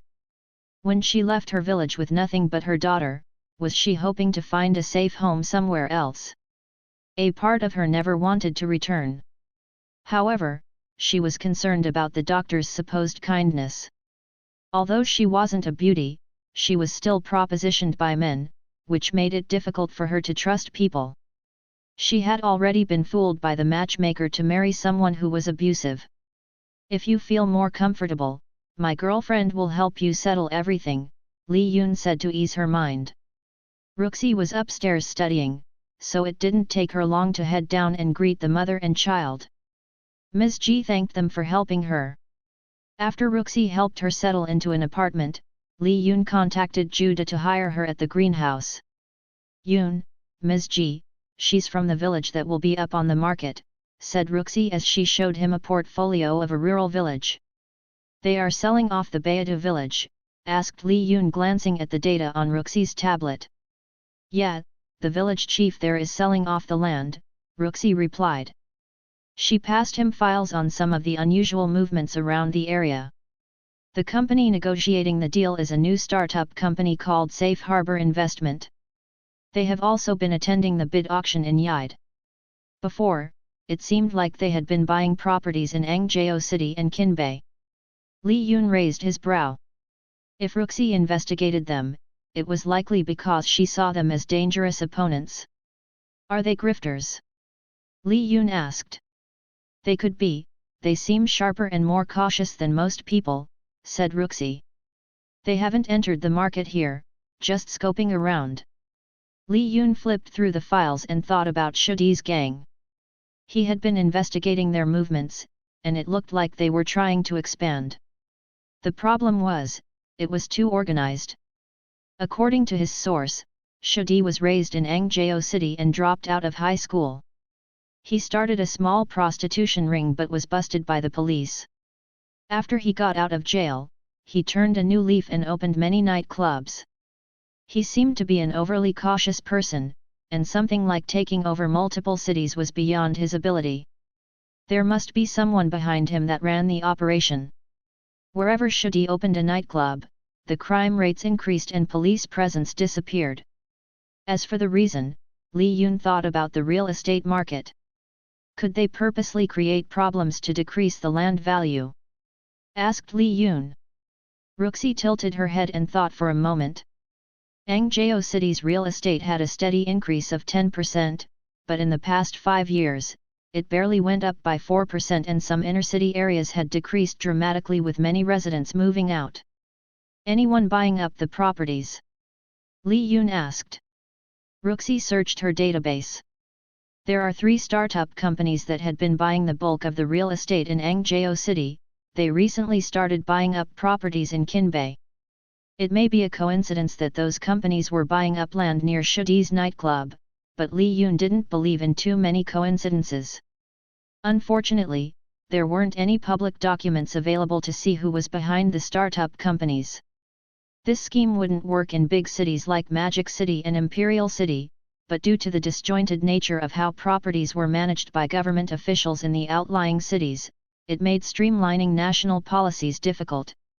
However, sensing that change was coming, many companies were buying up as many land as possible before a national policy could be put into place.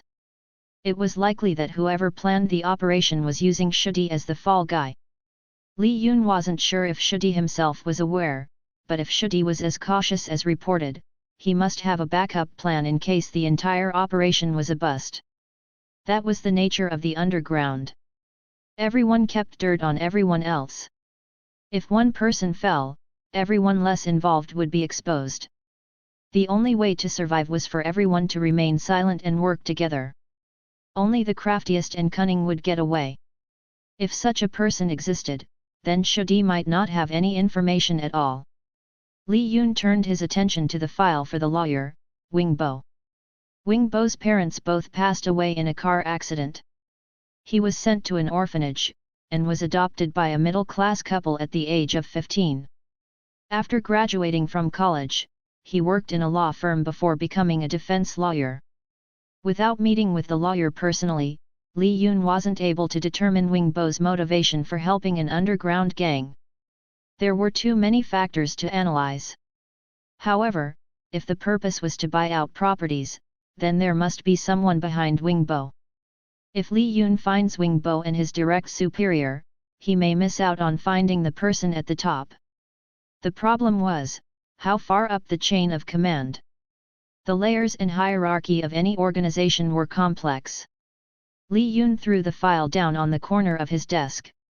He had been preparing his own network to deal with Shudi's gang in case the authorities couldn't handle them, but it was a big risk. He needed more time to prepare. Chapter 192 Life is a Mission. How can you keep track of all your work? Fatty Fang asked as he watched Li Yun looking through a pile of paperwork. He often wondered how Li Yun was able to accomplish so many things so quickly. Fatty Fang liked to focus on one job, and spent the rest of his time in leisure. He was very different from Li Yun, who was constantly working on something. From working as a surgeon for the hospital, hunting for antiques, researching drugs, and seeing patients, he still managed to have the time to sit down and chat with his friends. Watching you is exhausting sometimes, Judah chimed in, another one of the people who didn't like to do much work. He did work when needed and could lounge around doing nothing for weeks and not feel an ounce of shame. This is something you too can do as well, you just don't wanna, Li Yun replied. Are you sure this isn't related to your mission? Fatty Fang asked.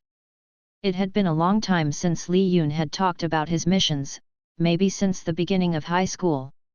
However, no matter how far out of reality it was, the concept would be interesting to see in real life. Life is a mission, Li Yun replied.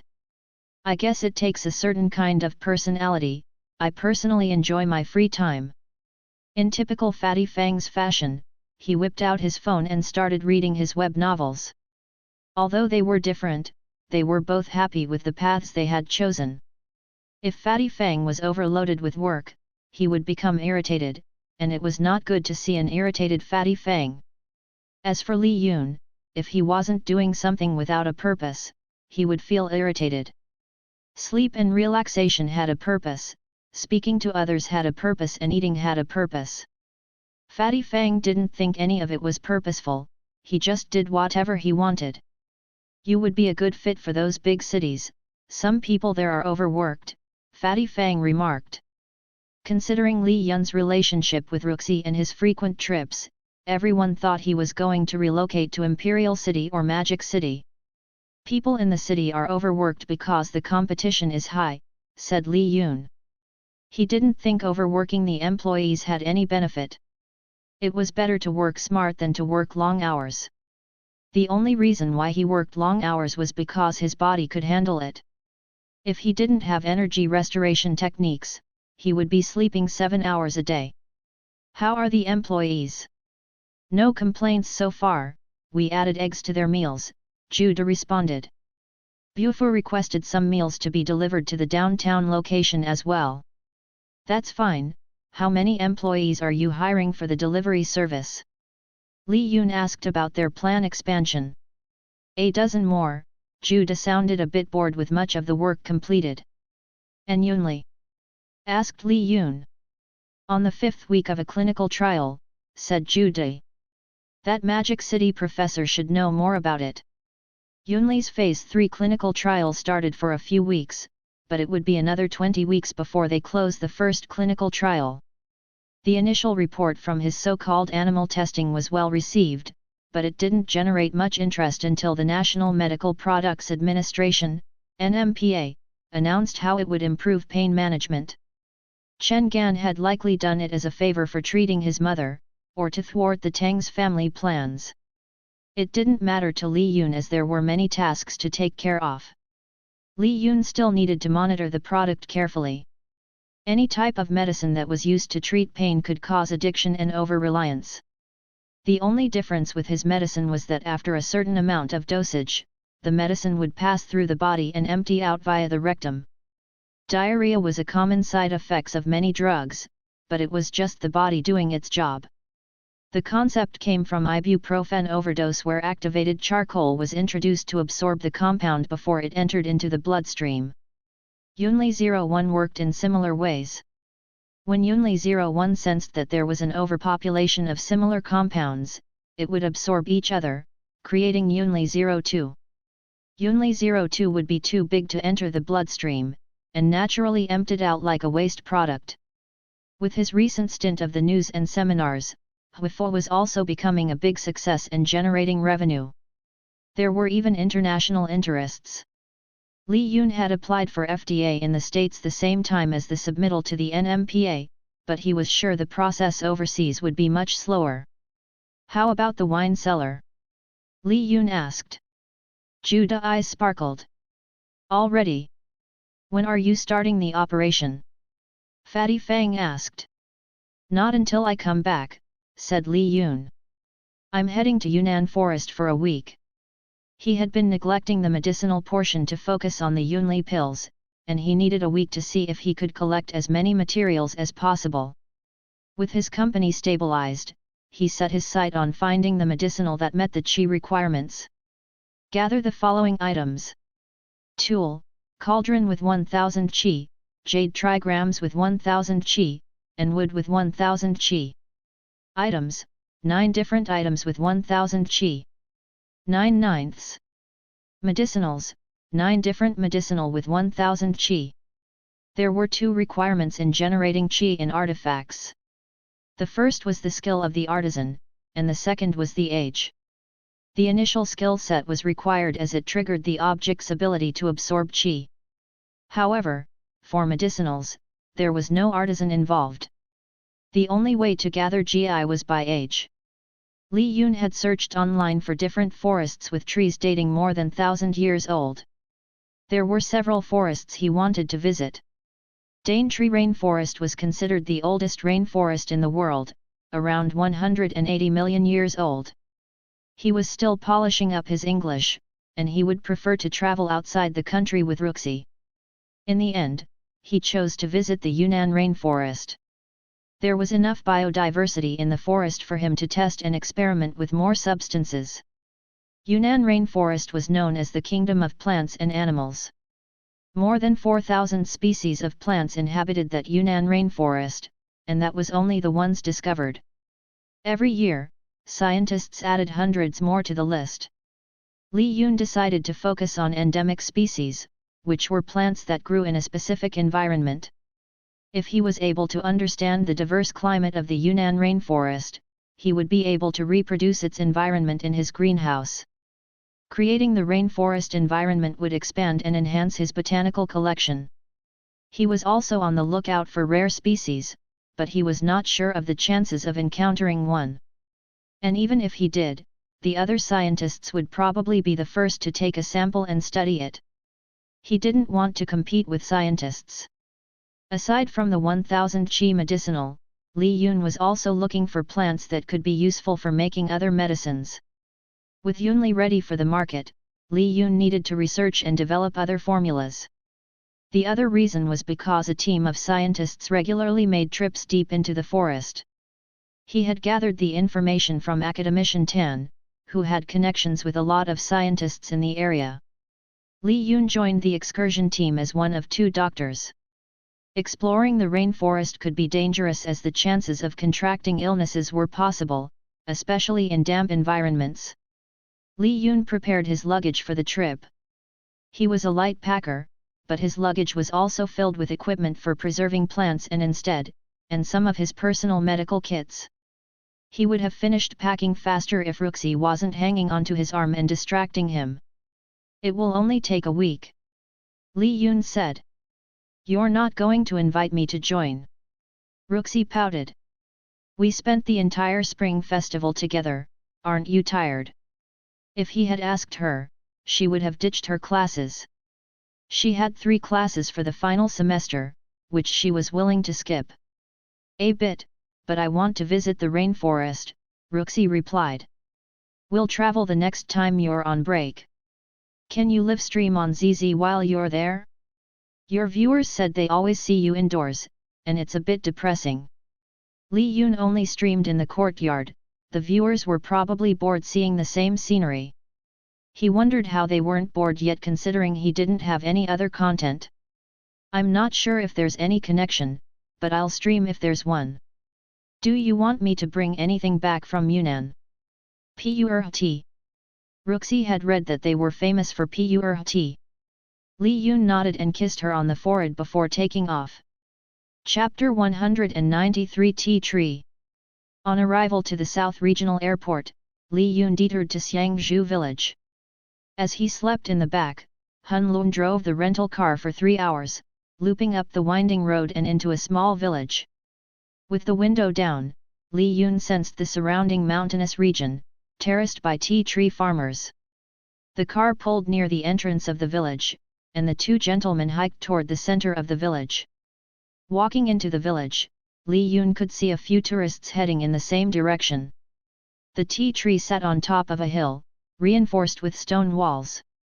Li Yun climbed up the short stone stairs, and saw an elderly Miao man picking some leaves from the tree. The tree was highly prized by the villagers, and they often made tea to serve the tourists. According to his study, the tea tree was approximately over 2,000 years old, and maybe more than 3,000.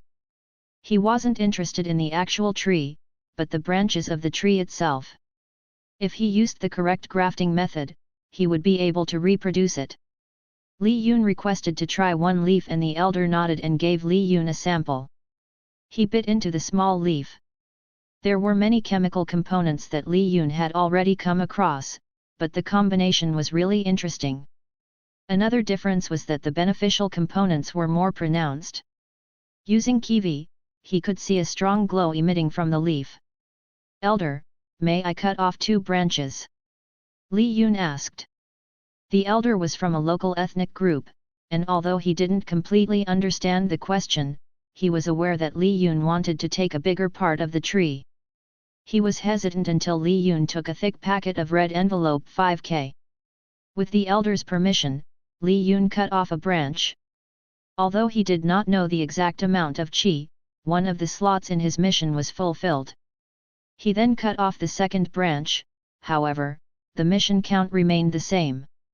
Of course, it's not that simple, Li Yun thought. It looked like he needed to focus on collecting different varieties or species of trees. Before Li Yun left, he bought some local trinkets and specialties. With the mission objective confirmed, he headed to his next destination, the Yunnan rainforest. "Hun Lun, send these branches back to the lab," Li Yun instructed as he gave Hun Lun a list of trees and a set of instructions. "Also, send out people to the forest and have them collect 2 branches from these trees." Hun Lun looked at the list Li Yun gave him and wondered if these were for the greenhouse. There were a bunch of different trees around the country famous for being older than 1,000 years old. "Boss, are you sure you don't need me to go with you to the rainforest?" asked Hun Lun. Li Yun shook his head. "There are a lot of people going, so you don't need to worry." The team of scientists exploring the depths of the rainforest included the world-renowned botanist and environmental engineer, Professor Darren. There were 9 scientists, 2 doctors, 2 cameramen, 2 local tour guides, and 3 strong laborers who were in charge of moving equipment. In total, there were 19 people. Hun Lun dropped Li Yun off at the outhouse located near the edge of the forest where everyone was preparing to trek the remaining area by foot.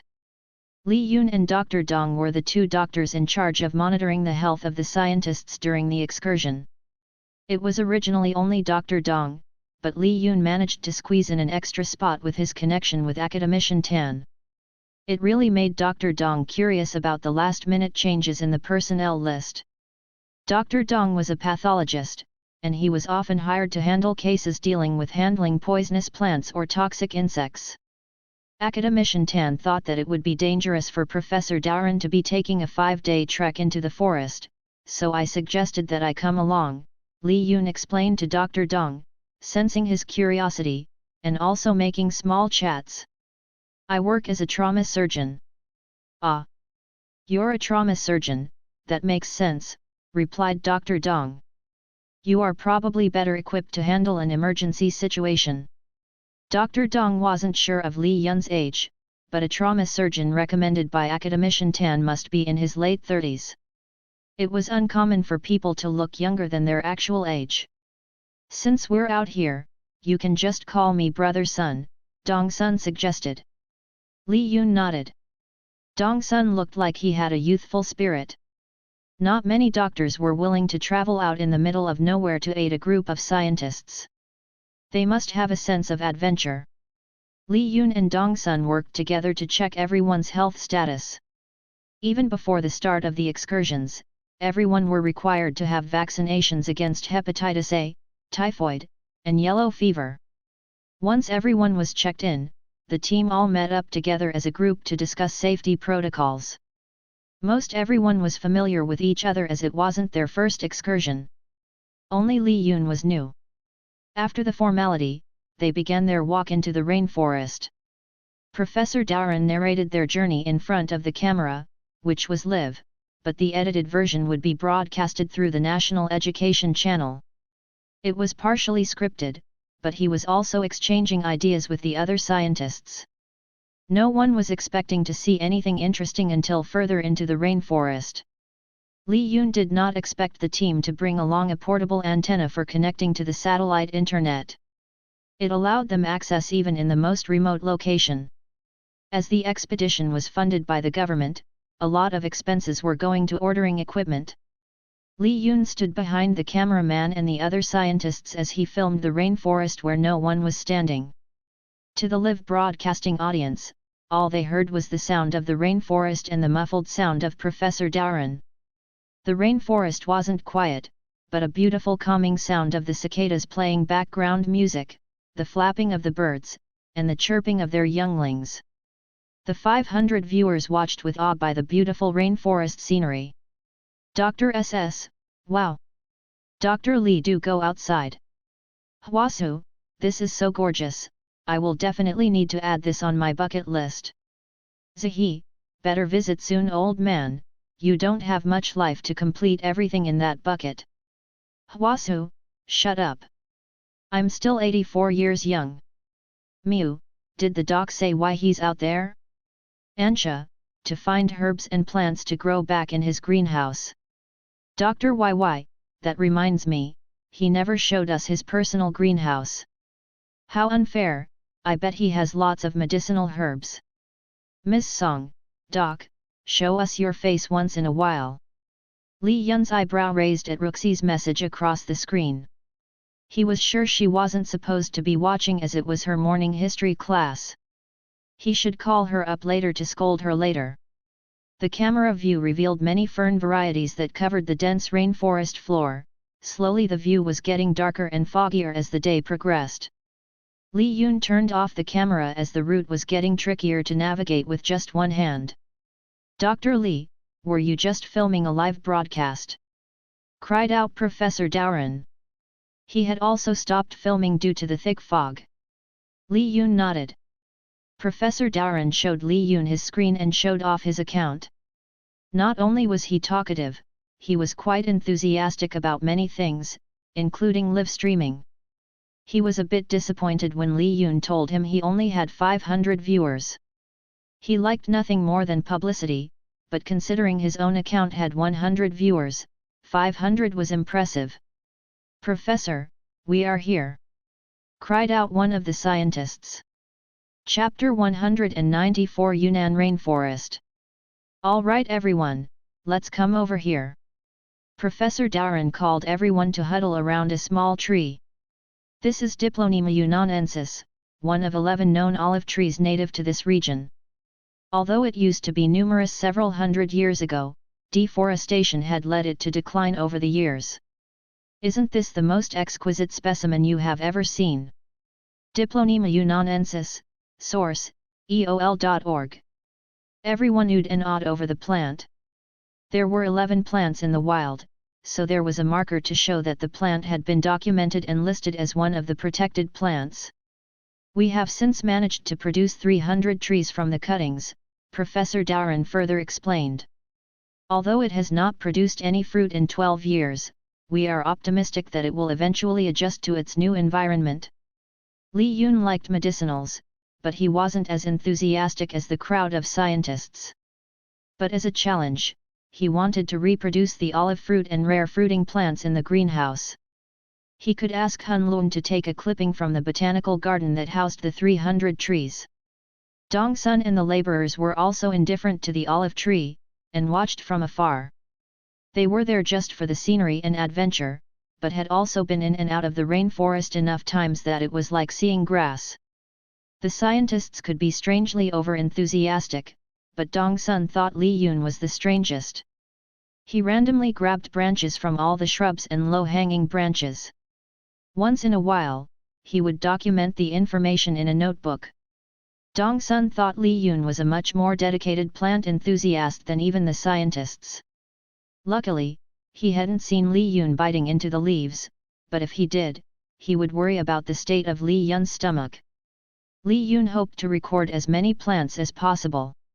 He could have hired people to gather plants and insects for him, but to experience the environment in person allowed him to understand the rainforest biome and how to replicate it in the greenhouse.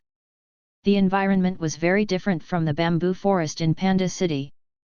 As for the insects, he wasn't that desperate enough to try bunching into them. He was going to collect them to provide goo energy, but if he ever ran out of plants to eat, highly unlikely he'll start eating insects. New species of plants were being discovered every day, at a rate of around 50/day. The guide warned everyone to walk carefully the next portion of the hike.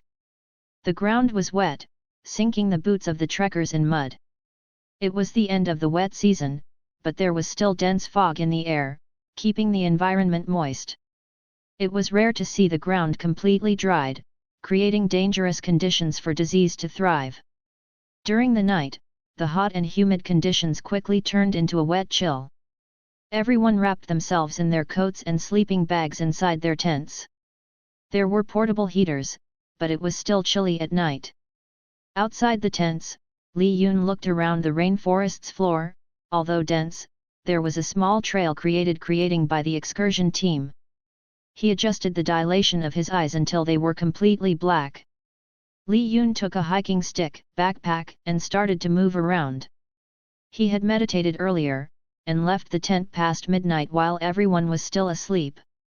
His steps and movement were quiet, barely any type of vibration was generated as he walked through the darkness. In the rainforest, the most dangerous creature in the forest wasn't the giant panda or the crouching tiger, it was the murderous wasps known as the giant hornet, Vespa mandarinia. Luckily, the hornets were not active at night. Li Yun to deal more with the bamboo pit viper and scorpions that crawled out during the night. However, compared to the creatures of the woods, they all paled in comparison. If it was a year ago, he would never consider trekking the rainforest on his own. With his night vision, his journey was smooth, except for when he saw the moonlight sneaking its way down through the laurel and dipterocarp tree. Light was an enemy for his dilated state. As his senses had all improved, he didn't even need to dilate his eyes to see and could rely entirely on his ears, but the visual at night was too breathtaking to miss. He passed by several plants he had already collected during the day.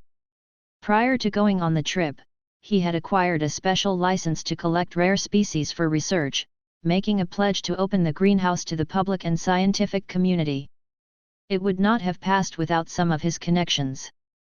The main reason Li Yun was out at night was to collect some bugs that only came out at night and to collect rare plants he had encountered, but did not mention to the scientists.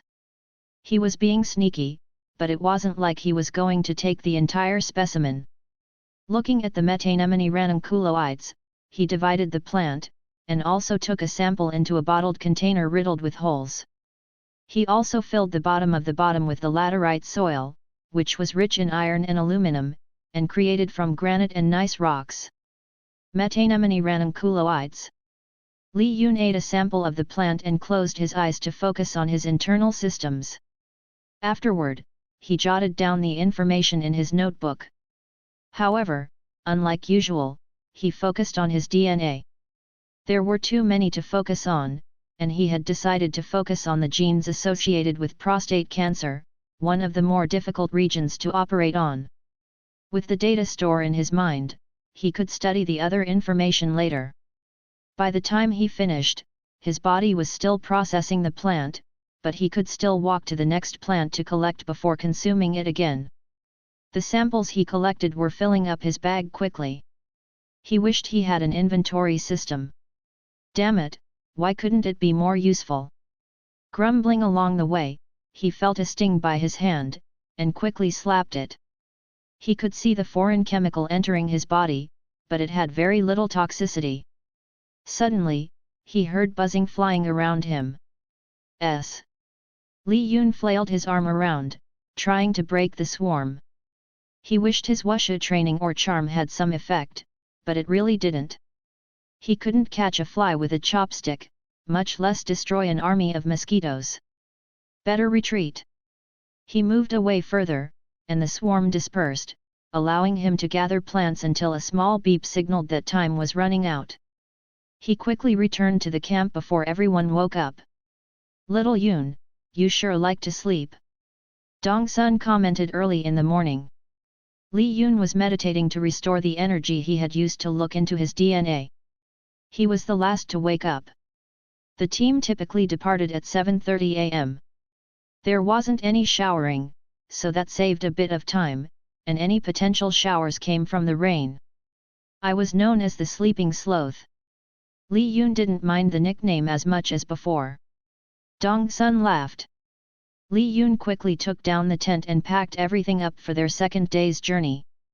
It was the same as before, more walking, with Professor Darren occasionally educating the camera about the interesting sightings along the way. During the second night, Li Yun continued his late-night excursion. Instead of using his eyes, he used his ears to generate a 3D image in his head. He had been practicing for a while, but this was the first time he was performing the action in complete darkness. What he could see in his head wasn't just a flat image within his field of view, but his surroundings. Before he completed the Wu scene, his eyes were simply processing the residual light energy from the plants and surfaces. However, with all of his senses heightened, his sensory organs translated pressure and vibration into pictorial images he could visualize in 3D. When he first tested the 3D images in his head, it was a bit disorienting, but he had since gotten used to it. The view beyond a meter radius was fainter, but he could trace the shape of a Ettlingra yunanensis flower growing on a cliff a few meters away. Ettlingra yunanensis. Li Yun wondered why in the world it was grown so far down. He wasn't that much of an idiot to climb down just to grab the specimen. He wasn't particularly interested in the flower, although it would look gorgeous in the daytime. What he wanted was one of two rhizomes.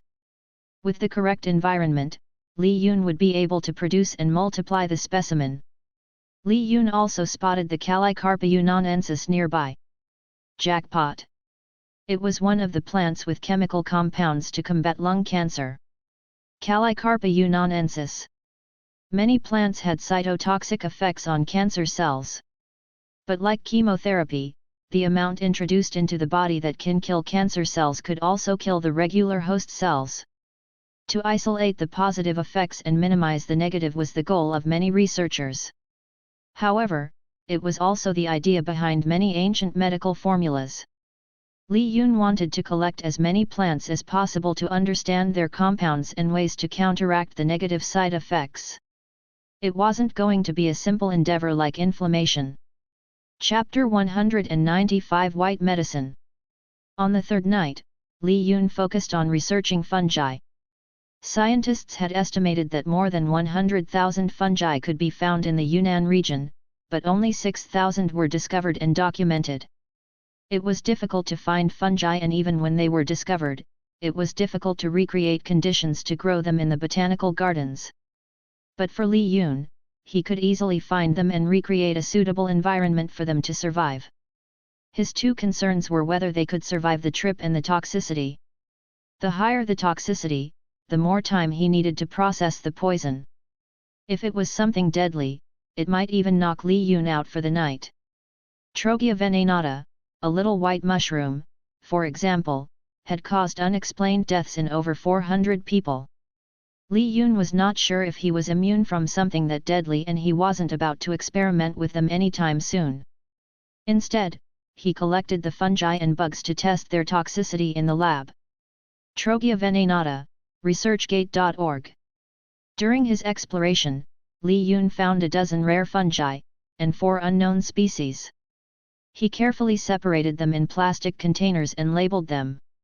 In the midst of putting the containers into his backpack, he heard a commotion and rumbling from the forest. His ears honed into the source of the sound and twitched when the sound vibrated into his eardrums. It came from the vicinity of the camp. Li Yun dashed back to the camp, moving past the tangled vines, but wishing he had a hatchet to slice it out of the way. He quickly took out a Swiss knife and cut his way through the vegetation. On arrival, he readjusted his eyes to see the electric lamps from people coming out of their camp to see what was going on. Dr. Dong. What's going on with Professor Daoren? Li Yun heard the scientists crying out with a panic strain in their voice. Dong Sun looked through his equipment and took out his stethoscope. He quickly checked the chest air. Professor Daoren was unconscious and his face was pale. What happened? Asked Dong Sun as the scientists who were rooming within the same tent as Professor Daoren. We were all sleeping in the tent, when suddenly, Professor Daoren cried out for help, before he experienced a seizure and collapsed. One of the scientists exclaimed. Dong Sun checked the rest of Professor Daoren's body, which was heating up and sweating profusely. He opened his bag and shifted through different pieces of equipment, but the only thing he could do was provide 4 solution to keep him hydrated and antihistamine. At that time, Li Yun entered the camp and asked quickly what had happened as he touched the elderly man's forehead. He quickly looked around at another scientist, who also looked sickly. Professor Ro, you're also sick? Asked Li Yun. Just a little tired, Professor Ro responded. He yawned. The commotion had just woken him up, but his stomach wasn't feeling too well. Li Yun checked Professor Ro's condition. There were the same foreign materials in his blood system. They had all been eating the same pre-packaged food, so he ruled out food poisoning. It was likely a bug sting. There were a lot of different types of poison out there, but Li Yun had a few bugs in his tent he could test out. From Professor Ro's reaction, the venom was less active. Unfortunately for Professor Daoren, it was likely the sting had entered directly into his artery, causing a more severe reaction. His body was trying to fight off the venom, but it was going to be difficult the more his body fought back. Li Yun grabbed onto Professor Daoren's pulse again, but this time, he focused on the dantian. The pyramid was spinning around itself, activating the meridians to assist the body to fight off the poison. He had yet to understand the intricacy of the meridians, but it was sending signals to his body to produce a compound. As to whether the body could understand the signal, it remained to be seen. The compound that the meridian wanted to produce was unknown to the body.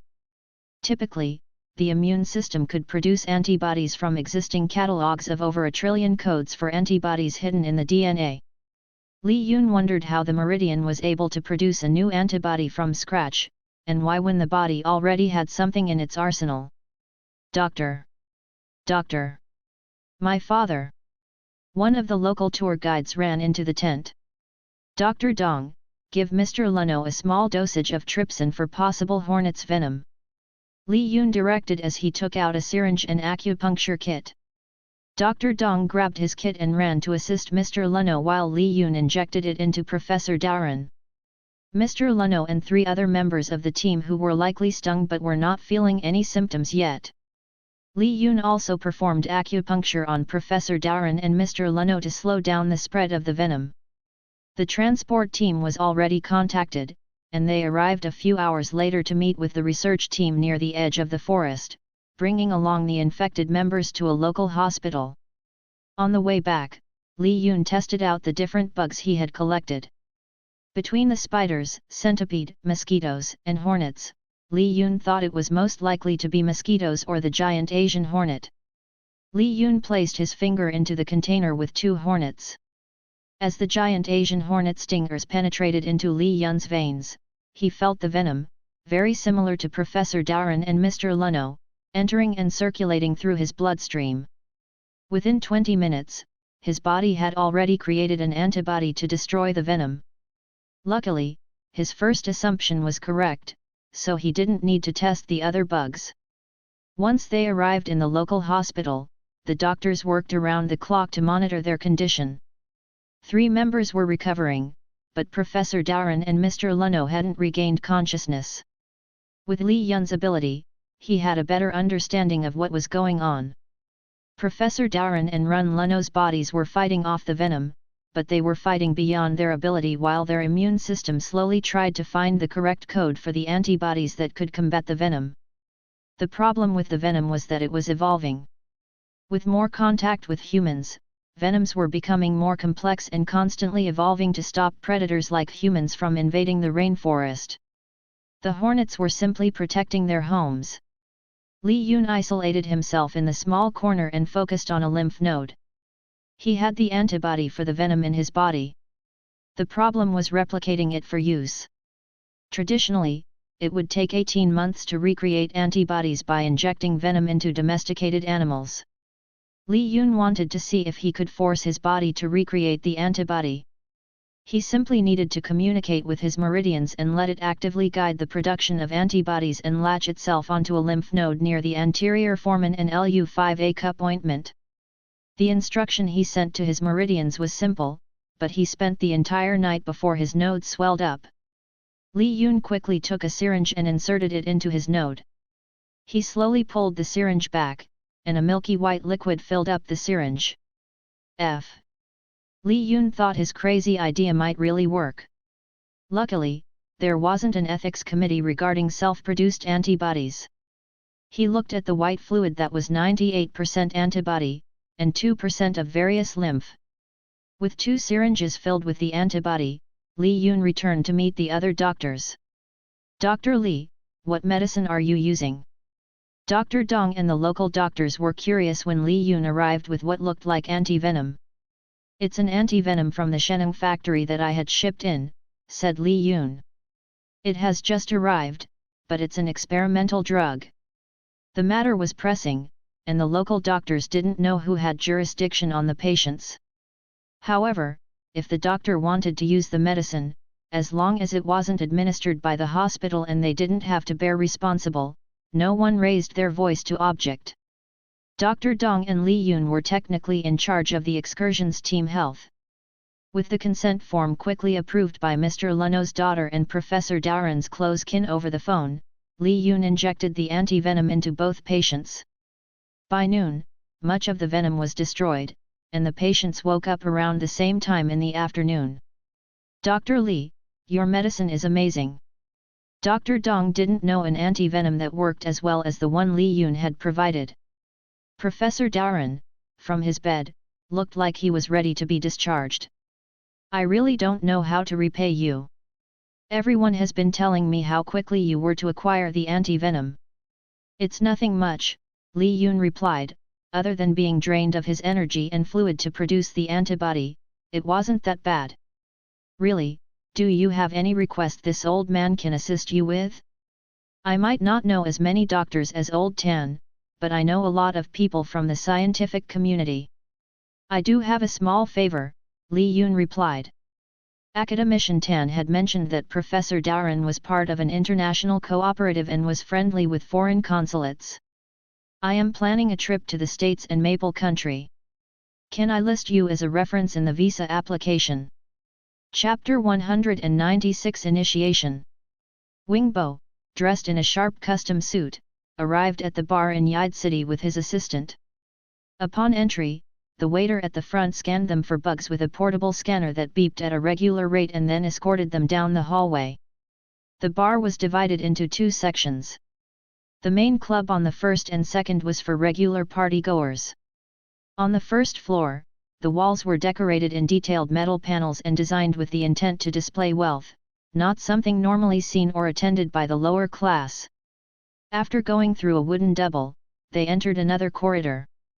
The waiter led Wing Bo and his assistant to a private elevator, entered his keycard, and pressed on the 5th floor, a VIP-only location. They arrived at another lobby where another waiter greeted them and bowed. Wing Bo entered another fancy corridor, but this one was different. There were scantily dressed women on raised platforms doing exotic poses. He ignored them as he walked by, having already seen enough to last his lifetime, and continued following the waiter. His assistant was less resistant, and took the time to examine every woman they passed by. Once they reached their destination, the waiter opened the door to a suite with lounge seatings. There were a dozen men and women in the room. The men were the lawyers and the women were escorts, except for one middle-aged woman in the room. "Mr. Wing, no cell phone allowed," the waiter instructed him. Wing Bo nodded, passed his phone to his assistant, and walked inside the room while his assistant waited in the corridor. "Mr. Wing, so glad you could make it," said the woman, attorney Nan Xian. The event was invite-only, and only the top lawyers of Yide City received invites. Through connections, he was invited to the event where he could find potential partners to assist with transactions in Yide City. "Pleasure, Ms. Nan, thank you for the invite," Wing Bo replied, shaking hands with the other 5 lawyers in the room. He ignored the escorts, who were used to be seen as accessories, but they were a bit saddened because they preferred younger-looking Wing Bo over the middle-aged lawyer. He wasn't handsome, but his face was interesting to look at. Wing Bo sat down in the lounge, and everyone greeted him and explained their area of expertise. One was a well-known trial lawyer and the rest were corporate lawyers. "You have to excuse the scale of our operation," said one of the lawyers. "Yide doesn't have a lot of big companies, but there are many companies that are offshoots from the major companies." "Do you deal with Governor Ning often?" asked Wing Bo. The lawyers looked at each other as though communicating with their suspicious eyes. "It's still our first party together, let's not talk about business," Ms. Nan suggested. She took out a little suitcase and opened the case with several round opaque blue jars. "In celebration of Mr. Wing joining our group, I got everyone a small gift." The group casually chatted, drank expensive whiskey, and snorted up the cocaine inside the jars. Some of the escorts received a portion from their client if they were well behaved.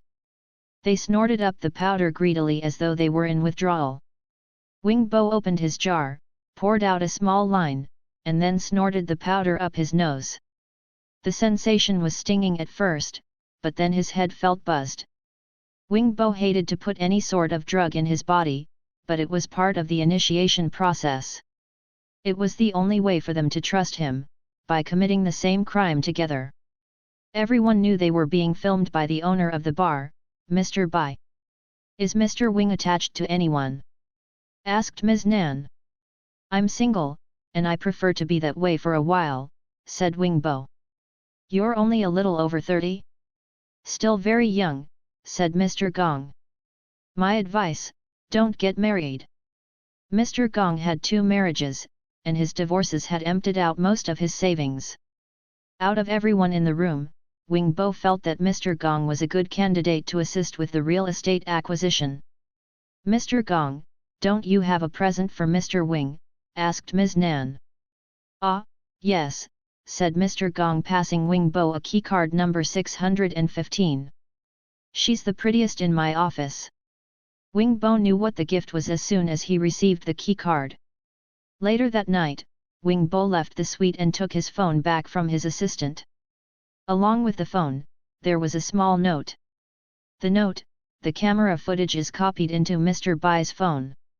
There are copies sent to Mr. Gong and Ms. Nan. Wing Bo nodded, sent his assistant away, and took the elevator up to the 6th floor. Inside the room, there was a young woman in a business suit lying unconsciously on the bed. Judging by the smell, she had been drinking in the bar on the lower floors. The practice was rather common, to lure naive and young innocent women during an after-work dinner outing.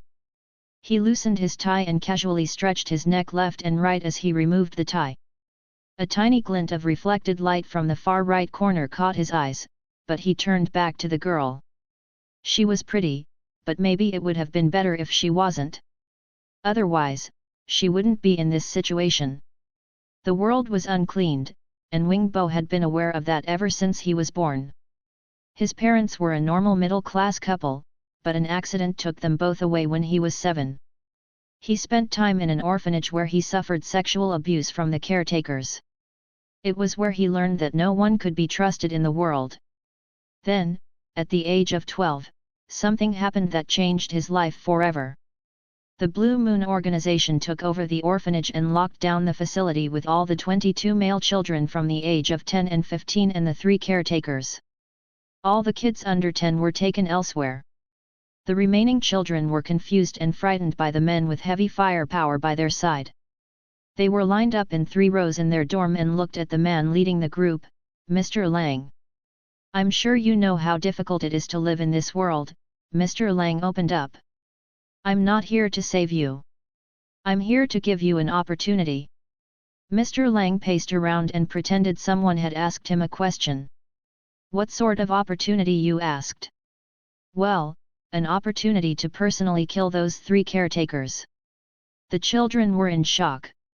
All of them had suffered abuse one way or another. "Now, I want everyone who wants revenge to step forward." Mr. Lang waited for their response. The young Wingbo took the first step. After that, more and more kids joined in until everyone stepped up. "Good, but unfortunately, there are too many of you," said Mr. Lang. "There are only 3 of them, and 22 of you. Underneath your pillow, there is a small knife. I'll wait outside until there are 3 of you left." It was the start of Wingbo's nightmare. After 2 days of almost starving to death, he and 2 other boys survived the battle royal and joined the Blue Moon organization that day. "The motto of our organization, don't trust anyone," Mr. Lang advised. "Don't trust me, don't trust your superiors. Only trust yourself. It is the only way you will survive in this organization." At the time, Wingbo didn't understand how an organization could survive with an odd motto, but he learned something very quickly: it was easier to trust people who were liars, murderers, and thieves. He knew they would backstab him at any moment, and he would backstab them if he was given the chance. After years in the organization, morals did not exist, only survival. Chapter 197. I'm fine. The last semester for most people could either be described as stressful or dreadful, and it wasn't just about graduating, it was about what their future after graduation. Journalism is dead. Zhu Anin lamented at the loss of the last newspaper company in Yide. She had worked there over the summer and was planning to apply for a position after graduation. "It has been dead for years, did it resurrect without me knowing?" Ruxi asked, blinking her eyes as though she was thinking seriously about her question. "It was on life support." Zhu Anin rolled out her arms over the cafeteria table and lowered her head to rest her chin on top. She sighed. The company had been in the negative for a while, I guess it was only a matter of time. "What am I going to do now?" "Just start a blog, what's wrong with writing online?" Li Qing asked. "Ah, you don't know what it's like to have a fresh roll of newspaper and smell the scent of hot steamed ink." Journalism was a tough field. It was being replaced by regular bloggers and vloggers. A degree wasn't even required. "I didn't know you're so old-fashioned," Ruxi commented. She was about to add another statement when a text message popped up from Li Yun. "Yun, Ms. Song, you should be paying attention to class." Wu Ling noticed Ruxi's annoyed look, and saw the text coming in from person number 8. "Anything happened to cousin?" she asked. "He's naggy," Ruxi complained. Wu Ling nodded in agreement. Although Li Yun seemed like he didn't care about much, he was a worrywart and as meddlesome as the others in the apartment. "Where's An Zhongmi?" asked Ruxi. "Maybe at work," Wu Ling replied. An Zhongmi had been working part-time in a law firm to gain experience. She had already completed most of her classes, and she only had 2 classes to keep her full-time student status. "I thought she only worked 2 days a week," Ruxi asked. She thought something was off as An Zhongmi was the type that hated to be late, even for social engagements. As they turned on their Hu app to message An Zhongmi, she arrived and sat next to Wu Ling. "Why are you so late?" asked Wu Ling. "I was working to finalize some documents," An Zhongmi replied. "Is it a requirement for law firms to give interns tons of work?" asked Zhu Anin. She remembered her internship at the newspaper office to be a pleasant and relaxing experience. "It's fine," An Zhongmin replied curtly. "And you overslept?" asked Ruxi, not believing it. "No, I got up as usual, just last-minute stuff." Ruxi's phone beeped and saw a message from Zhu Anin. "Gossiper number 1, she's lying?" "Me, Ruxi, I think so too. Her makeup is thicker today as well. Do you think something happened?" "Gossiper number 1, it could be, Zhang Mai is usually very punctual. I'll talk to her later." Ruxi and Zhu Anin took turns to watch Zhang Mai carefully for the rest of the day. They didn't have class together, but Zhu Anin's department was closest to Zhang Mai. Immediately after class, she waited by the entrance of the law department building. In between classes, a wave of students rushed out, some walked to their next class and some walked to the library. Zhu Anin saw Zhang Mai walking absent-mindedly from behind. Her pace was much slower than usual. Although it was Zhang Mai's last class, she usually rushed to the library to pull up old cases. She hated to waste time in between. Zhu Anin grabbed a hold of Zhang Mai and entered a small empty classroom. She couldn't hold it in anymore. Something was off, and she didn't want to see her friend in such a state. "Zhang Mai, what happened to you?" Zhu Anin asked. "What do you mean?" And Zhang Mai asked. "Don't pretend like I'm stupid, your eyes are puffy, even with the makeup." Zhang Mai opened her mouth slightly, about to say the line that she had rehearsed, "I'm fine." But instead, Zhang Mai hugged onto Zhu Anin and cried. "Anin! Zhang Mai, what happened?" Zhu Anin whispered patiently. I don't remember," her voice cracked as she tried to hold back the tremor between her throat. Zhu Anin felt Zhang Mai's body trembling, and her breathing shortened. "Calm down Zhang Mai, we need to get you to the nurse's office." Zhang Mai squeezed Zhu Anin tightly to hold her in place and shook her head. "Just take me home." Seeing her distressed state, Zhang Mai quickly messaged Juda and Ruxi, and took her back to the apartment. When Ruxi arrived, Zhang Mai was barely able to control her breathing. "I shouldn't have gone out," Zhang Mai wailed. "It's so stupid. Who did you go out with?" Ruxi asked as she gave her a pill and water. And Zhang Mai took the pill and drank down the water. She didn't know what it was, but she didn't care. She just wanted to completely forget everything that had happened. Last night, she went out to a party with the female colleagues. It was inside a club, but they had a private area. A little later in the evening, she suddenly felt lightheaded that she thought it was her usual migraine. She asked to leave the party early, but she completely blacked out as she was about to leave. The next moment, she woke up naked in bed in the hotel room. Her mind went into overdrive and the only thing she could think of was to return home as soon as possible. When she returned to her apartment, she broke down on her bed and cried. The pit of her stomach churned, and she threw up, unable to suppress the feeling of revulsion at herself. She was in a daze much of the morning, staring at the clock and hoping the day was over.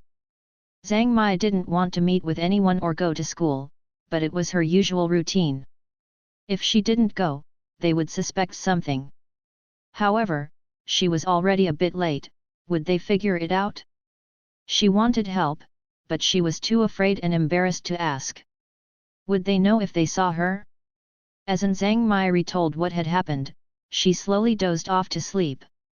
At that point, Judah returned home from work and noticed Ruxi also in the apartment. They told him what they heard from Zhang. What's the name of the law firm? Judah asked. He and Shang Law Firm, Zhu Aning replied. He and Shang Law Firm? Judah asked, unfamiliar with the firm. Ruxi turned her tablet to show Judah the information about the firm. He and Shang was a law firm that specialized in M&A for high-end companies and clients. Does she remember her attacker? Judah asked. Zhu Anin shook her head. Every time she tries to remember what happened, she gets a panic attack, so I don't think it's a good time to ask. Judah looked through the list of the law firm's clientele, and they were big businesses in Yide. I think we will have to investigate what happened, said Judah. Who was at the dinner party? We got a few names, but Zhang Mai doesn't know everyone at the dinner party, said Zhu Anin, and noticed Judah typing up an email to he and Shang. What are you planning? I'm requesting a consultation, said Judah as he pressed the send button. Chapter 198 Sewer Rats. Judah walked into the lobby of he and Shang dressed in a blue suit and thick black glasses. Although the suit was a custom Italian suit, he looked more like an accountant than a CEO. Upon arrival, the lobby receptionist asked him for an identification and appointment letter. Judah gave the receptionist an email confirmation. He had scheduled a business meeting with he and Shang to review a potential legal consultation contract with Sheneng. The receptionist quickly typed the information onto her computer and confirmed the appointment. Mr. Ning, please head into elevator number 5, said the receptionist as she pressed the button on her desk. Within seconds, the elevator door with a number 5 written by the side opened up from beyond a hallway that was guarded by 2 security guards. Mr. Shang will be waiting for you on the 12th floor. Judah thanked the receptionist and approached the elevator, taking it up to a floor already registered by the receptionist. Most modern high-rise buildings had security-type elevators. The building was shared by different companies, from tech companies to law firms. He and Shang, as the owner of the building, occupied the 10th to 13th floor. The elevator door opened upon reaching the 12th floor, revealing a spacious lobby and a bulky man. Mr. Ning, nice to meet you. The bulky man, Mr. Shang, greeted Judah warmly and led him into the meeting room. If it was anyone else, a mid-level attorney would have greeted Judah. After all, Judah was only a CEO in a small startup pharmaceutical company. For Mr. Shang to greet Judah personally, it meant that they were aware of his connection to Governor Ning Long. As they walked through the open office, Judah carefully eyed the workers sitting in the cubicles. They were workers in the lower end of the pyramid, but they all appeared friendly. Despite the newly renovated space, there was a strong scent of sewer rats. Most people couldn't smell it, but Judah could smell rats everywhere in the law firm. The longer people worked in a hostile environment, the more they began to smell like it. Inside the conference room, Judah sat down on an executive-style chair while Mr. Shang sat next to a young intern already in the room. She had prepared brochures and tea for everyone. Mr. Shang chatted casually, the usual small talk to loosen the clients. Unfortunately, the client seemed a bit dull, so he cut the conversation short. Mr. Ning, what sort of assistance are you seeking? Asked Mr. Shang. He was a bit surprised when he got an email about a potential collaboration. Governor Ning's son was known to be unremarkable, and while he appeared to be, his company seemed to be doing quite well locally. I am interested in buying another company for Sheneng's expansion, and I would like you to handle it, said Judah. There's a local dairy and packaging company that's located nearby. We invest extensively in farming, and that area would be perfect. Ah, then you seek the right firm, said Mr. Shang. We handle a lot of business acquisition for clients. Do you also need assistance with construction? We know quite a bit about construction laws. Not now, but I may look for a law firm to handle copyrights and internal contracts in the future. If you manage to do well, we might hire you for that position. Mr. Shang nodded. Buying the dairy company was a test for the company, and not the main course. The main course would be a long-term collaboration. Before ending the meeting, Judah asked about what resources Mr. Shang's had at his disposal. Mr. Shang offered him a tour around the law firm. We have 40 lawyers and 70 employees here, said Mr. Shang. Naturally, we will build a team to assist with your needs. The team can assist with personnel issues and minor lawsuits. We place at least 12 staff in a team to handle major acquisition. In the open office area, everyone was working or chatting amongst themselves with a relaxed facade, but they were cautious of each other. Only the interns were naive enough to believe nothing shady happened after hours. Judah focused on the person most people seemed to fear. It wasn't always the boss. Mr. He was an elderly man and rarely showed up in the office anymore. Judah was sure Mr. Shang was involved in bribery. Many of the other partners were just as bad, either involved in corruption or bribery. How to find S in a pile of S? Judah thought himself. Mr. Shang. Are you showing the clients around? Asked Mr. Gong, giving Mr. Shang and Judah a handshake. You must be Mr. Ning. Mr. Ning, this is Mr. Gong, one of our top associates, said Mr. Shang. He's our closer for many deals. Judah greeted Mr. Gong with a short nod, avoiding physical contact with the man. There was something repulsive about him. Mr. Gong was a squarish man with a medium build. He was an average-looking man, but his chin was very large and distinct. There was a strong scent of expensive cologne, but to Judah, the scent was closer to pure sewer trash, the source of the odor that rubbed on the rats in the office. Judah noticed that the female employees tensed up when Mr. Gong walked out of his private office. There was also another strange reaction from a mousy female employee sitting in the corner. After another 30 minutes of touring, Judah eyed the pens and then letter opener. He wondered what would make a better weapon, but too bad he couldn't bring them all down with just a simple sharp object. Maybe a bomb would be better. He snapped from his thought when he remembered that Li Yun was returning to Yide later that evening. He better leave quickly before he carried out his impulse. He had already gathered enough information from the tour. The problem was what to do next. Chapter 199 Pyramid. Why are you guys investigating instead of old Bulletin? Li Yun asked Ruxi and Judah.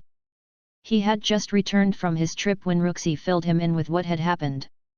Don't tell me he got pushback from his superiors. Ruxi nodded. If it was any place in the world, she would have ignored the police, but Bulletin Tao was captain, and she trusted him. However, within a day, he was ordered to hand over the case to the provincial office after they that saw he and Shang firm was attached to the case. Apparently, there was already a file on the firm, and the provincial office was investigating the cases, said Ruxi. However, old Tao said he had dug up some complaint reports from at least 6 years ago. In other words, they had been sitting on piles of evidence and letting them rot, Li Yun said and then looked at Judah. Your father probably knows about it. Judah nodded. The firm used to be Fu and He Associates, but they changed the name after Mr. Fu took office in the provincial office. Mr. Fu used to be father's lawyer, but he hadn't been active in a while.